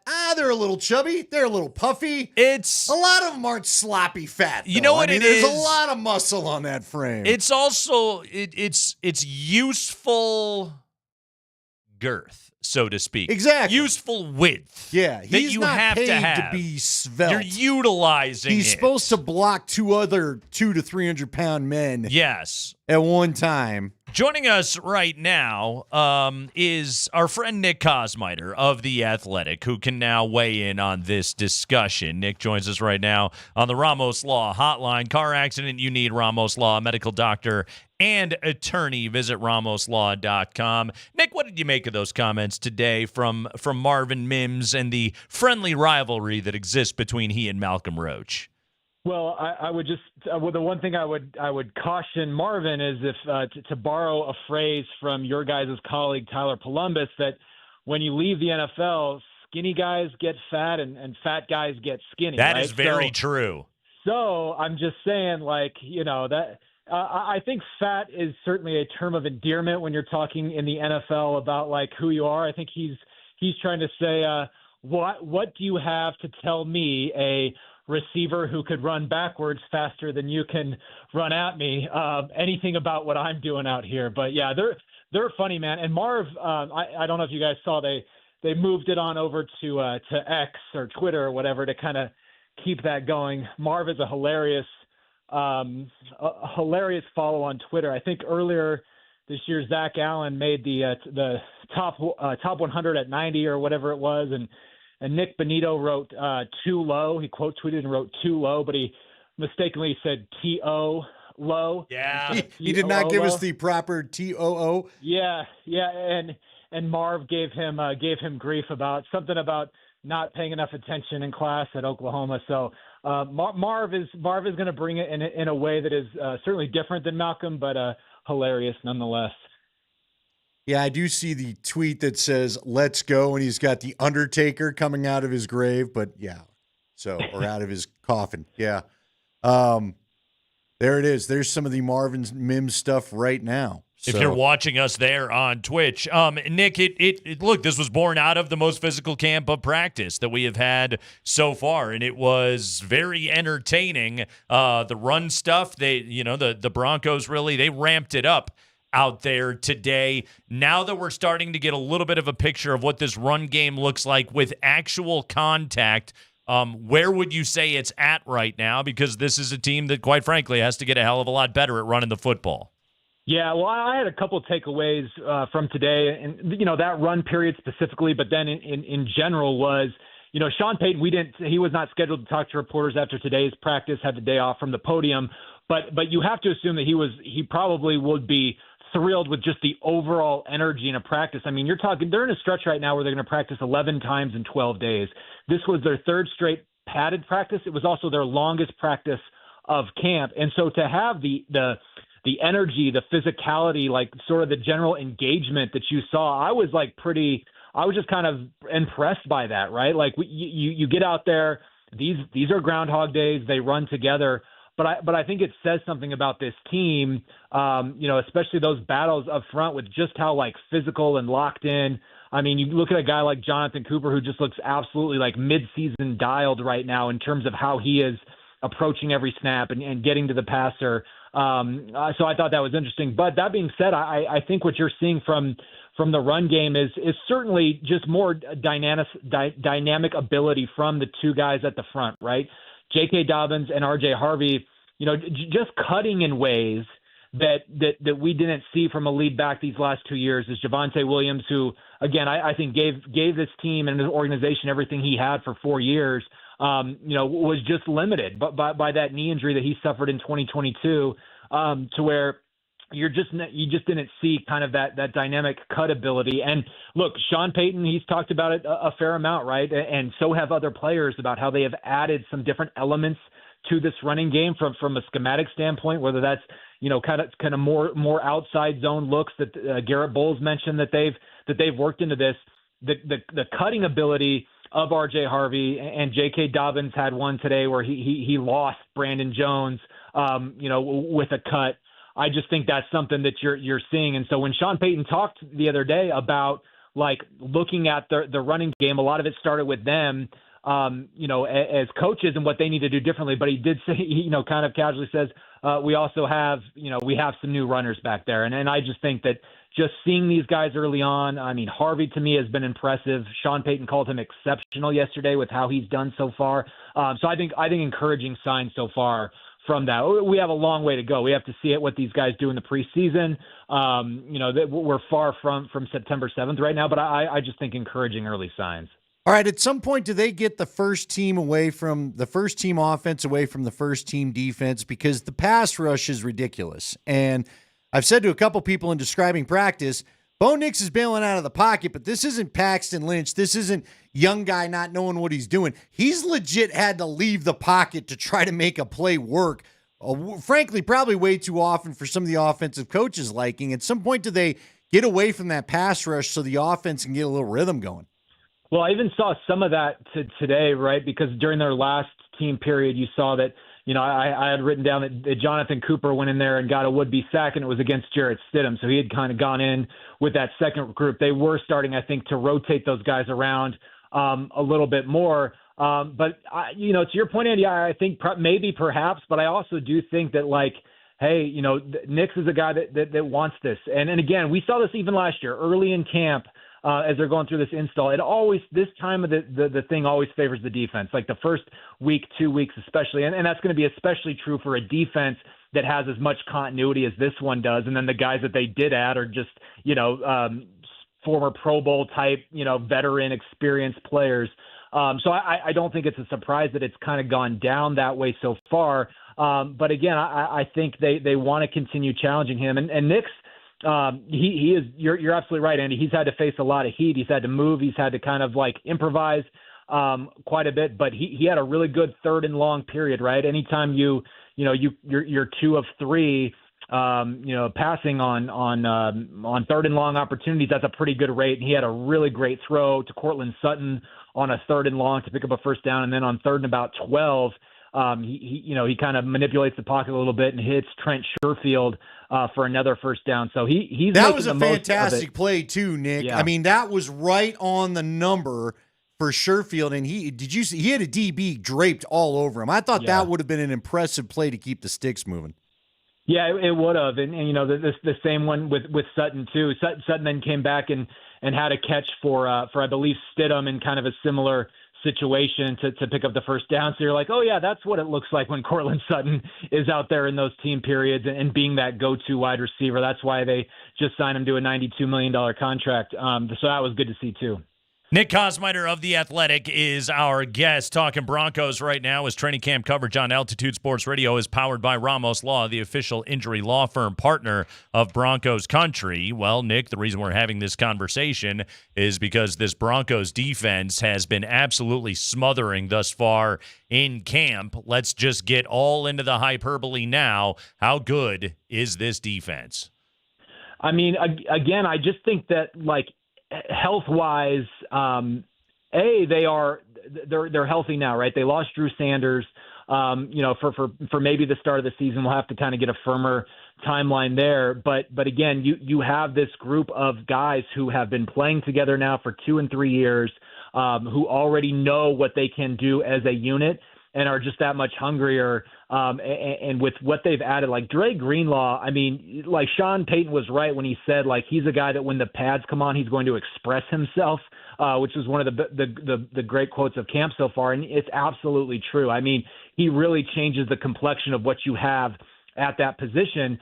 But I also think it's like the depth. Again, we're talking about guys last year who played for this team in big roles, like Justin Sternad and PJ Locke, are now like valuable depth guys behind, frankly, more talented players that they have brought into those positions. And so now you're not only are you talking about you've upgraded, but you've also upgraded your depth. And you're seeing that with guys like Lavelle Bailey, who, because Alex Singleton is going to miss a week with his thumb injury, and Sanders obviously having already been knocked out for now, Bailey is getting more reps and just absolutely, excelling with those. I mean, that to me is what's encouraging. It's not just that this is a group that most of the 63 sacks are back and, they had the big free agents, but this has really been a good developmental job by George Payton, by Sean Payton, and the guys that they have gotten in here, later in rounds, who are now stepping into bigger roles from a depth perspective. So, it's one of those that you always have to see it. There's always quirky things that happen in this league, but this is by far the best defense that I've seen since I've been covering this team, and I think has the ingredients to be better than they were a year ago. Just what are your thoughts on Dre Greenlaw and what he could add to this defense? We all saw the headbutt that led to the talking, that led to the feistiness of really the rest of practice. But Sean said it Monday, that's a see-ball, hit-ball kind of guy. What element you think he's going to add to this defense? Well, I just think that, I go back to this thing that Vance Joseph said, both about Greenlaw and Hufanga back in the spring. And he said, when you've played in a lot of big games, big playoff games, like both of those guys have, he said you that creates a certain attitude, right? Even though the Broncos got to the playoffs last year, they are still a team that has relatively little experience truly being in those kind of fights that they want to be in, right? Those divisional games, those those huge stakes kind of games. Greenlaw and Hufanga know exactly what it takes. They've been in those situations before. And Greenlaw in particular, I just think there is an edge. And I love the way Alex Singleton plays, just in terms of his, kind of putting his body on the line and really just being willing to mix it up at all times. I just think there's an edge that Dre Greenlaw has that you need to have as part of a defense. And I think you have some of that up front with those guys like Zach Allen and Malcolm Roach and things like that, but you need it from every level basically of your defense. And so for him to bring that in the middle, I just think it's an attitude thing as much as it is a schematic thing. Yeah, Nick, it's the physicality is on display, and you're absolutely right about that. Greenlaw and Hufanga, I think, just bring a different dimension to a group that was already really, really friggin' good. Plus, God, Jonathan Cooper is just a massive human being. Watching that guy go past me today, what a player that dude is for a former seventh-rounder. Nick, as you've been observing so far, my guy has been Trent Sherfield, which I feel like over the last couple of days, I've heard a lot of people catch on to that, as Sherfield has really impressed so far in this camp and seems to be getting some pretty high leverage reps with the number one offense. But who sticks out for you so far in this training camp? It's not as though there's a bunch of jobs up for grabs or anything right now with the Broncos, but who's impressing you in this camp? Yeah, I like Sherfield. The thing with Sherfield is the way that you heard Sean Payton describe him when he talks about the physicality as a blocker and the ability that gives you for play action and to marry kind of your run and pass game concepts together. That's a lot of why Lil Jordan Humphrey played so much at times to kind of this, perplexion of the fan base, right, that he was in there as often as he was. But that is an important part of what Sean Payton does. Well, Sherfield looks kind of like a supersized version or a super sped up version of Little Jordan Humphrey. And so I think you can look at Sherfield's stats and say there's never been these, any kind of huge breakout type season, but it wouldn't surprise me if he's a guy that ends up making a lot of big plays for them. He's going to be on the roster because he's a critical to their special teams part, but he's also going to probably end up playing quite a few snaps at wide receiver.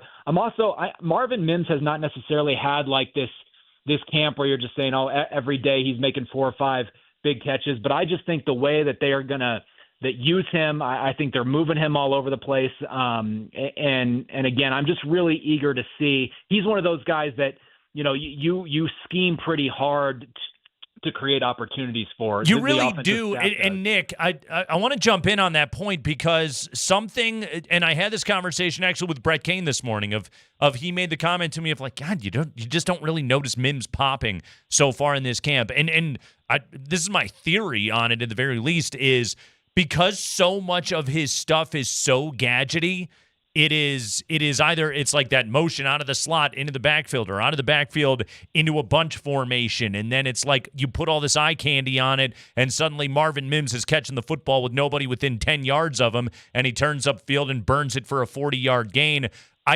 My thought on it is, well, I think they're keeping a lot of the Mims stuff under wraps and not putting it on display for prying eyes to see. Yeah, I think that is a huge part of it, if not almost all of it. Yeah. I absolutely think that's true. I have a story it's going to go up here in just a little bit. I actually sat down and talked with Marvin a couple of days ago, and he said that they basically came to him in this offseason around OTAs and say we're gonna add some new stuff. For you, like he's going to have, I think, a bigger menu in this offense. And, he said before it used to be, Marv, go in there, you're going to run a screen or you're going to run a deep ball.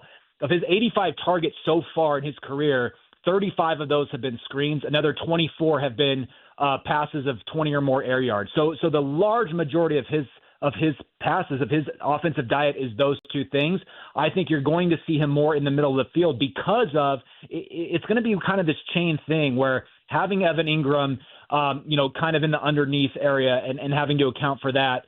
I think that is going to let Marvin sort of have more space in the intermediate part of the field. I know he's worked really hard to kind of add to some of his route tree and things like that. And so I just think that the collective increase of talent, having the running back, the backfield hopefully being more of a threat, I just think that you're going to have some more opportunities to do different things with Marvin Mims. And to your point, Nate, I just don't think they're going to want to spill them out until the season comes. Yeah, and I think there's just going to be games that look like the Cincinnati game, and I think there's going to be other games where he touches the ball twice, and that's just the kind of player that he's going to be, but he's going to be a weapon. Nick Kosmider, everybody, joining us here on the Kreckman and Lindahl Show. Read his coverage at The Athletic, theathletic.com. Subscribe to The Athletic. Get Nick's stuff. It is the absolute best top-shelf Bronco coverage. Nick Kosmider, great stuff, buddy. Thank you. All right, fellas. Thanks a lot. Take care. All right, Andy, the Broncos are high on a lot of the preseason lists that are out there. They're listing. There's one where they are at the bottom of the barrel. Is it good? And I think it is a good thing. I'll explain what I'm talking about next.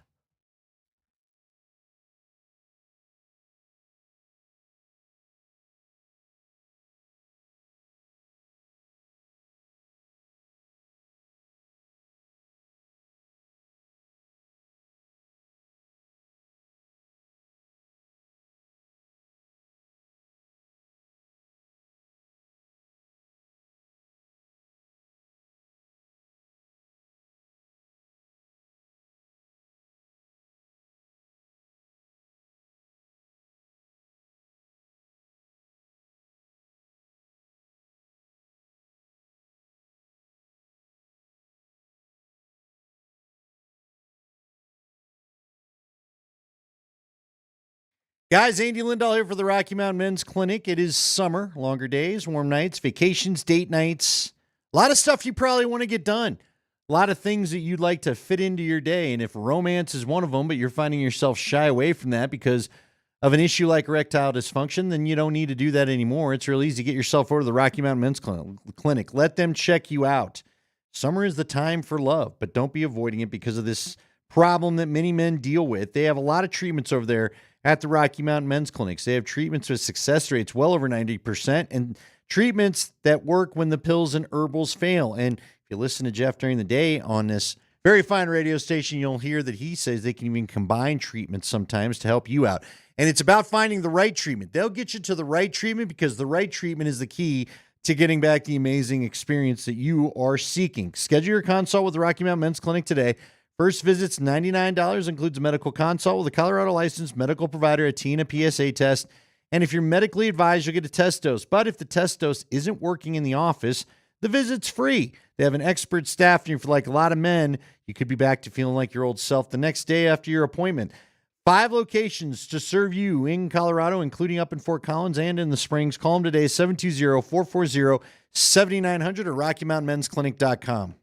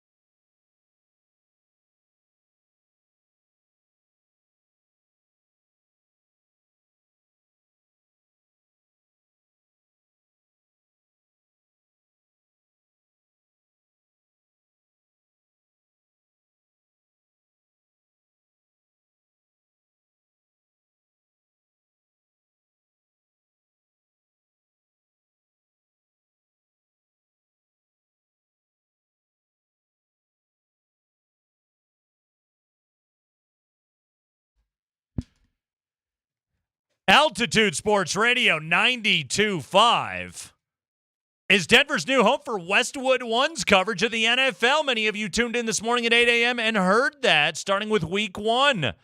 The extensive package of nationally broadcast games, we're not talking about Nick Foles here, includes Sunday Night Football, Monday Night Football, Thursday Night Football, all the international games, the Thanksgiving Day triple header. They play 3 games on Thanksgiving, the Christmas Day games, and every playoff game culminating with Super Bowl 60.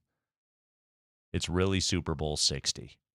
Crazy, right? Yeah, that makes you feel old. Yeah, that's one of those. What Roman numerals are we getting into now? Yeah, that's one of them right there.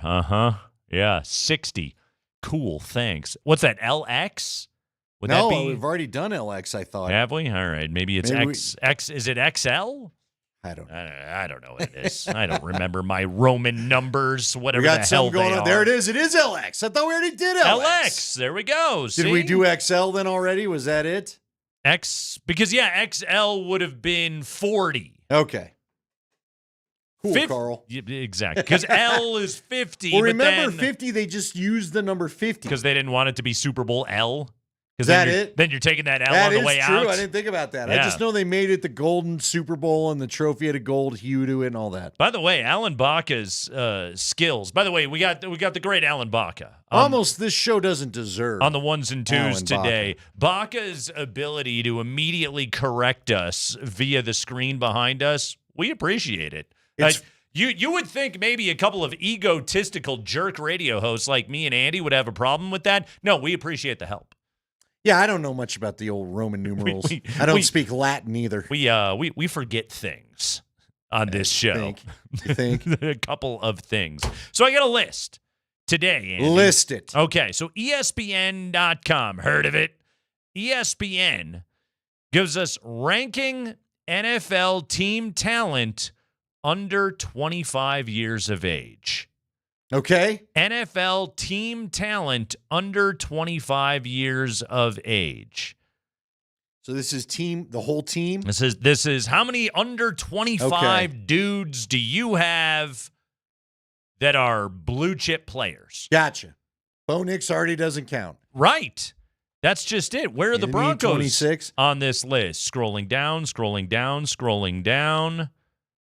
32. The last. 32. Really? XXXII. 32. Broncos played in that Super Bowl. They sure did. Blue chip players? None. Notable under 25. Under 25. Notable graduated players: Bo Nix, Pat Surtain, Riley Moss, Nick Benito. And as is written here by Aaron Schatz, who did this piece, the Broncos don't have as much talent under the age of 25 because so many of their players have aged out of consideration for the list. The names that are brought up: Mims at 23, Jonah Ellis at 22, Jaleel McLaughlin is 24, Audric Estime is 21. Obviously, the rookie class of Jahdae Barron at 23, R.J. Harvey at 24. But again, these are older dudes getting to the NFL because, again, these are COVID era and NIL era college football players. They tend to stick around a little bit longer. But, yeah, there's not a ton of youth on this team. And, like, when I first saw that, I was like, oh, God, is that a bad thing for the Broncos? And then I gave it some thought, and it's like, no, this is a win-now roster. Yeah. This is a Bronco. And by no means am I about to call the Broncos old, but the Broncos are built to win right now. And so a player like Bo Nix, Andy, I don't know if you've heard, started 61 games in college. So he's got a bit of experience between Auburn and Oregon, and he gets to the NFL as an older player.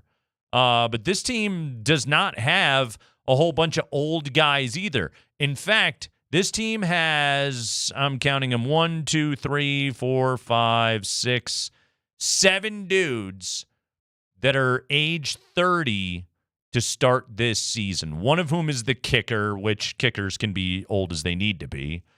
And yet he's a rookie. Well, no, that's the punter. The kicker is Will Lutz. Will Lutz, my bad. How old is the kicker? How old is the punter? The punter is Crawshaw. I don't know, 20-something. Who cares? Michael Burton. I care. I wouldn't have asked you. Okay. I'll find it on my own. I apologize. I don't mean to to minimize the because he's question. Australian, he could be 34 for all you know. Do they have poor birth records down there in that Yeah, part it of the just world? feels like every Australian punter that comes over here is like Some in of his them are- 30s. He's There we go. He's Jeremy 24, by the Crawshaw. way. 24. Look at that. Look at him behind you. It's a sick stash. Hit that stat. See, I find it bothersome. Oh, I think it's wonderful. I know. That's your stash. That's why. You feel like you're staring at your jerk co-host right now. Michael Burton is the oldest player on the Broncos at 33. Garrett Bowles is 33. Alex Singleton, 31. Will Lutz, 31. McGlinchey at 30. DJ Jones at 30. Evan Engram at 30. Cortland Sutton will turn 30 in October. Trent Sherfield and somebody named Sam Franklin Jr. are also 29. Okay. So they're not old, is my point here. Sure. But they're not also young. not young. This is a team that's built to win right now with a whole bunch of guys basically right smack in the middle of their NFL prime. Yeah, but as you read that list, like you said right there, it's a good mix. It is a good mix. Yeah. You don't want too many old guys. You don't want to be signing too many of the 32, 33-year-old free agents, right? Boy, it's just crazy. It's hit me funny. You said they're built to win right now.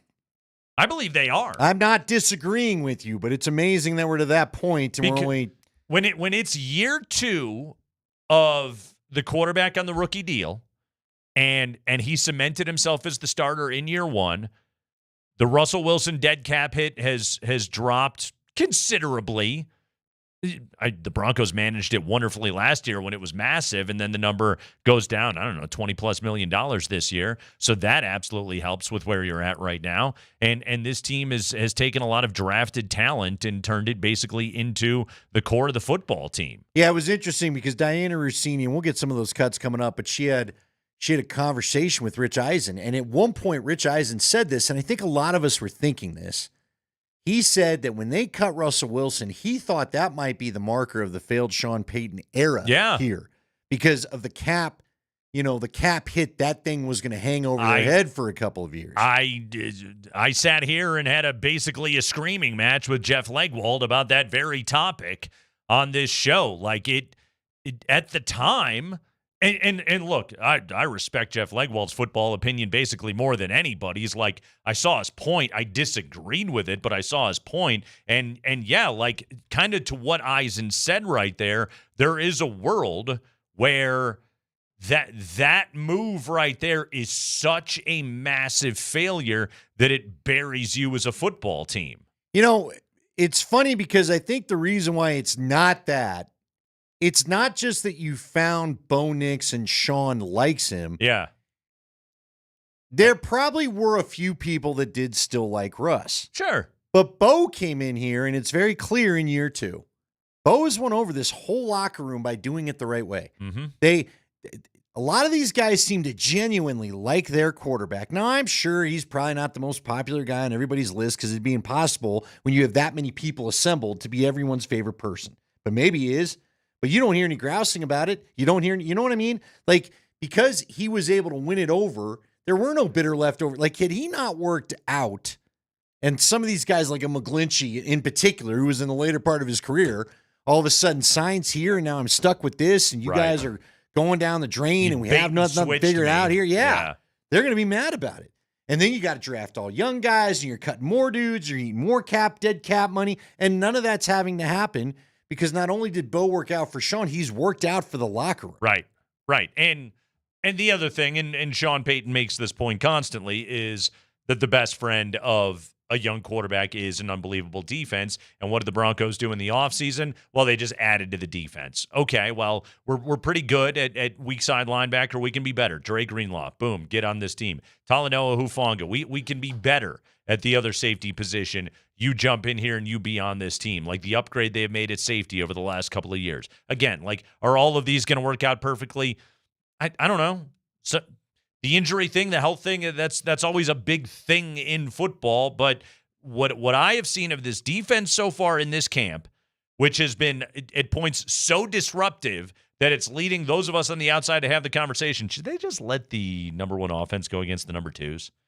just so they can do something. Right, just to see where this is. I mean, I'm really excited. I can't wait to watch them. There's a lot of reps in a preseason game, Andy, where Nix is just he's back there running for his life. Now again, will that make him a better football player? Sure. Iron sharpens iron, whatever. But he is going up against an elite unit every single day, and guess what? There is no secondary that he will see.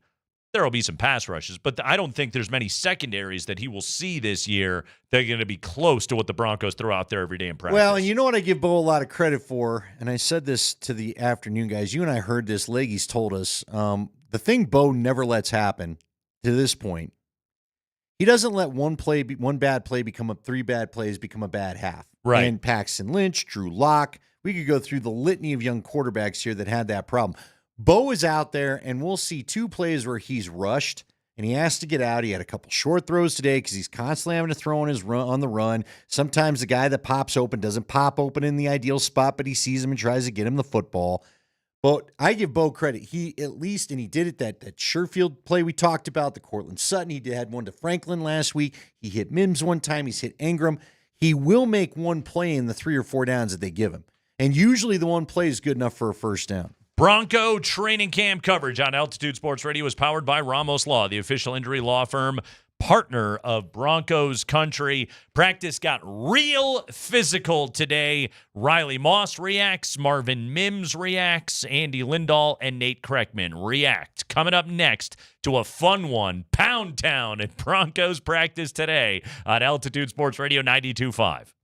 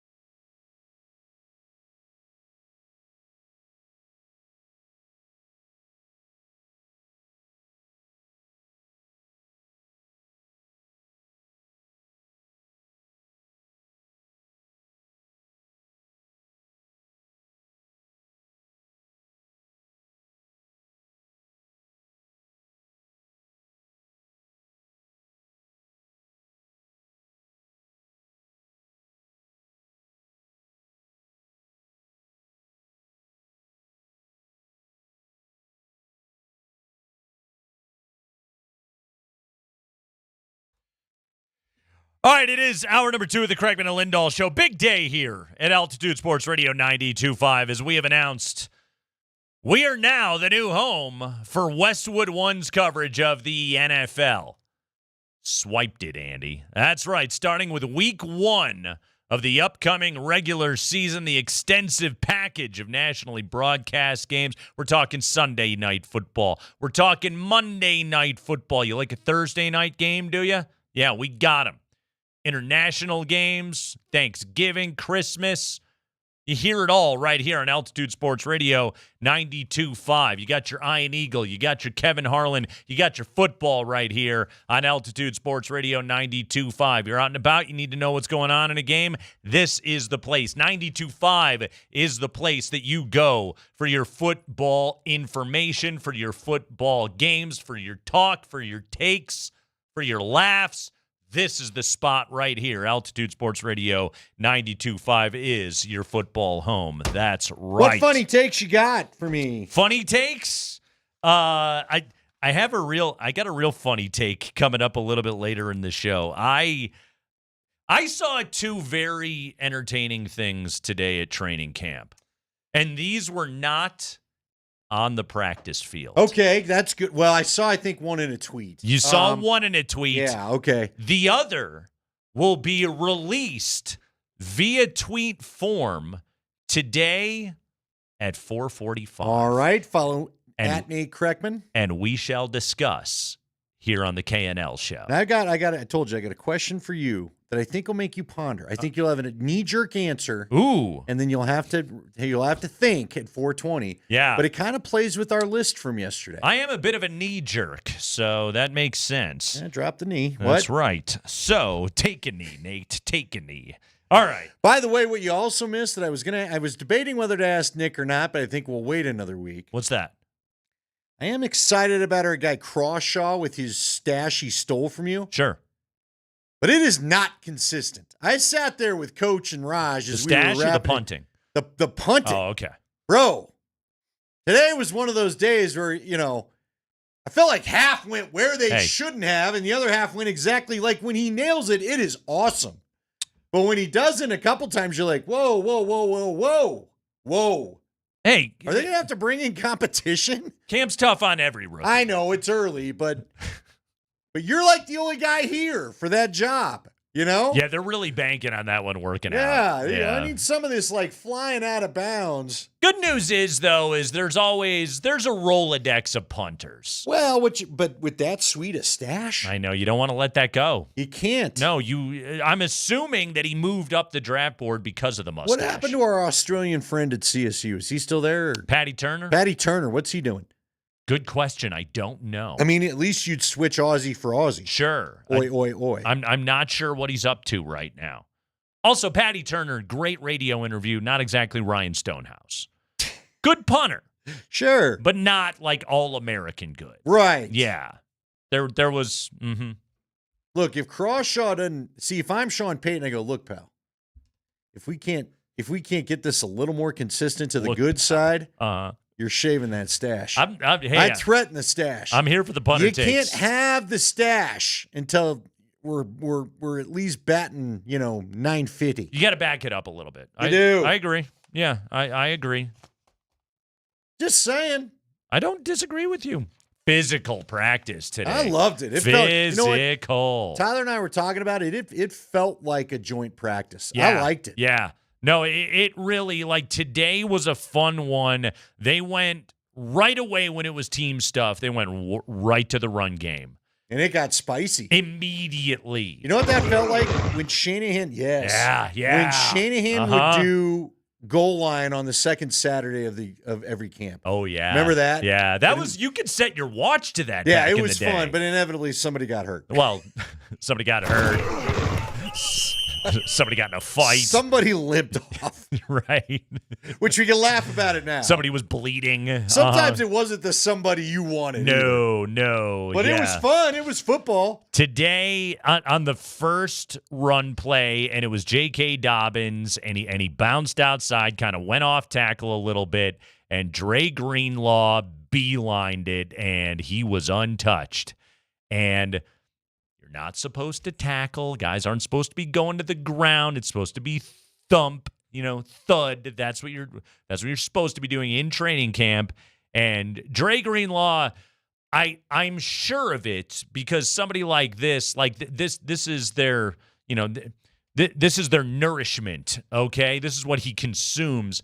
I promise you, Dre Greenlaw's eyes got real big, and for a moment, the little devil on his shoulder was just like, just ruin him. Hit him. Hit him. And then he remembered, I'm a well-compensated professional football player, and this is my teammate. I'm going to give him a little what have you. I'm going to turn up the temp a little bit on this practice, but I'm not going to fully decleat. J.K. Dobbins still didn't like it. He didn't appreciate it. He let everybody know. Yeah. He went and told the whole defensive side of the ball he didn't care about that. The hit was not well received. It was not, but you know what? And this is where I give Dobbins credit. He went down on his next run. It was more up the gut, and right then I was just like, oh, this is going to get bad. Dobbins, to his credit, went to his feet, ran back to the huddle. Another veteran professional football player. But damn, dude. And what was good about it was, yesterday, Andy, they were practicing on the far field. These are media problems, but they're practicing on the far field, and we're not able to see as well. Today, we had front row seats. It was all in front of us. Right at the line of scrimmage. Every word muttered. To humanity just smashing each other's faces in. It was awesome. Well, and it just, I looked, so Nate Jackson was by us, and he was on the team. It just reminded me of the time in Houston. They were joint practices with Houston. They went 3 days in a row. And I remember it got chippy down there because this was a Mike Shanahan team that was very much a thud up versus it's getting you ready. I need some madness. This is good. This is good. Versus a Dom Capers Texans team. And he liked his guys hitting. And again, they thought they had an agreement. And somebody tried to block. I think someone put Ian Gold on his back. With a too spite. Maybe the running back himself ran over Ian Gold. Yeah. And all you heard was Al Wilson go, oh, it's like that. Are we bleeping doing that? And I mean, Jeb Putzer was close to it. He goes, I saw Al strap up both chin straps. Like he went from the things hanging down to now the helmet's firmly on. And this is what he said. I remember we were watching it from afar because you heard Al yell. Because one way was like Houston O, Bronco D, and then the other way it was the other way, Houston D, Bronco O. So we all turned around and watched it. Al sent 3 dudes off the field in a row. Like 3 Texans left, hobbled somehow in a row. And I think he got the guy that started it all the most. I miss Al Wilson. See, I think Greenlaw's got a little Al Wilson in him. He does. You know what I mean? Al Wilson didn't really care. Payton was talking about Greenlaw the other day and talking about how good he is in space and the physicality that he has out there. Brandon Marshall was a pretty good weak side linebacker. Wesley Woodyard was a pretty good weak side linebacker on this team. I still think in my time covering the team, I still think DJ Williams is the best will linebacker that I have seen in a Bronco uniform. I mean, his athleticism was so insane. Yeah. Okay. Well, let me throw in. Who else you got for me? Low key. I don't think he'd be on anyone's first mention. Okay. Danny Trevathan. Yeah. I want you to really think about he could cover. Yeah. He could tackle. Danny was a beast. He got paid, too. He did get paid, and he deserved it. Yeah. Turns out the Broncos probably should have paid him. Right. You know what I mean? Yeah, he got paid. When he left, I was like, oh, that sucks, but you got other guys. Lost a little physicality. And then you with started him. watching him with the Bears. You're like, we maybe should have held on to him. Yeah, good player. That is, see, now you got me running through. John Mobley was a hell of a linebacker, but he was an outside guy. DJ was so good, to your point, and so much fun to watch. And I hated when they moved him inside because he wasn't as good. Well, because he could work in space, it just like his lateral quickness was insane. Yeah. Look, guys, I'll tell you, and you grew up watching the best one. Mike Singletary was the master of sifting through the traffic and getting to the running back or whatever you had to do. DJ just had a little bit of trouble not getting sealed off from a run because you're watching the backer, and when he was a middle guy, he wasn't as good when he got caught in the wash, but when he could work in space, my God, was that dude. His burst was so friggin' fast What a fun player. Let's hear from Riley Moss.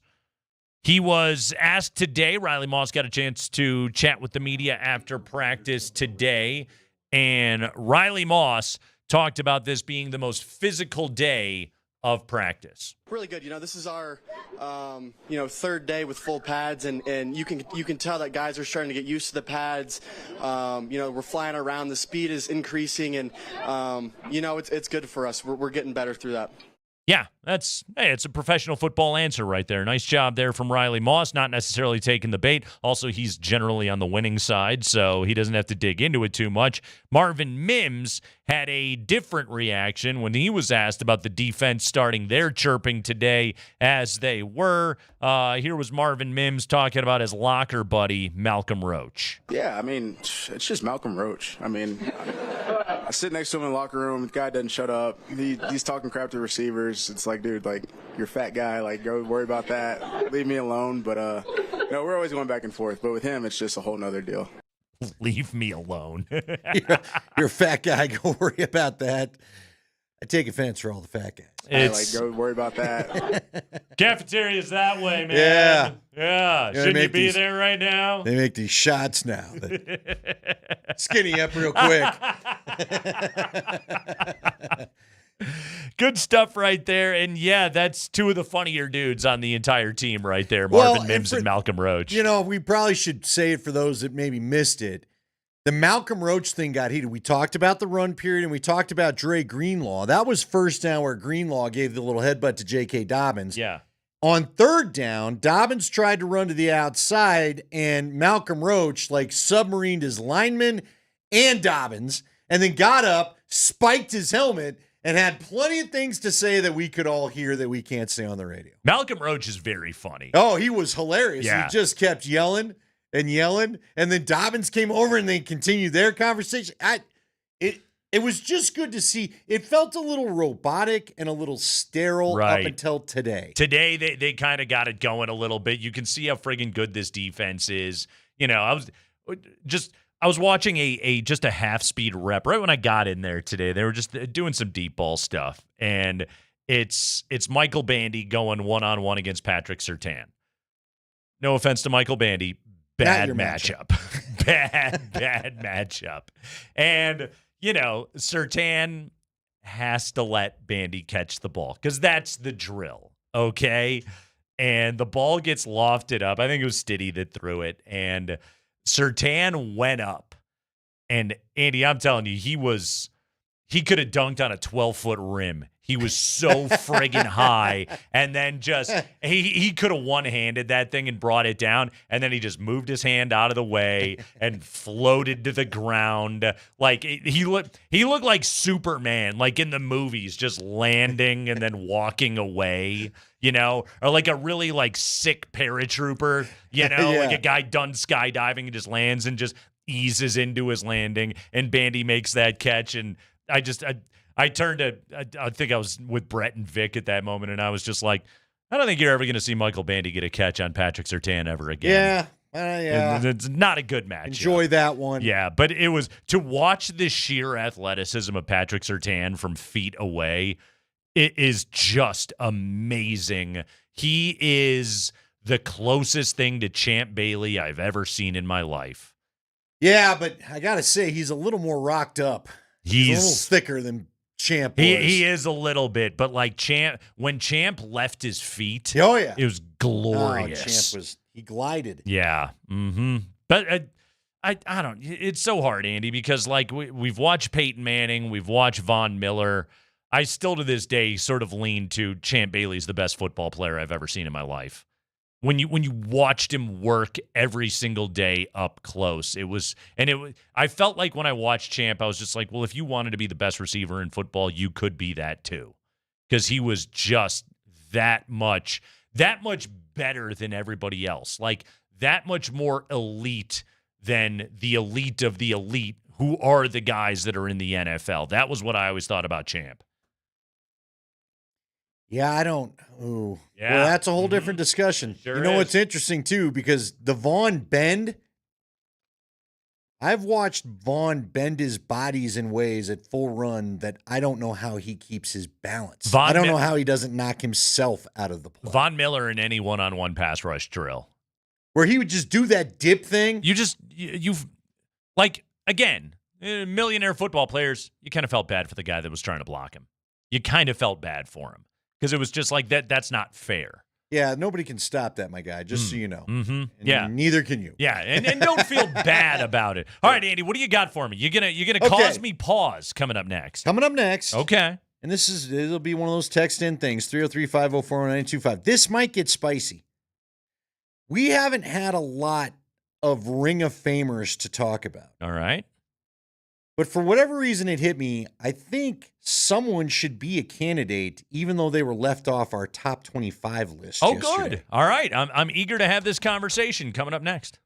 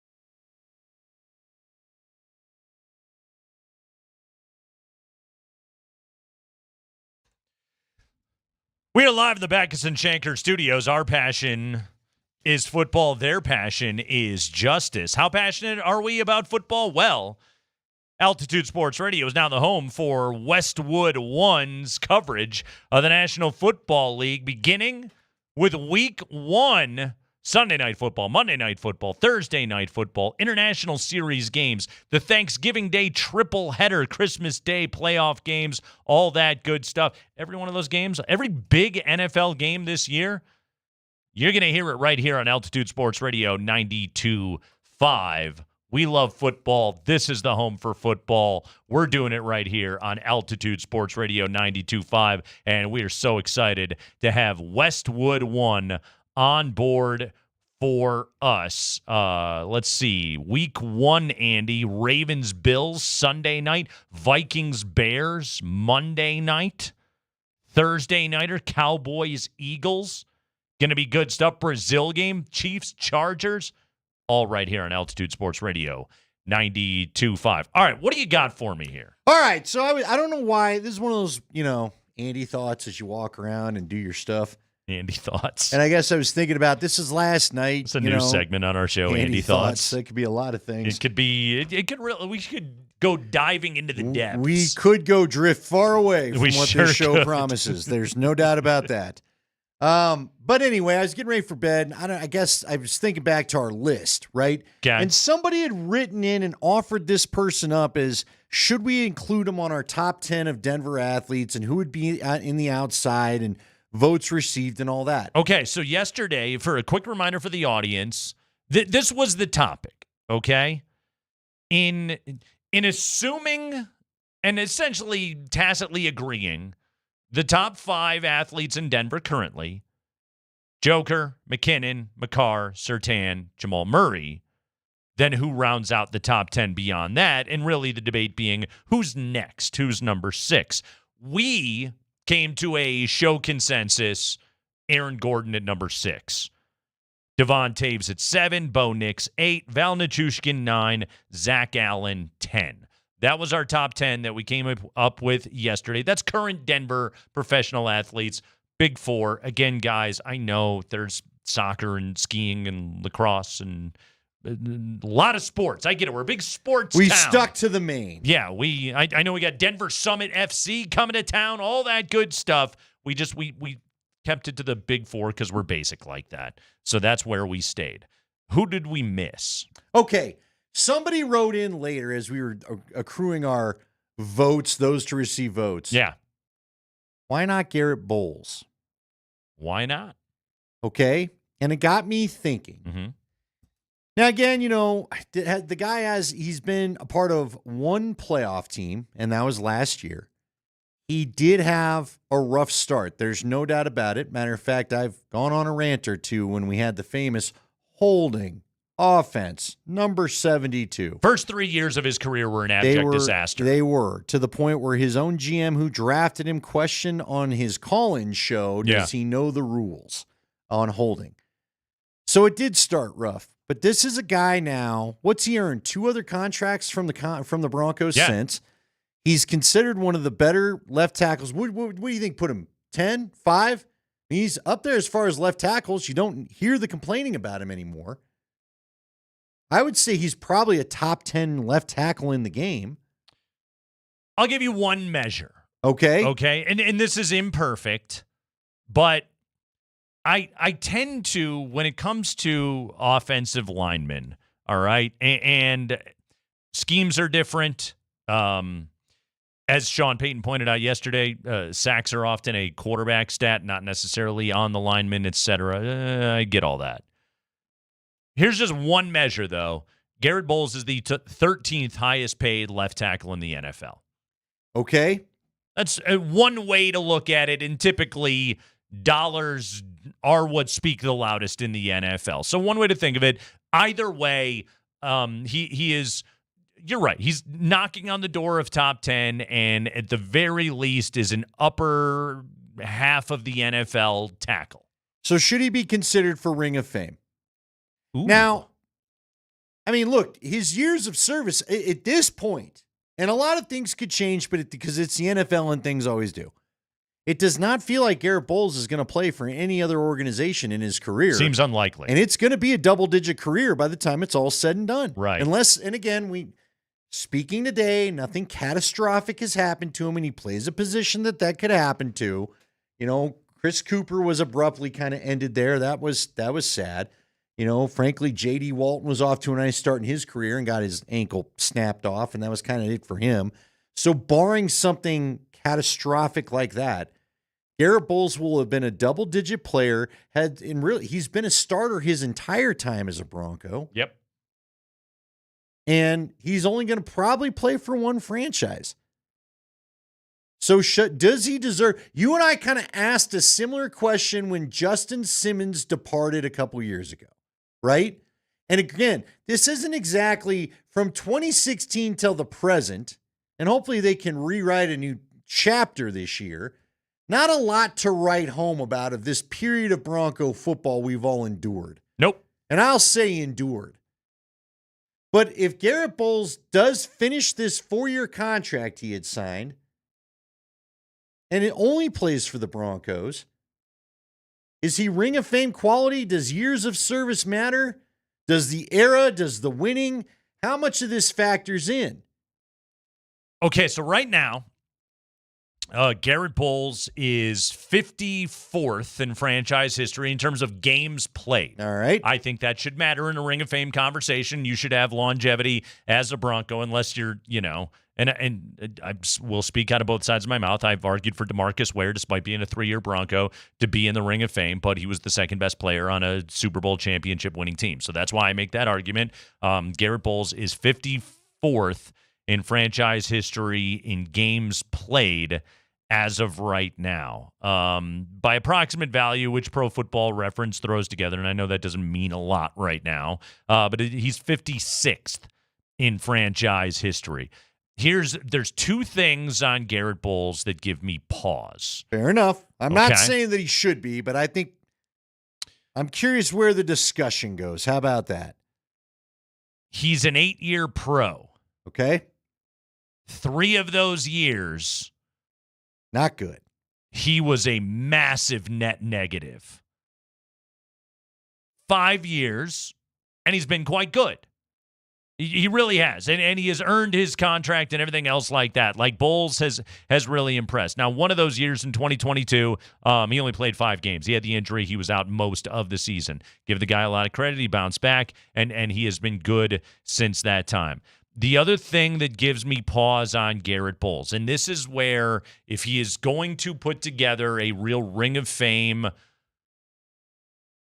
resume in the next couple of years, the offense is going to have to be a hell of a lot better because Garrett Bowles has been the starting left tackle on a whole lot of super crappy offenses. Fair enough, dude. Fair enough. And I know it's not like on the left tackle alone. Like, Joe Thomas is a Hall of Famer and he played in Cleveland forever. So like that's not everything on a left tackle. It's just like, man, you would be honoring somebody that played on offenses here in Denver that were generally pretty trash. Well, and again, you played. Yeah. I mean, it's a part of the drinking game. It is. It is. So right now, to me, Bowles is Ring of Very good. But I will allow for, if he can put together 2 more fully healthy seasons, if he can play 30 plus games over the next couple of years, we sprinkle in some playoff victories, maybe a deep postseason run somewhere in there, an AFC championship game, who knows?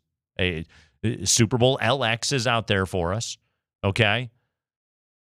But if he can do something like that, I think he can change the story right now. But, like, as it stands today, is Garrett Bowles a Ring of Famer? My answer is I don't believe he is. Well, and someone just wrote in and said, longevity does not make you a Ring of Famer. So I will offer you up some support for that. Ken Lanier was the right tackle in this town forever. I felt like my entire childhood, Ken Lanier was their tackle and not in the Ring of Fame. right? Right. It doesn't automatically mean that. I would agree with that. Ken Lanier, by the way, 11th in franchise history in games played. So let me also then let's expand this too. Because look, Cortland Sutton may have something to say by the time this is all said and done. He's extended himself. He may be a lifetime Bronco. We brought up Simmons, but is this era of Bronco football, is it worth remembering anything in the Ring of Fame when you consider the championship years of the past? Now, I do think it's a little bit funny because I think if you were to go back and actually audit the Ring of Fame, you might get rid of some guys out there because you just were excited to celebrate something of your past. You know what I mean? Even though you didn't have a lot of championship glory to celebrate. Frank Tripucka. But now you do. Sharing number 18 with Peyton Manning. There you go. Yeah. But I'm just saying, see, a lot of people are writing in and saying there's no way they'd have Bowles over Clady, which is an interesting argument. Peak Ryan Clady is just a better football player. Yeah. If he could have stayed healthy, he couldn't. Health was not on his side. I agree with that. But that guy, he didn't play as much. But I guess the answer is longevity doesn't matter. Clady was also on some good offenses. He was. Yeah. There's no look, man. Yeah. This is an odd place for me to be because you and I had spent years laughing while begging replace the left tackle. Right. But now all of a sudden, for the last 5, as you pointed out, he's become very dependable. He's been steady Eddie. Yeah. He's become very dependable. I can't go there yet. I can't get to a Garrett Bowles ring. And you're right. I am probably largely tainted by this era of Bronco football. Well, it's been bad, Nate. No, you bring up a great argument. It's terrible. When we are joking about 16 points for like 3 or 4 years in a row and you just want to kick a hole in the wall. Mm-hmm. You know, we just said it yesterday. One of the most fun Bronco games was the Cleveland game from a year ago because we got to see some damn scoring inside Empower Field for the first time in 5 years. 41-32. Fun one. Good time. 70-plus points scored in that game. Good time. I had fun watching that football game. But, yeah, there's just been too much of that, of bad offensive football. And the other hard part about it is it's so funny because in many ways we're prisoners of the moment. And yet Garrett Bowles would actually kind of contradict that because – this fan base, and I would say rightfully so, was so disappointed in Bowles' play and so frustrated and disdainful of Bowles' play for 3 seasons. I think in some ways, anytime he draws a penalty to this day, there's some smattering of boos. Look on Twitter. Of course, Garrett Bowles got called for holding. Let me tell you the other thing that I got to hold against Garrett Bowles. And I don't believe this is his fault, but he still said it. He's the guy that announced that he had told Russell Wilson, nobody's going to touch you. And Russell Wilson was sacked 100 times in 2 years. I mean, again, that's not all on Garrett. It's not all on Garrett. There's a few offensive linemen that would like to have a conversation with Russ about releasing the ball. It's a Russ thing. You're right. Completely. You're right. But also, he did say that out loud. All right, let's have a little bit of fun, all right? All right. We're living in an alternate universe till we get some football games played. Training camp coverage on Altitude Sports Radio, powered by Ramos Law, the official injury law firm partner of Broncos country. Some people may be calling Ramos Law to sue me for having this discussion, but whatever. Let's say they're not afraid to talk Super Bowl over there. There's a few national pundits that aren't afraid to mention the Broncos as their dark horse Super Bowl candidate. Yep. Let's say the Broncos do what none of us would have expected 2 years ago, and they are, in fact, playing in the big game. Okay. Does that change the resume for Garrett Bowles if he's the starting left tackle on a Super Bowl team? Oh, without a doubt. Take me back to my original take on this. Is that right now my answer is no, but I will allow for the possibility that Garrett Bowles can add to the resume in the next 2 years and change the answer. Like, I'm answering it based on if it ended today, no. But 2 years from now, and maybe a second-team All-Pro nod, and a team that plays deep into the postseason and an offense that is, top 10 in the NFL, now I'm willing to have a different discussion about Bowles and what he's been able to do. Like, that's what's so weird about his career. 8-year career, 3 of them abject disaster. 5 of them since then, one of them was injury-plagued, but he's been a good player, including, I think he was a second-team All-Pro the COVID year, wasn't he? Yeah, when they didn't have crowd. Call holding. when there was no crowd to make anybody. It's been interesting. By and large, nobody has said put him in the ring. But, again, it's funny because you bring up the 5-year thing, and I don't disagree with you. But, yeah, we do have some guys that have only been 5-year Broncos up in that ring. Sure. John Lynch is in there.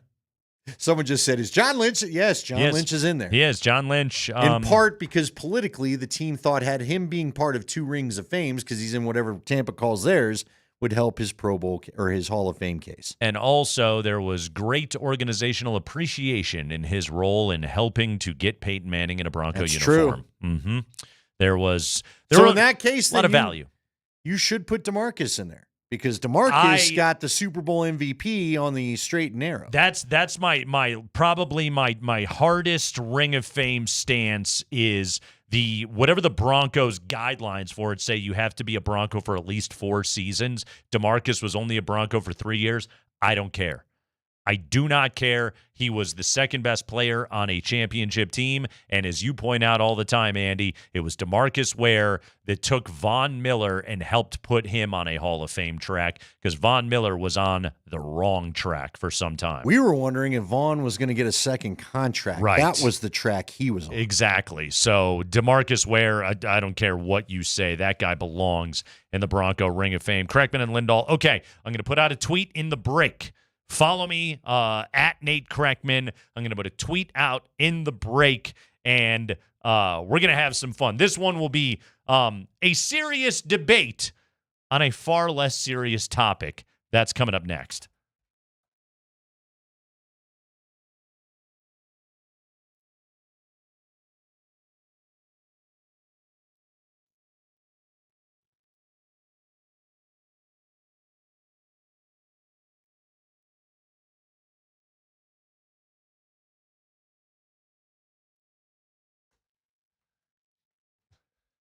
Can I do my entire roller auctions live read in that voice? No, I'm not going to, because that's actually really hard for me to do. Hey, bidding is now available at Roller Auction on their government fleet vehicles and equipment auction for the month of August. It's July 30th, but the auction is available and open right now. Guys, for nearly 50 years, Roller Auction has been the place to find Colorado City, County, fleet vehicles and equipment. If you're looking for well-maintained used vehicles and equipment, this is the public online auction for you. It is open until next Wednesday. Go to roller.bid right now and check it out. There's some phenomenal items up for bid, including right now. And I'm just going to give you some of the prices on these guys. All right. I'm looking at a school bus. $5. What? $5. $5 school bus? $5. Full size? Now I got a feeling it may go up a little bit, but yeah, full size, Andy. No short buses here. Full size. $5. Go to roller.bid right now. This is what we're talking about. City, county, fleet vehicles. Check them out right now at Roller Auction. It is so fun to dig through this stuff. How about a John Deere 4720 tractor with a loader arm and a backhoe attachment? Yeah, that's available to bid right now as well. Go to roller.bid and check it out, and sign up to bid at roller.bid/altitude.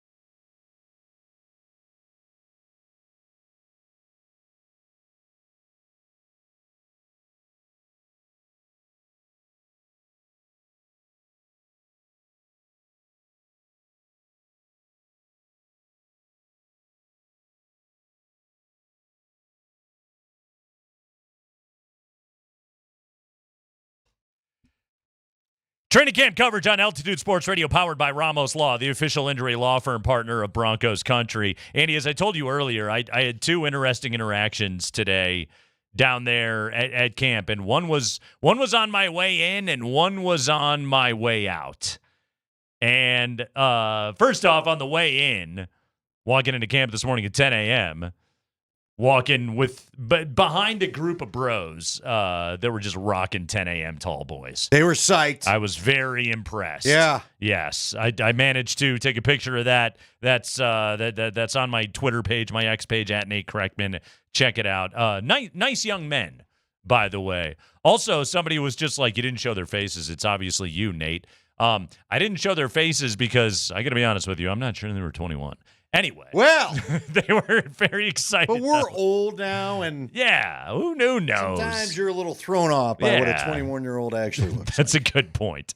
The other one, I was on my way out of camp today, and I was walking behind a very nice family, and I had to strike up a conversation with them because the gentleman was wearing a Bronco jersey that I had never seen before.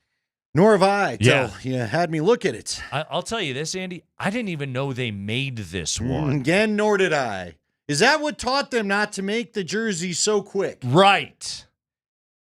I saw a dude in a Mark Sanchez Broncos jersey today. That's a Mark Sanchez 6 for all of you not familiar with the work. Which he did wear. That was his number.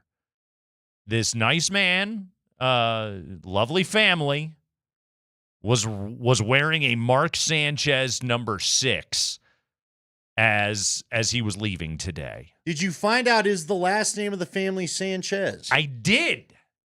And the gentleman informed me, yes, that's my last name. And actually, I have a Sanchez Jets jersey as well. Okay, now see, that screws it up a bit. I can roll with, hey, it's my last name. But to purchase the Jets does tell me you are a fan of the actual player that is adorned for. It seems to be, and yes, like he is wearing a Mark Sanchez number 6. Now, Mark Sanchez, for those of you that do not recall, okay, Mark Sanchez, former USC quarterback, went to a couple of AFC championship games playing with the Jets. Had a good start to the career. Yeah, nice enough. And then butt fumble, and then never the same. Yeah, went downhill from there. He was in Philadelphia. The Broncos traded for Mark Sanchez about, 5 weeks after they win Super Bowl 50. Peyton Manning has retired. Brock Osweiler is a Houston Texan. They need a quarterback. John Elway trades and acquires Mark Sanchez. It was March 11th, 2016. He was cut on September 3rd, 2016, meaning he was a Bronco for fewer than 6 months and never actually played in a regular season game. Yeah, it was crazy because here's what I remember. All right. Because that was the year, for those that don't remember, Paxton Lynch gets drafted. And we all pretty much assume, they're not going to play Paxton on a Super Bowl champ, tough schedule, blah, blah, blah. Rookie quarterback. So we weren't expecting too much from Paxton. Redshirt they had guy. said they had to mess with the whole, the throwing motion, all that. Yeah. So it mainly was a Trevor Siemian, Mark Sanchez affair during that camp battle. And it started off on the wrong foot when the San Francisco 49ers roll into town for joint practices. And remember, the year before, I believe these two teams got together, and that Bronco defense that we'd find out in 2015 was pretty damn special. Yeah. They had a day with the 49ers. And weren't they also still involved in the, who was the quarterback? How can I not remember his name? I could see his face clear as day. The old 49er quarterback that they thought would come here forever and then sued the NFL for collusion. Kaepernick. Colin Kaepernick. Thank you. That's what Colin Kaepernick's famous for. Do you remember, though, but Kaepernick, but you remember that Kaepernick. Why did you just go with guy that took a knee and got blackballed by the NFL? Well, because I'm remembering. Look, man, I'm remembering. Bit of a hot button issue. It was, there. but you remember Rand Marshall, the linebacker, did it here too. But the bottom line is it was amidst all this chatter that they made trade for Kaepernick. And instead, they opt for Sanchez. Kaepernick had like some contract, whatever. Bottom line, it was Siemian and Sanchez. Niners coming to town. Sanchez throws like the same pick to the Niners that he kept throwing to Bradley Roby in practice. Oh, he's terrible. And I was like, what is this guy doing? He was awful. So then he goes through preseason. He can't keep throwing picks. It looks like the job's slipping away. And then the all-important at the time, the all-important third preseason game where you game plan for this one, that feels like forever ago. Simeon throws that pick, chases the guy down, tackles him, but screws his shoulder up. Right. Remember that? Sanchez comes riding in, and in my mind on the sideline, I'm like, here's where he reclaims the job. Here's where we go into the season with the plan. He comes in, has a nice drive going, threw another pick, and then throws it again. And I'm like, we are watching this dude unravel in front of our eyes. Kubiak he was will done. never start again. Yeah, he was done. It was incredible. He goes off to the Cowboys. He's a backup. That's that. They cut him, didn't they? They cut him and brought in a different backup. Yeah. I can't remember the guy's name. It was some Stanford guy, I think wore 5. Yeah, it was over. So this is the question I now ask based upon having seen a Mark Sanchez Broncos jersey in the wild. Okay? Also, by the way, John Elway did once say the words, "We're happy with Mark." Which Just like that. We play that drop on our show when we're talking about Springer, but he's actually talking about Sanchez. By the way, Spring's pretty happy with his vacation. Seems to Speaking be. of Twitter, Yeah, you want to follow Spring's travails, go to Twitter. Spring's living his best life right now. Okay. In the let's call it the gap. The Manning to Knicks gap. It was a long one. The Oregon Trail that was Manning to Knicks. Except everybody had tuberculosis. So dysentery. Simeon, Lynch, Osweiler, Keenum, Flacco, Locke, Brandon Allen. Don't call me Jake Driscoll, Brett Rippon, Kendall Hinton, Teddy Bridgewater, Russell Wilson, or Stiddy. Of that entire group that I just gave you, okay? Which one of those jerseys, if any, holds up? Holds up? Holds up. Which one of those could you wear today and have it be at all socially acceptable and not just purely for comedic reasons? Case Keesum. You think it's Keenum? Well, I mean, look, the guy at least. What if you got one that said Keesum? Keesum would be the best. No, I would think Case at least, you had a fun moment or two with him, and he did make it through the years. They were hell-bent not to play Chad Kelly. What were those fun Look moments? at that. I know, right? Oh, remember they had the little fake run in November where everybody thought it was coming around, and then it was blown up with your favorite play where they were facing the Browns and he went for the field goal instead of going for the touchdown. Remember that? Yeah. But for a half moment in November of Vance Joseph's first year or second year with Keenum. 4th and goal, down 4, and VJ kicked a field goal. But everybody thought that, okay, good defense is back and maybe this offense is finding its footing. And no, it didn't. It went down the drain against the Browns that night. But I mean, seriously, as we look at it, thank you, Alan Bacher, for putting those up there. Look, I'd say you could wear a Trevor Siemian jersey, but people hate Trevor. I don't know why. I don't know why either. He's the ultimate underdog story.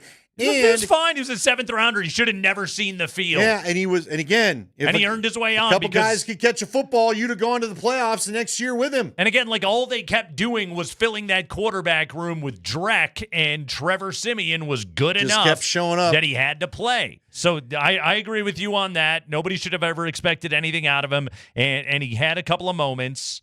No, keep it up there. I kind of like it. I'm referring to it. Okay. Can you blow that picture up? As a matter of fact, you're helping me remember all these people. Teddy Bridgewater did have the Broncos in playoff position until he got hurt.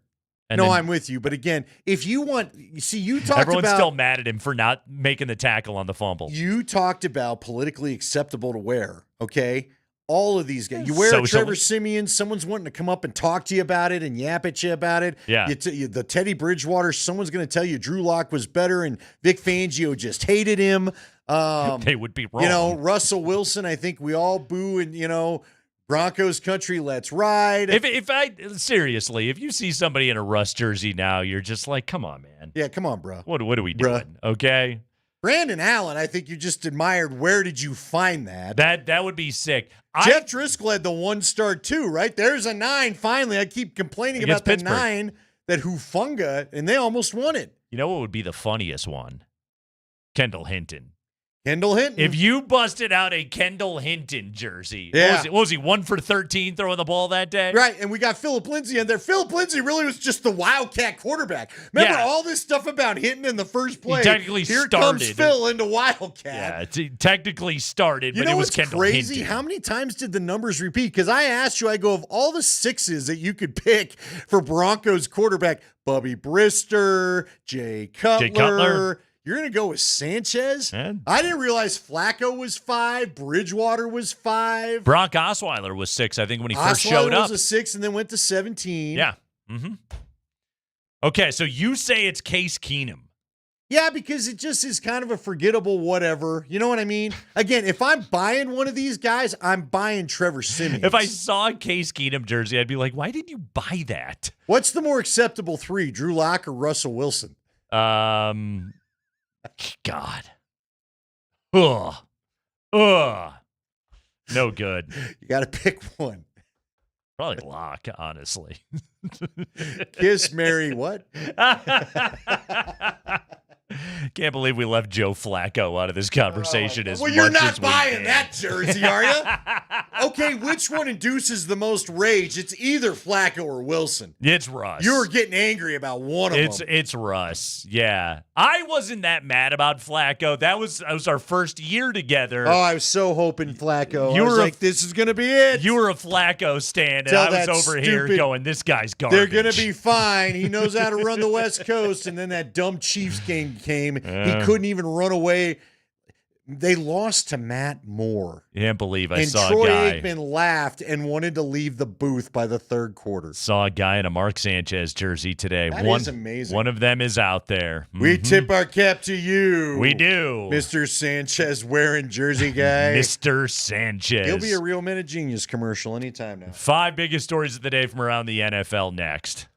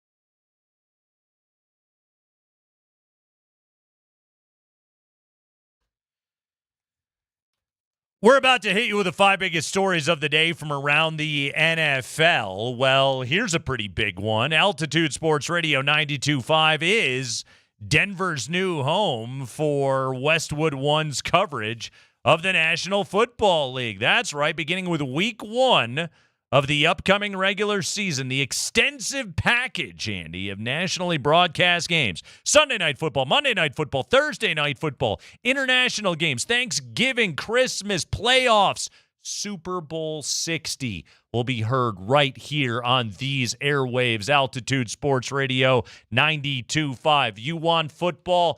Altitude Sports Radio 92.5 is where you get football. It's time for football news right now, and we do the high five here on the Kreckman and Lindahl Show. And today, we're very excited to have it all teed up by the great Alan Baca. First time on the board on the show, by the way. We're excited to have Baca aboard here. His maiden voyage on the Airstream K&L. Let's do this. They threw me into the deep water last week with DMac and the guys, so. All right. Yeah, it's all downhill from there. Much shallower waters, let me tell you. All right, gentlemen. The first story, Trey Hendrickson from the Bengals officially ended his holdout Wednesday and was an active spectator during the morning's practice. Hendrickson indicated he still doesn't plan on participating until he receives a contract extension, but until that happens, he wants to be in the background as much as possible. He doesn't want to be a distraction. My question to you guys, who gets paid first, he or Zach Allen? Okay, first off, he's doing this so he doesn't get fined. Right. This is the new thing. Yeah. They got guys to show up, but that doesn't mean they have to go through team period. Yes. So Hendrickson, apparently, he was an active spectator wearing all black Bengals attire. Stood near the D-line for the bulk of the day, gave tips to the younger guys, observed from the sideline during team drills, indicated he still doesn't plan on participating until he receives a contract extension, but until that happens, he wants to be in the background as much as possible. It's an interesting question that Baca asked right there. Who gets paid first, him or Zach Allen? My guess is it will be Hendrickson only because, it's either that or they don't have him. Zach Allen's going to play no matter what. He's not holding in. There is less urgency to get the Zach Allen deal done right now. The Bengals, as much as I ripped the Bengals, at some point, Andy, common sense does have to walk in the door and go, you're in a Super Bowl window because you have Joe Burrow.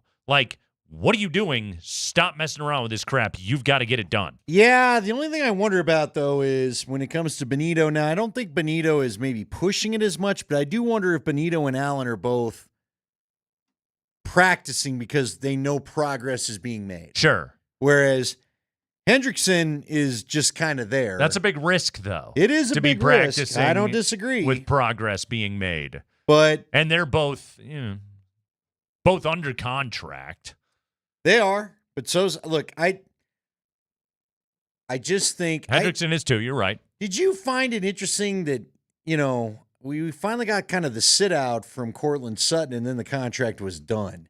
You know what I mean? He was kind of going through stuff. I guess I just felt like he finally started missing periods right as they were about to get this thing done.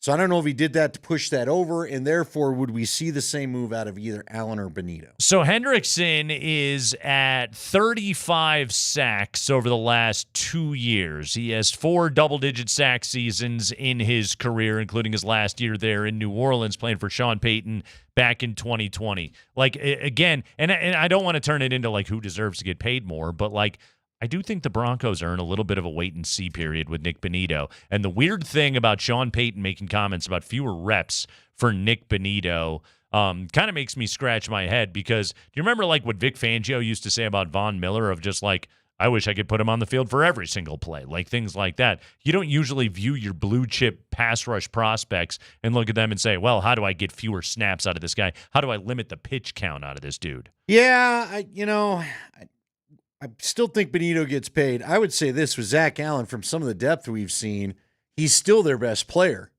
Yeah. But is he at more risk of losing his job than a Trey Hendrickson? They don't have anybody else to replace Trey Hendrickson. No, they really don't. They could at least attempt to try to replace Zach Allen. Yeah, Zach Allen's so wouldn't be the good, same. though. Don't get me wrong, but I I will stay with it. I believe Hendrickson gets paid first, if only because of organizational urgency that I don't think exists on the same scale with Zach Allen here in Denver. Go ahead, Allen.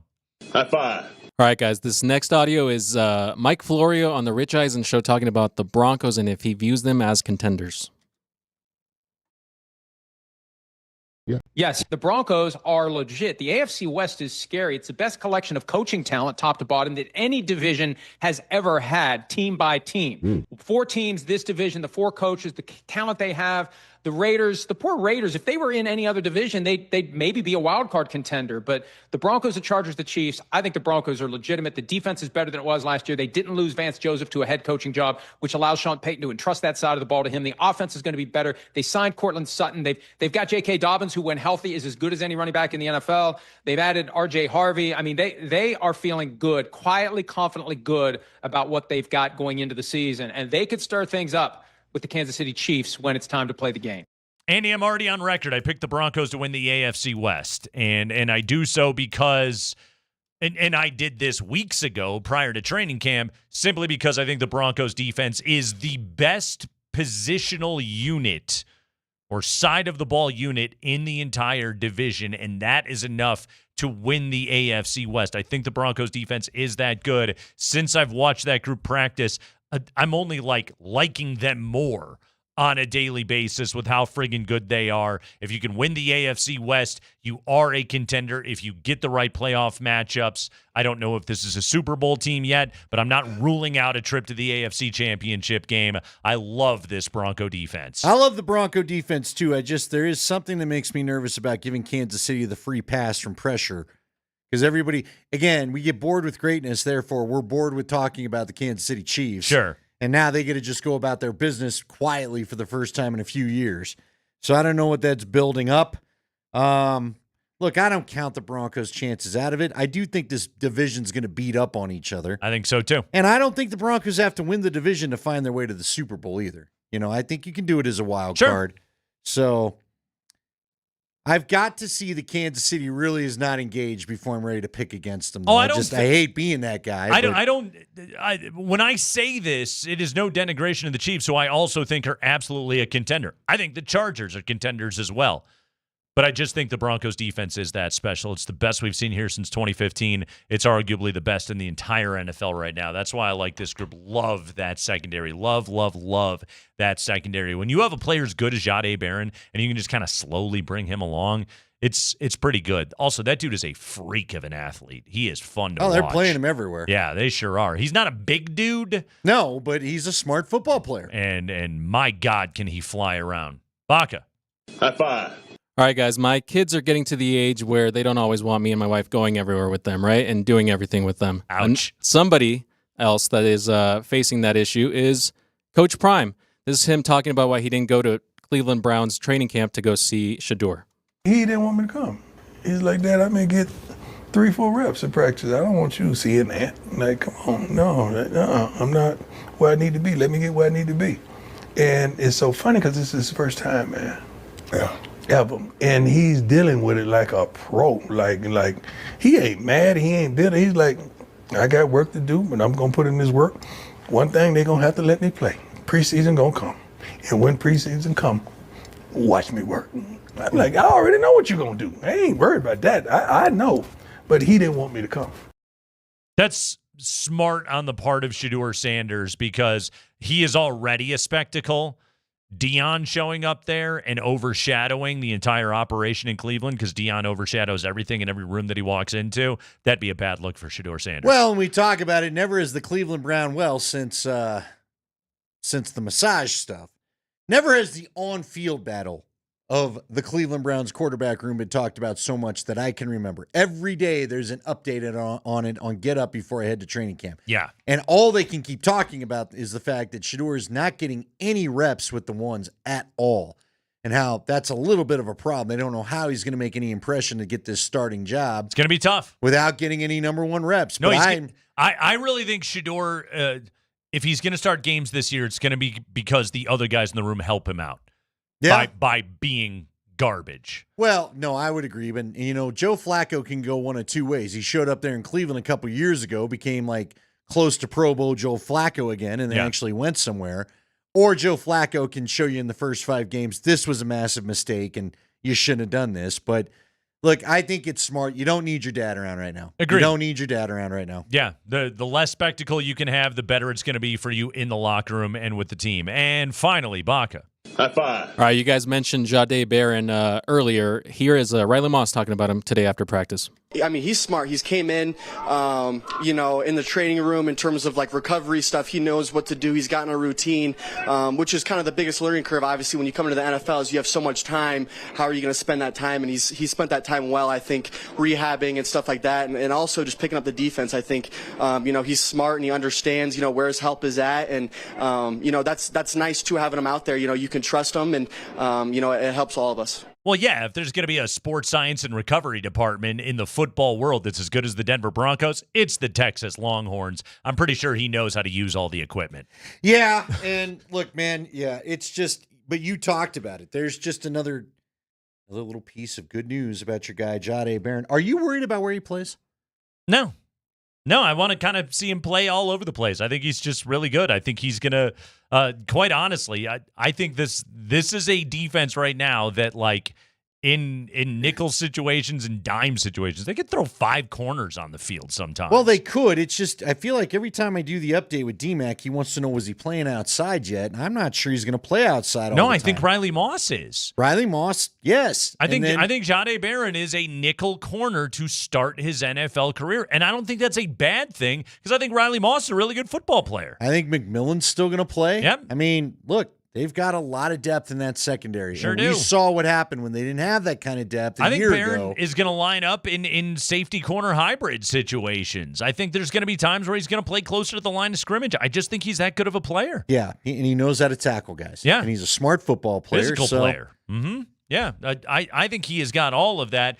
Florio, not the only national pundit that is high on the Broncos and their Super Bowl chances. There's another one that talked to Sean Payton this week that has some lofty praise for what the Broncos and Bo Nix are trying to do this season. We'll play that audio for you next, as our training camp coverage on Altitude Sports Radio is powered by Ramos Law, the official injury law firm partner of Broncos Country.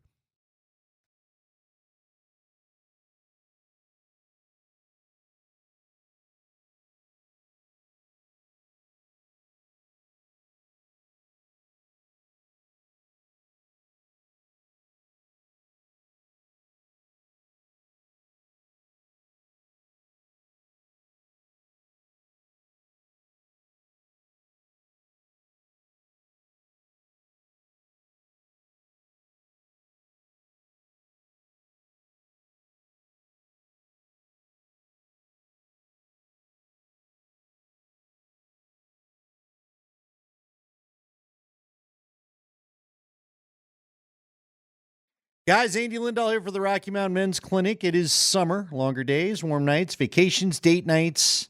A lot of stuff you probably want to get done. A lot of things that you'd like to fit into your day. And if romance is one of them, but you're finding yourself shy away from that because of an issue like erectile dysfunction, then you don't need to do that anymore. It's real easy to get yourself over to the Rocky Mountain Men's Clinic. Let them check you out. Summer is the time for love, but don't be avoiding it because of this problem that many men deal with. They have a lot of treatments over there at the Rocky Mountain Men's Clinics. They have treatments with success rates well over 90% and treatments that work when the pills and herbals fail. And if you listen to Jeff during the day on this very fine radio station, you'll hear that he says they can even combine treatments sometimes to help you out. And it's about finding the right treatment. They'll get you to the right treatment because the right treatment is the key to getting back the amazing experience that you are seeking. Schedule your consult with the Rocky Mountain Men's Clinic today. First visit's $99, includes a medical consult with a Colorado licensed medical provider, a T and a PSA test. And if you're medically advised, you'll get a test dose. But if the test dose isn't working in the office, the visit's free. They have an expert staff, and if you're like a lot of men, you could be back to feeling like your old self the next day after your appointment. 5 locations to serve you in Colorado, including up in Fort Collins and in the Springs. Call them today, 720-440-7900 or RockyMountainMen'sClinic.com.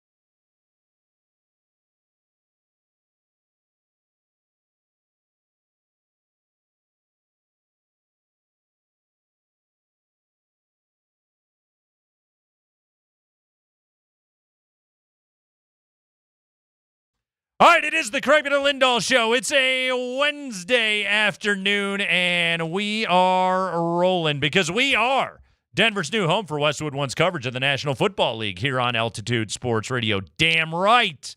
That's right. Beginning with week 1 of the upcoming regular season, the extensive package of nationally broadcast games in the NFL you will hear right here on Altitude Sports Radio. Sunday night football, Monday night football, Thursday night football, Thanksgiving, Christmas, all that right here on Altitude Sports Radio 92.5. You're looking for the NFL? This is the place where you are going to get it.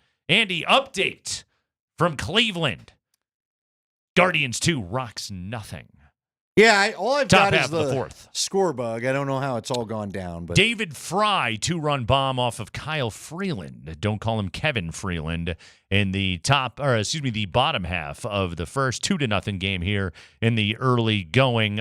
Warming Bernabel update. He is 0 for 1 thus far today. The batting average has plummeted to 375, but that OPS, Andy, still at a robust 1287. Warming Bernabel was 2 for 4 last night. Yeah. Still rolling. Late double, 104 off the bat. Warming Bernabel fever. Yeah, he had a little bit of a rough base running moment, but defensively has been quite good over there at first base. I have not been this all in on a Rocky, I feel like, since a young Troy Tulowitzki. Warming Bernabel fever. Well, I'm glad to hear that. Good for you, bud. I need something. Kyle Freeland. Yeah. You talking to teams about him? Is anybody calling about him? I'm not trying to be a jerk. Seriously, no, is anyone calling about Kyle Freeland? I don't think you're Freeland? being a jerk about things. I don't know. But yeah, I don't. But if you're looking for a starting pitcher, especially if you need someone like 4th or 5th spot, he'd be the guy, wouldn't he? Listen, I bring up some of these guys. Like, I'm happy for Ryan McMahon. I'm glad you could go play some important baseball. Tyler Kinley's a Brave. Yeah, Tyler Kinley got traded today. Yeah. What do you think about Halverson? Do you think they give up Seth Halverson? They should. They should move everybody. Well, yeah, there's a lot of should. Will they? No. They'll overvalue him and not move him. Rocky's got a guy, Austin Smith. He's an arm. The good news is on Austin Smith, he's a post Tommy John guy, so at least you have that going for you. If there's going to be improvement in his career, right now he's at the stage of his baseball life where that would happen. So the Rockies, I think, are kind of banking on that. Tyler Kinley goes off to Atlanta. I initially, by the way, when I saw that, I was like, why the hell does Atlanta want Tyler Kinley? They're like 16 games under right now. He's got a club option for next year. Right. I think the Braves look at it and say, okay, we had bad injury luck this year. We plan to be able to compete next year. They could pay Tyler Kinley $5 million and have a good bullpen guy. So they're going to evaluate him the rest of this year. In the meantime, they gave up an arm that I don't think they had a place for. I have to laugh, though, because he will get better. But, man, every time he came in, I'm like, haven't we done this? Yeah. Boy, he was the guy that could blow the biggest lead. Sure. I mean, it was like no lead is safe when he comes into the game. So we'll see. We'll see if anything else happens. Here's the thing, though, is like even the prospect today, I know the two they got last week when we talked to Tyler Maughan, not real sure what they'll profile as. He thought one would be, I think the righty he thought would be a closer. One's a starter, one's a reliever. Yeah, or a reliever, thank you. But again, they're both in high A ball. A lot of way to go before you can figure out what that is. But what about this kid today? He's a reliever. At what point do you get like the sassy, exciting position player? They need when they get somebody good to trade. Seriously. Okay, so do you shop Tovar? If anybody called, you should be listening to anything right now. If somebody is offering you a legitimate top 5 prospect in their system, along with other pieces for Ezekiel Tovar, they should be listening. The Rockies shouldn't be hanging up on anything right now. But again, we heard the report from Buster Olney yesterday. They're already overvaluing their own pieces. Right. And you'd brought up Charlie Condon yesterday. You had that quick note. And didn't you mention is he a third baseman? Yeah. Condon? Mm-hmm. Isn't that what, I mean, again, if you keep Tovar around, isn't that what Ethan Holiday is going to play? Third base? I think Condon can play outfield, too. Okay. Yeah. All right. I think you're okay there. I think Condon can play outfield as well, so they'll find a place for him. But it's okay because Warming Bernabel is going to win multiple MVP awards, and we're all going to be just fine. Again, OPS over 1,200 right now. Does he become scorching There's no Bernabel way. at some point? Scorching Bernabelle. Got a case of the scorching Bernabelles right now. I think they got a cream for that, but you got to go talk to your doctor. It's prescription. That's not over the counter. Not the scorching Bernabelles. Okay. So Diana Rossini. Yeah. It's no Gold Bond powder. Awkward radio transition. Go ahead. Diana Rossini. We saw her out there this week. Is she and Chase Daniel? Yeah, Chase Daniel. Her you want to talk podcast about co-host. access? Yeah. Good God, he was like in the huddle. Oh, he's the new Jay Glazer out there. I think he was calling plays. Yeah, him and Sean are bros. How about Glazer running the weight room today? Was that what he was doing? Did you not? He posted a bunch of videos. I don't think I followed Check the out guy. the Broncos weight room. Oh, and of course, DMac had to bring it up, and I was Sure. like, "Aren't you mad because you got busted showering there?" Which he admitted, yes, he is. Anyway, Diana Rossini. So she was here this week. Hanging out. And Diana Rossini is a good reporter, good access merchant. Like, she knows how to say the things that is going to keep Sean Payton texting her, okay? Like, that's what a good NFL reporter does. And this is the time of year where you can say almost anything and it's not going to get held to you. But I still want to play this audio because I don't think it's totally out of bounds. Diana Rossini talking to Rich Eisen today about how good these Broncos can be and how Bo Nix is looking here going into year 2. And I got to tell you, they are not afraid to talk Super Bowl. You know, sometimes you go to these teams, it's like, oh, we gotta just focus on today. You know, like we gotta make sure we get our lunch in and you know, we get through this walkthrough. Like this team's like, we want the Super Bowl, which tells me that they've got the confidence because they're seeing it. Yeah, they're talking Super Bowl right now. Yes, and they're not afraid to talk about it. They're not afraid to discuss it. We heard it with Sean the very first day last week at the podium. He said, this is great because it means that you've done something, right? He said he'll take a lot more than when he first got here, and people were laughing about any expectations you tried to roll out there. Also, to her point of like we're at one day at a time, all that, blah, blah, blah. Haven't the Chiefs kind of blown that up?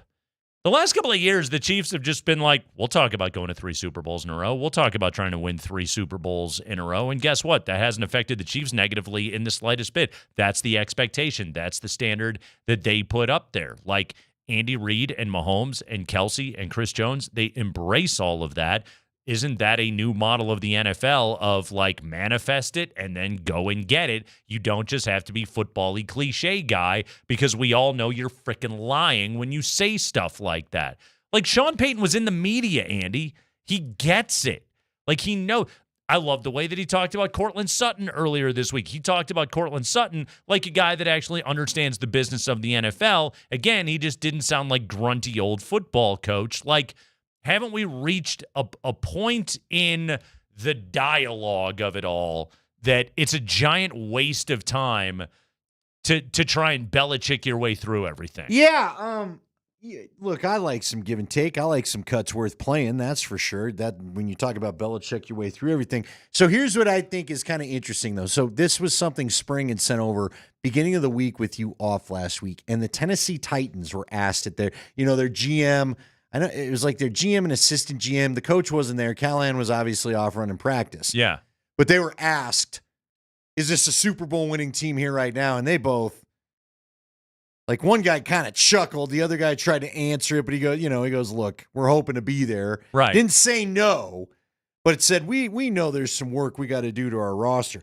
To me, I think the reason why the Broncos aren't afraid to talk about it is because they do believe it. Yeah. And I do think when you get the hesitation that you're kind of referring to talk about it is deep down they know that they are not ready, right? Did we, I'm trying to remember, did Hackett give us a lot of Super Bowl talk his only year here? No. I blocked so much out of my memory. I mean, he freaked out about getting Russ. Like that was his big thing, was freaking out about all of that. And I think he talked about playoff expectations and everything else like that, but also like Nathaniel Hackett was a nincompoop. There was no reason to listen to anything that guy had to say. I know. But like Sean Payton actually comes with credibility. Well, he does, but even Vic, Oh, Fangio God, would did never. Vic ever even wade into those waters? Fangio would never go there. He was what she was talking Yeah. about. I just want to get through lunch and the walkthrough. Right, exactly. Yeah, Fangio was football-y guy. Like, I think a year, first off, Sean Payton is extremely media savvy. I think a year in the media also did him some good to step out from it all. And also, like, I do think that Sean Payton is, and I don't think this is a bad thing, an extremely arrogant person. I don't think that's a bad way to be. Number one, he's got the resume for it. And number two, like, I think the guys feed off of that stuff because I don't think he's arrogant without the accomplishment behind him. That's why there's the buy-in. Well, to your point, what happened the first year? The first year he was arrogant about the fact that the team sucked. Well, that the other guy couldn't coach his way out of a wet paper bag. Exactly. But he didn't, he did say, what did he say? If they didn't win 8-9 games, he'd be upset. Right. Remember that? Yeah. And then they end up ultimately doing just about that with Russ. I think they were 8-9 that year. Something like that. Yeah. So he got to his usual mark. And then last year it was more, last year he was not afraid to go, yeah, we got a long way to go, but I'm just going to go ahead and tell you up front, I'm already happier than I was a year ago because we flipped the quarterback. Now, we have a texter kind of complaining on the text line saying nobody believes that they're contenders yet. I do think the team believes that they're contenders. I think that defense believes it. And I think when Sean talks about the fact that free agents, he did this yesterday, free agents do choose his team. Right. That says that you're at least in the conversation. Now, look. They love their quarterback. They do. They love him more than most people do. I get all of that. And when I say most people, I say people the outside PR, of the Denver. national media. Exactly. People outside of Denver, fans and media outside of Denver, like, Bo Nix is rated essentially as a middle-of-the-pack NFL quarterback. The Broncos, and I would say right now that's probably the fair place to rate him, but the Broncos view him as something above that. There's a projection here on Denver of what Nix is going to be. When it comes to the defense, I don't think it's projection. Listen to Diana Rossini on the Rich Eisen show talking about the Denver defense and how good this group can be. And as much as I talk about how great Bo is, and I was there when Cortland Sutton got his deal, that front five on defense, they are monsters. And obviously the reigning defensive player of the year, and Patrick Surtain.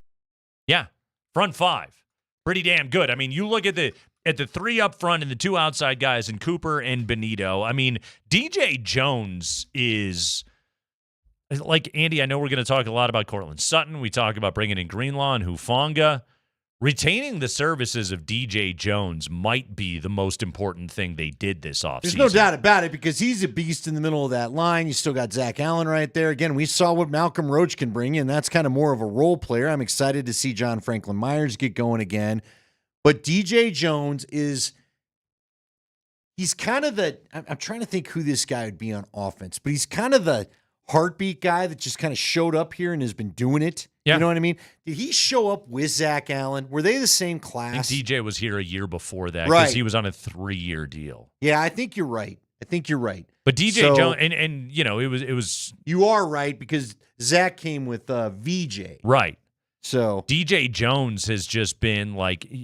Again, he's one of the best interior defensive linemen in the game, and when you find those guys, you hang on to them like grim death. And DJ Jones is a guy that if he would have walked out the door, that would have been a physically and metaphorical large hole for them to fill. Well, and that comment's important. Again, it's not just us talking about this. Every show that you watch mentions the Denver defense, okay? They should.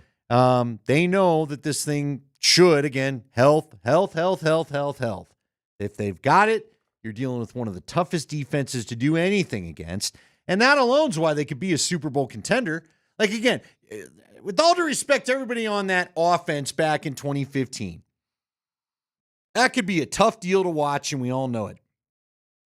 If this defense, and I'm not sure they're there yet, but let's say they do get to the point where they're at least close to the level of the 2015 defense, and I think that's the best defense in Denver history. So it's hard for me to say that you're going to be there until we can see it. I don't even think that's a debatable point, by the way. But if they get close to that, if this team can get close to that, don't tell me this offense can't be better than what we watched in 2015. Right.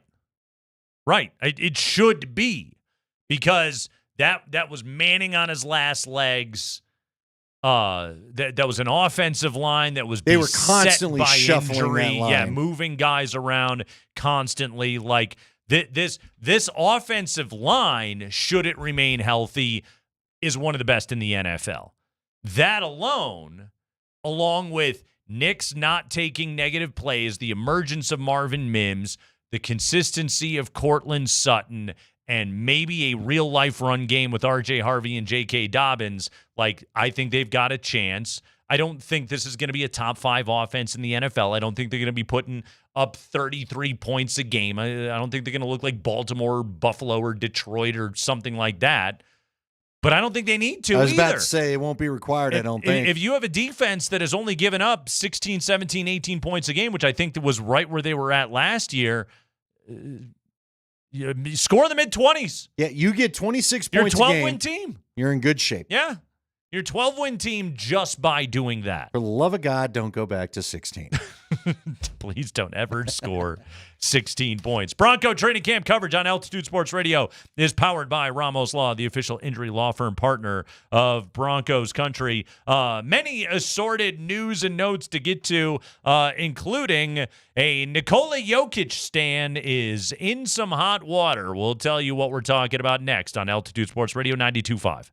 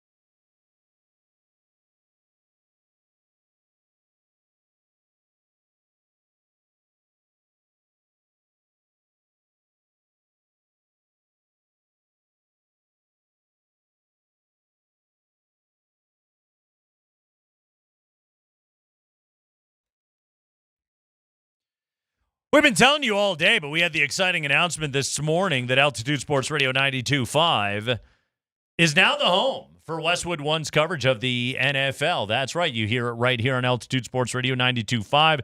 Starting with week 1, the Sunday night games, the Monday night games, the Thursday night games. You're going to get them all right here on Altitude Sports Radio 92.5. This is the spot. You're looking for football?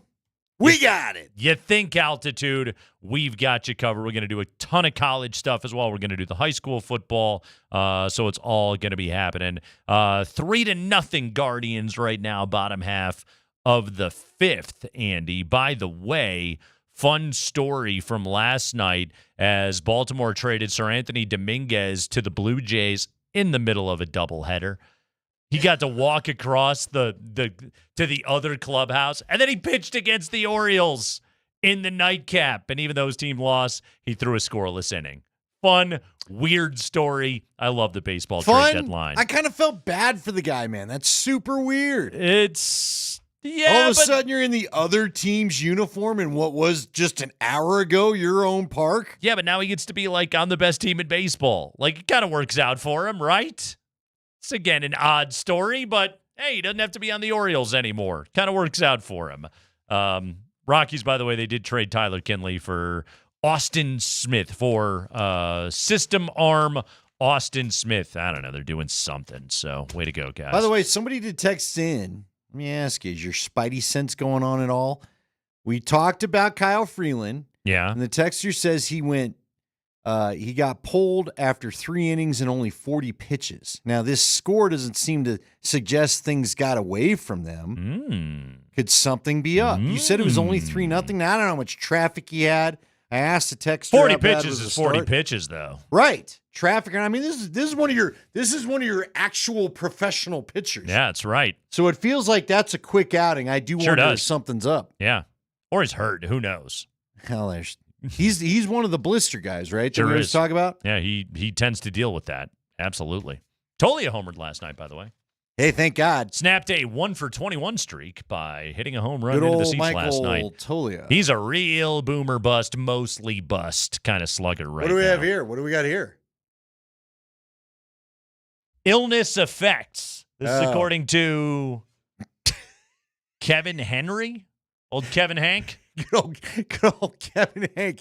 Is he sick about not being dealt yet? Kyle Freeland done after 3 innings for Rockies with what is being described as illness effects. The Southpaw is attempting to go today after falling sick yesterday. You know what's kind of funny? Illness effects? Right. Remember when Trevor Story was so hacked off they didn't trade him? He had to take the next game off. Needed a mental health day. Because he thought for sure he'd be gone. Right. And it was just like, I can't come to work today. I can't face you people today. I can't deal with this. I can't walk in here one more time. It's working out for Trevor Story. Things have gone right for him. So I got a quick NBA story. Andy, Gilbert Arenas. Remember Gilbert Arenas, Agent Zero? Loved him a gun. Gun in the locker room, all that good stuff? Yeah. Gilbert Arenas and 5 others were arrested today in L.A., according to the Department of Justice. Arenas has been charged with 3 felony counts for allegedly running an illegal gambling business and hosting high-level poker games at his California home. He is set to be arraigned in U.S. District Court in Los Angeles. According to this report from The Athletic, Arenas ran an illegal gambling ring from September 2021 through July of 22, according to an indictment filed by federal prosecutors. They claim that he hosted games at his Encino, California mansion. Did Pauly Shore stop by? Were they wheezing? Brendan Fraser. Wheezing the juice? Yeah. And collected rent through an intermediary while 4 others, including Yevgeny Gershman, who the government claims is an Israeli organized crime member, ran games like Pot Limit Omaha Poker and more. Gershman, the Israeli mobster, Andy, also hired young women to work the games. A lot about young women in the news these days, isn't there? Serving drinks and massages, and gave back a portion of their earnings to the people running the operation, according to federal prosecutors. He is also being indicted on 3 counts based on allegations that he committed marriage fraud. Good luck with all What? that. Marriage fraud? Marriage fraud. What? Green card thing, I'm assuming, is what they're meaning by that. That's my See, I was stuck for a minute wondering, assumption. Was Deshaun Watson wanting to get down on this thing? With the massages? Yeah. Could have been. Deshaun could have been at those games. We have no idea. So, yeah, it sounded like Gilbert Arenas was hosting his own little miniature freak-off poker games at his house, and the Department of Justice didn't like that. So, Gilbert Arenas in a little bit of trouble, which is... to me, a little bit of a shame. Gilbert Arenas, he doesn't bat 1,000, but he oftentimes says some pretty smart things about Nikola Jokic on his podcast. If you recall this, do you remember, Andy, and this is going, I don't know, way back into March, the week before the Nuggets had the back-to-back games against Oklahoma City. Remember that? Yep. Down in OKC. They lost the game on the Sunday afternoon, the nationally televised. They come back on the Monday. Joker goes, I think, for like 35, 18, and 8. They get that win. Unbelievable performance. But again, everybody kind of remembers what happened on national TV the night before that. But the same weekend that went down, that Sunday, Monday, that Friday, was when Joker put up his 31-21-22 game against the Suns in overtime on national television against Durant and the Suns last year. I don't think we've ever played this clip before. This is from Gilbert Arenas' podcast from the first week of March, right before that Phoenix OKC run that the Nuggets were about to play. And this is Gilbert Arenas talking about the Jokic SGA MVP race from back in the first week of March. I'm going to tell you this right now. That over down there in Denver, there's going to be a game where it's a you, this is my trophy. There's going to be that. There's going to be a 40, 20, and 15. Oh, so. Yeah, it's going to be 1,000%. So what we talking about? 40, 20, and 15. Think about him having 20, and 15. That available. Think about having that available and saying, you don't want me to be the MVP, and I can actually pop out one of them. That's the problem. 42, 20, and 20. There's going to be a 1%. Serious? 40, 20, and 20. Listen. He is just like SGA offensively. If he wants to score 50, who is stopping him? Who is equipped to stop him if he wanted to just score the whole time? There's nobody who can actually guard him if he wants to score the whole time. He purposely chooses to sit there and So we may find out this weekend, Nuggets and Thunder meet 2 straight games. So Sunday, Monday, March 9th, March 10th. Hey, listen. At OKC. Listen, they both going to be trying to prove a point. This might be one of the best matchups. This is going to be one of them Embiid versus Jokic. Well, I thought it was funny because remember, he had a fine game the Sunday, but then didn't he? The Monday, 35, 18, and 8. Yeah. But also, when he was talking about the crazy statistical markers, he said that like 2 days before the 31-21-22 game, which is... And then later... Nice job by Agent Zero. Minnesota happened. Yeah. 61-10-10. That you lost because... Russell Westbrook. Well, hey, you know what? Gilbert Arenas, not afraid to gamble with the predictions, Andy. Hey! There it is! You know what? How come we always hear about these illegal poker games? Why doesn't anybody do the bowling like in Kingpin? They go over to the guy's house. He's got his special lanes. I mean, why not that? Is that not a real thing, too? He pretends to